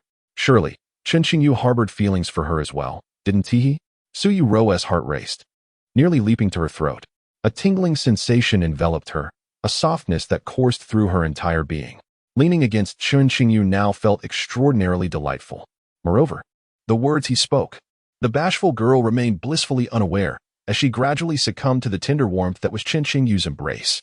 I would love to hear such words. In the future, I could generously lean on you at home. Chen Qingyu cleared his throat, sensing the atmosphere shift to something increasingly extraordinary. However, he believed he was flawlessly composed. According to the theories of an online relationship expert, the essence of childhood sweethearts lay in subtlety and unspoken gestures. Many sentiments need not be articulated explicitly. Simply acting upon them could lead both parties toward a deeper connection. Surely, the adorable little childhood friend would grasp this principle. Wait, Chen Qingyu, your heartbeat is so fast. I can hear it clearly. The girl's voice, laced with curiosity, pulled Chen Qingyu from his reverie. You misheard. That's merely your own heartbeat, he replied, feeling the heat rise to his own cheeks. Without a moment's hesitation, he extended his free hand and gently draped it over the girl's shoulder. The remedy for awkwardness is quite simple. One merely needs to make the adorable little green plum feel more embarrassed than oneself. Yuerou shivered slightly. Things were becoming increasingly peculiar. If it were in her childhood, such actions would have been exceedingly commonplace. Chen Qingyu would often perform this gesture of protecting her shoulder while crossing the street. It was nothing at all. But now, when Chen Qingyu grasped her shoulder, Yuerou felt a numbness enveloping her shoulder, even through several layers of clothing. What if there were no fabric in between? The thoughts in the young girl's mind swiftly drifted to outer space, then back to the primordial times before humanity, to the transcription and reverse transcription of DNA and RNA. A tingling sensation seemed to reach deep into her heart. She unconsciously recalled the last time in the seaside town when Chen Qingyu had helped her rub her belly. Back then, it seemed she was not as shy as she was now. What had transpired between her and Chen Qingyu? It was truly quite strange. Yuerou, your face is so hot, Chen Qingyu remarked, touching the girl's cheek. He was startled by the warmth emanating from her delicate skin, pulling his hand back slightly. I'm not shy. I'm not thinking of anything strange. Yuerou hurried to clarify. Then, would you like to lean on me like this? Well, of course I would. Chen Qingyu, you said I could lean on your chest muscles. Yuerou replied obediently, settling against him and refusing to move. Leaning on him felt warm and undeniably comfortable. Though she noticed his chest was a tad firm, perhaps it was due to the clothing barrier. Yes, next time, if the opportunity arises, she should persuade Chen Qingyu to shed his shirt. As these thoughts swirled in her mind, her cheeks flushed even deeper. Bowing her head, she playfully fidgeted with her fingers, falling silent. As the minutes of the movie ticked away, they unknowingly entered the latter half. The tone shifted from suspense to a romantic narrative between the protagonists. Chen Qingyu, my legs feel a bit uncomfortable. The cinema was cramped, and Yuerou's long legs felt constrained. After sitting for so long, they had begun to tingle. She had just glimpsed a couple in front of her, with the girl resting her legs on the boys. How sweet. She desired that too. Though not a couple, she wished to rest her legs on Chen Qingyu's. His legs appeared just the right size, not too soft, not too hard, ideal for a cushion. Your legs are uncomfortable? Chen Qingyu pondered. You could buy some medicated plaster. I can help you procure it. Chen Qingyu, you have no heart. Yuerou exclaimed in anger. Without further ado, she disregarded any hesitation. Her long, perfect legs were promptly draped over Chen Qingyu's. Hee, this feels just super perfect. She gazed at Chen Qingyu with a satisfied smile, feeling a delightful sense of having gained an advantage. Suddenly, a frightening scene unfolded before her eyes. After placing her leg on Chen Qingyu's, she instinctively moved away from him, her heart racing with trepidation. She longed to embrace him, but found herself unable to reach him, her expression a poignant blend of distress and charm. A flawless solution lingered in the air. With a slight smirk, Chen Qingyu remarked, if you are afraid, I am not frightened at all. I merely have a friend who wishes to hear your proposed solution. Yuerou retorted, her tone laced with playful indignation. Dare you sit on my lap? Chen Qingyu's words held a firm command, keeping Yuerou in suspense for a full 30 seconds. Chapter 68. It's all Chen Qingyu's fault. A single utterance from Chen Qingyu caused the bashful and reserved maiden to flush as if she were burning with fever. Of course, this reserve was a self-imposed notion by Yuerou. Chen Qingyu, if I were to sit on your lap, would you engage in peculiar antics? Certainly not. I am a man of integrity, not even a little nudge. Yuerou, you uttered those words, thus they hold no relevance to me. They are merely figments of your imagination, understand? Well, who knows? Who knows whether you desire such a thing? After all, I am quite an alluring beauty. Is that so? Then why have you remained single for so many years? Chen Qingyu, how could you be so unreasonable? My single status is for a reason. What reason? I shan't tell you. Both of them found themselves rather disinterested in the film. However, in contrast to the couple nearby whose lips were already swollen from kissing, the two appeared remarkably innocent. Humph, you keep interrogating me, yet you have also been single for many years. Chen Qingyu, do you truly wish to find a girlfriend? Yuerou blinked, posing a question that Chen Qingyu could not answer. Do you want me to find one? Chen Qingyu, adept in soccer, responded. I know. Why should I concern myself with your affairs? Humph, whether you wish to find one or not is of no consequence to me. Yuerou thought, her mind racing. After all, if he were to seek a girlfriend, it could only be her, for she was still his simulated girlfriend. How could he possibly pursue other girls? Then do you wish to find a boyfriend? Chen Qingyu retorted without reservation. Why would I need a boyfriend? I believe I am doing quite well as is. However, if you truly want me to seek one, then I shall. As Yuerou spoke, she stole glances at him. But that is not something I particularly desire. Chen Qingyu narrowed his eyes, contemplating. Yes, the plan has commenced. Step by step, I shall ensnare the charming little childhood friend in my gentle trap. And then, clear and innocent, and then, Chen Qingyu, I knew you cared about me. Yuerou's eyes sparkled mischievously. So I shall sit on your lap now. You must not bully me, do you hear? Her vigilant gaze was tinged with anticipation. Why do you appear as if you wish for me to bully you? Chen Qingyu leaned in closer, peering into her eyes. Nonsense. You wicked boy, if I were to allow you to bully me, I would certainly. The girl stuttered, her cheeks aflame, words failing her. Thus, she rose and took a step forward, standing before Chen Qingyu's seat. It felt rather strange. How am I to sit on your lap? This action was somewhat unfamiliar to Yuerou. In the past, when they rode together in a vehicle, if space was limited, they would sit one in front of the other, with Chen Qingyu gently supporting her waist from behind. That posture, however, did not entail any substantial physical contact. As for the act of wrapping her arms around his waist, it was not unusual during their childhood. She would often embrace him while riding on his bicycle. However, sitting on his lap was an entirely different matter. It was only when Yuerou finally approached him that she became acutely aware of the ambiguous tension that existed between childhood friends. Her heart raced like a startled fawn, pounding furiously as if it might leap from her chest. Chen Qingyu felt a similar sensation. Lacking extensive experience, he had never had a girl sit on his lap before.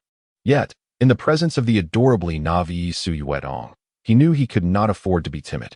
Sitting sideways? I could wrap my arms around your waist, he mused. His true thoughts were that this position would be more conducive for a kiss later on.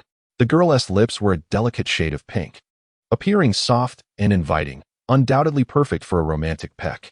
From the moment they entered the cinema, Chen Qingyu had been yearning for that sweet moment.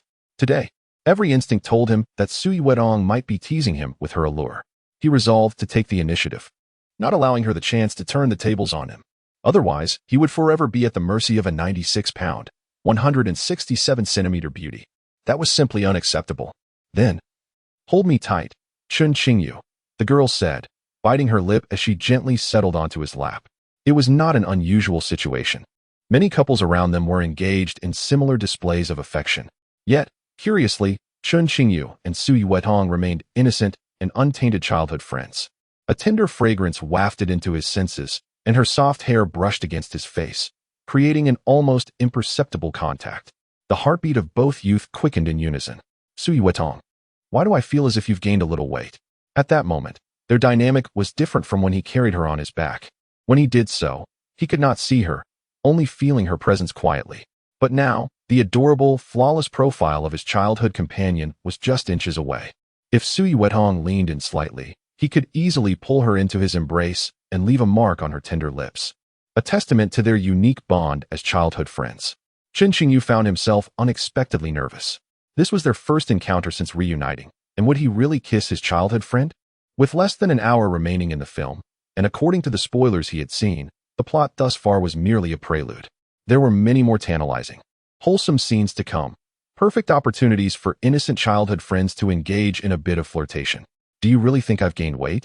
Upon hearing Chen Qingyu's remark, Yuerou pouted. Lately, I feel as though I've become a tad rounder. Yet, she added with a playful tone, but that's all your fault.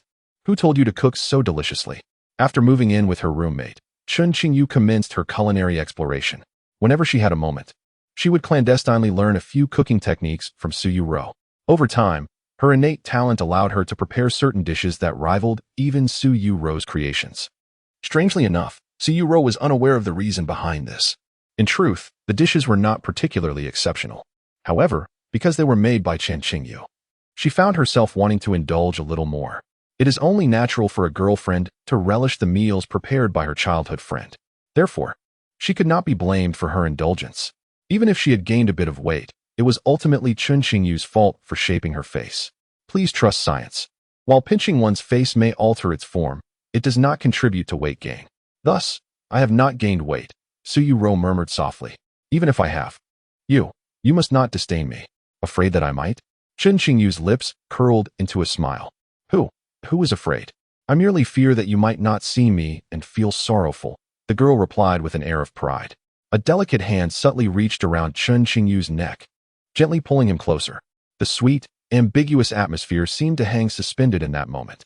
The two, engrossed in the film, fell into a comfortable silence. As the plot reached its climax, the protagonist triumphed over the villain, leading to an impassioned kiss on the bed. At that very moment, both Chen Qingyu and Yuerou realized they were completely surrounded by affectionate couples, embracing and kissing in every direction, front, back, left, and right. Yuerou remained seated sideways, her small hand tightly wrapped around his neck. She was ready to showcase her acting skills. prepared to feign a loss of balance and naturally fall into his embrace. Chen Qingyu, too, found a comfortable angle, ready to wrap his arms around her neck and passionately kiss his childhood sweetheart. Their movements were almost perfectly synchronized. Just as Yuerou lost her balance, Chen Qingyu instinctively reached out to catch her. If all went as planned, it would culminate in a flawless kiss. But suddenly, as their skin met, an eerie silence enveloped the cinema. The screen before them was engulfed in darkness. Damn you, holy shit, where is the f***ing electricity? A voice, belonging to a charmingly bearded man, shattered the brief stillness of the theater. Chapter 69, Various Ways of the First Kiss. Chen Qingyu, what's wrong? In the instant the power went out, the soft and fragrant girl found herself nestled in Chen Qingyu's embrace. Her voice was gentle, laced with the slightest tremor. Do not be afraid. It must simply be a power outage. Chen Qingyu illuminated his phone screen, glancing at it, and found no immediate alerts. The fire alarm in the mall had not sounded, nor had any staff come to assist. There seemed to be no cause for concern. It was possible that the cinema's system had malfunctioned. However, if that is the case, this movie is a wash, he said, a hint of regret in his tone. Just moments ago, they had been so close to sharing a kiss, his precious little green plum. How adorably charming she would be if he gently nibbled her lips. He wondered if there would be another opportunity tonight. Oh dear, that was quite frightening. But, Chen Qingyu, why did you wrap your arms around my neck just now? Yuerou clung to him tightly, seemingly unaware of how improper their close embrace appeared. Amidst her fear, a flicker of curiosity emerged. The girl blinked, tilting her head slightly, a hint of mischief glimmering in her eyes. Earlier, their movements had almost been synchronized, yet it seemed Chen Qingyu had made the first move. Thus, he had intentionally held her neck, not merely to catch her. Of course, I was merely trying to catch you, Chen Qingyu replied, his demeanor steady and unwavering. The naive little green plum would certainly not discern the truth. Tonight, he was quite tempted by her, particularly her delicate lips. You're lying, Chen Qingyu. I hadn't even fallen when you reached out. Then why couldn't you steady yourself? Were you trying to fall? How could you think that? Of course not. Evidence? None. Wait, why must I provide evidence if you're the one doubting me? The bewildered and slightly frightened girl found herself ensnared in confusion by Chen Qingyu, completely forgetting to interrogate him about the earlier incident. Then, if there's no need for evidence, could you let go of me? Chen Qingyu smiled. In the darkness, he could feel the soft and fragrant girl nestled against him, her gentle touch undiminished. The strength of her embrace remained unwavering. Who would let you go? Chen Qingyu, didn't you once say you disliked me? Well, now that I'm holding you, it's a punishment for you. A punishment indeed. I shall hold you even tighter. You mustn't let go. Otherwise, I'll tell your parents. Yuerou's reasoning was convoluted, yet she had chosen a rather clever tactic. She was pretending that her embrace was not merely a gift. She was punishing him. Therefore, it certainly could not be deemed as a simple gift. Every moment was a delightful torment for Chen Qingyu. Yuerou nestled her petite head obediently in his neck. Punishment? This adorable little green plum was rendering Chen Qingyu utterly flustered. Was there truly such a delightful occurrence? It would be advisable for Yuerou to intensify her efforts, even at home. A gentle warmth and coolness emanated from the girl's soft lips against his neck. Yet, his thoughts suddenly drifted back to her earlier question. Did she dislike him? Chen Qingyu could not recall when he and Yuerou had begun to harbor such fixed impressions of one another. However, during this reunion, could he truly claim to harbor any dislike for her? The boy, belatedly aware of his own feelings, had completely and utterly confirmed his affection. Indeed, he had always cherished Yuerou, ever since their childhood, every fleeting moment shared together. The unique little world belonging to childhood sweethearts began to spread and grow within their hearts. In the distant past, during every thunderstorm, on the sunlit playground, amidst laughter and playful chases, in the classroom corners filled with whispered secrets, and on the way home after school, sharing a single pair of wired headphones. Countless images converged, crystallizing in the present.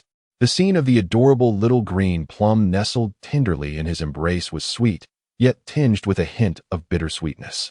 Therefore, she must not truly dislike him, right? Chen Qingyu, why aren't you arguing with me? The girl nestled in his arms, noticing his silence, raised her head, puzzled. Because, when you are afraid, I also wish to offer you support. Chen Qingyu gently reached out to tousle the girl's silky black hair. Be gentle, or my hair will get messy, she murmured softly, her voice delicate. A gentle smile, radiant like the evening star, quietly surfaced on her little face nestled against his neck. Oh, Chen Qingyu was suddenly so gentle, so tender. She felt overwhelmed by his sweetness. Humph, what a dreadful cinema. It turned out their equipment had malfunctioned all along. This moment felt rather awkward. Returning home seemed a bit premature. 10 minutes later, the childhood sweethearts, still lingering in their embrace, walked out of the theater shoulder to shoulder. Yuerou pouted, her expression sorrowful. Are you reluctant to leave the movie? Chen Qingyu asked, smiling at her. Of course not. That movie was so cliché. I had already predicted the plot twists. She replied. I'm just reluctant. Her words trailed off suddenly. What she truly felt reluctant about was Chen Qingyu. Oh, how infuriating that cinema was. If only the equipment had held out for just 5 more seconds. If she had been granted those precious 5 seconds, she would have kissed Chen Qingyu, completely claiming that wretched rogue's first kiss. This time it would have been a proper kiss, not one of those accidental pecks. For this time she would have been purposefully clumsy. Yuerou spent the entirety of her day contemplating the delicate matter of how to share a kiss with Chen Qingyu. She underwent an extensive mental preparation, yet she remained at a loss. In her quest for guidance, she sought the wisdom of an online relationship expert. However, her pleas went unanswered, leaving her to scour through various resources. The information revealed that there are numerous approaches to a first kiss, including the fleeting dragonfly touches the water version, an extended variant of the same, and the gentleman uses both words and actions addition, with 1,000 words omitted here. There was even the experienced driver on the expressway version, with 10,000 words omitted, as well as a lingering sweetness, but not on the expressway special edition. Yuerou found herself utterly bewildered. Such knowledge was not meant for a pure maiden like herself. She could only vaguely grasp the meanings. Fortunately, both she and Chen Qingyu were novices in this realm, which surely meant they would opt for the brief dragonfly touches the water version. Thus, she prepared to close the web page. However, just before doing so, she noticed a small note. Note: childhood sweethearts are not suited for the dragonfly touches the water brief version. Please choose other versions according to your circumstances. Yuerou was taken aback. After further research, she finally reached a conclusion. The consensus among netizens was clear: the longer, the better. So, they should just keep kissing. After much mental fortitude, she resolved to seize. To capture Chen Qingyu's first kiss. Little did she know, their plans would be thwarted by that wretched cinema. So what is it that you hold dear? Chen Qingyu gazed at the girl before him, a smile gracing his lips, pondering what thoughts occupied her mind. Could it be that she was thinking of him? He entertained a fleeting hope. Regardless, if she wasn't at that moment, it mattered not. For now, his primary goal after going abroad had shifted from diligent study to winning the heart of his charming childhood companion. It certainly wasn't he that he couldn't bear to part with her. Yuerou pouted, declaring, "You are clearly the one I dislike the most. Is that so? Do you believe that I can take you to a place you would absolutely adore, one that would bring you immense joy?" Chen Qingyu's eyes lingered on his phone screen. Do you think you possess mind-reading abilities? Yuerou retorted, her expression skeptical. It's quite a challenge to make me happy. And if I succeed, what then? Chen Qingyu's lips curved into a smile. Then, I shall grant you a wish. Any wish? Yuerou questioned. You better not have any mischievous ideas. A wish is fine. But anything excessive is out of the question. And are you truly so confident? I can hardly fathom what might bring me joy. Yuerou feigned indifference, proclaiming, In truth, I am a high and cold ice goddess. Is that so? Yuerou, just try not to smile too widely. I already told you I'm quite aloof. I wouldn't smile. I wouldn't. The girl pressed her lips together, as if she had truly transformed into a frosty, aloof deity. Chapter 70. No Indecency. Oh. Chen Qingyu, why did I only discover today that one can also view lanterns abroad? How could you be so cruel as to withhold this information from me? 20 minutes later, before a splendid and vibrant lantern exhibition, although Yuerou lamented, her smile was radiant enough to grace a photograph. Observing lanterns was among her most cherished pastimes, and to witness such a spectacle overseas was indeed a rare delight. You look so beautiful when you smile. Like flowers in spring, Chen Qingyu's phone resonated with the carefully selected background music he had prepared earlier. Chen Qingyu, I'm going to devour you. Yuerou was instantly flustered, a mix of urgency and anger causing her cheeks to flush. She rushed over, intent on seizing Chen Qingyu's phone. However, as he evaded her grasp, Her foot slipped. With no way to avoid it, they collided and found themselves in an embrace. Suyu, you are being quite indecent now. Aren't you? Chen Qingyu inhaled deeply, speaking with an air of bemusement. Suyu's sudden lunge caught him completely off guard. He barely managed to wrap his arms around her waist in time, adopting a somewhat awkward posture to shield her from falling, which could have resulted in severe injury. Yet, something felt amiss. Though Suyu often exhibited clumsiness, it seemed improbable for her to stumble after just a few steps. How had she managed to survive until now? A flicker of suspicion crossed Chen Qingyu's eyes. Upon further contemplation, he felt increasingly perplexed. I did not indecently approach you. I merely stumbled. She retorted. Humph. Your catch was anything but gentle, so I shall punish you once more. The mischievous girl's eyes sparkled with mischief. And what kind of punishment might that be? Chen Qingyu inquired, a smirk gracing his lips. Will you cling to me like a piece of taffy, or shall I be forced to endure socks stuffed into my mouth? You just contemplate that. Don't think for a moment that I'm unaware of your peculiar thoughts. Yuerou panicked at his presumption. How could he possibly know? She genuinely desired to enact such things upon him. In fact, she wished for both.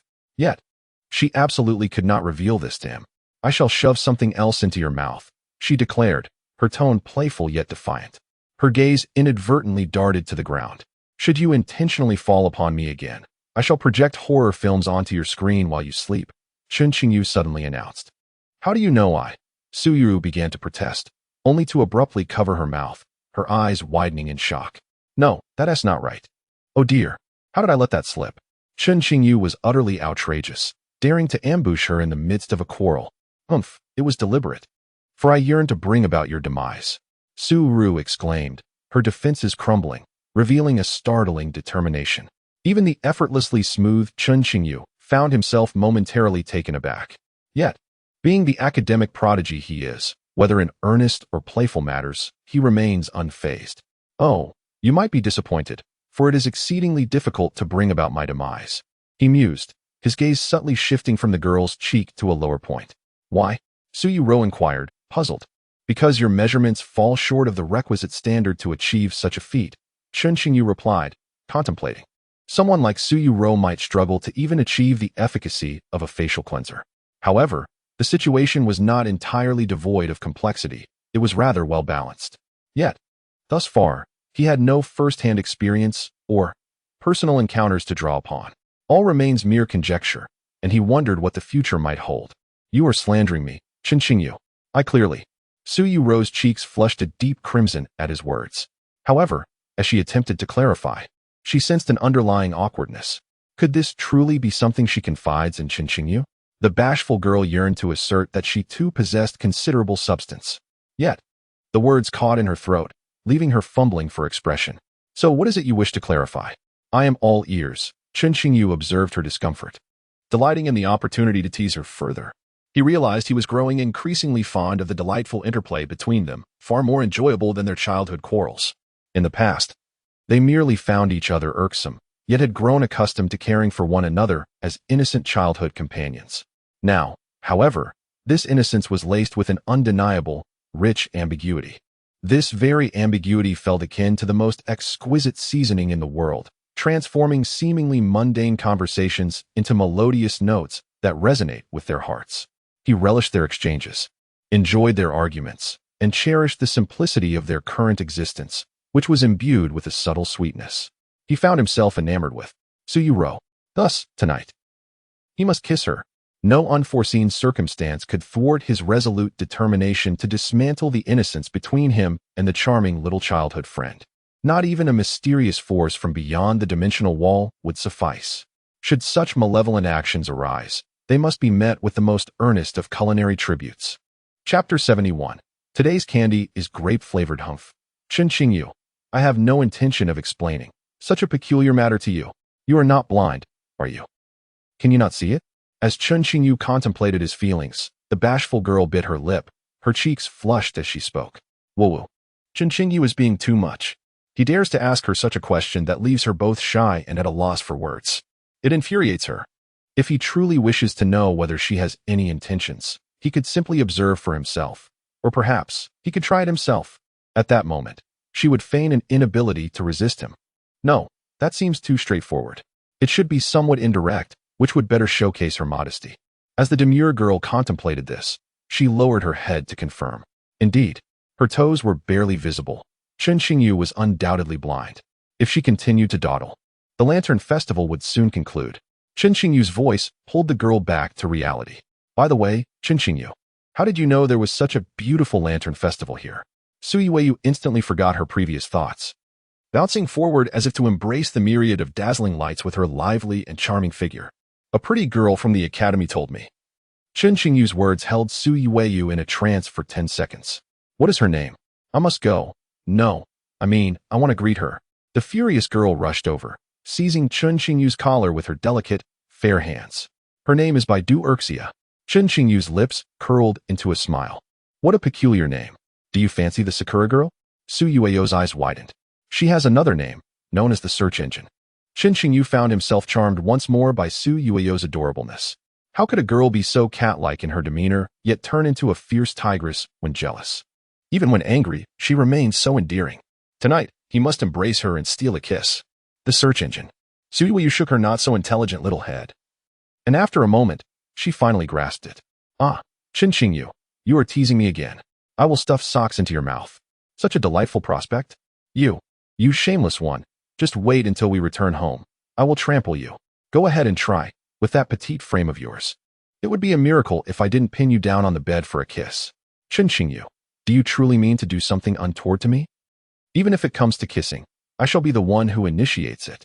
Chen Qingyu, you wouldn't genuinely want to kiss me, would you? That depends on how you perceive it. If you desire it, I could reluctantly accept. Humph. Nonsense. I have no desire for you at all. Who would want to kiss you? Chen Qingyu, only a fool would want to kiss you. You certainly enjoy introducing yourself. No, there is no self-introduction. Oh, how enchanting the lanterns appear this evening. The lively childhood companions, amidst their playful chatter, have unknowingly completed a leisurely stroll. A sweet smile adorned Yuerou's face, her hand clutching a delightful little rabbit-shaped candy. Devour the rabbit, devour you, she playfully declares, taking a gentle bite out of the confection, thereby shortening one of its ears. Indeed, Yuerou, as a rabbit, you have a penchant for consuming your kind. A teasing voice resonates in her ear. Who says so? Clearly, you are the rabbit. But why? I am a tiger and you are a rabbit. It's evident that the little bunny must be you, Chen Qingyu retorts. Last time, you even wore that rabbit ear hair accessory, which suited you splendidly. Please, let us not speak of that again. Mention it once more and I shall strike you. Yuerou's cheeks flushed crimson at the mere thought of the rabbit ear accessory. Whenever it is brought up, her mind drifts back to the time she modeled for Chen Qingyu, and she feels an overwhelming sense of embarrassment.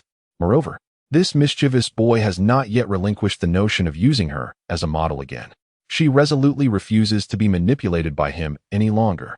Unless, of course, he rewards her with the sweetest and most delightful kiss today. Her beautiful, large eyes twinkle as new whimsical ideas emerge from her not-so-brilliant mind. Chen Qingyu, would you like to have a taste? I shall let you have a bite, so you can devour yourself. She extends the rabbit-shaped candy towards him. But why do you insist on calling me a rabbit? Chen Qingyu, uninterested in such trivial matters, bites into the little rabbit without hesitation.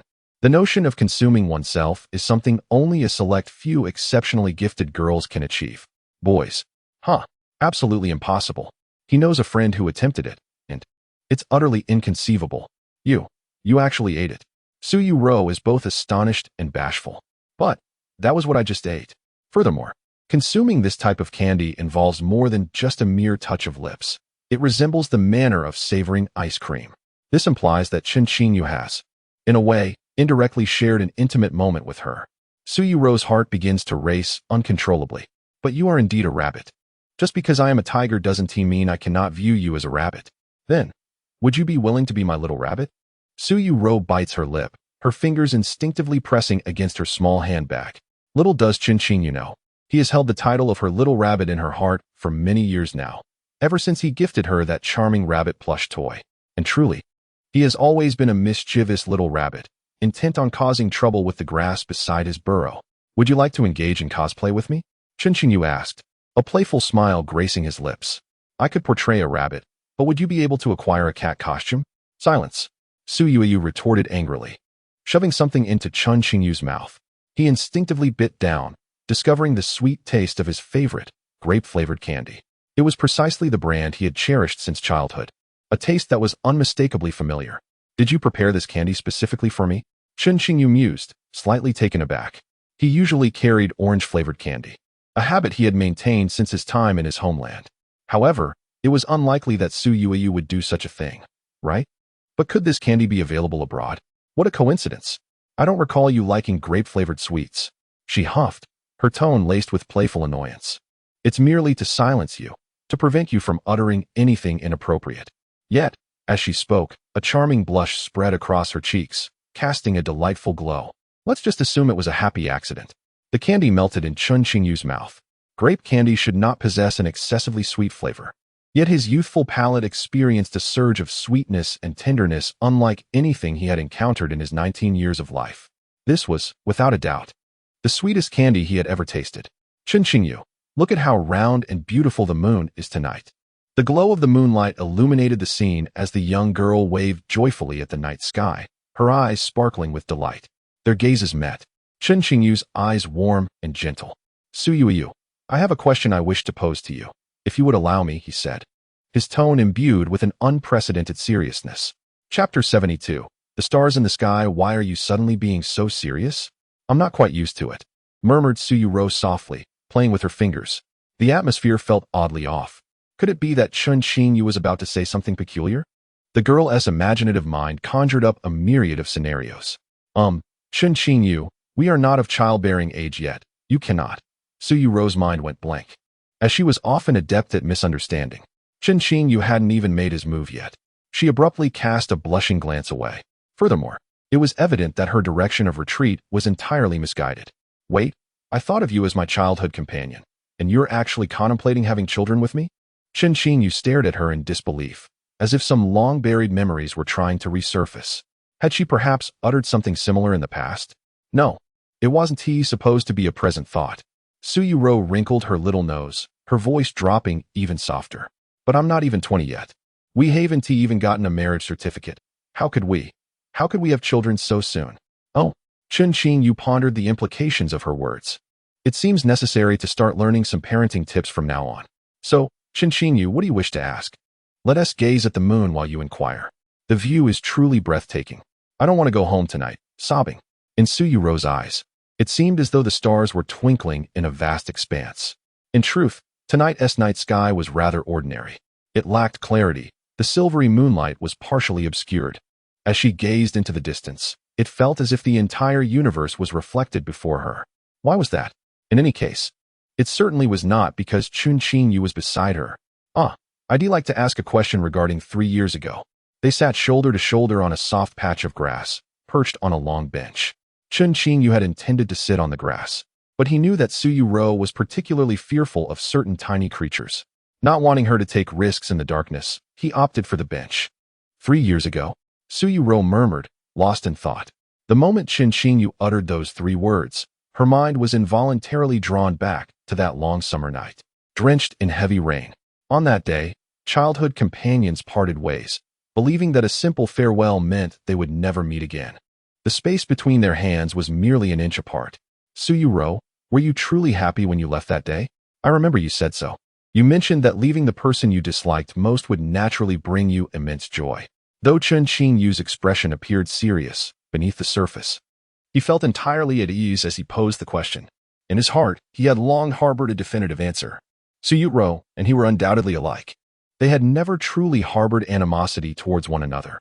Rather, they had simply grown accustomed to this manner of expression. Had it not been for that unexpected farewell, perhaps he and she could have traversed the path of life together, hand in hand like all those childhood sweethearts who eventually found fulfillment amidst their playful banter and bickering. However, that separation, coupled with their habitual ways of communicating, had left them both with misunderstandings that should never have arisen. The naive youth of 3 years ago had been oblivious to such intricacies. Yet now, Chen Qingyu had dispelled all the fog of confusion. They were not the adversarial pair they believed themselves to be, but rather a destined couple who had cherished each other from the very beginning. Nevertheless, Chen Qingyu did not expect Su Yuerou to utter any kind words. She had always been one who spoke little of her true feelings. "Of course I was overjoyed. I was so elated that I couldn't sleep a wink that night. How about you, Chen Qingyu? Did you feel the same? You must have thought to yourself how delightful it was to be free of such an annoying girl, right? Yuerou hesitated momentarily, her bright eyes sparkling as she spoke animatedly. Yes, I too was unable to sleep that night. Chen Qingyu nodded, but not because I was happy. The prideful demeanor had never truly faded, yet if they continued to maintain such stubbornness, they may never achieve true intimacy. Thus, the evolution of their relationship would commence with his bold declaration. What was the reason? Yuerou asked, momentarily stunned. As she gazed at Chen Qingyu's earnest expression, her heart raced uncontrollably. What do you think it is? Chen Qingyu's lips curled into a smile, observing his adorable childhood companion's anxious reaction. Any remnants of uncertainty within him dissipated. Indeed, she was a quintessential tsundere, both foolish and prideful. Only by fervently embracing her could he remedy her inherent affliction. How would I know? Please tell me. And Chen Qingyu, you seem to have become gentler. Is it merely my imagination? There's no thunder tonight, is there? Yuerou blinked, finding this version of Chen Qingyu quite peculiar, an unfamiliar side she had never witnessed before. Yet, he appeared so handsome, so alluring. Oh dear. She struggled to resist the urge to wrap her arms around his neck and plant a kiss on him. Yuerou, if two people truly despised each other, would they be able to reunite and grow closer as we have? His words caused her to tremble slightly. A smile graced his face as he continued. Yuerou, I have never disliked you. If my previous words caused you any misunderstanding, I sincerely apologize. Chen Qingyu's thoughts drifted back to that rainy night. If he could relive it, he would not utter a single word. Instead, he would step forward and grasp that small hand, which also longed to reach out, but ultimately withdrew due to shyness. I don't dislike you at all. Who would cook for someone they dislike? I'm not a fool. The girl murmured softly, her voice barely above a whisper, her nose tinged with a hint of sorrow as she cast her gaze downward. She thought he could not hear her, given the softness of her tone. Yet, as her words fell, a smile already graced Chen Qingyu's lips. I've recorded it. If you ever claim I dislike you, I shall play it on repeat. With a flourish, Chen Qingyu produced a recording pen from his pocket, its red light flickering enticingly. He pressed the play button. I don't dislike you at all. I don't dislike you at all. The girl's voice, magnified 5 times, rang out with remarkable clarity. Chen Qingyu, you schemer. I could just devour you. You are utterly insufferable. Yuerou exclaimed, her hands flailing as she attempted to turn and grasp his shoulder, aiming to deliver a playful punch. However, Chen Qingyu was quicker. One hand secured her delicate waist, while the other gently cradled the back of her head. He leaned down, lowering his gaze, and with tender motions, pressed his lips softly against her rosy ones. Under the starlit sky and moonlight, in that fleeting moment, time froze, capturing the true essence of a first kiss between youthful hearts. Chapter 73, How to Compensate. The girl's voice was hesitant and muddled.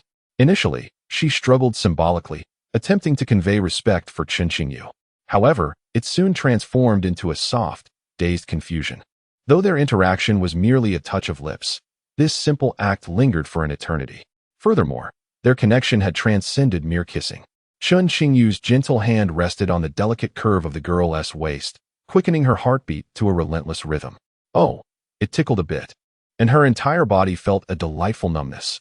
Chen Qingyu had done nothing, merely pressed his lips against hers, yet she felt utterly drained of strength. As moments passed, both the young man and woman cherished their invaluable first kiss. It represented not only a significant step in their physical intimacy, but also symbolized the breaking of an invisible barrier between the innocent childhood friends, propelling them toward a peculiar yet pure direction, spiraling into uncharted territory. At long last, they concluded their genuine first kiss. The girl, her face flushed crimson, nestled her head gently against Chen Qingyu's neck. His neck smelled divine. She inhaled deeply, savoring the scent. Such a delightful fragrance. A shameful thought blossomed in Yu's heart. If she could remain with Chen Qingyu forever, she would want to fall asleep nestled against his neck every night. Oh, how blissful that would be. Why don't you want to hit me today? Chen Qingyu asked with a smile, his heart filled with surprise. He had anticipated that the flustered girl would chase after him in anger. I want to hit you. To death, Yu replied softly, her voice sweet and delicate. But I no longer have the strength, Chen Qingyu. I'm almost faint from your kiss. Oh, you bully me, always bullying me. Her voice was languid and tinged with a hint of fragility, causing a flutter in Chen Qingyu's heart. Had he truly gone too far in teasing her today? Was she upset or saddened? Yet, based on previous observations, it was evident that his adorable childhood friend had longed to kiss him as well. Normally astute, Chen Qingyu found himself momentarily flustered by his concern, failing to notice the fleeting glimmer of mischief in the corners of her eyes. Then tell me, how should I compensate you? Chen Qingyu inquired, extending his hand to gently tousle her hair. This elicited a soft whimper from Suyu, as if he had inadvertently caused her pain. Yet, nestled against his neck, the smile she tried to suppress began to emerge. She adored it. She loved being petted by Chen Qingyu. She cherished being held in his embrace. Most of all, she relished the kiss they had just shared. Oh, my waist aches so much. Could you please massage it for me? The girl's tone, unrestrained, carried a hint of delight. However, as soon as she uttered those words, she quickly composed herself. Phew, that was close. She almost revealed that she was merely pretending to entice Chen Qingyu. Thankfully, she was adept at concealing her intentions, and Chen Qingyu would certainly be none the wiser. Just wanting a back rub? There are other areas I could contemplate as well. Chen Qingyu's tension dissipated. Although Su Yuetong had only exhibited a fleeting moment of vulnerability, that subtle shift in her tone did not escape the keen observation of Chen Qingyu. Indeed, the little childhood friend remained as endearing as ever, but now she had resorted to cunning. Such cleverness warranted a thorough reprimand. You besides your waist. Where else would you like to be massaged? Su Yuetong's gaze involuntarily darted downward, and her cheeks instantly flushed a rosy hue. She realized. Chen Qingyu surely intended to massage her. Oh dear, it's too soon for that. At least let us wait a while longer. I was referring to tousling your hair. You continue to embody vibrant health. As Chen Qingyu spoke, he gently tugged at the girl's thick, lustrous black hair. Su Yuetong did not shed hair easily, but under his deft touch, a singular strand was left behind on his fingertips. Chen Qingyu picked it up and brought it to his nose for a gentle sniff, detecting a faint, pleasant fragrance. I am indeed very healthy. Su Yuetong retorted defiantly, insisting, if you don't believe me, check next time. Oh, how would one check? In a hospital, perhaps? Chen Qingyu's thoughts drifted into the cosmos. Who implied that? I meant let us exercise together next time. Please refrain from imposing your sordid thoughts upon my pure intentions. Su Yuetong's face turned a deep shade of crimson once more. Chen Qingyu was truly peculiar. Despite her innocence, with no ulterior motives, he always managed to steer the conversation to strange territories. Su Yuetong, do you know how a genuinely pure person would react? Chen Qingyu's lips curled into a smile, looking at her with an expression that suggested he wished to devour the adorable little childhood friend. What do you mean? My reaction just now was that of a pure person. Huh, you understood it almost instantaneously. How can you still claim purity? Who said I understood? I clearly knew nothing. You were the one talking incessantly. Then why did you react so strongly when I mentioned a hospital checkup? Chen Qingyu smiled, saying, hospital checks don't require disrobing. I won't discuss this with you any longer. Su Yuetong, exasperated, found herself at a loss against the insufferable rascal. She could only sulk, turning her head away to avoid looking at him. However, this posture felt exceedingly awkward. After a short while, feeling too fatigued, she surrendered her resistance and gently nestled her head back into his embrace. Chen Qingyu. You kissed me today, didn't you? Yes, I did kiss you. Then you must treat me better from now on. Oh, is that all? Chen Qingyu gently helped her arrange her somewhat disheveled hair. As he inhaled the faint fragrance wafting from her, an indescribable sense of tranquility and comfort enveloped him. It was clearly the scent of shampoo, emanating from Su Yuetian's hair. Yet it always stirred something different within him. What do you mean, is that all? I didn't even scold you. What more do you want? Su Yuetian's face began to flush uncontrollably once more. The thought of being kissed so long by her innocent childhood friend was enough to make her heart race. Even though nothing else transpired, her heart couldn't help but pound erratically. Are you not planning to elevate our relationship? The seemingly casual question sent the bashful girl's cheeks aflame, her heartbeat nearly reaching her throat. Chapter 74. I certainly did not have any thoughts of a kiss. Beneath the luminous moonlight, two figures cast elongated shadows side by side. After Chen Qingyu posed his question, the young girl found herself so flustered that she could scarcely utter a word. Aren't we, in essence, acting as a simulated couple? After what felt like an eternity, she finally stammered, her voice soft and hesitant. The mere thought of what Chen Qingyu might say felt strangely peculiar. Yet, amidst her confusion, a wave of joy and sweetness surged within her heart. Have you forgotten? In less than a month, that assignment will come to an end, Chen Qingyu remarked, a playful smile gracing his lips. If it concludes just like that, then you will lose the opportunity to be kissed by me in a legitimate manner. As he spoke, he left no room for the naive young girl to escape. Chen Qingyu was always clear about his objectives. Presently, his most significant aim was to gradually entice the naive girl back home, taking advantage of her innocence to coax her into becoming his wife. What should I do? This dilemma is far too challenging. I cannot figure it out. Chen Qingyu, you must think of a solution quickly. Yuerou panicked for a moment. It dawned upon her why Chen Qingyu had been so audacious in his affections.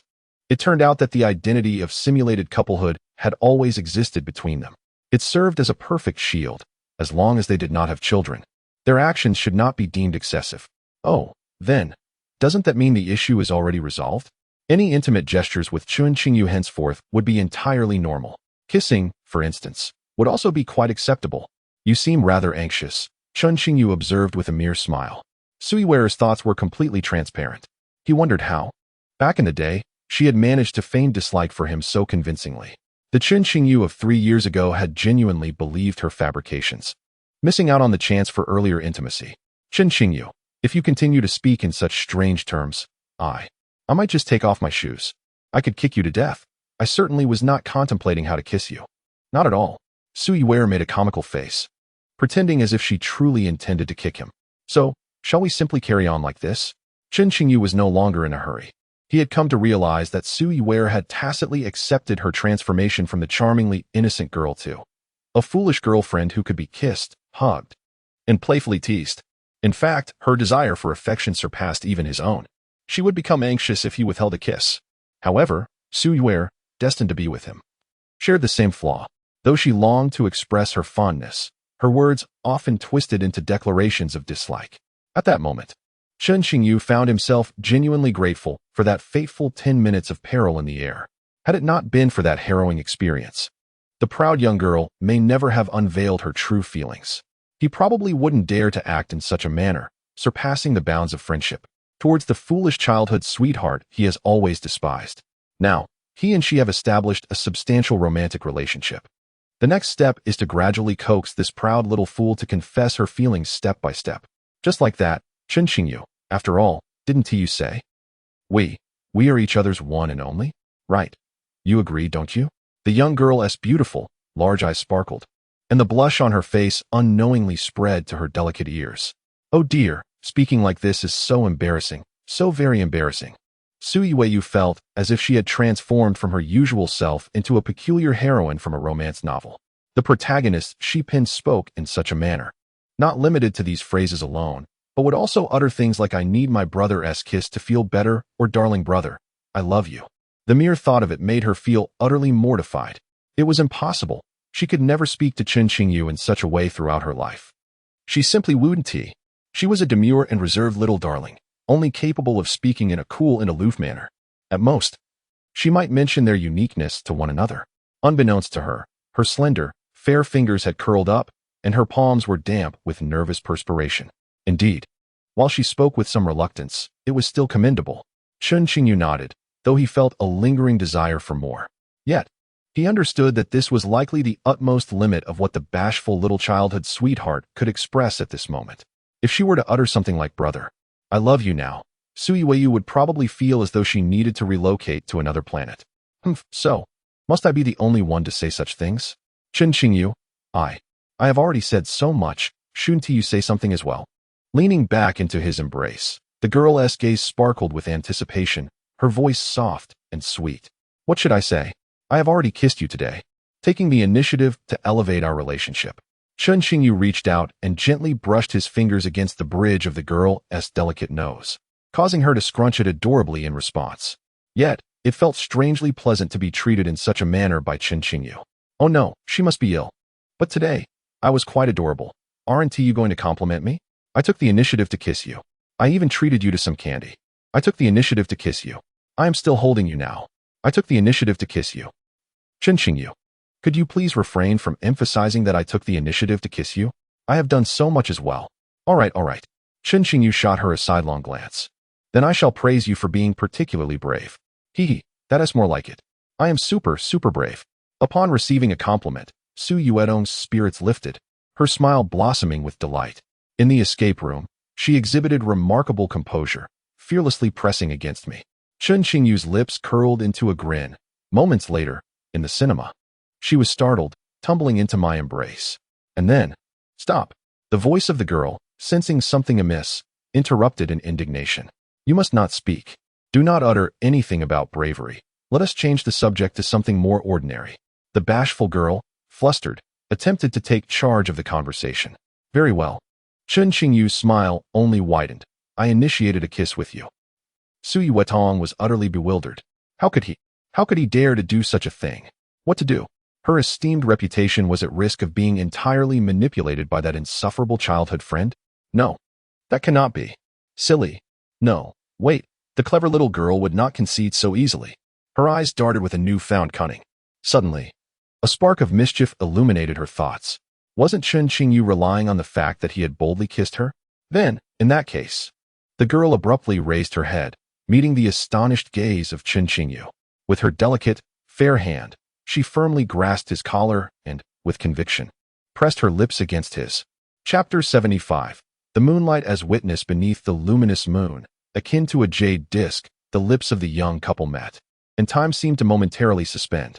In the air, a gentle and ambiguous atmosphere swirled, rising like mist. This kiss, though fleeting, bore a distinctly different sensation for both of them. Particularly for Chen Qingyu, the experience diverged sharply from the long, deliberate first kiss, where he had taken the initiative. Fully prepared for the encounter, the fluttering excitement within his heart had anticipated such a moment, preventing him from losing himself entirely. However, this time, Su Yueyo's unexpected gesture caught him wholly off guard, plunging him into an unforeseen emotional realm. The overwhelming joy he felt surpassed that of their initial kiss. More intense and profound. This brief kiss, though awkward and fervent, was no longer a mere brush of lips. Instead, it bore a hint of complexity. Regrettably, both were novices in this domain, leading to a rather clumsy outcome. They missed the intended points of contact and ended up clashing their teeth together. Ouch! Chen Qingyu, you've made me hurt. You're such a rascal. Su Yueyu skillfully buried her head in his embrace, feigning tears within a second. Despite their budding intimacy, it had not been long since they began this closeness. Yet, Su Yueyu discovered that she now possessed the courage to engage in such affectionate gestures with Chen Qingyu. In her heart, she already considered herself his. Yet, she was not ready to admit it. Chen Qingyu was far too mischievous to let that slip easily. Otherwise, he might mock her for the rest of her life. Even during childbirth, he could use such moments to tease her. The more she pondered, the more she felt the unfairness of it all. She wanted to tease him back. Who knew if he had ever? The young girl's eyes darted around, contemplating the painful implications. Upon hearing her words, Chen Qingyu, with a hint of irritation, reached out to ruffle her hair. Miss Su Yueyu, please clarify your statement. I merely caused you a toothache. If you don't explain clearly, our innocent readers might draw strange conclusions. With an expression of feigned propriety, he spoke. Not at all. My readers are all respectable individuals, and they are quite handsome and beautiful, Su Yueyu pouted. Even if I included you, the big rascal, in my story, they wouldn't jump to bizarre conclusions.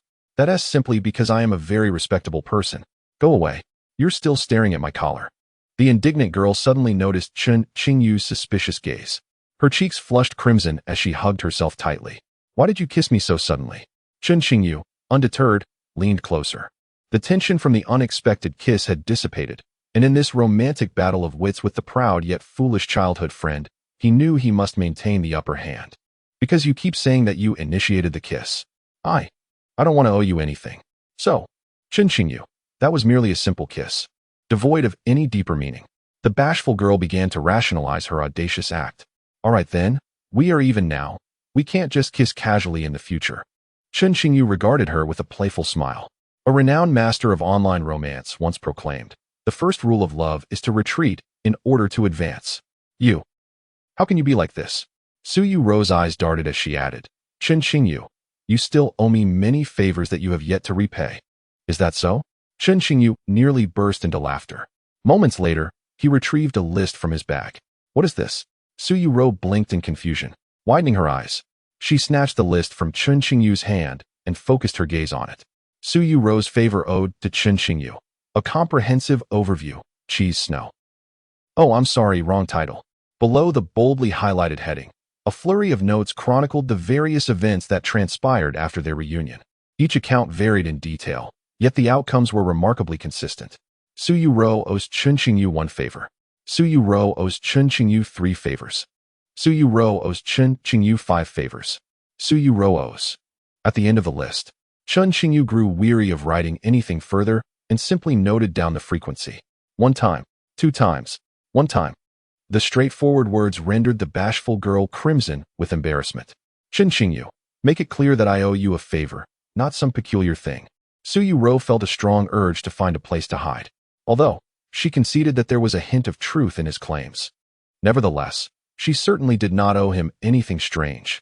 If, in the future, Chen Qingyu were to approach her with this list in hand when he wished to sleep, then Su Yuerou was certain she had never encountered such a scenario.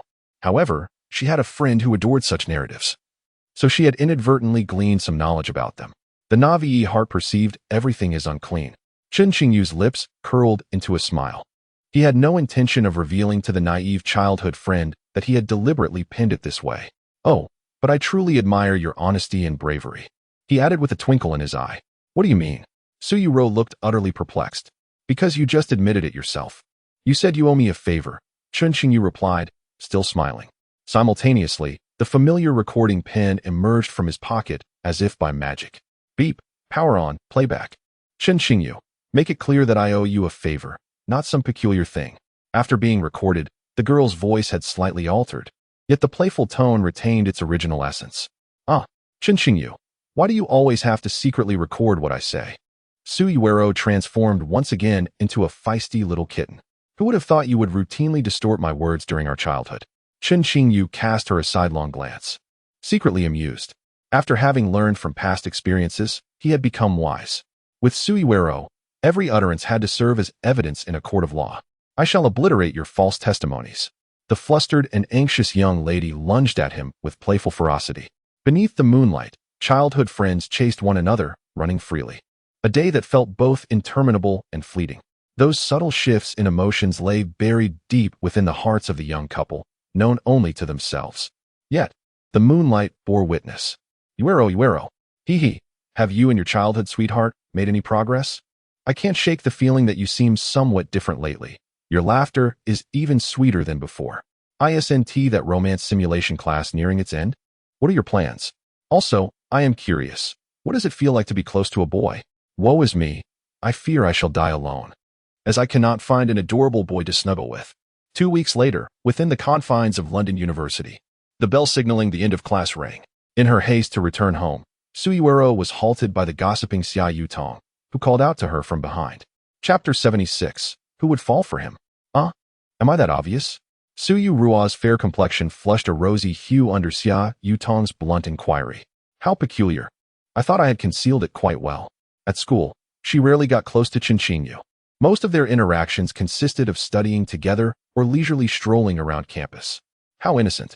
Not obvious at all. Xiao gasped. Su Yuerou, your face is practically glowing with pink bubbles. You've clearly fallen for your handsome childhood friend. Xiao was almost envious. God knows how much she yearned for a romantic relationship. Yet, in this dreadful city, encountering a charming Huaxia gentleman with whom she could connect was nearly impossible. Su Yuerou was truly oblivious to her own fortune. Humph, who would ever fall for him? Su Yuerou huffed. At most. I just like him a little bit. The last 2 words made the young girl's delicate ears blush with a captivating crimson hue. Oh, just a little bit of affection. Xiao's eyes sparkled with excitement. Yutong, you mustn't tell Chen Qingyu about this. Su Yuerou blinked, saying, that big rascal, if he knew I actually liked him, his tail would surely be wagging to the heavens. Humph. I can't let him get too smug, otherwise, he'll bully me even more. The girl puffed her cheeks in frustration. Bully you? Upon hearing those words, Xiao's expression mirrored that of Anya's. Is it the kind of bullying she imagines?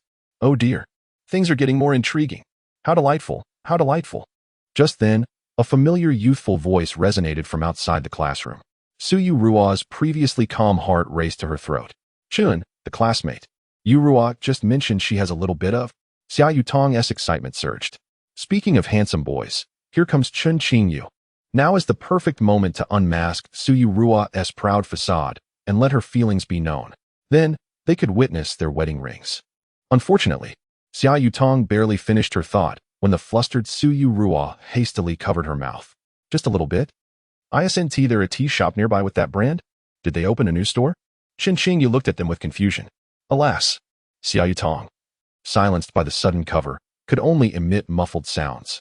Fortunately, Chen Qingyu, being quite a sensible person, did not conjure any bizarre images upon witnessing such a scene. Yutong, we must leave now. We must leave. Don't say a word, or you might never find a handsome guy in your life. Yuerou grasped Chen Qingyu's hand and dashed away, leaving Xiao Yutong, panting and filled with resentment, raising her middle finger in protest. Oh, that detestable Yuerou. This curse is far too wicked.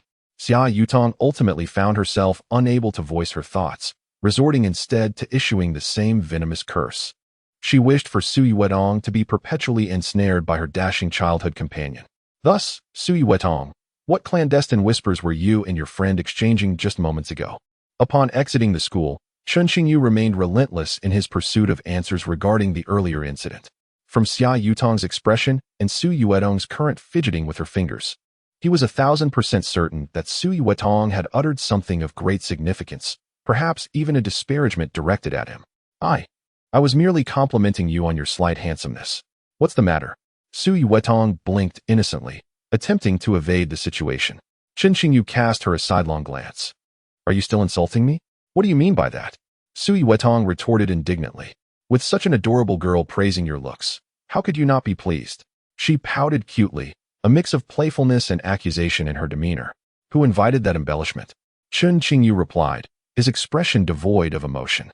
To clarify, I am the most handsome man in the world, thank you very much. With your appearance, you claim to be the world's most handsome? Yuerou feigned an exaggerated expression, scrunching her nose and fluttering her large eyes as she scrutinized him. Well, his eyes were somewhat appealing, his nose had a certain charm, and the contours of his face were also slightly attractive. Then there were his lips, ears, Adam's apple, collarbone, and those parts concealed by his infuriating clothing, the areas she could not see. Imagining them, they seemed, perhaps a touch attractive. Wait, no, that was wrong. She meant to say slightly attractive, not very attractive. No, that was not her true thought. Therefore, it was unequivocally just a slight attractiveness. Humph. You are truly an exceedingly self-absorbed scoundrel, she declared. When I return home for the new year, I will tell my mother about your narcissistic nature. Let us see if she will still approve of you as a perspective. Her words abruptly faltered, a flicker of panic crossing her face. Oh dear.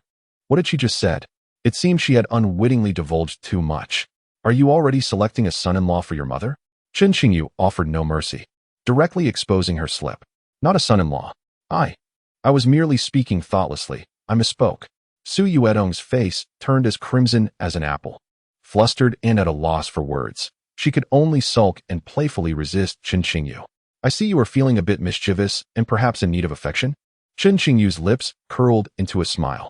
He relished Yuerou, particularly when she appeared indignant and utterly unable to contend with him. Each time she wore such a countenance, it stirred within him an urge to. No, he meant an urge to press her against the wall and kiss her. It had been 2 weeks since their initial kiss. During this period, the interactions between the two individuals underwent subtle changes, catalyzed by their tender exchanges. However, these affectionate gestures did not become a routine. The bashful young lady always sought to maintain a semblance of restraint. The little green plum preferred to savor each moment slowly. They had merely just begun to sample the appetizers of their relationship. Chen Qingyu contemplated the days ahead, as the simulated couple course was nearing its conclusion. Last week, Frank had presented a follow-up plan. Those who completed the simulation could choose to revert to a friendship or classmate relationship, or opt for something beyond mere friendship. Perhaps even as pre-couple, a term indicating a preparatory stage, not to be confused with the final presentation. Chen Qingyu had yet to inquire about Yuerou's thoughts on this matter. However, based on his understanding of her character, this would likely be the most acceptable approach for the somewhat tsundere little green plum. It was a crucial step in his plan to gradually lead her to the Civil Affairs Bureau. Thus, before the course concluded, He needed another opportunity to solidify the delicate progress they had made in their relationship. I do not owe you anything, and I certainly do not enjoy those kisses. Yuerou stammered, her cheeks flushed, struggling to maintain her composure. Since that's the case, how about I make it up to you today? Chen Qingyu smiled. How will you compensate me? Yuerou blinked, her beautiful eyes revealing a hint of anticipation. Was Chen Qingyu about to do something kind for her? Oh dear, might this be moving too quickly? No, wait. It was not a kind gesture. It was undoubtedly something mischievous. Chapter 77. The Twilight Steam Train. Here are your tickets. Wishing you a pleasant journey. The young lady at the London train station, her accent imbued with a rich curry flavor, cheerfully handed 2 tickets to Chen Qingyu. What did she say? I couldn't comprehend a single word. Yuerou, dragging a pink suitcase, gazed at Chen Qingyu with a dazed expression. During her 3 years in high school, the subject she diligently studied most was English. Yet, regrettably, her listening skills remained at a rudimentary level from her past struggles. When faced with a standard accent, she encountered no issues. However, the peculiar accents left her utterly bewildered. She said I look charming when I smile. Chen Qingyu replied. What about me? What about me? Yuerou exclaimed, her face alight with anticipation. She just looked at me too. Well, it's somewhat similar. She said you look amusing, he remarked. Oh, that's indeed quite similar. No, wait. What do you mean, Chen Qingyu? You must be teasing me. The girl, attempting to maintain her composure, immediately lost her pretense and playfully chased him in mock annoyance. On the platform, the gentle sunlight slanted down, and the girl's silky black hair danced softly in the breeze. Chen Qingyu, you've been so mysterious all along. Surely you can tell me now where our destination is? Why are we taking the train? We have to return on Sunday to discuss our presentation. We only have 1 day free on the weekend. Will we make it back in time? The two walked shoulder to shoulder onto the train. Yuerou took a seat by the window, and Chen Qingyu settled beside her. The girl blinked her eyes curiously and asked, Where are we headed? The destination is right here. Chen Qingyu smiled, tapping his foot lightly on the floor. Here? Yuerou was even more perplexed, and suddenly a look of terror crossed her face. Chen Qingyu, what? What are you planning to do to me on this train? I warn you, this is a public place. You absolutely cannot do anything inappropriate. Her beautiful, wide eyes seemed filled with warning, yet her slightly flushed cheeks betrayed her inner thoughts. What are you expecting? Chen Qingyu glanced at her. Have you ever heard of the Twilight Steam Train? Huh? What is that? Yuerou asked, her eyes wide with confusion, her little head shaking like a rattle drum. It is the very train we are currently aboard. Chen Qingyu smiled. Look at the time now. The journey will take approximately 2.5 hours. As they approached the final destination, it was precisely dusk. What is dusk? Yuerou still felt somewhat bewildered. She believed that, in the words of the Huaxiao language, it would be more appropriate to say at dusk. You've never watched Mizihua? Chen Qingyu shook his head. The last time they were at the hotel, they had seen that storm-themed film, which had only recently been released with high-definition resources available. It was also Chen Qingyu's first time watching it. However, the film he was now referring to, At Dusk, was a renowned anime, one he was exceedingly familiar with. That very anime film had captivated him during his first year of high school, when he had ventured to the cinema alone and watched it 3 times in succession. It was rather embarrassing, at that time. He had indeed found himself crying like a fool in the theater. It was one of the rare films capable of shattering the walls around Chen Qingyu's heart. Of course, he would never admit it. When he recalled the scene of the male and female leads embracing on the cliff at sunset, the image of a certain little fool flashed in his mind. In any case, Yuerou was immediately ruled out. Mizihua? That name sounds peculiar. Yuerou remarked with a puzzled expression. Oh, it's nothing. If the opportunity arises, I'll accompany you to watch it, and you'll understand. Chen Qingyu smiled. Is this movie you mentioned good? Is it sweet? Yuerou asked cautiously, still a bit dazed. The previous film they had watched together at the hotel had nearly brought her to tears. She harbored some psychological scars and only desired to watch something sweet to mend her soul. Pure sweetness, no sorrow, Chen Qingyu replied with utmost seriousness. Well, will there be smiles after watching it? Of course, there will be smiles. Chen Qingyu's lips curled upward. I was quite joyful the first time I watched it. If I can't shake the feeling that you're not being truthful. However, I suppose I could begrudgingly accompany you to watch it, since you are, after all, my simulated boyfriend, Yuerou declared, patting her chest and adopting the demeanor of an elder sister. Simulated? I'd say you're more akin to an aminobenzoic acid. Chen Qingyu retorted. Oh, Chen Qingyu, I'll get you. After Su Yuedong's countless threats to get Chen Qingyu, nothing unusual occurred as usual. The train began to move slowly. The girl, having quarreled with him, felt a bit drowsy, her eyes narrowing slightly. Is the little lazy cat ready to sleep? Chen Qingyu's voice, filled with mirth, reached the ears of the drowsy girl. You're the little lazy rabbit. You're lazier than I am. Su Yuetong murmured sleepily. A look of intrigued contemplation appeared in Chen Qingyu's eyes. Initially, he had been quite puzzled by Su Yuedong's recent habit of referring to him as a rabbit. However, one day last week, when he had taken out a cat plushie he had long treasured from his bag, a sudden spark of inspiration illuminated his mind, and an incredible thought emerged within him. Could it be that the little rabbit he gifted to Su Yuerou all those years ago has been cherished by her all along? Moreover, has she regarded that rabbit as a representation of him? Only this could elucidate why Su Yuerou frequently refers to him as a rabbit without providing any rationale. Well. Chen Qingyu initially thought that if Su Yuerou were to discover that he had kept the token she bestowed upon him years ago, it would result in an embarrassingly mortifying scenario, as if it suggested he had harbored feelings for the adorable little childhood friend from the very beginning. Is he truly that kind of person? How poorly he judges others. However, if Su Yuerou has also preserved the gift he had given her, the predicament would vanish entirely. Furthermore, it would afford her yet another moment of delightful embarrassment. Miss Su Yuerou, with the grace of a kitten, you have but a minute left to witness the breathtaking scenery you have missed throughout this lifetime. As he spoke, he stretched languidly, his fingertips deliberately grazing the delicate, fair skin of her cheek. Chen Qingyu, please do not intentionally touch my face. Su Yuerou's voice was soft, her lips pouting in mild discontent as she murmured. Unconsciously, she slightly opened her eyes. How beautiful! The dreamy-eyed girl gazed out at the landscape, her eyes wide with wonder, the drowsiness instantly dissipating.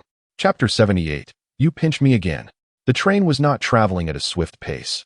Rather, it meandered along languidly. Outside the window, the gentle white clouds drifted lazily with the breeze. The verdant grasslands stretched infinitely, devoid of the urban clamor. Occasionally, silhouettes of undulating creatures could be discerned, though their identity remained a mystery. The girl, who had always cherished such natural vistas, instantaneously illuminated with wonder. Chen Qingyu, look over there. There's a magnificent butterfly fluttering by. What is that? Is it a wild animal? Oh, I don't recognize it. That patch of purple grass is so beautiful. Is it lavender? It doesn't quite seem like it. Chen Qingyu. Su Yue seemed to transform into a curious child. Gazing out the window, she pointed at this and that, her cherubic face radiating joy and delight. Since childhood, she had harbored a passion for travel. However, both Chen Qingyu and Su Yue's parents were rather occupied. Despite their affluent circumstances, opportunities for outings were not as plentiful as one might think. Before parting ways with Chen Qingyu, the most vivid memory of an excursion was when Su Yue accompanied Chen Qingyu's family to a scenic camping site in a neighboring province. Two small tents stood side by side. That night, the rain held off. The two little friends, tucked away in their respective tents, were safe and sound, though they did not huddle together. Yet, whether as a boy or a girl, they both experienced a marvelous night filled with delight tinged with a hint of nervousness. Brother, are you asleep? He had indeed fallen asleep. Oh, all right. Then, good night, brother. Good night, brother. Good night. Good night. Good night. Though it was an eternity ago, and the night was shrouded in drowsiness and blurred memories, the recollections of those images and sounds lingered in Chen Qingyu's heart to this day. In that memory, whenever they ventured out, the adorable little green plum would transform into a curious child. Even now, there had been no change at all. Chen Qingyu, why are you laughing? Do I look amusing now? The girl playfully pouted, her cheeks flushed, rendering her even more endearing. No, you look lovely when you smile. Chen Qingyu was momentarily captivated by the charm that his little green plum exuded at that moment. Su Yue herself may not have realized the extent of her allure when she smiled so sweetly. Chen Qingyu often encountered montage videos of girls in school uniforms on video-sharing platforms, typically titled with phrases like the unattainable white moonlight. However, such videos seldom resonated with him. Huh? Is this the white moonlight? She doesn't even compare to my little fool in terms of looks. Are you? Are you not mocking me? Are you genuinely complimenting me? Su Yue was taken aback by Chen Qingyu's unexpected tenderness, savoring the moment. Upon careful reflection of Chen Qingyu's statement, one might wonder whether it conceals a hidden threat or, perhaps, a veiled insult directed at her.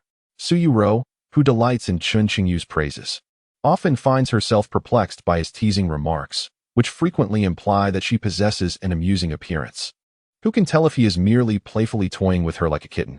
As Yuerou pondered these thoughts, her lips inadvertently curled into an adorable feline smile. If you don't appreciate my compliments, then I shall persist in declaring that you look rather amusing, she retorted. Chen Qingyu found this utterly entertaining, as he had never encountered such an absurd request in his life. Not allowed. You mustn't say that. Yuerou erupted, her demeanor shifting to one of feigned ferocity. Hee, so you were complimenting me just now. You truly think I am beautiful, don't you? How delightful it is to know that I possess a certain allure to someone. After a brief display of mock aggression, she soon grew weary of the charade and tilted her head, repeatedly questioning the sincerity behind Chen Qingyu's earlier words. I simply find you quite endearing, he replied, gently pinching her soft cheek. You pinch me again, she protested with a disgruntled huff, yet inexplicably refrained from retaliating. Just moments ago, Chen Qingyu had called her cute. It had been quite some time since he had complimented her in such a manner. Although this was not their first encounter since reuniting, each instance of his unexpected tenderness and heartfelt words sent her heart racing, leaving her utterly flustered. Because you are cute, I wish to give you a little pinch, Chen Qingyu added. Yuerou felt as if her mind was aflame. Today, Chen Qingyu seemed unusually strange. Was he not supposed to continuously call her foolish, to label her as a silly little dimwit? Why, all of a sudden, was he behaving so differently? Alas, she mused, he must be playing tricks on her. Nonetheless, receiving a compliment warranted a modest reward in return. Thus, she resolved, all right then. You may pinch me just this once. Her voice brimmed with newfound confidence, even as she fancied herself to be quite aloof, completely oblivious to the fact that her expression betrayed her naivety. In truth, she had already been pinched enough. Chen Qingyu released her delicate, soft face, recognizing that such playful actions should not be excessive. After all, he certainly did not wish to inadvertently transform his adorable childhood companion into a round-faced girl. The mere thought of her explosive reaction, reminiscent of that one occasion when Yuerou fiercely bit into a crispy sausage during a meal, sent a shiver down his spine. Is this sufficient? You are rather easily satisfied, he remarked. Yuerou pouted her lips and gently touched the spot on her face that Chen Qingyu had just playfully squeezed. Was it an illusion? It seemed that Chen Qingyu's technique had grown gentler. This time, it didn't hurt at all. In fact, she found herself rather enjoying his playful pinching. Of course, it was merely a pinch on the cheek. As Yuerou pondered this, she suddenly noticed that someone's gaze seemed to drift inappropriately. Chen Qingyu, where are you looking? Are you perhaps thinking of pinching something else? The flustered girl blushed deeply, nearly at a loss for words. Although she was well aware that boys are invariably curious about certain aspects of the girls they fancy, the train was still in motion. He couldn't possibly wait until. Oh no, absolutely not. Not now. Yuerou wrapped her arms around herself, watching him with a wary expression. Perhaps her thoughts had wandered a bit too far. But for now, they remained merely thoughts. Chen Qingyu's lips curled into a smile. Just then, a sudden commotion erupted not far behind them, accompanied by the sound of something clattering to the ground and faint voices of argument. The girl's expression shifted slightly, and without realizing it, she drew a little closer to Chen Qingyu. From a distance, it appeared as though the two had completely nestled against one another. Chapter 79. Chen Qingyu, you scoundrel. The voice from behind momentarily interrupted the sweet interaction between childhood friends. Both of them listened quietly for a moment. From a distance, it appeared that a young girl was engaged in a dispute with a passing young man. Is that girl of Huaxia descent? Yuerou blinked and gently tugged at Chen Qingyu's sleeve. I'm not certain, but her English accent resembles. Should we go and take a look? Chen Qingyu turned his head and, extending his hand, exchanged a knowing glance with Yuerou. He posed the question because he discerned her desire to investigate from the glimmer in her eyes. In this foreign land, the compatriots they had encountered thus far had mostly been kind and amiable individuals. It was inevitable to inquire into such matters during their travels. Among the foreign friends, there were friendly souls like Edward, but there were also some who lacked courtesy. So, why are you reaching out? Yuerou bit her lip softly, tilting her head slightly. I'm just holding on to you, you silly boy. Did you think I wouldn't notice your fear and lack of skill? I'll protect you, dear brother. Chen Qingyu's words seemed to carry a certain magic. After hearing them, the girl's previously anxious heart was instantly calmed. I'm not afraid. I am the incredibly formidable Su Ye. The incredibly formidable Ms. Su Ye. Your palms are sweating. No, they're not. You must be mistaken. Hey, don't keep touching my hand. Didn't you just say I was mistaken? Then let me feel a bit more. You, Wuwuwu. Can't I just stop talking? Chen Qingyu, you scoundrel. Thank you for the compliment. Get lost. You truly are an unreasonable scoundrel. Although the girl held on to him while bickering, she felt her heart filled with the sense of security that Chen Qingyu provided. At the rear of the carriage, the cause and resolution of the dispute were far simpler than anticipated. The blond young man, in his haste to pass by, accidentally knocked a bracelet from the girl's hand. Fortunately, the ground was covered with soft carpet, so the bracelet did not shatter. However, the girl's emotions quickly turned anxious. The blond young man could not comprehend her distress, and thus, the quarrel ensued. The girl was clearly not a local, which emboldened the blond youth even further. Fortunately, in such situations, most locals aboard the train tended to side with reason rather than kinship. By the time Chen Qingyu and Su Ye approached, a considerable crowd had already gathered, urging the blond young man to apologize. The last vestige of the young man's stubbornness dissipated upon their arrival. As they drew near, Su Ye positioned herself protectively in front of the girl, grasping her wrist and glaring fiercely at the blond youth. How dare you bully a girl like this? Do you look down upon foreigners? Oh, your mother truly embodies the essence of a benevolent matriarch. Indeed, Yuerou, though generally inclined to champion the cause of those in distress, lacks the audacity often expected of a hero. Yet, just moments ago, when she hesitated, Chen Qingyu offered her a gaze imbued with kindness and encouragement, as if he could see through the discontent she harbored towards the actions of the golden-haired youth. It was precisely this gaze that bestowed upon Yuerou the courage to rebuke the young man. Upon hearing her emotionally charged greeting, the golden-haired youth's fury nearly reached its zenith. Just as he prepared to retaliate, he suddenly became aware that Chen Qingyu stood before Yuerou with an expression as stoic as stone. Yuerou, standing at a height of 167 centimeters, was not particularly diminutive even abroad, yet she felt overshadowed in the presence of the golden-haired youth.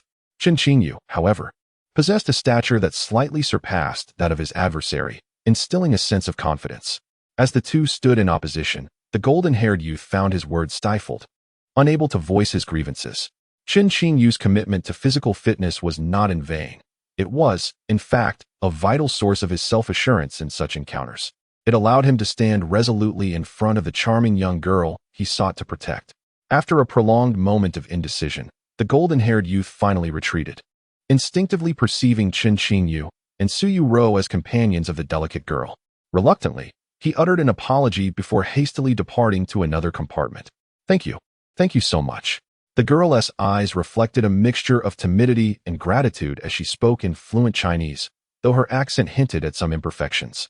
After expressing her thanks, she lowered her gaze, her fair hands nervously clutching a bracelet that, while not exorbitantly valuable, was undeniably exquisite. Are you here by yourself? She inquired. It will soon be dark when we arrive. Will you be all right alone? Would you care to join us? We can search for a place to stay together. My name is Yuerou. May I ask your name? Chen Qingyu and Yuerou took their seats beside the girl. Yuerou's voice resonated with genuine concern as she posed her questions. And no, it's all right.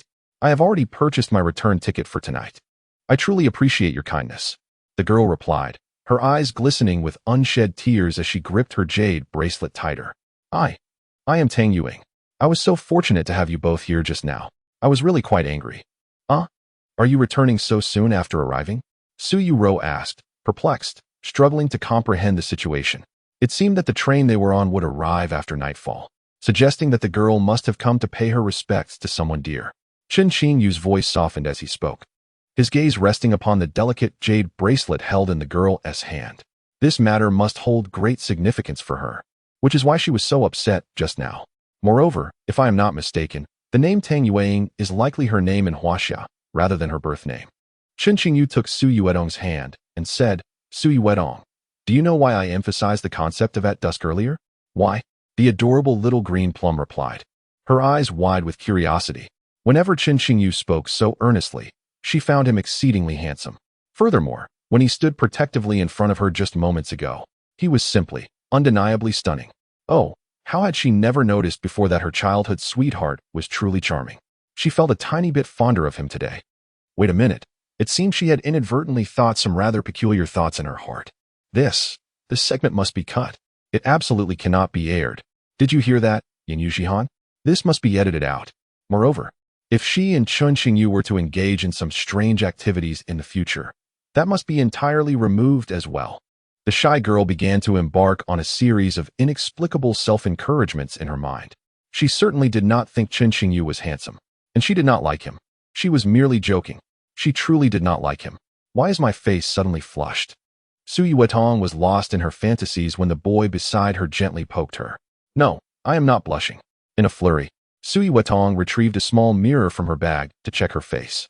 Goodness, it was already the color of a sunset. Her little hands hurriedly shoved the mirror back into her bag. Why did you stop looking in the mirror? Chen Qingyu's voice was laced with amusement. The mirror. It broke. The blushing girl, flustered, buried her face in her arms. This way, Chen Qingyu could not see her. If he did not see her, it could not be counted as her being flushed or shy. Yes, that was it. Nearby, the girl named Tang Yueying observed the intimate interactions between the childhood friends. Deep within her eyes flickered a profound sadness, mingled with envy. She and the person she held dear in her heart used to share moments just like this. Chapter 80. Please hand over your pen. So what does the moment of dusk truly signify? Su Yuetong tugged at Chen Qingyu's sleeve, inquiring softly. The moment of dusk refers to the moment of the sunset, does it not? I came specifically for this. Suddenly breaking her silence, Tang Yueying spoke up. Indeed. Chen Qingyu smiled, gently caressing Su Yuetong's delicate hand. Observing Su Yuetong's puzzled expression, he patiently elaborated. Before this train reaches its final destination, it will pass by a magnificent sunset viewing point. There exists a local legend. As the train travels, one can gaze upon the drifting steam, facing the setting sun to offer blessings, which could bring good fortune for oneself and for the person who holds the most significance in one's heart. So miraculous! Su Yuetong exclaimed in wonder. Yet, wait a moment. She seemed to seldom believe in such things. The young girl tilted her head, beginning to introspect. This sounds entirely fabricated. However, but then again, this was spoken by Chen Qingyu. His words are so charming. No, I mean they are so reasonable. It sounds undeniably useful. The train continued its journey, the ride still less than halfway through. The girl, a staunch believer in science, had already begun to anticipate the arrival of dusk. Are you two a young couple? At that moment, Tang Yueying gently interjected, speaking in Huaxia dialect, her delicate face betraying no expression. Yet, within her gaze, a hint of melancholy and envy flickered. Oh, she truly isn't from Huaxia. Su Yuetong blinked in surprise, murmuring to herself. Moments later, she addressed Tang Yueying. In our Huaxia culture, we do not refer to young couples. We should call them childhood sweethearts. Tang Yueying's Huaxia was impeccable, surpassing that of many genuine Huaxia natives. However, within the Huaxia language system, the term young couple was an oddity. Su Yuetong quickly grasped that Tang Yueying was likely trying to express the meaning of childhood sweethearts. Childhood sweethearts? The somewhat unfamiliar term rendered Tang Yueying's speech less fluent than before. What does that mean? A glimmer of curiosity surfaced in her eyes. Throughout their conversation, she clutched the exquisite bracelet in her palm. Yet, for reasons unknown, she merely held on to it without actually wearing it. Would you like to know? Su Yuetong blinked. She sensed that Tang Yueying bore some unspoken thoughts. Although curious about the story behind Tang Yueying and that bracelet, she and Chen Qingyu shared an unspoken understanding, refraining from probing for further details. Because I believe you two are quite sweet. Thus, I am also eager to learn the meaning of the term you just mentioned. Tang Yueying nodded. In her eyes, an uncontrollable thread of envy surfaced. The meaning of childhood sweethearts is quite simple. It's precisely the bond shared between him and me. Su Yuerou nodded, offering no rebuttal to the girl's words. Indeed, it signifies knowing each other from a young age, growing up together, and having an incredibly intimate relationship. Consequently, the notion of young lovers you mentioned embodies this sentiment, as mutual affection naturally evolves into a romantic connection as they mature together. However, at this juncture, Su Yuerou's expression abruptly froze. The previously oblivious girl finally sensed that something was amiss. Her delicate face flushed with a charming crimson hue, and she slowly turned her head with an odd expression. She caught sight of Chen Qingyu, whose lips curled into a knowing smile. Oh no, that was not my intention, not at all. Su Yuerou was taken aback, instantly lowering her head, her fair, slender fingers anxiously intertwining. What just transpired? How could she have unwittingly revealed her innermost thoughts? Thankfully, she had not uttered the final confession. Her cheeks bloomed into a delightful apple red, and her ears were ablaze with warmth, leaving her at a loss for words. As Su Yuerou's sentence trailed off, Tang Yuqing displayed a hint of curiosity in her eyes. Nonetheless, she likely grasped the essence of the situation. Childhood sweethearts. So, this is the nature of the relationship. You both appear exceedingly sweet and blissful. I sincerely thank you for today and wish you enduring happiness. Tang Yuqing stood and offered a polite, deep bow. Su Yuerou felt a wave of embarrassment and quickly reached out to assist her. Well then, if fate allows, let us meet again. The two girls exchanged a few more words before Su Yuerou and Chen Qingyu returned to their original seats. You were quite brave today. Once seated, Chen Qingyu regarded her and gently brushed his fingers against her delicate nose. However, before the girl could express her joy, he continued with a teasing tone. But just now, did someone perhaps reveal their true feelings? Chen Qingyu leaned closer to Su Yuerou, their breaths mingling in close proximity. What true feelings? I didn't express any true feelings. Su Yuerou panicked, lowering her gaze, unable to meet his eyes. Then explain to me what childhood sweethearts mean. Chen Qingyu inquired with a smile.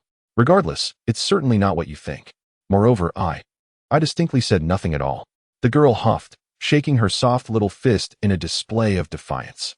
Yet, it was evident that the naive girl had yet to glean the myriad lessons one ought to learn when facing a devilish childhood sweetheart. Ding, system booting. The voice of the recording pen echoed hauntingly in the girl's ears, reminiscent of a devil's whisper. Ah, Chen Qingyu, I must obliterate your evidence. Hand over your pen at once. Su Yuerou, who had endeavored to embody the gentle and enchanting maiden, instantly transformed into a clawing little kitten. Chapter 81. The chemical formula of carbonic acid is. Chen Qingyu. You, naughty. You. Lend me your pen. Half an hour later, the drowsy girl nestled against Chen Qingyu's embrace, softly murmuring something. Even in her dreams, she did not forget to scold him a few times.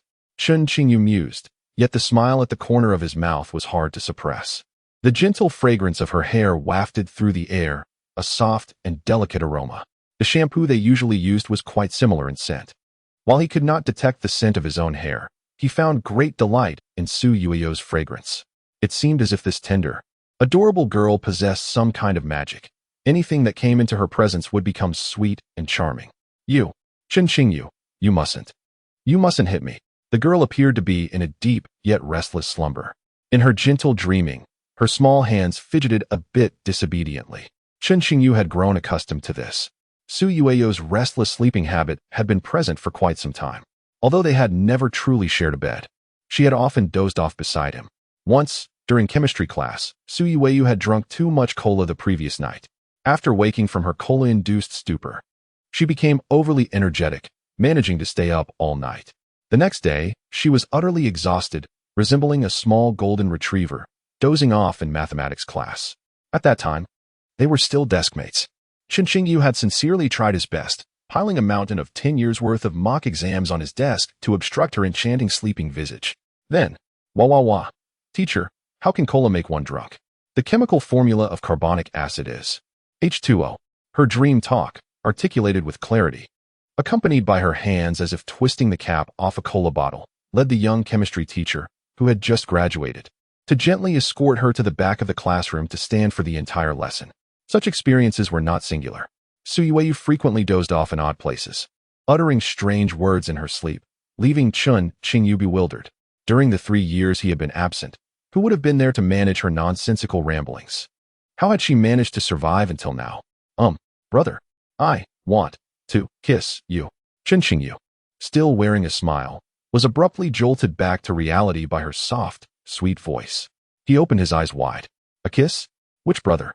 A simultaneous feeling of joy and unease swirled within him. Su Yuerou, whom do you wish to kiss? He cleared his throat, attempting to adopt a tone that would make it difficult for her to recognize his voice, and whispered softly in her ear. In the midst of a haunting dream, Chen Qingyu found himself nearly overwhelmed by a whimsical confession from his beloved childhood friend. The innocent girl, in her slumber, had unwittingly transformed into a seductive enchantress, stirring an array of thoughts within him. What if he were to lean in and press his lips against her tender, rosy mouth? Would it invoke a delightful sequence of events? Soon enough, the anticipated turn of events unfolded. Chen Qingyu, momentarily distracted by the soft murmurs of his dear friend, felt the impenetrable walls of his heart and his usual defenses begin to waver. At that very moment, Yuerou inadvertently activated her extraordinary skill, mathematical manipulation, dream disturbance. LV 999. In an instant, her delicate, ivory hand rose and fell with precision, striking Chen Qingyu squarely on the face. His eyes widened in surprise, and before he could react, an involuntary response led him to part his lips. In the next heartbeat, the soft, fragrant hand of the girl found its way into his mouth as he, unable to control himself, gently bit down. Is there a little puppy? The girl murmured in her dream, her brow furrowing slightly. As her small nose wrinkled, she finally stirred from her slumber, her eyes fluttering open. Ah, Chen Qingyu, what are you doing? Her instinctive scream soared to an astonishing pitch, reminiscent of the highest notes in the renowned song Bubble. I didn't do anything. Chen Qingyu coughed lightly, though he was indeed quite innocent this time. However, the undeniable truth remained. He had just bitten the girl's hand, a fact that could not be disputed. Oddly enough, Yuerou's hand exuded a subtly enchanting fragrance. Though her hands were typically fragrant, this time, the aroma seemed distinctly different, reminiscent of an iconic childhood candy brand. Wuwuwu, you're bullying me. You bit me while I was sleeping. Yuerou gently rubbed her hand, pouting slightly. You hurt me. What do you intend to do now? With a charming smile, Chen Qingyu replied, next time, I'll be gentler and try not to hurt you. You're saying strange things again. I find you insufferable. You must be kinder and refrain from doing odd things to me in the future. The girl stammered, her cheeks flushing, as she playfully pounded her small fists against his chest. What is that scent on your hand? Chen Qingyu inquired curiously, having never noticed it before. As he spoke, he gently grasped Yuerou's other hand, bringing it closer to his nose for a sniff. How peculiar it was. Upon her hand, there lingered none of the delightful, subtle fragrance she had previously inhaled, reminiscent of delectable creamy ice cream. There was no scent whatsoever. My hands are impeccably clean, she mused, her expression one of bewilderment as she extended her left hand to catch a whiff. Alas, there was nothing. She switched to her other hand and inhaled once more. Still, nothing. That's impossible. The scents of your hands must differ. Your left hand carries a particularly pleasant aroma, Chen Qingyu insisted repeatedly. What could it be? Let me think. Yuerou pondered, filled with curiosity about the essence Chen Qingyu spoke of. Her eyes darted about as the bashful young girl began to recall her actions prior to slumber. Ah yes, the outfit she donned today fit rather snugly, causing discomfort when she leaned back in her chair, prompting her to adjust it several times. During those adjustments, she had subconsciously pinched it gently. Lost in her thoughts, the girl suddenly widened her eyes, her cheeks flushing a deep crimson, and her large eyes brimmed with embarrassment and alarm. Chen Qingyu, you perverted scoundrel. I detest you. I truly loathe you. In a flurry of shyness and fury, she wrapped her arms around herself, appearing as endearingly soft and adorable as a little bunny about to be devoured. Chapter 82. At dusk, why do you dislike me again? Chen Qingyu inquired, his expression one of bewilderment. Possessing a sharp intellect and a commendable emotional quotient, he nevertheless lacked omniscience and a systematic understanding of the situation. Having not witnessed Yuerou's prior actions and lacking relevant experience, it was impossible for him to deduce the source of that gentle, delicate fragrance. At this moment, Chen Qingyu found himself lingering on the memory of that particular scent, which was not merely enchanting but also seemed to possess a rejuvenating quality. The prospect of being able to inhale it continuously felt blissful, leaving him to wonder if such opportunities would arise again in the future. So, I say you're a bit peculiar. Chen Qingyu, be honest. Do you fancy the scent on my hands? Yuerou, upon hearing this, grew more flustered, her cheeks puffing up in indignation, seemingly wishing to devour him whole. Indeed, your hands carry different aromas, which prompted my inquiry. So do you prefer the scent of the left hand or the right one? You know, the one I accidentally bit earlier. Ah, Chen Qingyu, you must not like that one. You absolutely must not. Their conversation took on an absurd tone as they engaged in a cross-server dialogue. Chen Qingyu sought clarity on Yuerou's intentions, but the bashful maiden hesitated, unwilling to articulate her thoughts. Burying her face, she fidgeted with her fingers, overwhelmed by the realization of what Chen Qingyu might find appealing. As she stole a glance at him, she noted he was distracted, gazing elsewhere, oblivious to her turmoil. Yet, there was nothing of interest in that direction, just a slumbering gentleman.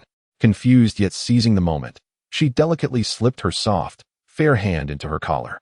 Moments later, she withdrew her hand, gently placing her slender fingers against her nose. The small nose crinkled slightly. There seems to be a hint of a different fragrance, distinct from my body wash. But it's not overwhelmingly pronounced. Chen Qingyu's sense of smell was astonishingly acute, surpassing even that of a dog. How could he possibly be drawn to the scent of her own skin? Biting her lip lightly, Yuerou inhaled deeply, feeling the warmth radiate from her blushing face. No, this simply cannot be allowed. I shall ensure he never has the chance to inhale this fragrance again. What are you looking at over there, Chen Qingyu? Is there something interesting? Having composed herself and tidied her slightly disheveled collar, Yuerou felt a sense of perfection. Surely, he had not noticed her clandestine actions. Nothing in particular. I was merely admiring the view outside the window. A warm hand gently rested on the young girl's head. Yuerou was thoroughly delighted by the gentle pat on her head, entirely oblivious to the subtle smirk curling at the corners of Chen Qingyu's mouth in that moment. Just moments ago, he was not merely gazing out at the scenery. The train's window was crystal clear and under the perfectly aligned light. It offered an unobstructed view through the opposite window, capturing the seemingly seamless little gestures of the girl, which she believed to be unnoticed. In a flash of thought, Chen Qingyu pieced together the situation. Thus, the enchanting fragrance wafting through the air was. His heart began to race involuntarily. Was it truly something one could smell? Pleasant, delightful, and thoughts of the future. Ahem, matters of the future could be pondered later. Hey, what's so interesting over there? Let me have a look too. Yuerou blinked at Chen Qingyu's words, her curiosity piquing as she leaned in his direction, yet her view was obstructed by the smiling visage of her companion. The scenery was indeed captivating, but not as captivating as him. Chen Qingyu ruffled her hair playfully. Though Yuerou often appeared a bit foolish, she could be quite clever at times, preventing her from noticing the glass-like clarity of the window, which reflected their surroundings. Was a fundamental trait of a devoted childhood friend striving to protect his little silly companion. Uffed, narcissist, who wants to look at you? Yuerou retorted. Yet she couldn't help but steal another glance at Chen Qingyu. How infuriating. She sighed. Her childhood friend was undeniably handsome. She found herself at a loss for words to counter him. If you don't want to look, then just close your eyes. Fine, I'll close them, she declared defiantly, shutting her eyes. However, her body instinctively nestled closer to the boy beside her. As the train continued its gentle journey, Yuerou's breathing gradually steadied, while Chen Qingyu, holding the fragrant warmth of her presence, found sleep eluding him. Chen Qingyu, look, the sun is about to set. Our arrival is perfectly timed. Yuerou exclaimed as she opened her eyes again, roused by his voice. The fiery evening glow illuminated the sky, and as she gazed outside, the brilliant light cascaded through the clouds. Her lovely eyelashes were kissed with a soft golden hue. Which little fool almost missed this? I want to say. Chen Qingyu's voice whispered near her ear. You're calling me foolish again. Yuerou pouted, clearly displeased. I'm just lazy, that's all. All right. I've recorded that too, Chen Qingyu teased, waving his recording pen. How could you? Yuerou refrained from snatching the device from him. She was no match for his strength. How she longed for the days when she could freely tease him without restraint. Chen Qingyu, before the sun sets. Will you please listen to me? Her eyes sparkled with mischief as she suddenly blinked. What are you plotting? I want to engage in any inappropriate antics in public. Chen Qingyu replied with a mock solemnity. Are you a pig? Who wants to do anything inappropriate with you? The bashful young girl blushed deeply. I mean, could you perhaps hold my hand? I wish to make a wish with you. Chen Qingyu, I want to be with you. Her soft voice lacked the usual playful tone, replaced instead by an uncommon tenderness. Chen Qingyu was taken aback for a moment, then smiled and nodded. Sure. Their hands intertwined, fingers laced together. Outside the window, the scenery rushed past. The fiery sunset cast its final rays upon the vast earth. Yuerou closed her eyes. The hand not held by Chen Qingyu quietly slipped into her ever-present little bunny backpack. Chen Qingyu's gaze was fixed on the sky, and his peripheral vision caught a glimpse of the girl's flawless profile, a tender smile gracing his face.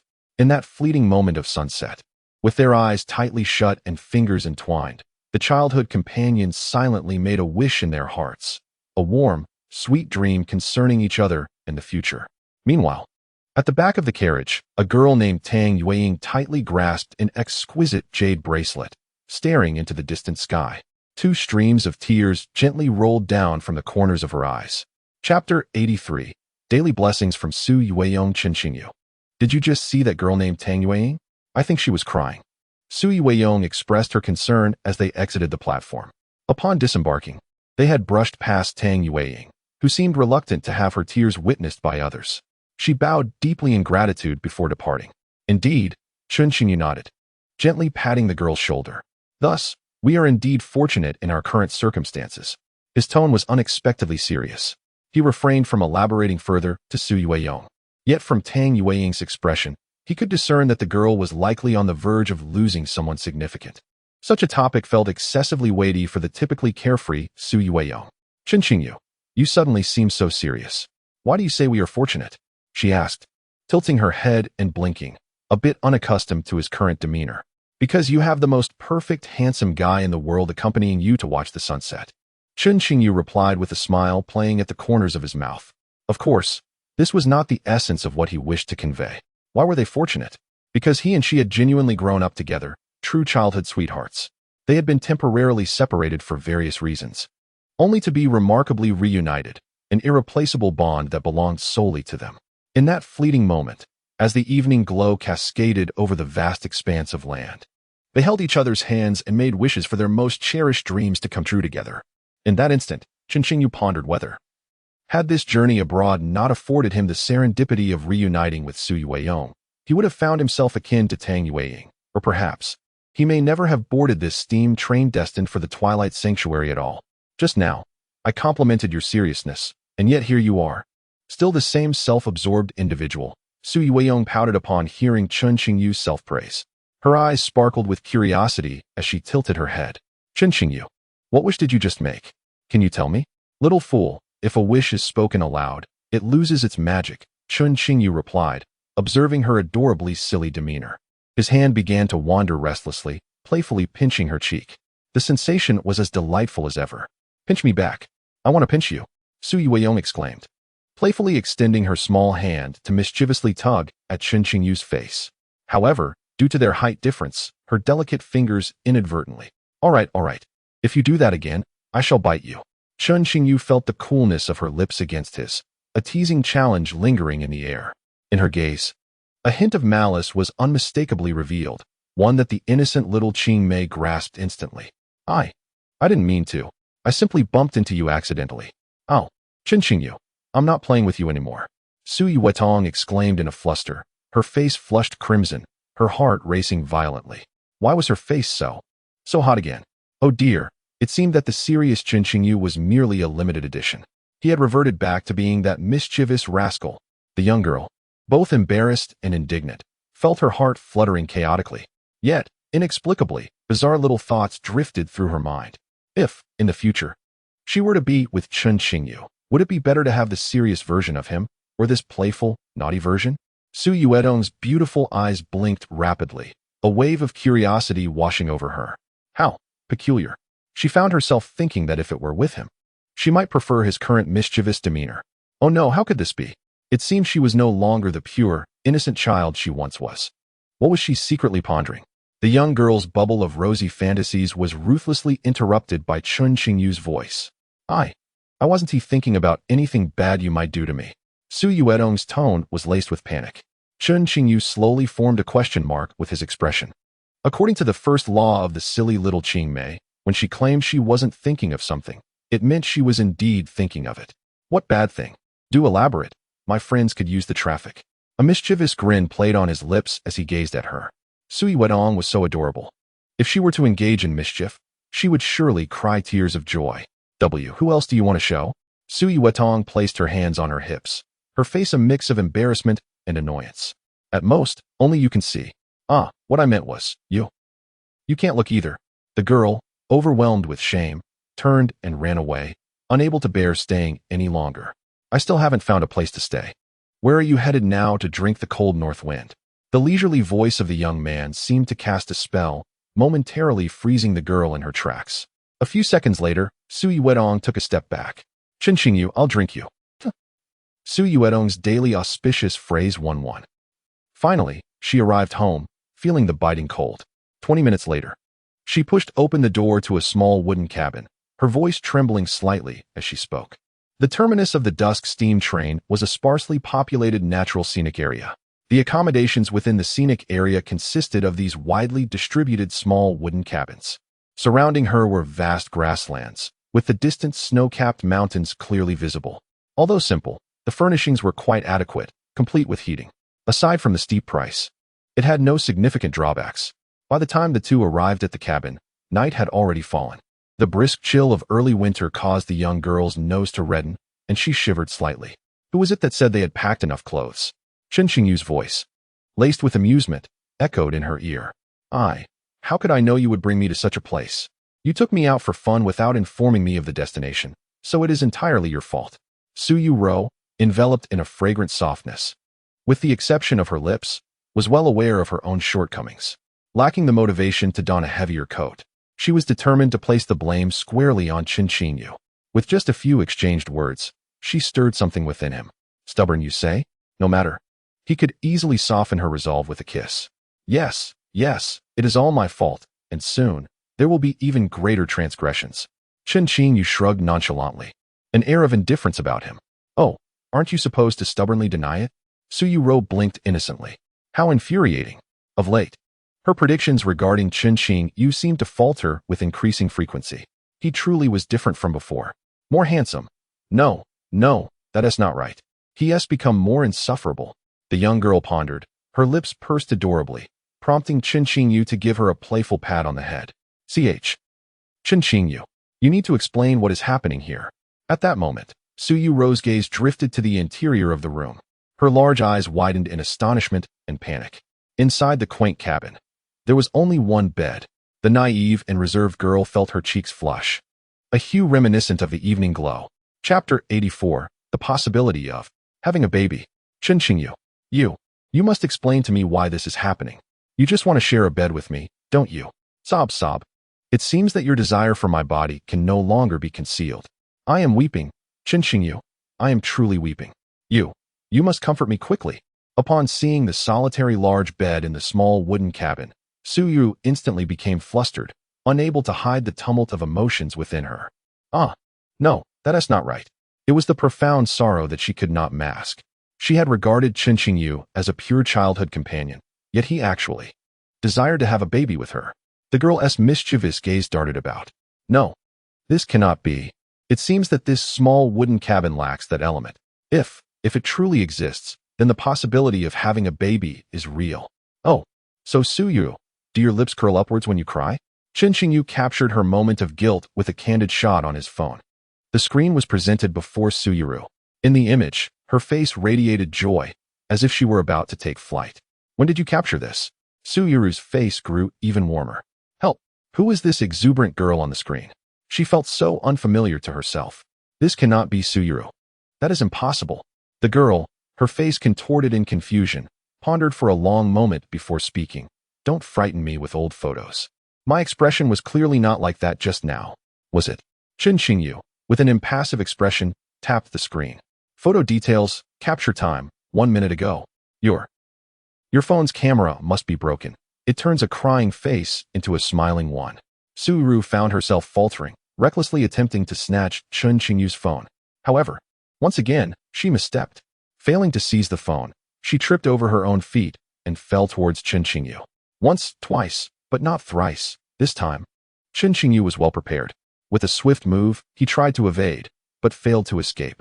Due to Su Yuerou's spectacular trajectory, Chen Qingyu's evasion path intersected precisely with the point where she was about to land. The two of them landed directly on the large bed behind them. This time, their lips did not align perfectly, they were slightly misaligned. Chen Qingyu had intended to wash his face upon entering the room. Now, Su Yuerou's descent had saved him the trouble of applying facial cleanser. Chen Qingyu's expression stiffened momentarily, while Su Yuerou's cheeks flushed instantly, her delicate ears taking on a rich crimson hue. You. Chen Qingyu, you are too much. You must tell me. How will you compensate me for this? After 5 seconds of awkwardness on the bed, the girl seemed to have installed a powerful spring within her. Bouncing away from Chen Qingyu, With a flushed face, she crossed her arms tightly in front of herself. Indeed, this scent. Chen Qingyu did not respond to her words. He was savoring the moment when Yuerou had lunged at him. The unusual fragrance that wafted to him was unforgettable. Now, lying on the bed in the cabin, he found it exceedingly soft and immaculate. Moreover, it was precisely the same scent he had detected earlier on the train. Chen Qingyu felt somewhat bewildered. In the educational videos he had watched, there was no mention of how a girl's body could emanate a distinct fragrance from certain special places. Was this knowledge he was supposed to possess? As he rose from the bed, he felt a lingering desire for more. The fleeting moment had not been sufficient for him to fully discern the subtle, creamy aroma that seemed to envelop the girl before him. He wondered if there would be another opportunity for confirmation tonight. Chen Qingyu, what are you staring at? You said you were looking at me. Her unabashed gaze only served to further irritate the bashful girl. In a moment of impulsive heat, she hurled her recently discarded sock in his direction. Chen Qingyu instinctively dodged, avoiding her playful attack.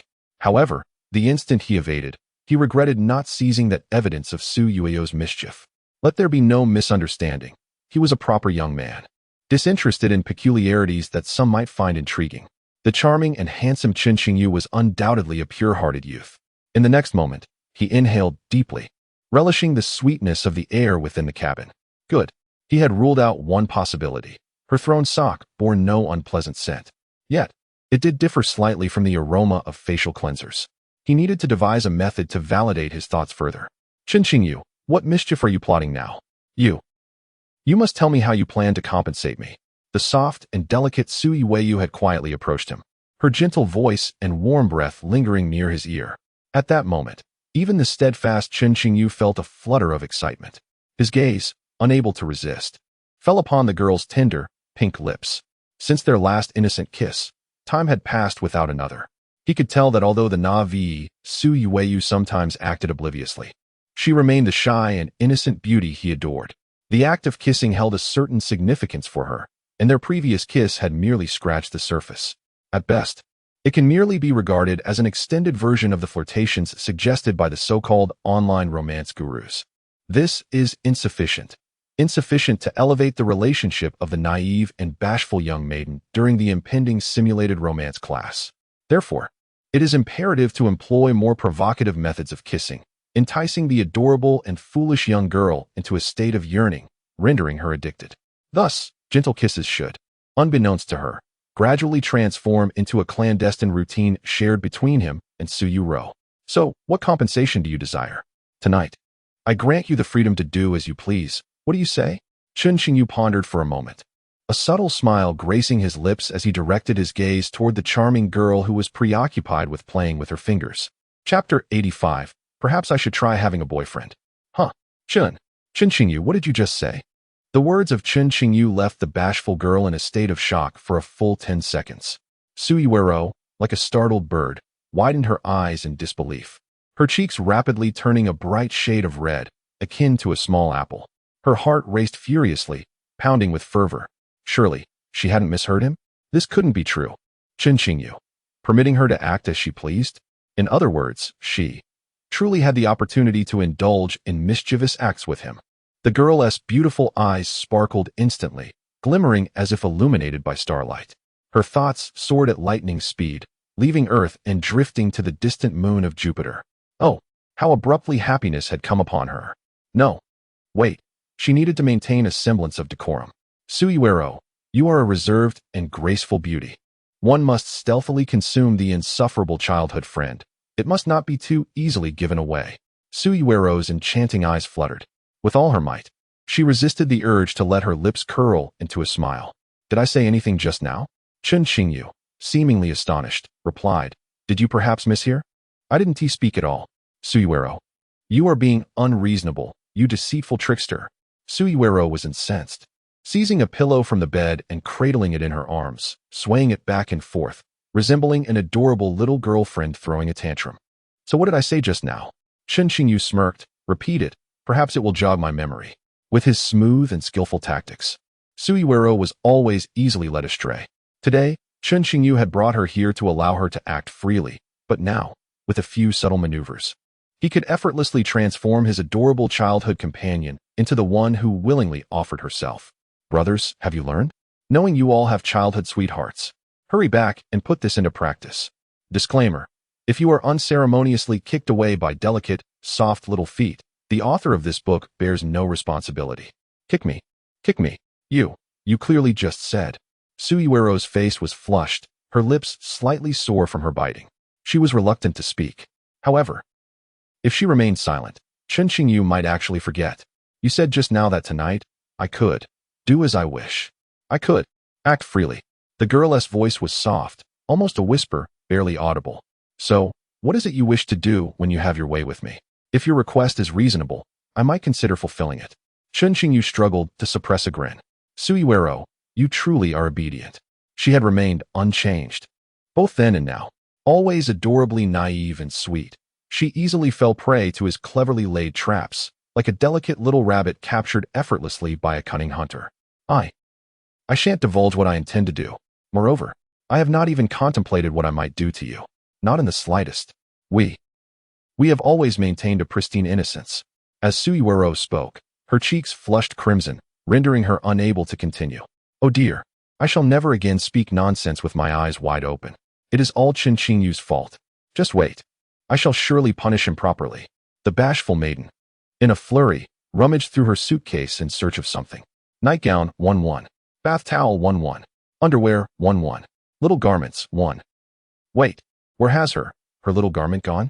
In a state of panic, her eyes widened further. She turned her suitcase inside out, yet found nothing. That piece she distinctly remembered bringing along, which should have been readily available for a change. Are you not indulging in that again? Chen Qingyu asked, his tone peculiar. This scene, for some reason, felt oddly familiar to him. After a moment's contemplation, he recalled that Yuerou's cycle seemed to align with these very days. However, there were no shops within this scenic area selling sanitary products. Chen Qingyu began to ponder whether he should sacrifice one of his own clean garments, or perhaps a pair of trousers. What nonsense. I am not that regular. Yuerou's face became even more flushed. Chen Qingyu's words left her questioning her very existence. As she turned away from him, cautiously checking for herself, nothing. It simply had not arrived. She had always struggled with this issue, her abdominal pains never adhering to a predictable pattern. In that moment, it surprisingly became an advantage, leaving Yuerou uncertain whether to feel joy or sorrow. You are irregular? Chen Qingyu furrowed his brow. Should I perhaps do something to assist you? He genuinely inquired. This domain was a blind spot for the academically gifted Chen Qingyu. Thus he was unaware of how profound an impact such a simple question could have on the already shy maiden. Perverse. Shameless. Lecherous. Yuerou hurled a trio of insults. Her smooth, fair, delicate feet slipped into her charming little slippers as she hurriedly dashed into the bathroom. Her face, flushed with embarrassment, felt as if it might ignite. Unbidden, a recent memory surfaced in her mind. The irregularity of her menstrual cycle had begun that year, when she tearfully confided in Chen Qingyu that she felt as if she might perish. It had traversed the lengthy span of her youthful adolescence. Initially, it was somewhat manageable. However, since parting ways with Chen Qingyu, it had worsened considerably. At times, months would pass without any sign. Other times, it would suddenly arrive several days, or even a week, early. It did not hinder her daily life, merely causing her annoyance. And what if this matter were to affect her future with Chen Qingyu? No, that absolutely must not happen. Thus, several months ago, as summer commenced following their high school graduation, Yuerou discreetly visited the hospital to see a doctor. My dear girl, how old are you this year? Do you often experience emotional instability? Are you prone to anger? Do you feel anxious? Are your hands and feet often cold? A myriad of everyday inquiries accompanied by a series of examinations that Yuerou scarcely understood. Nevertheless, she obediently completed them all. After all, she would soon be going abroad, to attend the same school as a certain insufferable bully, who only delighted in tormenting her. She envisioned their encounter, hoping to present herself beautifully and adorably. She yearned for their reunion to be nothing short of perfect, quietly transforming into a goddess. She aspired to astonish her mischievous childhood companion. The discomfort she felt in her body was among the many issues she wished to resolve. Surely, the doctor would diagnose her condition and propose a treatment plan. In order to maintain a favorable image in front of that insufferable boy, she was willing to endure anything. Even if it meant consuming bitter medicine, she could manage it. If Yuerou's mother, Zhou Shuyun, were to learn of this, her jaw would likely drop in astonishment. In the minds of Su Yuanhua and Zhou Shuyun, their precious daughter was someone who could hardly endure hardship, let alone concocted herbal remedies. She would even don a mask of anguish at the mere thought of eating bitter melon. However, driven by an unprecedented determination, the medical advice she received dealt a stunning blow to the naive girl, one that disregarded her defenses. "My dear," the doctor remarked, "I have reviewed your test results and found no significant issues." Yuerou responded, "So my organs are all functioning normally, but perhaps my hormones are a bit unbalanced?" "Indeed," the doctor replied. "What should I do then?" Yuerou asked, her voice tinged with uncertainty. The doctor regarded her thoughtfully, hesitating for a moment before revealing a knowing smile. "My dear, if you have never been in a relationship, perhaps you might consider finding a boyfriend. Many intimate actions between couples can indeed benefit your hormonal balance." That afternoon, within the confines of the hospital's consultation room, the bewildered girl listened to the smiling doctor expound upon concepts she struggled to comprehend, yet found herself a tad curious and somewhat interested. "I definitely do not want that insufferable boy to help me with my hormonal balance." As she exited the consultation room, the bashful girl's face was aflame with embarrassment. Chapter 86. A gentle nudge today seems to be filled with inexplicable occurrences. Yuerou's sudden dash toward the bathroom left Chen Qingyu utterly perplexed. What had he just said? He was bewildered. Reflecting on their conversation, he recalled inquiring whether she required assistance due to her irregular menstrual cycle. He had merely offered to procure some medicine. What could have sparked such a reaction from Yuerou? Frowning, Chen Qingyu pondered the implications. After a moment, he retrieved his phone and consulted the omniscient internet. Within a minute, his eyes widened as if he had stumbled upon a new world. Could it be that a girl's irregularities could be resolved in such a manner? Well, it seems he must indeed assist Yuerou. He nodded inwardly, embracing his role as a helpful and health-conscious young man. Given that the charming little childhood companion faced such a dilemma, he felt it was his undeniable duty to lend a hand. However, something felt amiss about this bathroom scenario. Just as Chen Qingyu envisioned various supportive scenes for Yuerou, she abruptly re-emerged from the bathroom. "Hey, Chen Qingyu, your face seems a bit flushed. Have you caught a chill?" The young girl tilted her head, her lovely eyes brimming with curiosity. Her alabaster, delicate hand, slightly cool to the touch, gently caressed his face. "You're burning up. You really are unwell. Do you have any cold medicine?" Without waiting for his response, Yuerou hurriedly rummaged through her suitcase, yet failed to locate the desired medication. "Perhaps I am a bit under the weather, but it's not a concern.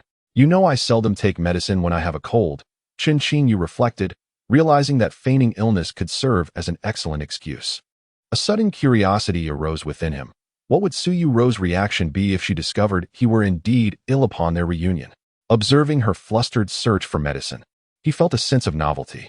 In their childhood, when one fell ill, they would honestly care for each other, yet playful bickering and teasing were always inevitable. "Humph. You say you don't need medicine, but do you remember that time?" Yuerou scrunched her little nose, her voice filled with playful indignation. "If it weren't for me, I'll wait. If it weren't for that adorable girl who delivered medicine to you, you might have fainted in class." As she spoke, her flustered demeanor caused her cheeks to redden. "Which occasion are you referring to?" Chen Qingyu inquired, furrowing his brow as he tried to recollect. Memories long buried began to resurface. "Are you speaking of the incident where someone mysteriously placed a box of medicine in my drawer?" A vivid image of a sweltering summer day flickered in his mind. They were still in elementary school then. Despite the oppressive heat, Chen Qingyu had been incessantly coughing. Chilled by the relentless air conditioning in the classroom, I found myself shivering slightly. My deskmate, Yuerou, initially insisted that this scoundrel was merely feigning illness, as he often did to deceive her. Just when she was on the verge of tears, truly believing his ruse, Chen Qingyu would unveil that infuriatingly wicked smile, mocking her for being a little fool. She resolutely refused to believe he was genuinely unwell. "Chen Qingyu, speak to me. Why are you ignoring me?" "Humph. Don't think that your charade will fool me this time. I won't fall for it again." She prodded him playfully. "I'll poke you again. Chen Qingyu, if you continue to ignore me, I'll report you to the teacher." The petite Yuerou was beginning to panic. As she reached out, her hand accidentally brushed against Chen Qingyu's forehead. It was so hot. Instantly, she withdrew her hand. "Chen Qingyu, you're burning up. Let us go to the school infirmary together to get some fever medicine." The urgency in her eyes was palpable. This was the first time she had encountered him truly ill. In her memory, He had feigned sickness countless times, each time tricking her into tears as she chased him down the street. "Don't disturb me. I'm trying to rest." Chen Qingyu had always been a disobedient child, relying on his robust health. The notion of visiting a doctor when ill had yet to become part of his personal code of conduct. Moreover, how could he allow a foolish childhood friend to witness him in such a vulnerable state? At that moment, his intention was to make Yuerou believe he was, as usual, merely pretending to be sick. After all, he thought, he would surely recover once he returned home. The young Chen Qingyu, whose fever rarely exceeded 38 degrees Celsius, was unaware of the implications of a temperature of 39.8 degrees Celsius, which is generally deemed a high fever. "Chen Qingyu, will you come with me or not? I want tea. If you don't, you'll faint." "Actually, I'm just pretending to be sick. Do you believe me?" "I'll pretend you're." After a brief tug-of-war, the small Yuerou, her face aflame with frustration, ultimately gave up her pleas. "Humph, I'm going out to play, and you can just stay sick by yourself. Because you wouldn't listen. I'm going out. I want to concern myself with you. Whatever happens next is none of my business." With a huff, the indignant girl dashed out of the classroom as the bell rang, as if truly acting out of spite. Chapter 87. The solemn statement of Yuerou. Chen Qingyu continued to reminisce. If it had not been for his recent conversation with Yuerou, this particular recollection might have nearly vanished from his mind entirely. When one has a fever, clarity of thought is often compromised. After returning home that day, he slept for an extended period. The next morning, having fully recovered from his fever, he resumed his daily banter with Yuerou at school, without further contemplation of the events that transpired during his illness. Chen Qingyu vaguely remembered that after Yuerou dashed out of the classroom, a considerable amount of time passed before she returned. Upon her arrival, she was reprimanded by the teacher for being late. Afterward, Yuerou remained silent, and Chen Qingyu paid little attention to her actions upon her return, as he was drowsily resting his head on his desk, nearly asleep. Naturally, the teacher did not concern himself with Chen Qingyu's state. He was the type of student who often drifted off during lessons and would only be roused at the end of class to receive accolades for scoring full marks on unit tests. Throughout both elementary and secondary school, no teacher was unfamiliar with him. They would even gossip about Chen Qingyu in the staff room, speculating which girl in class would be the most suitable partner for him when he eventually sought a girlfriend. Consequently, during lessons, both his and Yuerou's names would frequently be called out by mischievous young teachers, provoking uncontrollable laughter among their classmates. However, during that same class, Yuerou kept insisting that she had forgotten her practice book and requested that Chen Qingyu lend her his. This was rather peculiar. It was typical for Yuerou not to bring her practice book, as she was generally disinterested in completing assignments. Yet that day, she was relentless in her pursuit of borrowing his. The practice book was nestled within Chen Qingyu's backpack. As he rummaged through it, his fingers brushed against a box of capsules, standard fever-reducing medication. The box even indicated the appropriate dosage for children. In a daze, Chen Qingyu secretly took the medicine, which swiftly alleviated his fever. Later, when he inquired with his mother about the presence of the medication in his backpack, Qianlong smiled warmly as she responded, "Son, I've always kept fever medicine in your backpack. Didn't you notice?" She continued, "Oh, I usually place it in the concealed compartment. Yesterday, I noticed you seemed a bit unwell as you were leaving, so I put the medicine on top, which is why you found it." Qianlong's words were always delivered with a gentle smile. As a tender and graceful mother, her tone was dignified, leaving her young son with no reason to doubt her words. Thus, Chen Qingyu did not question her at the time. In truth, the following day, he almost completely forgot about the incident and did not give it much thought. However, now, as these distant memories resurfaced in his mind, Chen Qingyu found himself increasingly troubled by a sense of disquiet. Who is one's own mother? Gentle as she may be, her primary passions lie in indulging in gossip and playing mahjong. The well-being of a certain someone, who ranks in the top 4 of family members, is of little concern to Qianlong. In her schedule, this matter holds a rather low priority. The third position in the family hierarchy belongs to a cat, which has sadly passed away. Consequently, Chen Qingyu's familial rank has ascended to the illustrious 3rd place. Therefore, the notion of discreetly slipping medication into a backpack seems trivial. As a child, Chen Qingyu, who was averse to taking medicine when ill, can attribute part of this to his beloved mother. Reflecting on those times, if he had truly been afflicted with dizziness, Qianlong might have taken a commemorative photograph before escorting him to the hospital, only to replay it repeatedly on his birthday. Thus, Where did that box of medicine come from? Why did his mother not speak the truth back then? How could she bear to deceive a frail and helpless elementary school student? There is something amiss, a significant mystery at play. Chen Qingyu mentally retraced the timeline. And soon enough, he conceived a plausible theory that encompassed all these events. Chen Qingyu, what are you contemplating? You haven't recalled anything, have you? You've forgotten everything I just said, haven't you? While lost in thought, his arm was gently grasped by a delicate and soft hand. Yuerou's tone was now exceptionally sweet, her voice soft and melodic, almost like a playful tease. How did you know there was medicine in my backpack? For some reason, although this memory was on the verge of fading, it returned with startling clarity.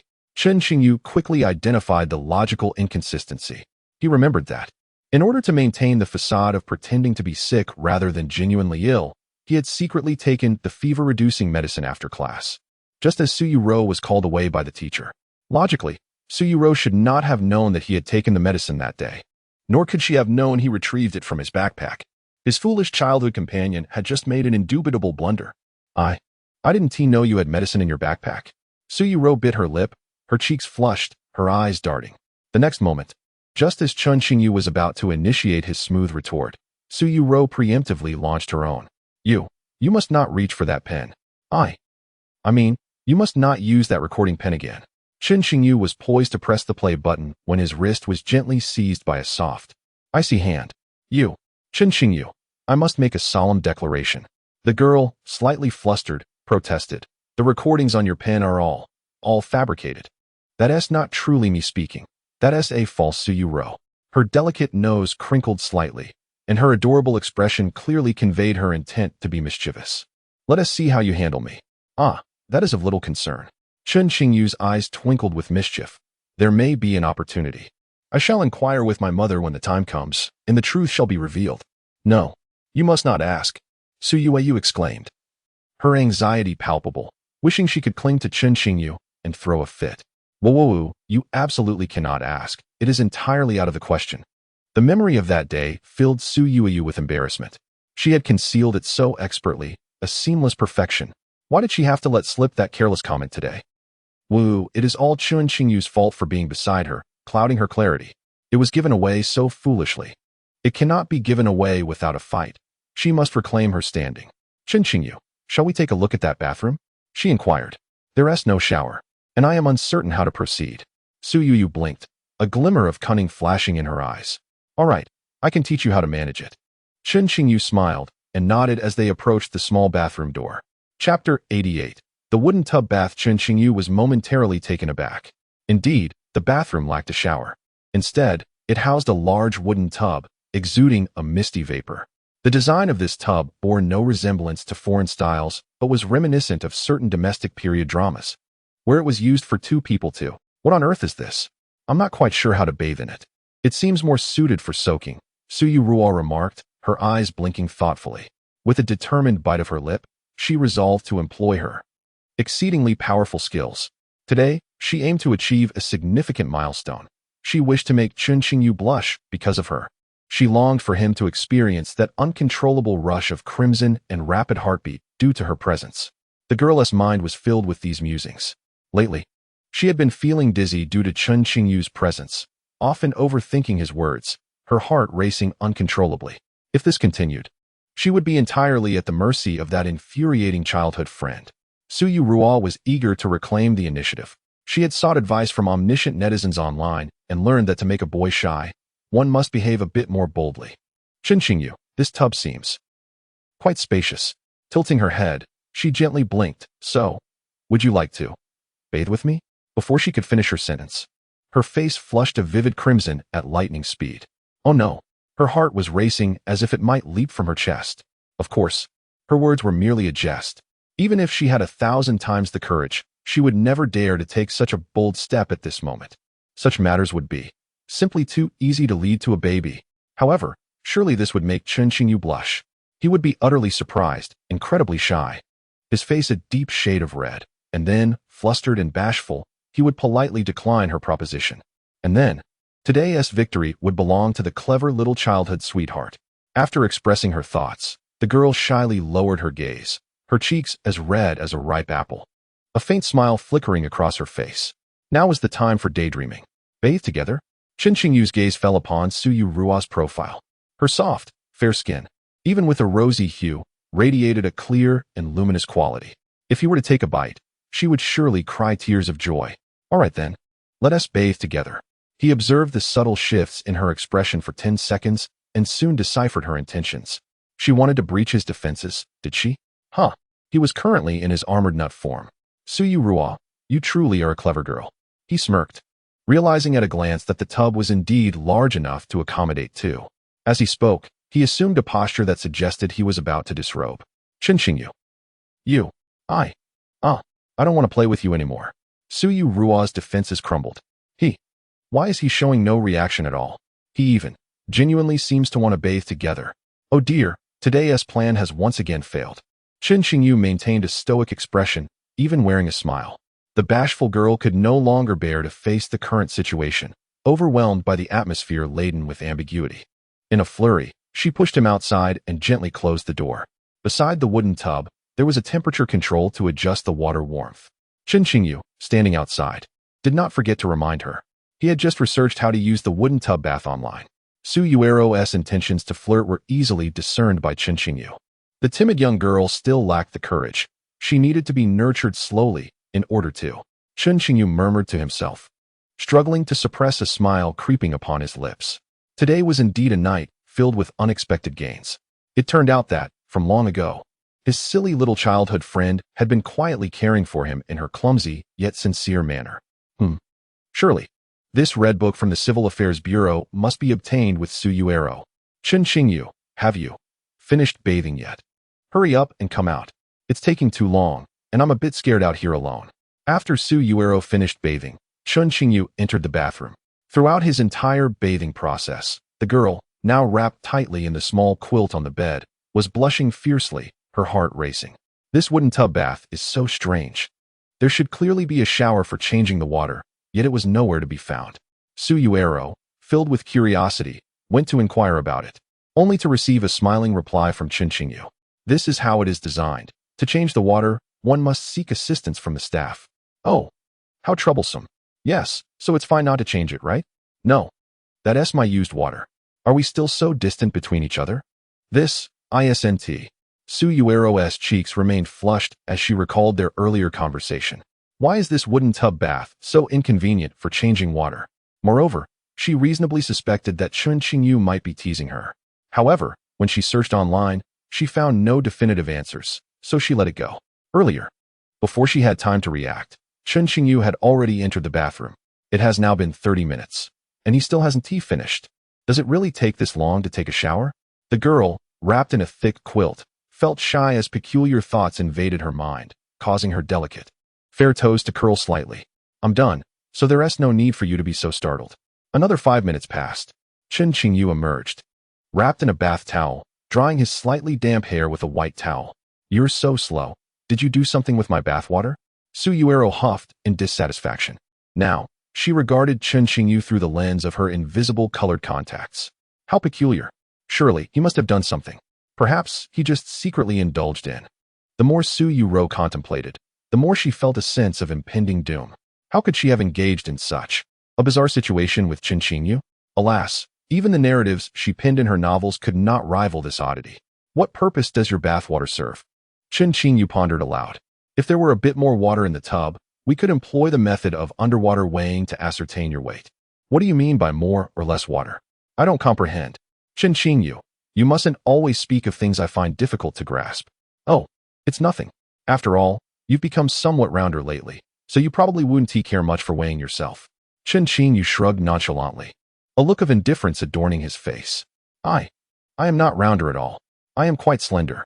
Su Yuerou exclaimed, her voice rising in urgency. Under the covers, her long, fair legs curled slightly, and she instinctively tugged at the hem of her nightgown.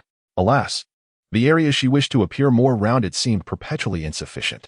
Yet, she was criticized by Chen Qingyu for being round in other aspects. It was all too difficult for her, the adorable little green plum. All of this was the fault of that insufferable childhood friend. Could he not just make a slight concession? Chapter 89. Missed opportunities worth billions. Unconvinced? If you are, I can assist you in verifying this. Without proving your claims, I remain uncertain of their authenticity. Listening to the eager assertions of the young girl, Chen Qingyu's lips curled into a subtle smile. His previous remark was merely a jest. No matter how one perceives Su Yuanyo's figure, it undoubtedly embodies a harmonious perfection. Whatever attire she dons, it accentuates her slenderness splendidly. There are times when Chen Qingyu finds himself captivated by the exquisite allure of her youthful form. She is certainly not overweight, nor can she be described as plump. The term that could be considered round might pertain solely to a realm of which Chen Qingyu currently remains unaware. In the future, who knows if he might have the opportunity to explore it slightly. Ah, no, that should be a more modest exploration. How would you wish to verify this? Su Yuanyu blinked, a glint of caution sparkling in her eyes. Chen Qingyu, undoubtedly, must be concocting some mischievous scheme. She suspected he might wish to escalate matters, yet lacked evidence to substantiate her intuition. I have no idea. Chen Qingyu shrugged nonchalantly. It's entirely up to you. Chen's Law of Romance. Article 10086. At any time and in any place, the charming young girl must be encouraged to offer herself willingly. Then, come here. I shall temporarily permit you to sit beside me. The girl's voice dwindled to a whisper. She dared not reach out to touch her own face. Oh dear. It must be burning now. Well then, I shall retire to bed, Chen Qingyu declared as he settled beside Su Yuanyu. Their shoulders brushed, and he inhaled the faint, delicate fragrance that lingered about her. The scent was reminiscent of her usual alluring aroma, a pleasant and familiar sweetness. Su Yuanyu had always possessed this fragrance. Thus, Chen Qingyu had known for quite some time that sweet and soft was not merely a figurative description for her. Those words were entirely literal and could aptly describe her essence. However, upon closer reflection, he noted that the fragrance she bore now was distinctly different from the previous scent that resembled ice cream. This implies, what are you secretly contemplating? We have yet to engage in anything. Su Yuanyu caught Chen Qingyu's pensive expression, her face flushed with embarrassment and annoyance. Her cheeks puffed as she glared at him. Then, shall we do something? With utmost ease, Chen Qingyu gently grasped one of her delicate, soft hands.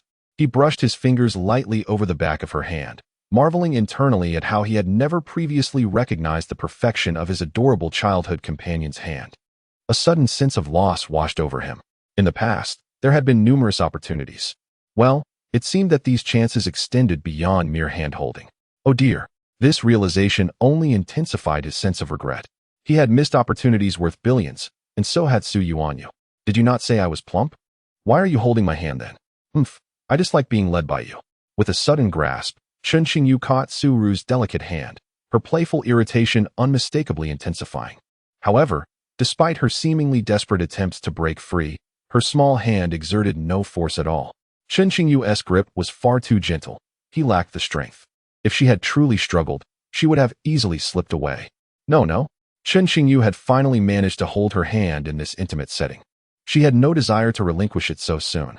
Chen Qingyu was so vexing, oscillating between being too fast and too slow. Could he not find a balance? This moment of holding hands undeniably warranted a slower pace. If you dislike it, I shall let go, he quipped, seemingly possessing the ability to read her mind. Observing the girl's bashful expression and her curled fingers, it was all too clear what she was thinking. Hey, don't move, Chen Qingyu. Actually, it's not so intolerable. You can hold my hand a little, and I might be able to accept it. Su Yuerou pouted, her face betraying her inner turmoil. Yet, she was determined to prove that she had not become plumper. This concern weighed heavily on her mind. If Chen Qingyu truly believed she had gained weight, he would certainly be disappointed.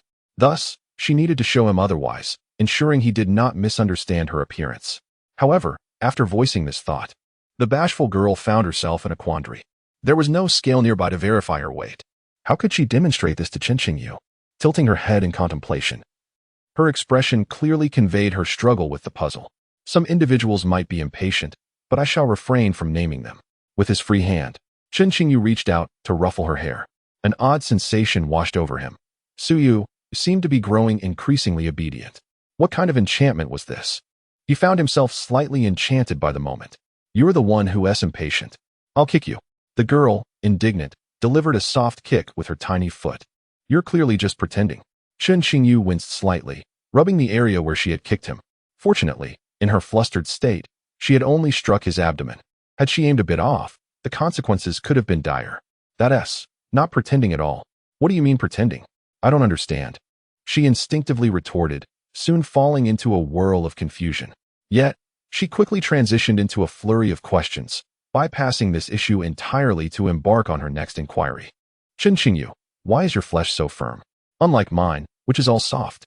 Yuerou tilted her head, as if a large, invisible question mark was about to emerge from it. So boys, is it really like this? It seems I never noticed before. Curiously, Yuerou extended her hand and pinched the area on Chen Qingyu's shoulder. Indeed, it was quite firm, not soft at all. Unlike her own, her skin was fair and smooth, and Yuerou believed the sensation would be delightful. She repeatedly compared the two, unaware that her earlier flustered kick towards Chen Qingyu had led to her slender, snow-white leg now resting outside the quilt, perfectly positioned on his leg. Is there such a distinction? Chen Qingyu's gaze fell upon her leg, a smirk playing at the corners of his lips. May I have a feel too? You. No, that's not allowed. If it were me, it should be acceptable, right? Who said it would be fine for you? Shouldn't that be my line? No. That's not right. Such lines simply do not exist. Yuerou's small face flushed a deep crimson. She buried her head low, her expression filled with a blend of shyness and confusion. Yet, beneath that awkwardness, there seemed to linger a tiny glimmer of well-concealed anticipation. Chapter 90. In the future, may I? Chen Qingyu did not allow the young girl's hopes and dreams to fade away. The young green plum symbolically struggled, yet before she could take any action, Chen Qingyu had already moved ahead of her. How could he possibly refuse such a fortuitous opportunity presented to him? After sitting with bent legs for such a long duration today, are you not weary? Humph, just a tad fatigued. Is that true? Respectfully, do your legs and feet not feel sore? Neither sore nor painful, merely a touch. Amidst seemingly casual inquiries, the girl suddenly let out a soft hum, gently biting her lip. Unbeknownst to her, Chen Qingyu's hand had softly settled upon her leg. If you are tired, allow me to massage it for you, and perhaps check if it has grown rounder. His actions surpassed his words in swiftness. In the midst of conversation, he was already gently kneading the girl's legs. The girl's small hand lightly grasped the hem of Chen Qingyu's pajamas. Why, oh why, did she feel an overwhelming urge to passionately scold him now? Yet, she found herself utterly speechless. It was as if this big rascal, Chen Qingyu, had tightly gripped her throat, although she longed to express her indignation. The sounds escaping her lips transformed into playful coos. In her heart, Yuerou was brimming with words she wished to convey. Yet, aside from the occasional hum, she found herself unable to articulate anything further.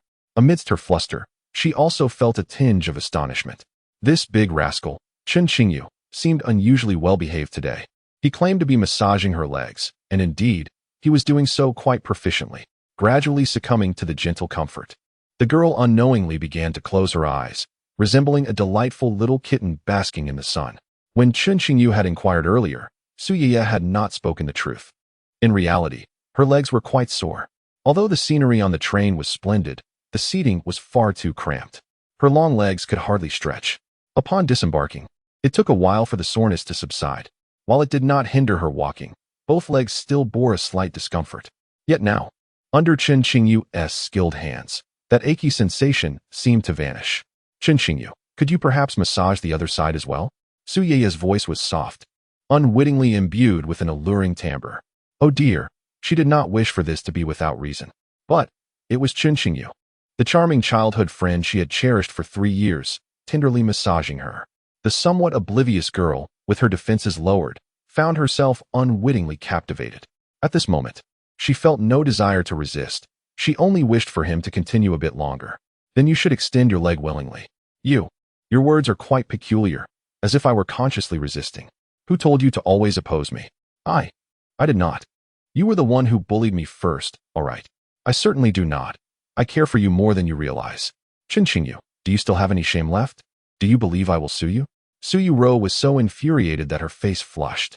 Yet, her movements were undeniably honest. With her eyes slightly narrowed, she comfortably extended her other flawless leg from beneath the blanket. Here, I'm a bit to the side. Is that it? Yes, indeed, ouch. Could you press a little lighter? It hurts just a tad. Time flowed steadily. The dizzy young girl felt an overwhelming sense of relaxation and comfort enveloping her. She was on the verge of drifting off to sleep. She had indeed plumped up recently. It seemed she had transformed into a little glutton. The teasing tone of the boy's voice abruptly awakened the drowsy girl. You are the little glutton. Oh, wait, you should be the big bunny. Yuerou tilted her head in contemplation, and suddenly her gaze met Chen Qingyu's. Her heart skipped a beat. Thump. Thump, a sensation akin to an electric shock coursed through her. Why, in that fleeting moment, did she feel an inexplicable urge to hold him down and kiss him? Oh dear, she must have been bewitched by Chen Qingyu.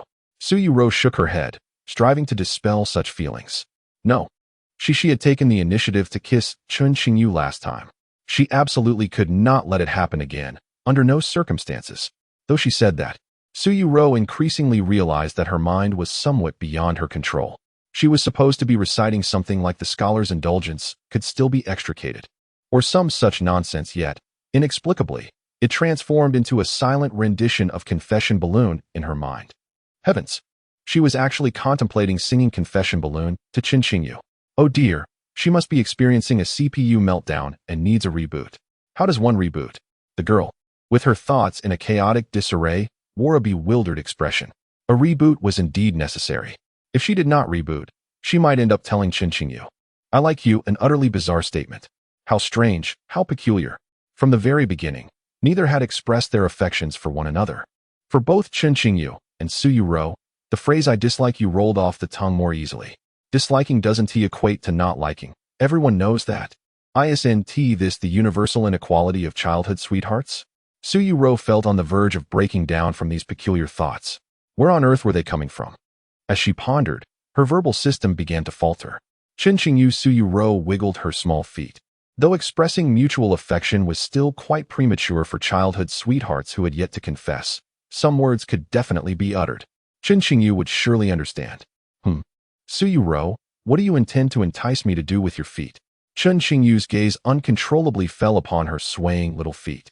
Yuerou would never comprehend the extent to which her seemingly mundane and ordinary gestures held an irresistible allure for her dear childhood companion.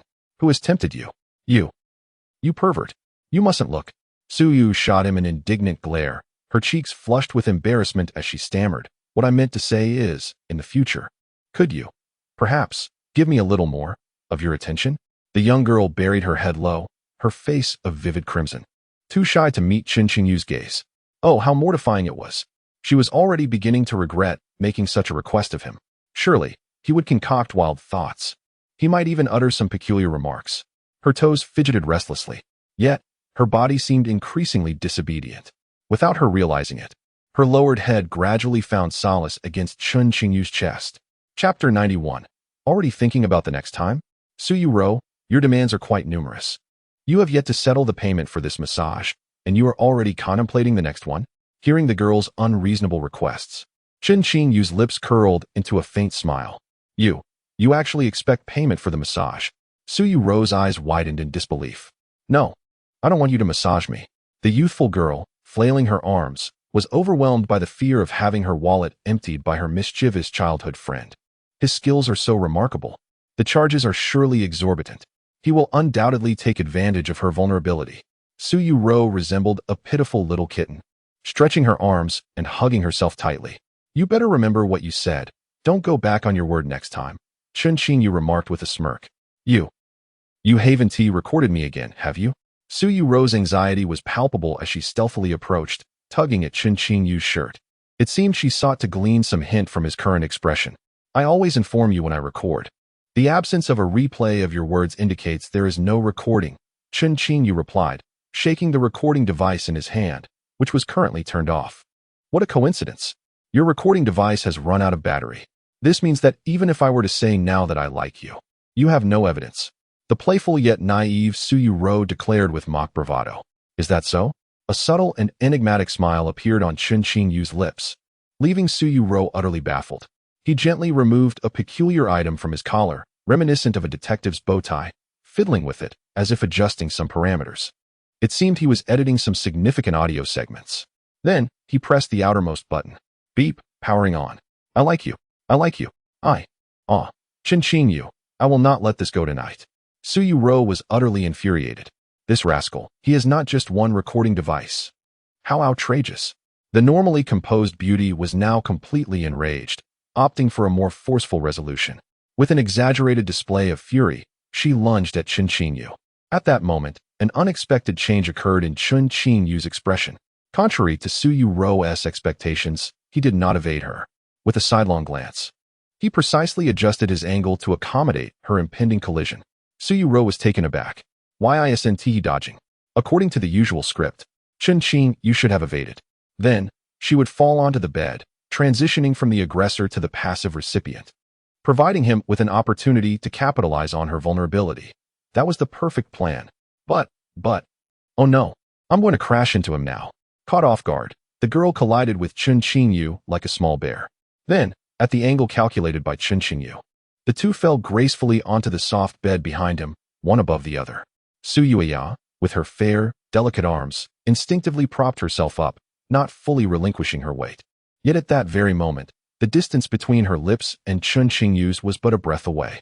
Her heart raced tumultuously, pounding wildly within her chest.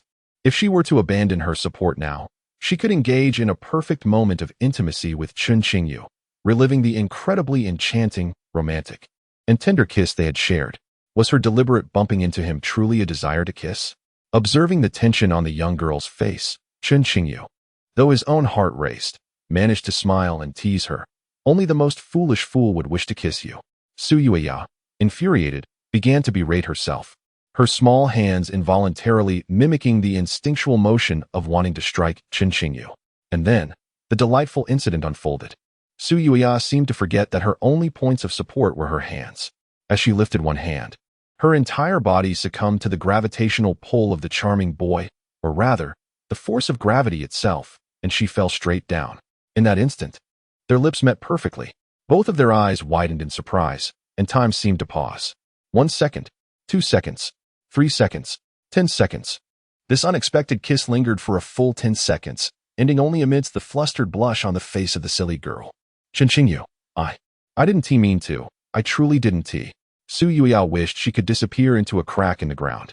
She vowed that this was the most sincere moment she had ever uttered those words. However, Chen Qingyu was not inclined to believe her. He even licked his lips, feeling as though he had been counterattacked by the little girl. Yuerou had really stood her ground? He would remember this kiss. Soon, he would return the favor. Moreover, if he were to take the initiative, he couldn't afford to be as simple as before. He needed to take it further. Chen Qingyu recalled the romantic gestures he had seen in those love films he watched daily. No, it was the romantic movies. How did they kiss? Alas, he regretted not having watched enough. The once self-assured Chen Qingyu now felt his knowledge was somewhat lacking. You owe me a kiss, he said, gently rubbing her soft, fair face. I don't owe you anything. It's you who owes me, Yuerou retorted, flailing on the bed in exasperation. Yet, she seemed to have forgotten that she had just bathed and was now clad only in a nightgown. Moreover, due to her forgetfulness in bringing a change of clothes, her current state is exceedingly loose. In this rolling about, one careless movement, the pristine, soft quilt and sheets, under certain sensations, made Chen Qingyu's expression stiffen. Turning to glance, he found that the face of his little green plum had transformed from a delicate cake into a rosy apple. Is it truly presented before me, inviting me to indulge? Chen Qingyu narrowed his eyes, contemplating the possibility of charming Yuerou into a swoon this evening. Oh no, it wasn't me. I didn't mean to. Yuerou began to protest more vehemently, her fair little feet kicking about. In a moment of carelessness, she nearly kicked Chen Qingyu right in the mouth. I warn you, do not deceive me into eating or drinking. Chen Qingyu donned a serious expression befitting a gentleman. By the way, what was that faint fragrance I caught a whiff of earlier? How many scents does Yuerou possess? Chen Qingyu felt somewhat dazed. Previously, in his understanding, Yuerou emanated only a single, subtle, unique fragrance. Yet now, it seemed increasingly peculiar. The usual scent was one kind. The previously validated aroma was the second. And just now, Chen Qingyu wore an odd expression. His little green plum was unexpectedly so gifted. Healthy and vivid thoughts began to emerge in his mind. It is well known that fragrance can serve purposes beyond mere inhalation. It can also be, my dear, I fell in love with you from that day. Sweetly and effortlessly. At that moment, Yuerou's phone rang unexpectedly. The two playful youths, on the verge of embracing, abruptly halted their movements. Who is it? It's my mother. Chen Qingyu. Why would my mother call me now? She never calls this late at night. The girl's voice instantly turned frantic. You silly. It's only 7 in the morning back home. It's the time Aunt Qin wakes up, Chen Qingyu remarked, smiling as he answered the call amidst Su Yuer's increasingly terrified gaze. Good morning, Aunt Zhou. Is there something you need? Chen Qingyu, are you out of your mind? Why are you answering my call? In hushed tones, in a huff, mouthing the words, Su Yuer's eyes widened in alarm. Her face flushed a deep crimson. Chapter 92. You just kissed, didn't you? Chen Qingyu deliberately ignored the anxious gestures of Su Yuerou. Both sets of parents were already aware that the two had coincidentally shared a flat while studying abroad. Chen Qingyu's cousin, Gu Chun, and Su Yuerou's cousin, Mu Xia, had repeatedly emphasized to their respective families that it was merely a coincidence and not an intentional oversight. Chen Qingyu hastily answered the phone to prevent his scatterbrained childhood friend from inadvertently revealing anything peculiar. The thought of her disclosing any intimate details about them, he couldn't even begin to fathom what consequences might ensue. In Chen Qingyu's recollection, Su Yuerou's parents were traditional and conservative. While they were not opposed to the idea of their daughter cohabiting with him, revealing the current, delicate nature of their relationship would surely raise eyebrows. It would be far more prudent to first win her over as a girlfriend before reporting the situation to his uncle and aunt. At this moment, Su Yuerou had buried her head in her hands, lamenting her predicament. Oh no, oh no. It was well past the hour she should have been asleep in her room, and she absolutely shouldn't be spending time with Chen Qingyu. Now, her mother would undoubtedly be furious, probably demanding to know why it was Chen Qingyu who had answered the phone. Silly childhood friend. How could he be so foolish? How would she ever be able to introduce him to her parents again after this? Unbeknownst to her, her current mindset resembled that of someone who was already contemplating how to justify her future husband. Chen Qingyu, on the other hand, felt a twinge of anxiety. Although taking the call directly was likely preferable to her answering and inadvertently giving away too much, the peculiar nature of their shared circumstance in a foreign land was still quite difficult to explain. Aunt Zhou would surely have many questions for him. Taking a deep breath, he braced himself for the impending inquiries. Ah, is that you, Xiaoqing? It's been a while since I heard your voice. How are you and Xiao managing together? The voice on the line was one that both Chen Qingyu and Su Yuerou found unfamiliar yet disorienting. Who is this? Chen Qingyu cleared his throat, his expression one of bewilderment. This voice was excessively courteous. He vividly recalled the time when he and Su Yuerou had lost track of time while catching dragonflies, only to be sternly dragged home by Zhou Shuyun. That memory was still fresh in his mind, a stark contrast to the gentle tone on the phone. Xiaoqing, don't you remember Aunt Zhou? In his childhood, when he found himself lost outside, it was none other than Aunt Zhou who brought him back. The voice on the phone remained tender and soothing. Chen Qingyu could almost envision Aunt Zhou speaking with a smile. Despite a slight divergence from the Aunt Zhou he once knew, everything felt in perfect harmony. Why had he wandered off in his youth? It was because Su Yiya had gone astray, prompting him to seek her out. Thus, the two of them ended up lost together. Eventually, with the aid of his innate radar for childhood sweethearts, Chen Qingyu located Su Yiya. However, neither could find their way home. Chen Qingyu still vividly remembers the expression on Zhou Shuyun's face when she encountered the two of them in the dimming woods. Her entire countenance darkened, nearly threatening to unleash a flurry of reprimands upon them. Now, to be informed that the gentle voice on the line belonged to Zhou Shuyun? Surely, there must be some mistake. Chen Qingyu found himself momentarily speechless.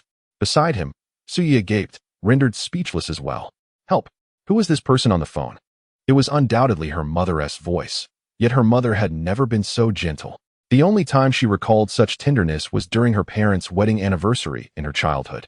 Unfortunately, that day, Su Yuanhua had forgotten it was their anniversary. Consequently, well, the details are best left unsaid.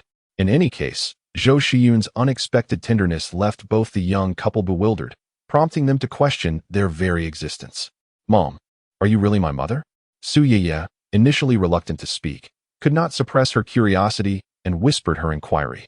What else could it be? Xiao, if you wish to be my daughter, I could contemplate being your mother, came the teasing retort from the gentle voice on the other end. A surge of recognition washed over Chen Qingyu and Su Yiya as they exchanged glances. They both nodded in unison, confirming that this was indeed the typical demeanor of Zhou Shuyun. Wah, Mom, you treat us differently. I've never heard such a gentle tone from you. Su Yiya feigned tears. Yet, she was quickly silenced by Zhou Shuyun's next words. Well then, Xiao, would you care to explain to your mother why you and Xiaoqing are still awake together at such a late hour? The question left Su Yaya momentarily speechless. We haven't done anything. We're at home, just getting ready for bed, she stammered, elbowing Chen Qingyu gently for support. However, before he could respond, the voice on the other end delivered another shocking statement. Xiaoqingmei, Xiao, you two just kissed, didn't you? How was it? Was it sweet? Feel free to share your thoughts on the kiss. Zhou Shiyun's smile was enigmatic, her gentle voice emanating softly from the speakers. Chapter 93. The Guide to Su Yuerou's Unfettered Actions, Chen Qingyu, Su Yuerou.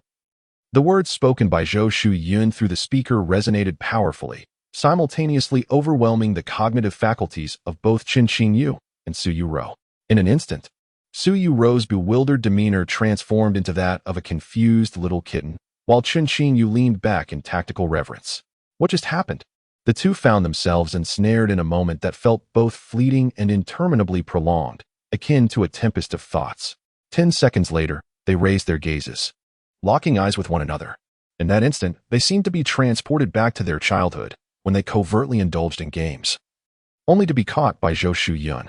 The little childhood sweethearts shared an unspoken understanding, as harmonious as ever. I was just doing homework with Su Yuerou, Chen Qingyu declared. I was just having snacks with him. The two children, in perfect unison, offered their innocent justifications. Following this, they naturally embarked on a convoluted and pale defense, only to be decisively thwarted by Zhou Shiyun, who smiled warmly while gently caressing the warm computer screen. As the maxim goes, the higher the magic, the deeper the path. Thus, in that moment, it mirrored the present moment. Upon observing Su Yuerou's awkward yet bewildered expression, Chen Qingyu realized that his foolish childhood sweetheart was bound to yield once more. Therefore, this time, he took the initiative. Just as she was about to capitulate entirely, he swiftly covered her mouth with his hand. However, this act coincided precisely with the moment Su Yuerou was about to speak. It is well known that when a person intends to speak, they require not only the act of opening their mouth, but also various supportive gestures. With Chen Qingyu's hand extending, he suddenly felt a peculiar sensation.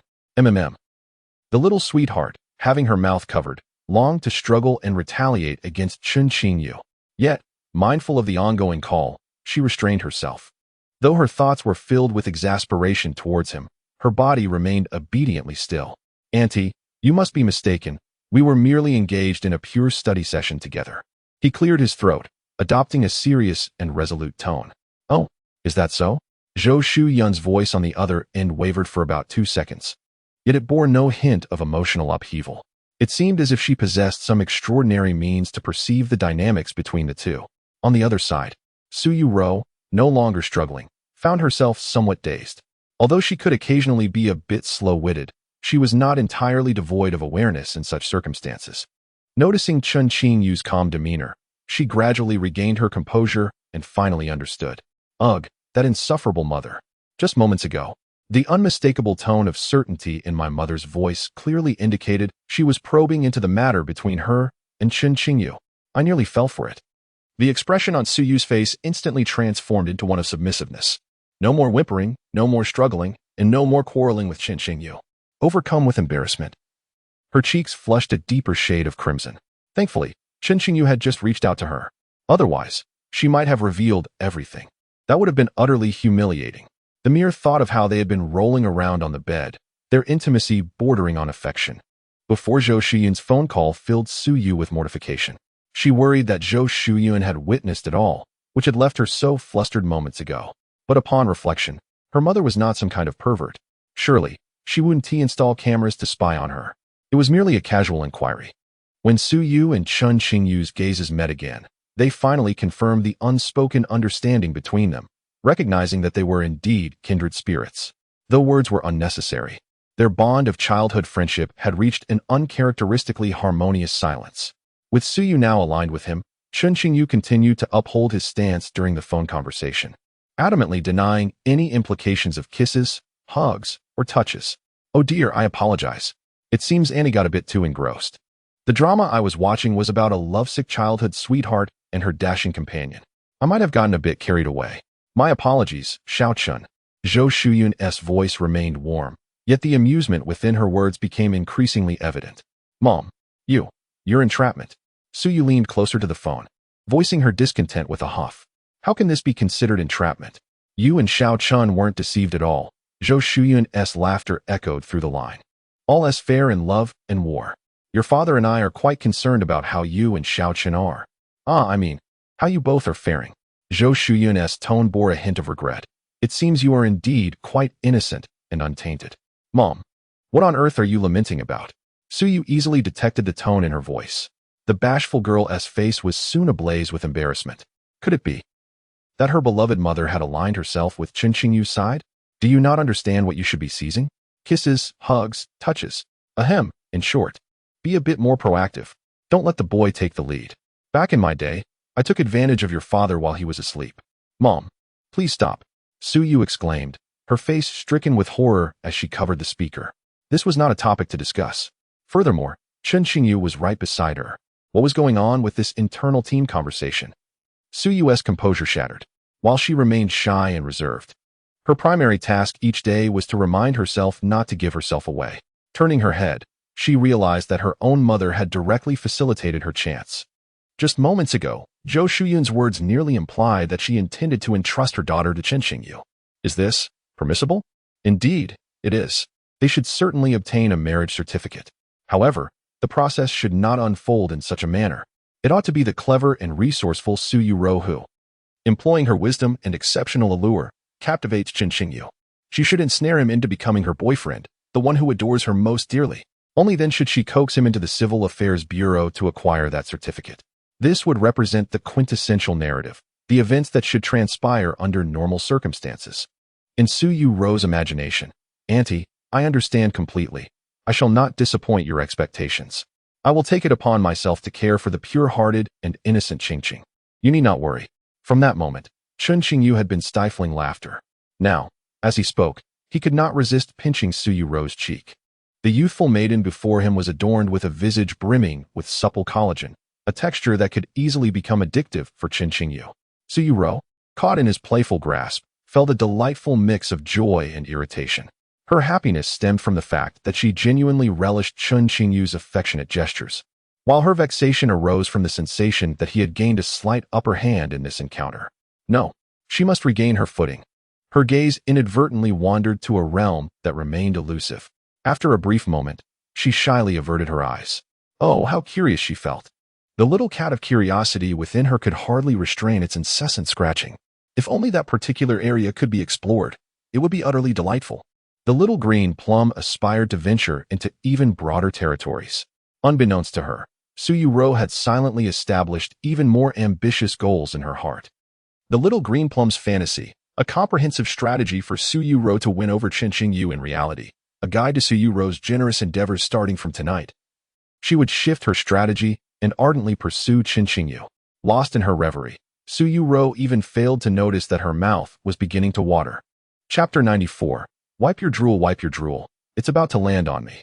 In the midst of a phone call, Chen Qingyu and Yuerou found themselves unconsciously reducing the social distance between them to an extent that was far from polite. In truth, they were nearly pressed against each other. Suddenly, Yuerou awoke from her reverie. In the next moment, she quickly regained her composure, her eyes wide with indignation. Embarrassed, she cast a fleeting glance at him and hurriedly wiped her mouth. Xiao, are you drooling? Her mother had warned her, when pursuing a boy, don't rush. Don't be like me, always preoccupied with wanting to eat. Mom, you must not say any more. Yuerou felt as if she might faint from embarrassment. What on earth was her mother rambling about now? She swore she had never heard such words from Zhou Shuyun before. It was utterly unimaginable that her mother could be this kind of person. As for the monumental secrets regarding her parents, Yuerou had no desire to delve deeper into them at this moment. She simply wished to swiftly change the subject. No more discussions about food or drink. Her youthful face flushed crimson, her mind racing with thoughts. Mom, what exactly did you want to discuss during the call today? The quick-witted girl finally devised a strategy to redirect the conversation. Auntie, is there something you need? Chen Qingyu interjected. If Yuerou has any underlying health issues requiring her to take medication regularly, I will remind her. He smiled, seamlessly taking the cue. His tone now exuded a confidence that had previously been absent. In merely 2 minutes, Chen Qingyu had successfully redefined Zhou Shuyun's personal image. Goodness. He had been far too young before to notice the deeply concealed traits of Aunt Zhou. The revelation of her cunning nature was astonishing. In fact, her level of shrewdness might even rival his own. This newfound understanding would certainly make it easier to navigate his relationship with the young girl. With his scholarly mind meticulously calculating, Chen Qingyu quickly identified the appropriate manner to converse with Zhou Shuyun. Haha, little Chen, it's been 3 years. Yet you remain as clever as ever. Our Xiao has developed a penchant for getting close to her childhood friend. If you find the time, please help her with her condition, conduct thorough examinations, and so forth. Zhou Shuyun's tone grew increasingly peculiar, as if she were imploring Chen Qingyu to treat Yuerou's affliction rather than merely assist her. I'm hanging up. Yuerou was utterly exasperated, not only furious, but also on the verge of a breakdown. The gentle and kind image of her mother had been completely shattered. How could her mother be so indiscreet? Why had she never noticed this before? In a fit of frustration, Yuerou began to pound her thighs, though, of course, she was hitting Chen Qingyu's instead. Chen Qingyu cast a sidelong glance at her, playfully ruffling the girl's hair. All right, let us get down to business, Zhou Shuyun said, clearing her throat. To her surprise, she found herself unexpectedly reveling in the joy of the moment. Xiao Chen, when you are out there, in a foreign land, to be sure to prioritize your safety. Zhou Shuyun's tone grew earnest, imbued with maternal concern. Yet, having just experienced such a scene, both Chen Qingyu and Yuerou simultaneously misinterpreted her words. Ahem, Auntie, Xiao and I are not quite at that wild stage, Chen Qingyu replied, a slight sheen of sweat forming on his brow. Although the notion of safety seemed distant at present, it is prudent to prepare for unforeseen circumstances. Equipping oneself with a safety umbrella now would undoubtedly prove beneficial in the future. Meanwhile, Yuerou's expression oscillated between panic and disbelief. Mom. The bashful girl stumbled over her words, flustered and incoherent. After a lengthy pause, she could only convert her embarrassment into an exasperated shout. I meant to say to be cautious, not to be reckless. Where are your minds wandering to? From the phone came Zhou Shuyun's voice, tinged with playful reproach. Listen here, you two young ones, you must be mindful of your safety in daily life. However, when the time comes, safety is the last thing to consider. Zhou Shuyun, in her earnestness, continued, the essence of life is to find joy. If you are engaged in enjoyable pursuits yet remain overly cautious, wouldn't that detract from your happiness? Just think about it. When you embrace joy, you reap happiness. And in turn, I am blessed with grandchildren. What could be more delightful than that? On the other end of the line, Zhou Shuyun chuckled heartily. Unable to contain her mirth, Chen Qingyu remained speechless, while Yuerou was left utterly flabbergasted. At that moment, Zhou Shuyun's radiant image in her daughter's eyes crumbled entirely. Yuerou's face flushed to a scorching 40 degrees Celsius. Chen Qingyu, feeling the heat emanating from her, mused that if it rose any further, one could easily fry an egg on her cheeks, though perhaps not fully cooked. A soft-boiled egg might just suffice. Chen Qingyu, please don't listen to my mother's nonsense. I have no ulterior motives towards you, absolutely none. Yuerou, now too flustered to feel shy, hastily issued her disclaimer. Yet, deep down, she also recognized that if safety were prioritized, Chen Qingyu might not enjoy himself as much. But, oh dear, she simply wasn't ready to contemplate having children just yet. Chapter 95. No Kisses for Zundu. Thus, Auntie, when you mentioned safety, what exactly did you mean by that? Chen Qingyu cleared his throat, making a concerted effort to steer the conversation back on track. Yuerou blinked, her eyes reflecting curiosity. Zhou Shuyun typically refrained from making phone calls for check-ins, so the fact that she did today must indicate something significant. Yes, let us discuss the matter at hand. Zhou Shuyun cleared her throat. Do you remember that very handsome boy from your middle school class? He had quite a strong presence in your class. Second only to Xiao Chun, the second most handsome boy. Who is it? Chen Qingyu and Yuerou exchanged glances, momentarily unable to recollect whom Zhou Shuyun was referring to. That one. Lu Rini, are you unable to remember? Zhou Shuyun's tone was laced with surprise. The bystander? Chen Qingyu and Yuerou exchanged another look, both momentarily taken aback. After a brief pause, Chen Qingyu was the first to respond. Oh, Auntie, you mean Lu Rinjia's younger brother from the adjacent class, right? Yes, that's him. He had such a notable presence in your class. With a name as formidable as Lu Rini, destined for great responsibilities, how could one possibly forget him? Zhou Shuyun sighed softly on the other end of the line.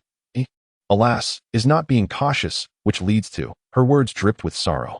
Mother, he wouldn't have, contracted. That would he? Yuerou's voice was filled with dread. Such matters are far too advanced for an innocent and pure young girl. Be cautious. Chen Qingyu murmured these words to himself. Suddenly, his thoughts drifted back to the girl he encountered recently on the steam train at dusk. He felt a peculiar premonition, reminiscent of a protagonist in a novel. Could it be that he meant be cautious in terms of traffic safety? Xiao, your thoughts are anything but innocent. Whom have you been learning from? Be mindful. Do not let your contaminated thoughts taint Chen's pure heart. Zhou Shuyun's voice carried her earnest admonitions to her daughter. Contamination? It is he who has sullied me. No, that's not right. It's not contamination. We didn't tea. Zunda did not kiss. Woe is me. Why can't I articulate this clearly? Yuerou's words grew increasingly nonsensical. As the conversation unfolded, she ultimately surrendered to her thoughts, burying her head in her hands and playing with her fingers in silence. Just moments ago, when it was mentioned that Chen Qingyu had tainted her, the young girl's thoughts inadvertently drifted to peculiar and strange realms. Contamination is not merely mental, it can also be. No, that is not to be spoken of. Did you know? That Lu Rini, like you, is studying abroad in Luan City. Originally, his life was quite pleasant. I heard he even had a cherry blossom girlfriend, and they were blissfully happy together. Zhou Shuyun sighed on the phone. Who would have known? Last week, an unexpected calamity befell us. He was struck by a car while leaving home at dawn. He is currently in the ICU, fighting for his life. His parents have flown to London, but they are unable to visit him. Fortunately, I heard just now in our parents' group that he has just awoken. It seems he has been saved. However, we cannot ascertain if he will suffer any long-term effects. Zhou Shuyun spoke earnestly, Xiao being abroad. You must exercise caution. Try to avoid going out at night and be vigilant about your safety in all endeavors. At that moment, Zhou Shuyun seemed to revert to the impression Chen Qingyu had of her during his childhood. She appeared a bit chatty, yet undeniably gentle. What left a profound impression on Chen Qingyu was how the Aunt Zhou he knew as a child seemed almost chameleon-like. She was often tender and considerate towards him, yet transformed into a fierce tigress when it came to her own daughter. At that time, he felt little of its significance. Now, upon reflection, it could very well be viewed as the affection a mother-in-law holds for her son-in-law. The main quest of courting the young plum blossom had suddenly become less daunting due to an unexpected hidden buff.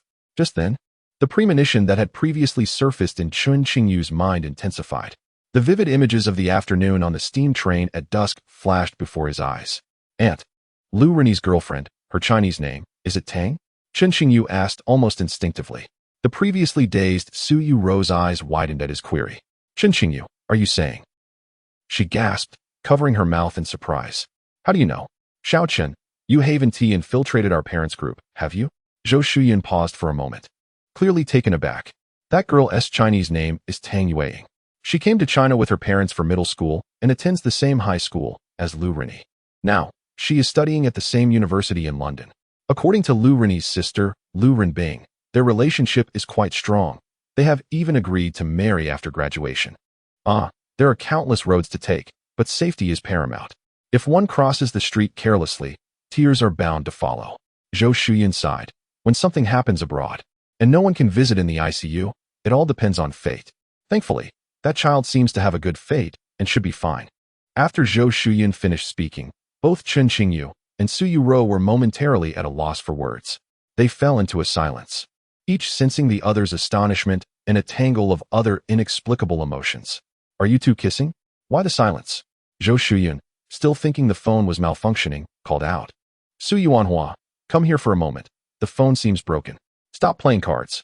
Mua, darling, hurry over. The atmosphere instantly grew even more peculiar. The expressions of Chen Qingyu and Su Yuetong appeared as if they had been petrified. The young girl's hand, tightly clutching her mobile phone, slipped from her grasp due to the overwhelming shock of Zhou Shuyun's recent words. Help? What on earth did she just hear? Mom, Chen Qingyu and I have something significant to attend to. I must hang up now. Su Yuetong, her face a mask of terror, could no longer bear to continue the conversation with Zhou Shuyun. In a flurry of panic, she hastily pressed the hang-up button on the screen. Chapter 96. A display of sincerity today. I have completely and freshly updated Aunt Zhou's character. After the call ended, Chen Qingyu felt a genuine sense of reflection. Previously, He had always believed that Su Yueyu's ever-changing persona as a beautiful girl was merely a product of her genetic mutations. However, it now seemed that there was indeed some hereditary influence at play. You think I'm not? I've never heard her speak like that. Su Yueyu blushed deeply. The recollection of the peculiar remarks made by Zhou Shuyun, such as dismissing safety concerns, made her feel utterly mortified. How could one not be cautious when with Chen Qingyu? Otherwise, she might find herself deceived into starting a family with him. As these thoughts swirled in her mind, her face turned crimson, nearly overwhelming her. She lowered her gaze, attempting to divert her attention by fiddling with her fingers. However, after learning about Tang Yueying and Lu Renyi's situation, the atmosphere in the small cabin had subtly shifted. That girl had acted for this reason. After a brief pause, Su Yueyu murmured softly, contemplating the previously perplexing behaviors of Tang Yueying, which now found their explanation. She was not merely out for leisure. Upon the train's arrival, she promptly boarded the return train to Luan City. Her journey was inspired by the long-standing legend of the Dusk Steam Train, which promised sincere blessings during twilight might bring unforeseen, yet significant fortune to one's loved ones. The person who occupied her heart lay in a coma in the ICU, and she had not even had the chance to visit him. Thus, Tang Yueying had resorted to this means to fervently pray for her cherished one. Perhaps, in the grand design of fate, there was a purpose behind it all. Chen Qingyu smiled as he gently stroked the girl's hair. After this incident, it seemed that their relationship had emerged unscathed, perhaps even strengthened. I just saw that my mother sent me news about this. Lu Renyi might truly be the protagonist of a novel. He fell into a deep coma from the accident. Yet there seemed to be no significant issues with his other organs or bones. Now that he has awoken, the greatest problem is resolved. Chen Qingyu's tone lightened. That's good. That's good. That girl seems so pitiful. Hee. That sounds like a perfect conclusion. A delightful smile spread across Su Yueyu's adorable face, her eyes twinkling with excitement. This outcome suggested that perhaps the blessing had been effective? If that were the case, then, could it mean that she and Chen Qingyu might soon embark on the pure and innocent journey of parenthood? Just as the shy girl began to exhibit a joyous expression, her countenance shifted back to one of terror in an instant. How is it that we arrive at such a splendid conclusion? Are there any grievances harbored within you? At that moment, Chen Qingyu's hand extended, rather aptly, to gently pinch the soft face of the young girl. However, this time, Su Yueyu did not resist, allowing him to playfully squeeze her cheeks. I have no grievances, Su Yueyu replied, blinking her eyes as her gaze drifted towards the window. The night deepened, revealing a sky adorned with countless stars. An unusual seriousness glimmered in the girl's eyes. I just feel that, Chen Qingyu, in truth, we are both remarkably fortunate. Exceedingly fortunate indeed. We have known each other since childhood, grown up together, and even with our parting, we have been granted the chance to reunite moreover. We are both healthy and complete. Wouldn't you agree? Su Yueyu's tone was one that Chen Qingyu seldom encountered, gentle and soft-spoken. After Zhou Shuyun had spoken of Lu Renyi, a wave of unease washed over Su Yueyu, but amidst that anxiety, she felt an overwhelming sense of gratitude. In every moment spent in a foreign land, Chen Qingyu, who often displayed a mischievous side yet proved to be exceptionally reliable in critical times, stood by her side. Throughout their time abroad, Su Yueyu had not felt a hint of insecurity. Living with Chen Qingyu provided her with an unparalleled sense of safety. Complete? Chen Qingyu ruffled the girl's hair, smiling as he remarked, "You still possess a way with words. Upon reflection, it holds some truth. Even if our innocent childhood bond has transformed into something more intimate, it remains untainted. What is the matter? I am simply an exceptionally beautiful girl." Su Yueyu huffed, her cheeks tinged with crimson. "Chen Qingyu, if you do not like me, you could keep your distance." The moment those words escaped her lips, her face flushed even deeper. Oh no, it seemed she had misspoken. She had intended to convey that she was not disliked, yet somehow, her words had morphed into an admission of affection. Before Su Yueyu could rectify her statement, Chen Qingyu made a movement that rendered her even more flustered. He subtly shifted his position, drawing closer to her, diminishing the already negligible distance between them.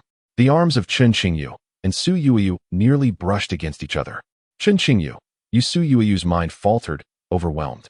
What was Chen Qingyu truly implying? Did he genuinely? It's simply that the left side of the room is rather chilly. So I inched a bit to the right. Chen Qingyu's voice softly resonated beside her ear, interrupting her spiraling thoughts. Chen Qingyu, you scoundrel. Yuerou exclaimed, her delicate fists pounding against his chest uncontrollably. Ugh, does Chen Qingyu truly mean what I think he does? If that is the case, it is not entirely out of the question, though it may be a bit forced, or something of that nature. Yuerou, our relationship remains pure and innocent, akin to childhood friends. Therefore, you must not overthink it. Chen Qingyu's lips curled into a smile. However, an opportunity is about to present itself before you. What opportunity? Yuerou asked, bewildered and dazed, her face flushed with warmth, as if her adorable little head might melt from the heat. It is the conclusion of the romance simulation class. I had previously inquired if you wish to elevate our relationship. This opportunity is singular, pass by, and it may be difficult to encounter another. Chen Qingyu's words seemed to whisper like a devil, echoing softly in the girl's ears and heart. Oh dear, it felt as if little kittens were scratching inside her. A delightful itch. Chen Qingyu, if you wish to elevate our relationship, you must at least show some sincerity, right? Am I not right?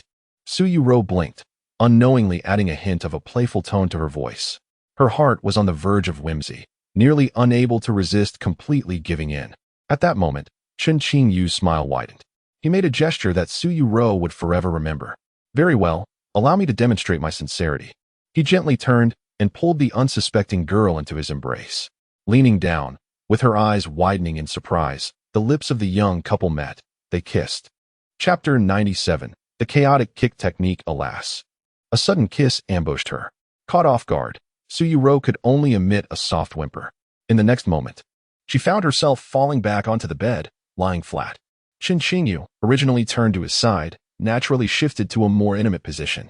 Yet, this kiss did not cease.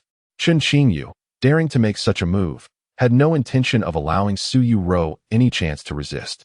Despite the girl's cheeks flushing a deep crimson and her movements becoming restless, her petite feet flailing about, Chen Qingyu remained unfazed, allowing her to squirm. In silence, he savored the lingering sweetness of their lips. This time, he transcended the mere exchange of lips, venturing further into uncharted territory. However, just as Chen Qingyu sensed impending success, his expression suddenly stiffened, and he inhaled sharply. Yuerou, where are you kicking? His voice, tinged with surprise, anger, and pain, nearly cracked. This little kitten, when resorting to violence, was indeed formidable. I was kicking your stomach. I didn't hit anything. Yuerou, overwhelmed with guilt, stammered. She had indeed intended to kick his stomach, but in that moment, oh, no more recollections. The embarrassed girl covered her face, her small feet restlessly moving about, a blend of shyness and an insatiable yearning. Her delicate, rosy toes fidgeted awkwardly, inadvertently poking Chen Qingyu. Fortunately, it was merely a gentle nudge against his calf. You have quite the strength. Chen Qingyu, seizing the moment, lay beside Yuerou. While he had successfully executed his plan to kiss the little green plum, it was not wholly triumphant, as he had yet to breach the impenetrable fortress of her defenses against such affection. Of course, I'm formidable. Just see if you dare bully me again. Yuerou pouted defiantly. Suddenly feeling the emptiness of her nightgown, devoid of comfort, she slyly snatched the blanket from beside her, wrapping herself within it. Cowardly, she tucked herself under the covers. Chen Qing, you chuckled mockingly in her ear. I'm merely cold. It's not cowardice. I'm not afraid of you. With the large blanket as her shield, Yuerou's demeanor transformed into one of boldness. All right then, sleep like this tonight. Good night, Chen Qingyu declared, promptly switching off the room's lights, wearing an expression that suggested he was indifferent to whether or not she covered herself, given the warmth of the heating. Good night. No, wait. What do you mean by good night? Chen Qingyu, don't sleep. What will I do if you fall asleep? The once defiant little green plum was suddenly flustered. Chen Qingyu had only kissed her for 23 seconds.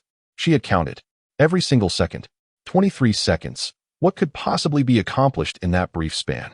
He absolutely, unequivocally could not have limited their encounter to just 23 seconds. Alas, it seems I have not been sufficiently embraced. Although it was indeed she who dismissed Chen Qingyu, regardless, it is indisputably his fault. Everything is his fault. Hee. Moreover, after the lights went out, it became dark and frightening. Shouldn't Chen Qingyu, at this moment, act like an exceptionally well-behaved bear and come over to embrace her? How could he simply fall asleep? What a scoundrel! Alas, he is a scoundrel who, after a kiss, fails to acknowledge his affection for the little green plum. I cannot sleep. What would become of you if I did? Chen Qingyu pondered. Your words are quite perilous. Do you comprehend how to punctuate? One question. Control Su Yuetong for 10 seconds. Ah, Chen Qingyu, you have indeed exposed your lecherous nature. Su Yuetong could no longer endure. He could navigate this treacherous path. The pure-hearted maiden was greatly astonished and instinctively employed her signature technique, Wing Chun, Yuetong's flailing feet technique. However, this time, Chen Qingyu was well prepared. He swiftly reached out and seized the maiden's proud kicking weapon. Let go of me. Not a chance. Release me, beg me, and I shall. Get lost. Never in this lifetime. Are you ticklish? I could provide. Ah, Chen Qingyu, keep your distance. The situation became exceedingly chaotic. Just as the maiden felt she might faint from embarrassment, Chen Qingyu finally smirked and released her. Su Yuetong was left with a psychological scar, now hesitant to employ her skills recklessly. Yet, she was also quite furious, her teeth itching with a desire to retaliate against Chen Qingyu. Fuming and feeling slightly wronged, she momentarily fell silent. Are you angry? After a brief silence, Chen Qingyu mused whether he had perhaps taken the teasing too far. In truth, he felt a tinge of nervousness. However, teasing the adorable, foolish little green plum was simply too delightful. Unable to help himself, he had momentarily lost control. In the darkness, after his words, his exceptional night vision allowed him to faintly perceive the moment his words fell. The maiden's long, beautiful eyelashes seemed to flutter slightly. Ah, indeed. She is merely pretending. Let her be angry. I shall sleep. With a smirk, Chen Qingyu turned to the side, deliberately regulating his breathing to become steady. Based on his understanding of Su Yuetong, even at her utmost limit of endurance, she could not possibly last beyond 20 seconds in such a scenario. 1 second, 2 seconds, 3 seconds, 19 seconds. Chen Qingyu, you are being excessive. The maiden, feigning anger, erupted in silence. What is it? You woke me. Chen Qingyu turned back, resuming his supine position.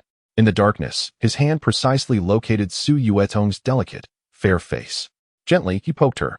You blame me for waking you. Just moments ago, you were not satisfied with a kiss. Su Yuetong's words were abruptly cut off.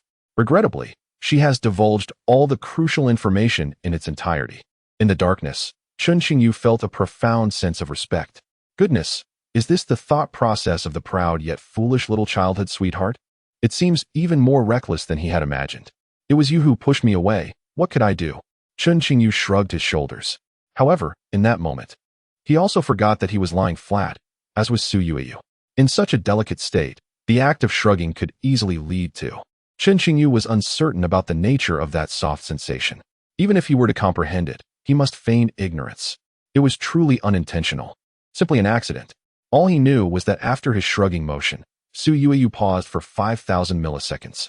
Then, she emitted a scream that nearly pierced his eardrum. Chapter 98. Good night, Chen Qingyu. Were you being intentional just now? No, you're lying. You were clearly deliberate. All right, I admit it, I was intentional. You scoundrel. Pervert. Fake. You. Sob, sob, sob. You only know how to bully people. Su Yuerou cried and fussed, completely giving up. Of course, she was merely pretending. The shy girl triggering a brand new life experience felt only a profound shyness, an overwhelming shyness that threatened to make her faint.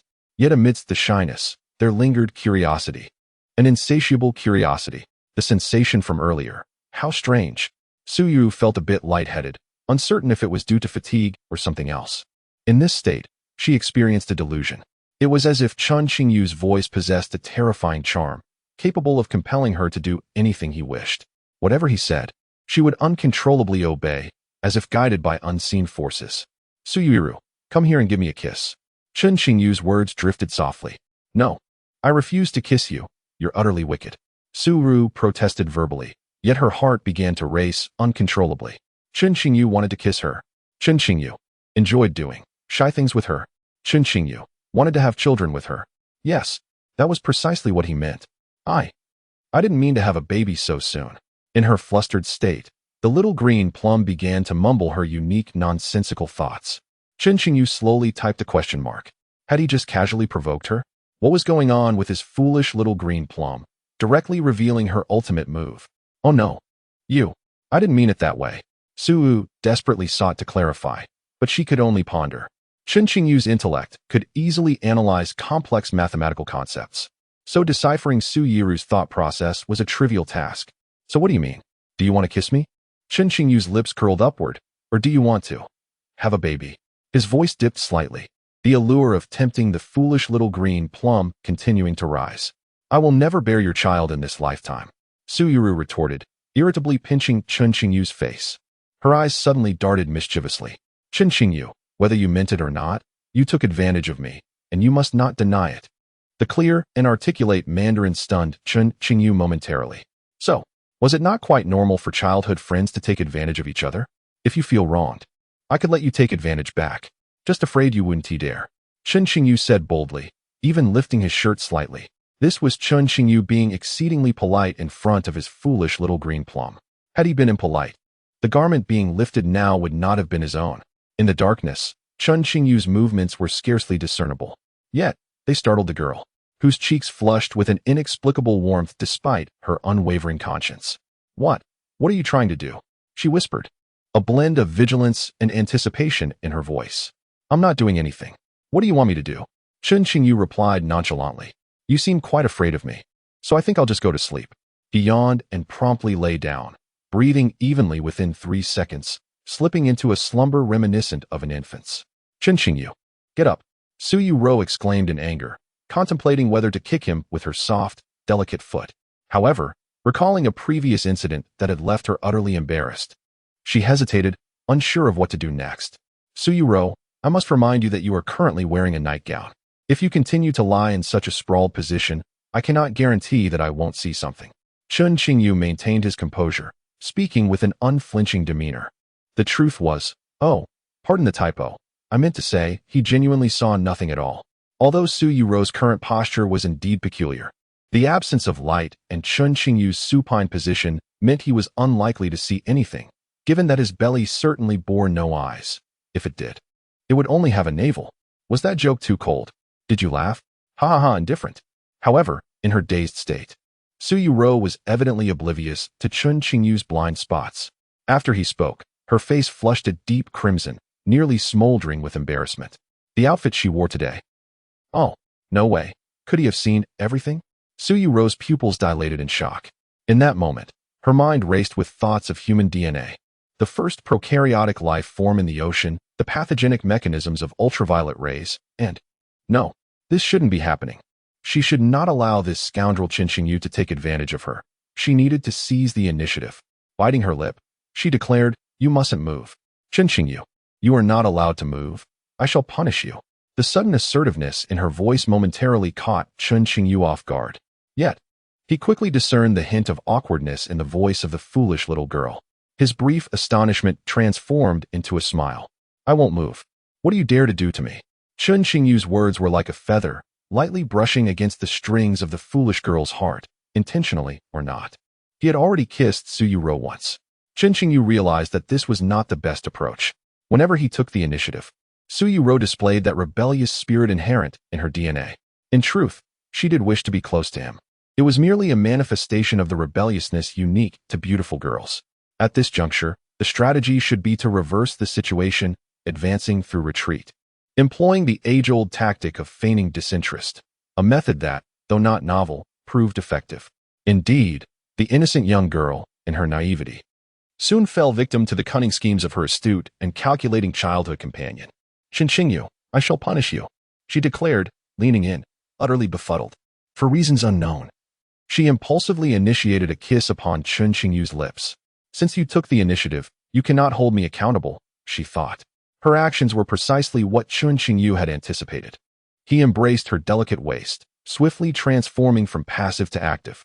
In the tender and enchanting atmosphere, this kiss between childhood sweethearts finally transcended some significant barriers. Long after, as they lay quietly entwined, drifting into a deep slumber, the lingering sweetness of their lips remained. Chen Qingyu, Wuwuwu, you bully me. No, wait, he. It is I who have bullied you. I am so sleepy, Chen Qingyu. Good night. The girl murmured softly in his arms, her words drifting like a dream. In the vastness of the wintry day, the small cabin was suffused with a gentle and sweet warmth. Chapter 99. It's all his fault for being so cooperative. Yuerou, over here. How's it going? Have you made any progress? As the time approached Christmas, It marked the final day of classes at London City University for the semester. Unlike the academic calendar abroad, the winter break typically commences before Christmas and lasts until the end of January. The semester's conclusion does not immediately entail final examinations.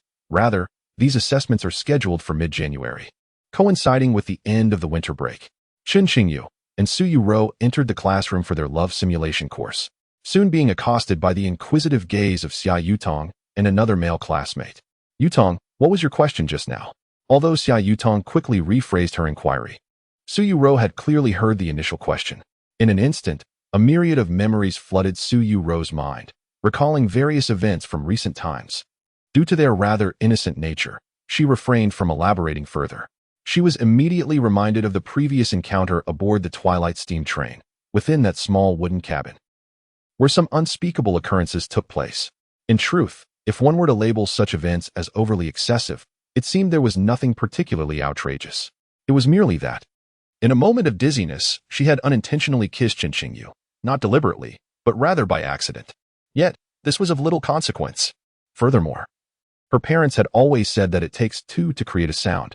Yuerou, being an astute and intelligent young lady, understood this well. If one hand cannot clap alone, then during a kiss, if only one person initiates a certain action, that too would be inadequate. Thus, it was not her fault at all. It was entirely Chen Qingyu's fault for being so cooperative. However, the unexpected recollections did not end there. What truly mortified her was the following morning, upon awakening. As Yuerou opened her eyes, she vaguely recalled having had an extraordinarily long dream the previous night. In this dream, she seemed to transform into the formidable Sun Wukong, the Monkey King, mastering his myriad skills and transformations, having trained for 2.5 years. Reflecting on that dream, it felt astonishingly real. She had exerted herself to the point of fatigue, her body slightly sore, particularly her hands. Then, as she groggily came to, the sleepy young woman froze in place. She discovered that her left hand felt as though it had been pressed for an extended period. Losing much of its sensation, she could barely discern that it seemed to be resting upon something. With a faint awareness, she extended her right hand to ascertain the position of her left hand. Then she discovered that her left forearm was firmly pressed by Chen Qingyu's right arm. Up to this point, everything seemed quite normal. However, the position of her hand was perfectly aligned, neither deviating nor misplaced. Yuerou could never forget that fateful morning when her cheeks flushed with a fiery crimson, and she let out a shrill scream that exceeded 100 decibels. That morning marked the zenith of Chen Qingyu's embarrassment, the most profound shade of red she had ever witnessed upon his face. Yet now, Chen Qingyu viewed this incident as part of her dark history. Whenever she attempted to hurl a verbal jab at him, he would retort with a reminder of that morning, suggesting she had taken advantage of him. What nonsense! It was merely an accident. Between childhood friends, such occurrences were not entirely unacceptable. In any case, it could hardly be deemed as her taking advantage of him. No, absolutely not. Yuerou had often employed this line of reasoning during their spirited debates. However, Chen Qingyu silenced her with a single remark. "Well then, if it doesn't count as taking advantage, shall I touch you?" His words laced with mischief. He audaciously swept his gaze over her from head to toe. Yuerou felt so embarrassed that she nearly fainted. From that moment on, she dared not mention the incident again. Upon returning to school, she was on the verge of selectively forgetting it entirely. Yet, when Xiaoqingmei inquired about the whole do or not do matter, she inexplicably found herself associating it with that event. Oh, how embarrassing. I mustn't dwell on this. Wait, no, in foreign contexts, it shouldn't be do, but rather make, right? Yuerou, a bit perplexed, lifted her head. I meant doing homework. Do homework. Xiaoqingmei wished to clarify that she was not such a lewd person. Unfortunately, her explanation fell on deaf ears. Chen Qingyu, however, remained indifferent. The childhood friend merely needed to appreciate the adorably shy demeanor of his little green plum, while the foolish little green plum had a plethora of thoughts to ponder. At this moment, the bearded Frank began to outline the concluding process of the class. Each simulated couple was required to share their emotional journey during this time, as well as excerpts from their simulated love diaries. This segment further validated the earlier formula. For Chen Qingyu had been forcibly dragged into the class by Yuerou. Since she had enrolled, she was obligated to pen numerous love diaries. Naturally, Chen Qingyu, having not enrolled, was under no such obligation. As for whether he had written any, only Chen Qingyu and the author who was less handsome than the readers beyond the screen, knew the truth. Yutong, who is that boy next to you? I've never seen him before. Yuerou suddenly expressed curiosity, glancing at the boy beside Xia Yutong, who was evidently also of Huaxia descent. On his attire, it was plainly inscribed, I am Huaxianese. My name is Zhou Mabai. Greetings, sister-in-law, the young man declared with a puffed chest and an air of bravado. Hello, hello. Yuerou began, but suddenly fell to dissonance. Who is your sister-in-law? I am neither in a relationship nor married. Why do you address me as such? The bashful maiden's face turned crimson in an instant. With a mix of confusion and shyness, her gaze involuntarily turned towards Chen Qingyu. Chapter 100. Acknowledging one's future wife. So what? He calls you sister-in-law, and what do you look at me for? Chen Qingyu observed the adorable reaction of the young girl, Xiaoqingmei, and inwardly reveled in joy. Yet, on the surface, he feigned a serious demeanor, as if genuinely surprised. Clearly, the plan was a resounding success. Although Yuerou had not explicitly brought her to the Civil Affairs Bureau, she now possessed a remarkably clear self-awareness. I wasn't looking at you. Who was looking at you? The girl, caught in the act, blushed deeply, wishing she could find a crevice to hide in. Well, sister-in-law, you saw correctly. Zhou Mabai scratched his head, saying, Qingyu, didn't you mention before that Xiaoqingmei would eventually be tricked into marrying you? A future wife is still a wife. And I believe calling her sister-in-law is perfectly reasonable. Zhou Mabai, with his handsome face and an endearingly naive expression, sincerely believed that honesty was his ultimate weapon. Indeed, his candid remark nearly left Chen Qingyu speechless. Ahem. Brother Zhou, without evidence, do not slander me. Chen Qingyu struggled to regain his composure, coughing several times before waving his hand dismissively. I certainly never uttered such words. This is all your imagination. Is that so? Zhou Mabai was momentarily taken aback, his face displaying a look of utter confusion, as if pleading for assistance. Chen Qingyu, do you know him? Upon hearing Chen Qingyu's denial, Yuerou felt a pang of disappointment. Boo-hoo, what's wrong with acknowledging him as my future husband? It's not as if him saying so means I must bear his children. Humph, stingy Chen Qingyu, so miserly. Yet, she couldn't voice that thought. If she said it outright, she would be giving herself away again. Wait, why was she even saying that? Yuerou, lost in her own convoluted reasoning, nearly became dizzy from her own introspective musings. Stammering, her face flushed, she lowered her head, reluctant to speak. We just met not long ago, Chen Qingyu smiled. Zhou Mabai and Chen Qingyu were from the same academy, and by chance, during an artist forum. Zhou Mabai was astonished to discover that the exceptionally talented young artist gaining recognition in the industry was indeed his schoolmate. Under such circumstances, they had become acquainted. Though Chen Qingyu had only exchanged polite pleasantries with him, it was evident that Zhou Mabai hailed from a privileged background and possessed commendable looks. He was also remarkably sincere in his interactions. However, his social skills were somewhat, not entirely outrageous.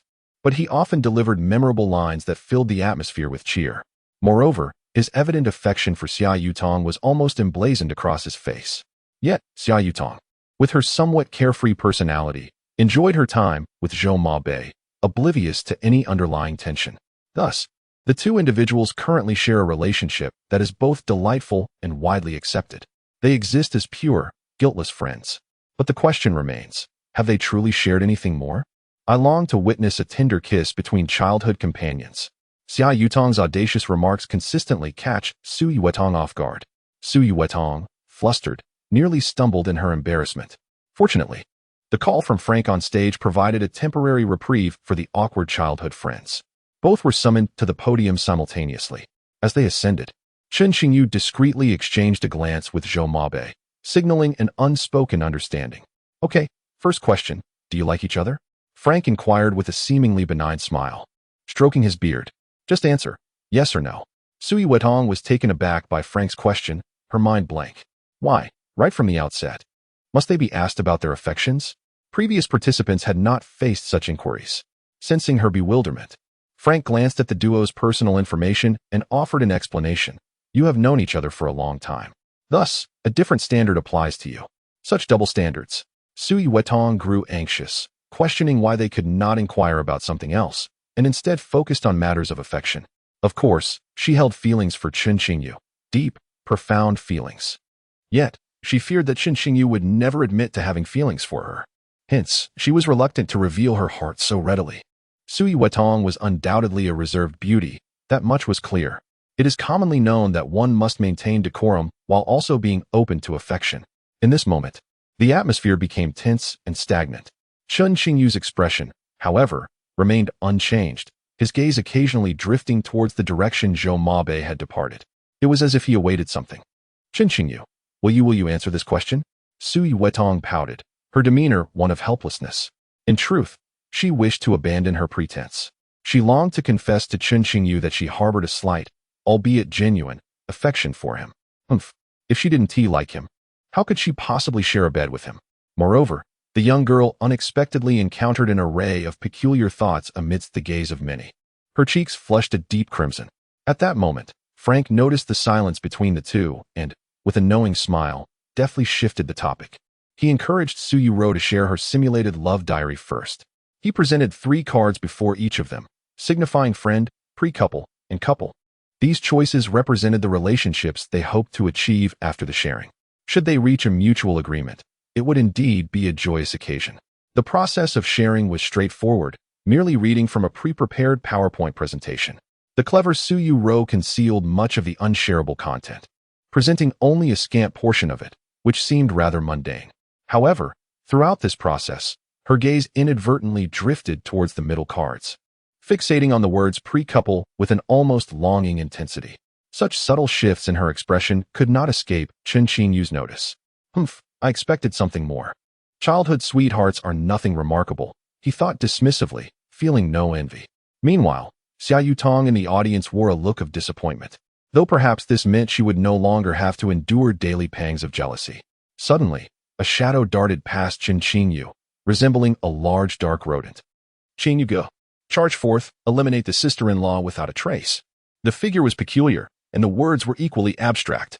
Amidst the myriad of puzzled stares, Chen Qingyu felt something in his palm, a smile gracing his lips. Zhou Mabe, though somewhat simple-minded, proved unexpectedly useful as an ally. Yuerou, regarding the question posed by the teacher earlier, I now wish to offer you an answer, Chen Qingyu declared, almost magically producing a bouquet of vibrant red roses from behind him. With a slight smile, he presented the flowers to her, capturing the young girl's dazed gaze. Through our recent interactions, I have come to realize that I may have developed a certain fondness for you. So, he picked up the card inscribed with pre-couple. Do you, perhaps, wish to explore the idea of elevating our relationship? Your devoted childhood friend will ensure you do not come to harm. Outside the classroom, a gentle ray of sunlight poured into the room. Amidst the fragrant scent of the crimson roses, the boy's voice resonated softly, each word akin to gentle bullets striking the heart of the fluttering young girl.